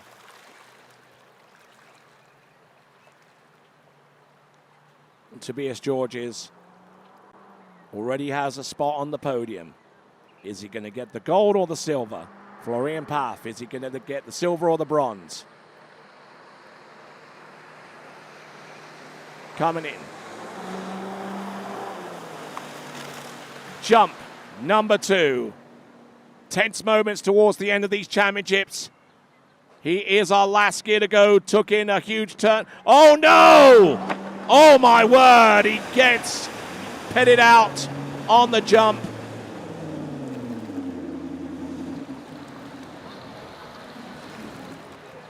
I don't know what happened there coming off the jump there, but he was in all kinds of position and none of them the correct one.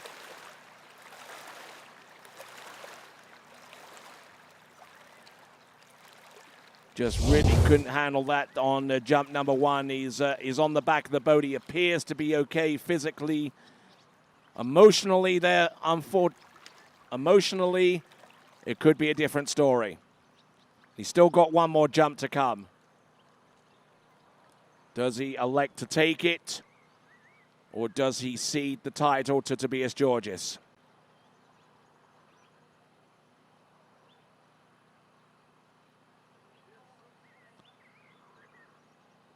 Thankfully, he knew exactly where he was as he came off the top of the jump and landed in on his back instead of going the full twisting motion as he got in the water. Looking at this jump from another vantage point.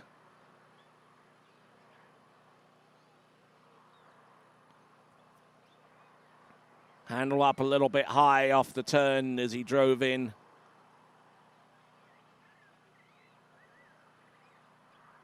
Just fully rotated and came into the landing with his back facing the water.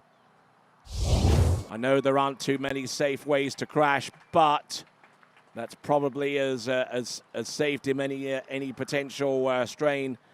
Now he's getting the crew to try and find his other jump ski. Whoa, how close it was he to the ramp cam. That is about as close as it gets.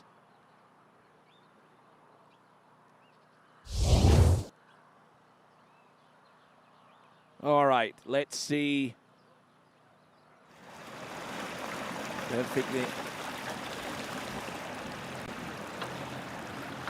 So in the men's jump final, it looks like he is coming into shore. I don't know if he's going to go into concussion protocol or whether he is done for the day. All right, that walk there of Will Roberts away from the dock is, I think, the most telling story. I think He will have no further part in this event, which means that the podium is now set for the men's jumping competition. And that means that your world jumping champion coming to you out of Italy, out of Argentina, is Tobias Georgis. He is your world jumping champion in the U21s. Followed in second place by Florian Path. And will confirm the third and final spot in the men's jumping competition. All right, let's have a look at the winner, Tobias Georgis. Getting a hug there from his coach, Tanguy Benet. And Tobias, if you've got a little bit of time, work your way over to the announcing point and we'll take a look. All right, so let's have a look at the podium positions there. Tobias Georgis in first, Florian Path in second, and Ed Roberts takes the bronze medal in the men's jump championship. All right, here is the leaderboard. Here is the leaderboard coming up. Tobias Georgis with 59.6 for 196 feet. Florian Path with 57.4. And Ed Roberts with 56 meters for third place. And that concludes the tournament. All right, then. We've got the prize giving to take place. As Tobias Georgis gets the celebratory hugs from his Argentine friends and his other friends from far afield, we will go to our prize giving, and before that, we'll take a quick break, and we'll go on the other side to the prize giving right after this.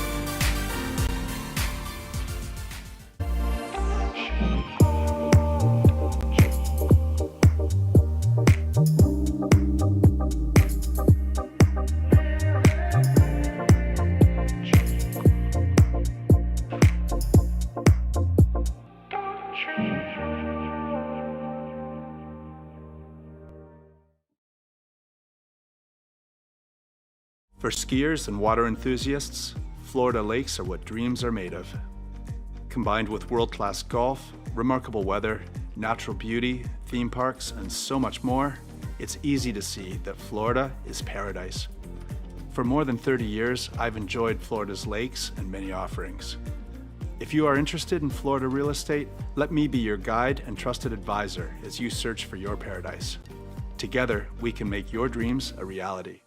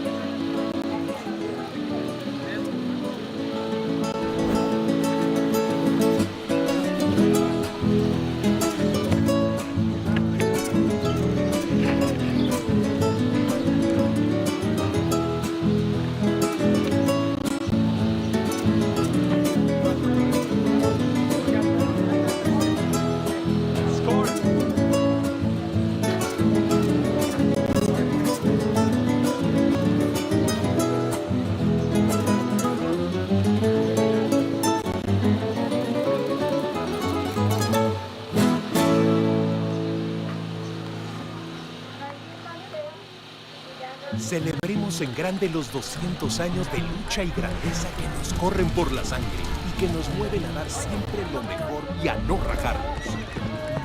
Encendamos las luces, levantemos los sombreros y que sigan resonando las trompetas y el mariachi, porque aquí se siente el orgullo de ser jalisciense. Este 16 de junio, únete a la fiesta y festejemos juntos que somos Jalisco. 200 años libres y soberanos. Te esperamos. ¡Y que viva Jalisco! Gobierno de Jalisco.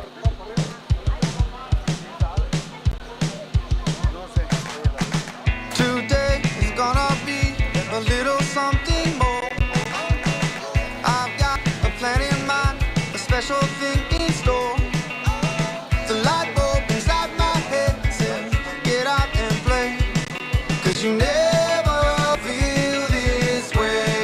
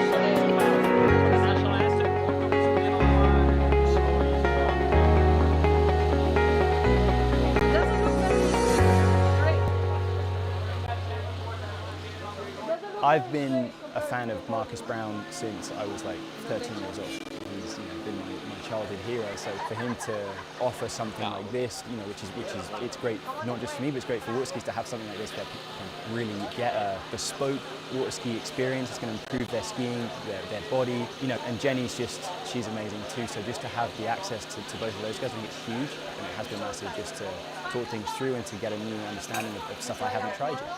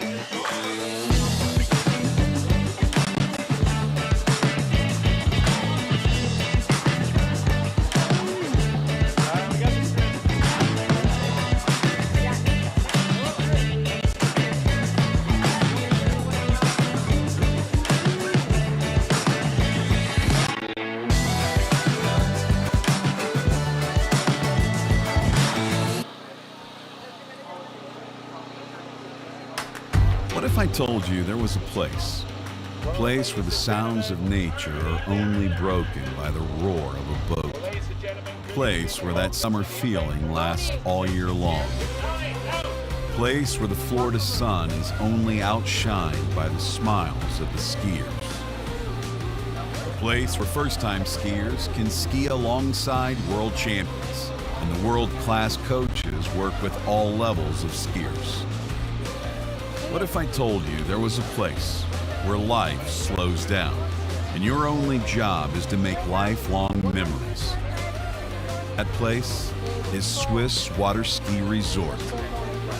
Book your trip at SwissWaterSkiResort.com.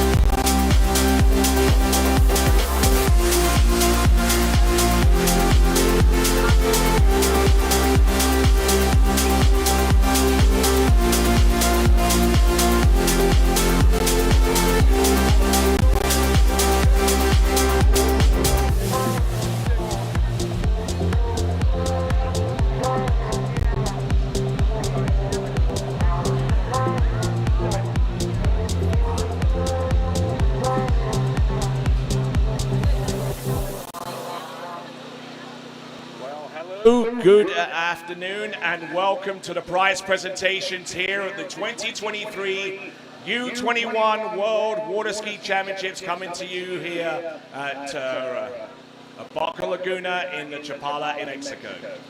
All right then, we're about to get the award presentations up and running. And at this time, I would invite the award recipient in the women's slalom competition to make their way towards the podiums, please.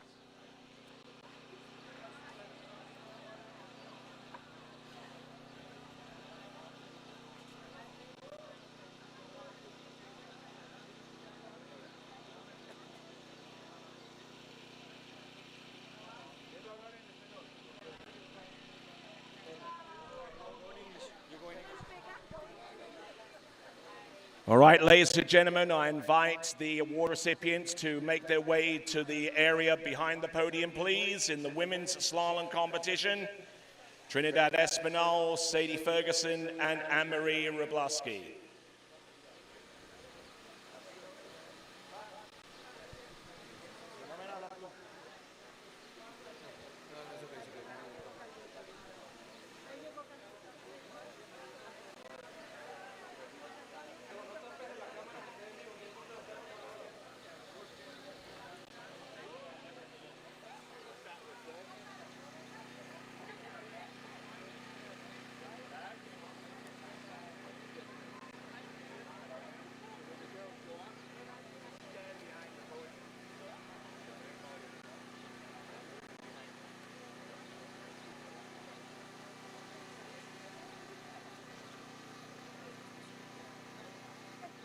Okay, keep going.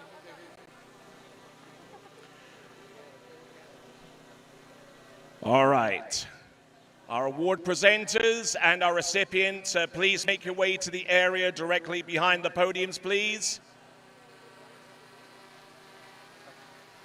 Presenting the awards, Jose Antonio Perez Priego, the president of the International Water Ski and Wakeboard Federation. And the souvenirs will be presented by Karen McClintock, Secretary General of the International Water Ski and Wakeboard Federation Pan Am region. Ladies and gentlemen, presenting to you your medalists. Coming to you in third spot, representing Chile, Trinidad Espinal.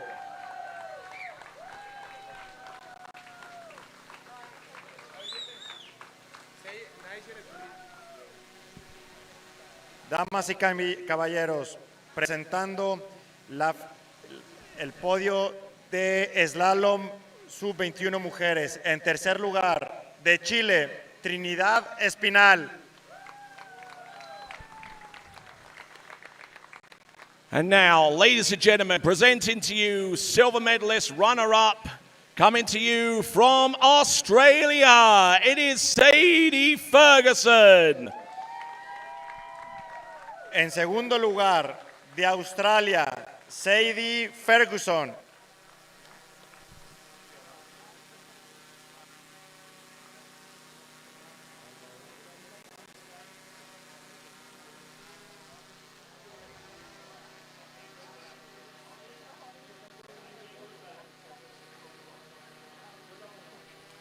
And now, presented to you, winner, gold medalist, and U21 Women's Slalom Champion from the United States of America, Anne-Marie Wroblewski. Y en primer lugar, de Estados Unidos, Anne-Marie Wroblewski.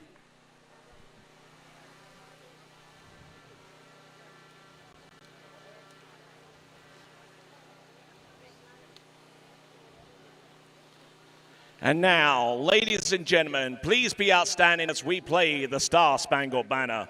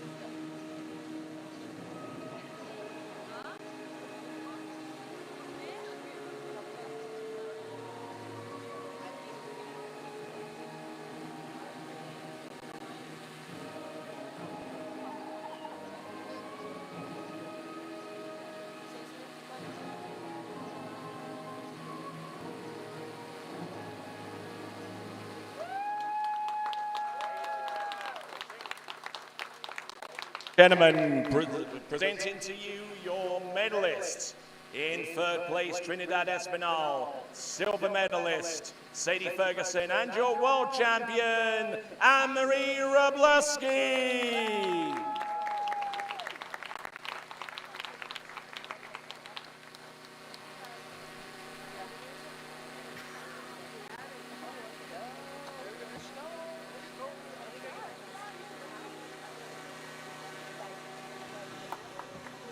And now, ladies and gentlemen, let me invite the award recipients in the men's slalom competition to assemble at the area next to the podium, please.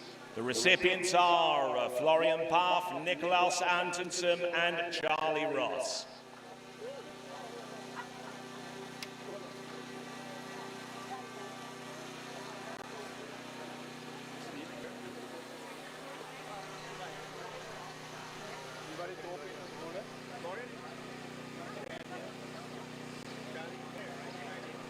Just taking a little bit of time to change the flags, and once we do, we should be in a ready position. All right, the flags are in. Let me invite the athletes to make their way to the area directly behind the podium, please. The awards in this instance, once again, are presented by Jose Antonio Perez Priego and Karen McClintock. Gentlemen, please.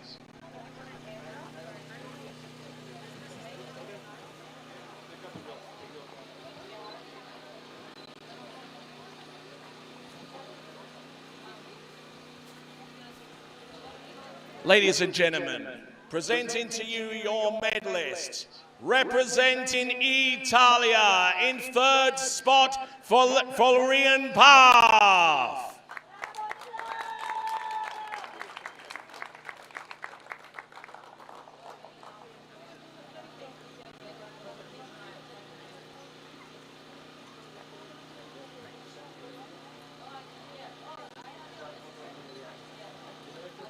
Ladies and gentlemen, runner-up, silver medalist. In second place, Nikolaus Antonsen of Austria.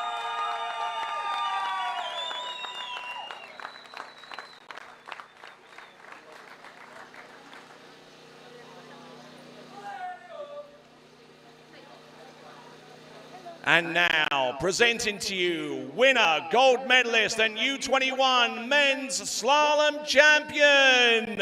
It is none other than Charlie Ross of Canada.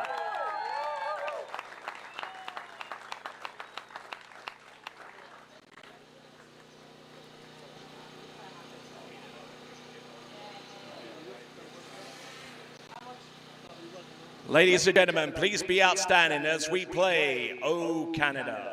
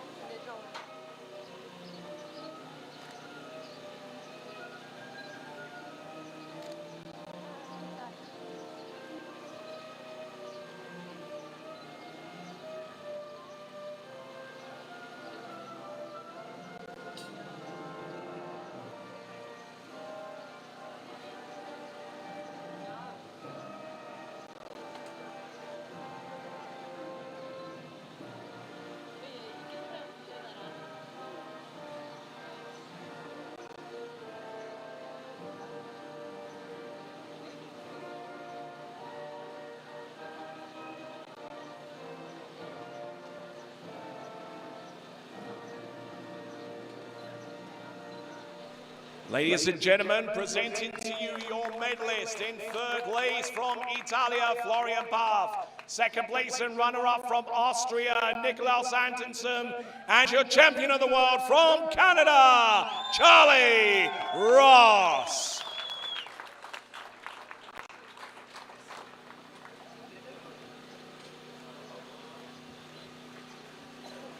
And now I'd like to urge the women's trick award recipients to make their way to the staging area, please. And in an effort to speed this up, we'd also like the men's award recipients to start making their way to the staging area. We'll try and get a little bit of an overlap going.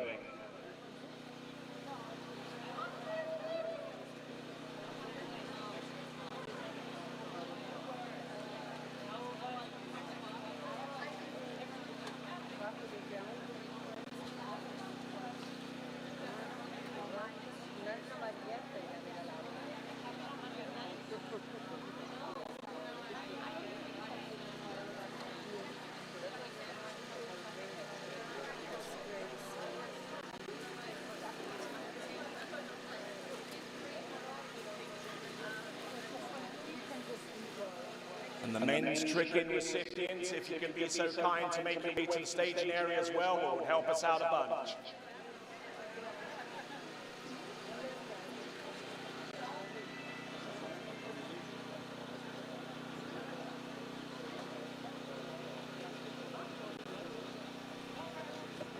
Okay, now that the flags are installed, I urge our award recipients to make their way to the area directly behind the podium.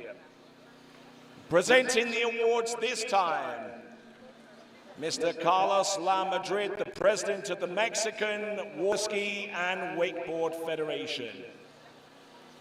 And also presenting the bouquets, Ms. Maria La Madrid from Boca Laguna.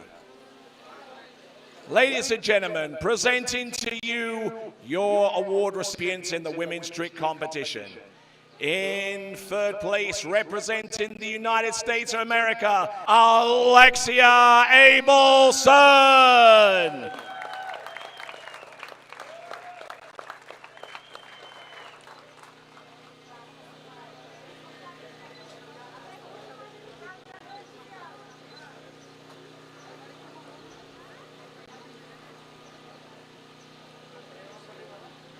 Ladies and gentlemen, presenting to you silver medalist and runner-up From Colombia, it is Daniela Verschweibel.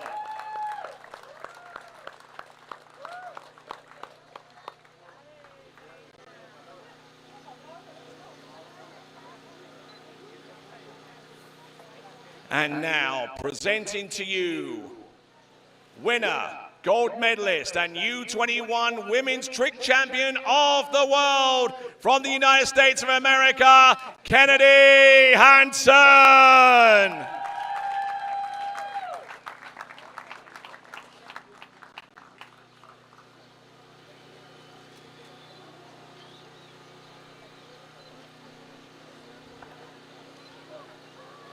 Ladies and gentlemen, please be outstanding as we now play the Star Spangled Banner.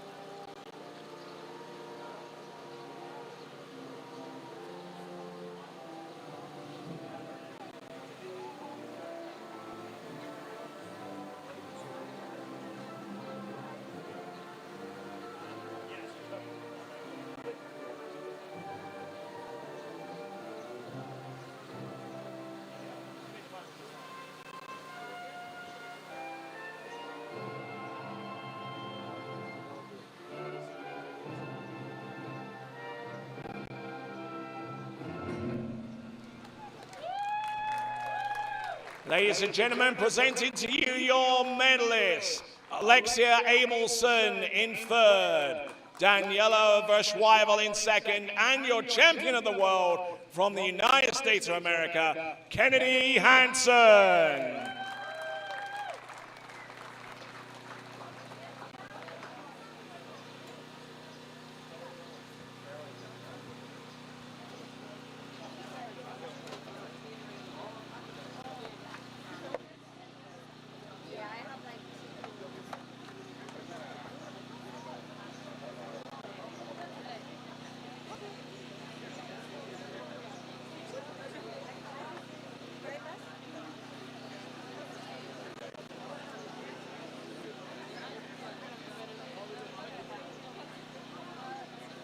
Okay, as our men's trickers get assembled, I'd urge the women's jumpers to go to the staging area, please. The women's jumpers make their way to the staging area as we get ready for the men's trick medalists.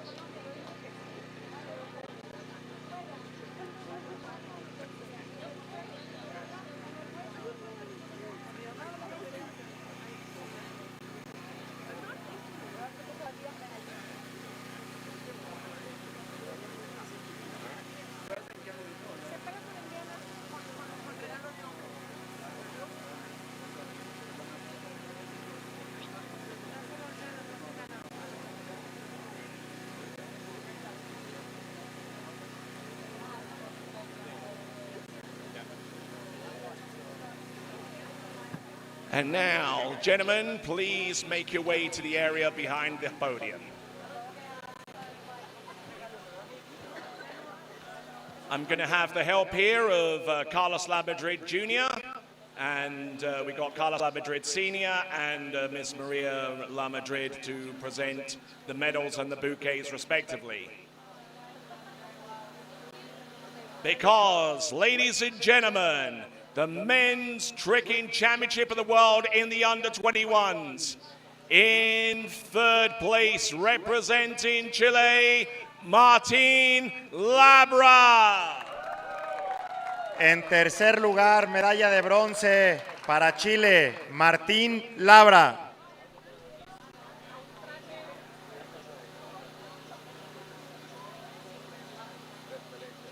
And now, presenting to you, runner-up and silver medalist, also from Chile, Matías González.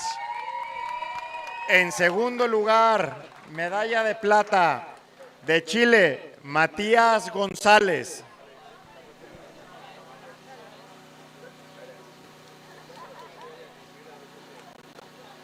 And now, ladies and gentlemen, presenting to you, winner, gold medalist, and U21 men's trick champion of the world from Mexico, Pato Font.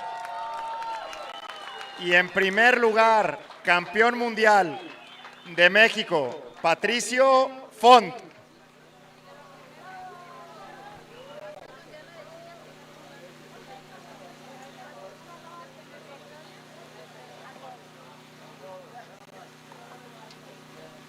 And now, ladies and gentlemen, please be outstanding as we play the Mexican national anthem.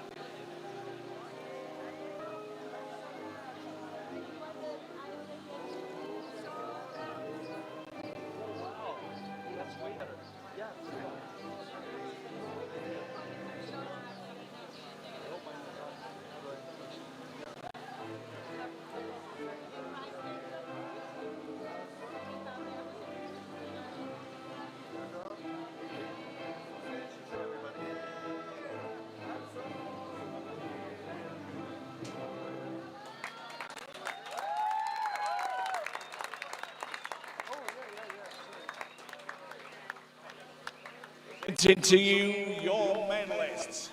In third place for Chile, Martin Labra. Second place for Chile, Matías González. And your world champion gold medalist, Pato Font of Mexico.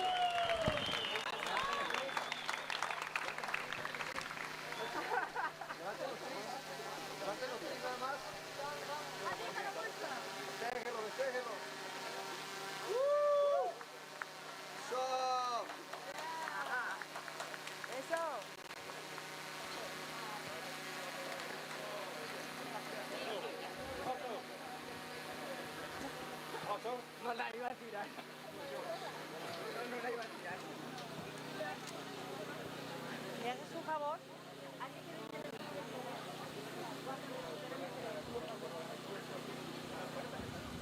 And now, ladies and gentlemen, we continue to reassemble the flags and get ready for our female jump medalists.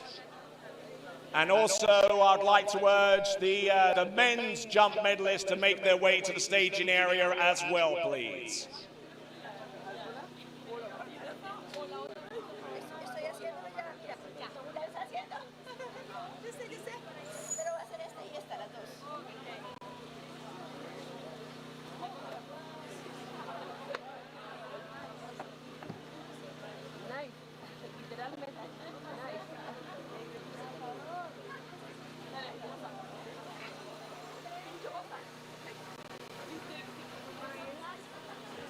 Ladies and gentlemen, the awards will be presented by Alvaro La Madrid, the event organizer. But if you can find someone else to do this for you, Alejandro. Alejandro, you can present. And Salvador Leche from Nice. Unfortunately, not here, but Miss Maria La Madrid will do the honors in his stead.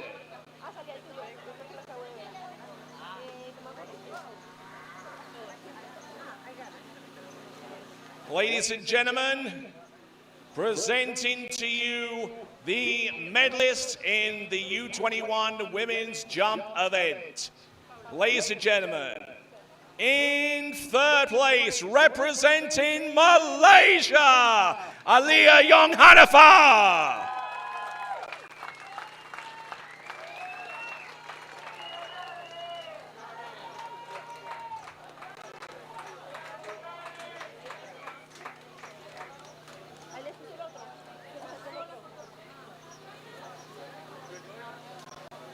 And now presenting to you, runner-up and silver medalist from Australia, Sadie Ferguson.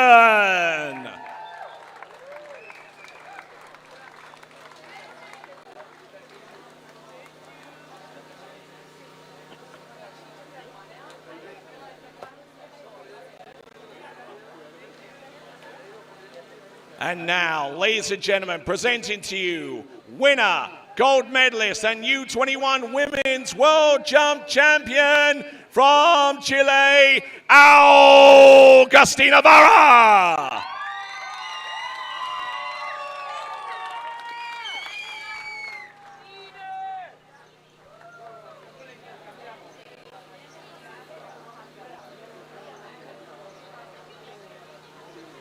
Ladies and gentlemen, please be outstanding as we play the Chilean national anthem.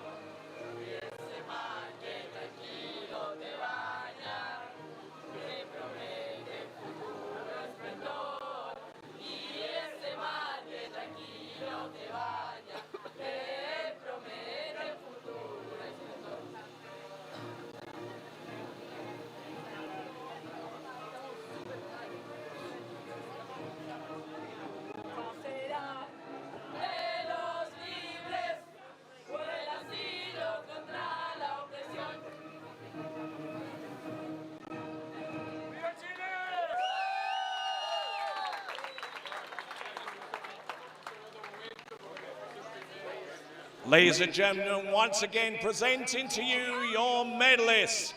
In third place and making history for Asia, that is Alia Yong Hanafa from Malaysia. Second place from Australia, Sadie Ferguson, and your world champion from Chile, Augustina Vara.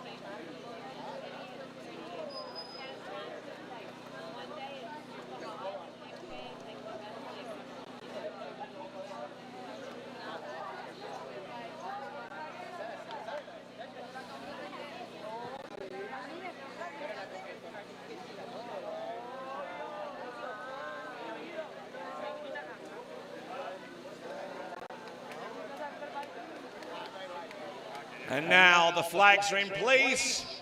I would like to call upon our medal recipients to make their way to the area directly behind the podium. Thank you.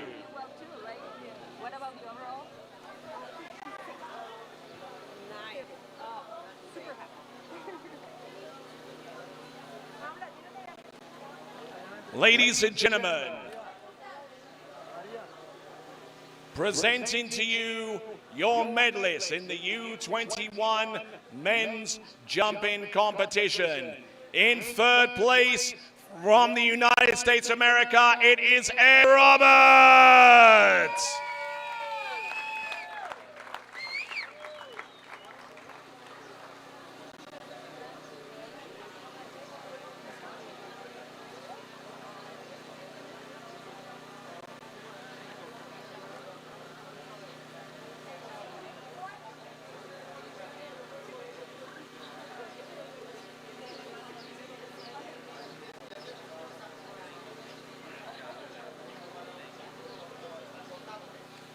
And now, ladies and gentlemen, presenting to you second place and runner-up from Italia, Florian Path.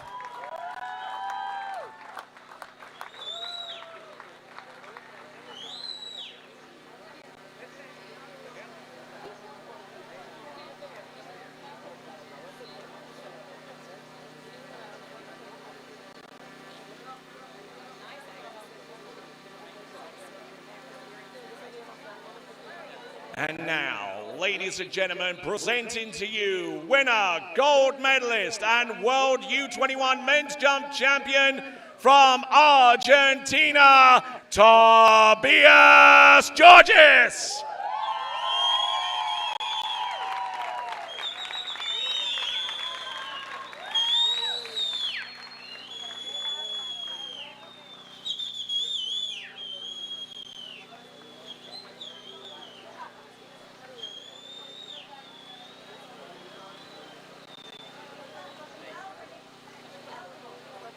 And now, ladies and gentlemen, please be outstanding as we play the national anthem of Argentina.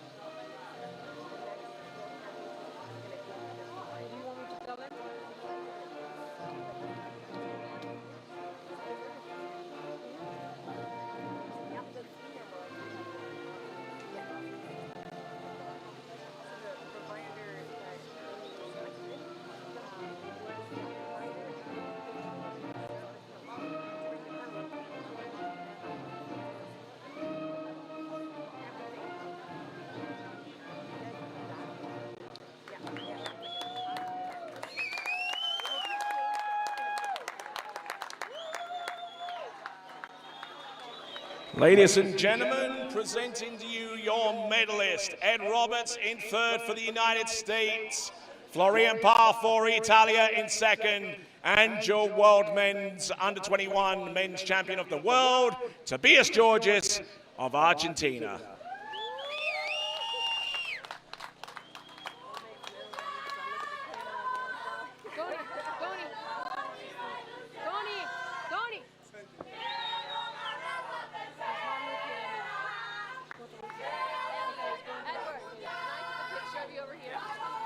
Well, ladies and gentlemen, that brings to a wrap the event award presentation ceremonies. The only thing that's left are the overall and the team competition.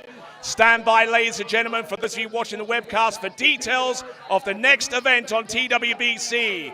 But as is my customary outward greeting, I am going to say ciao for now.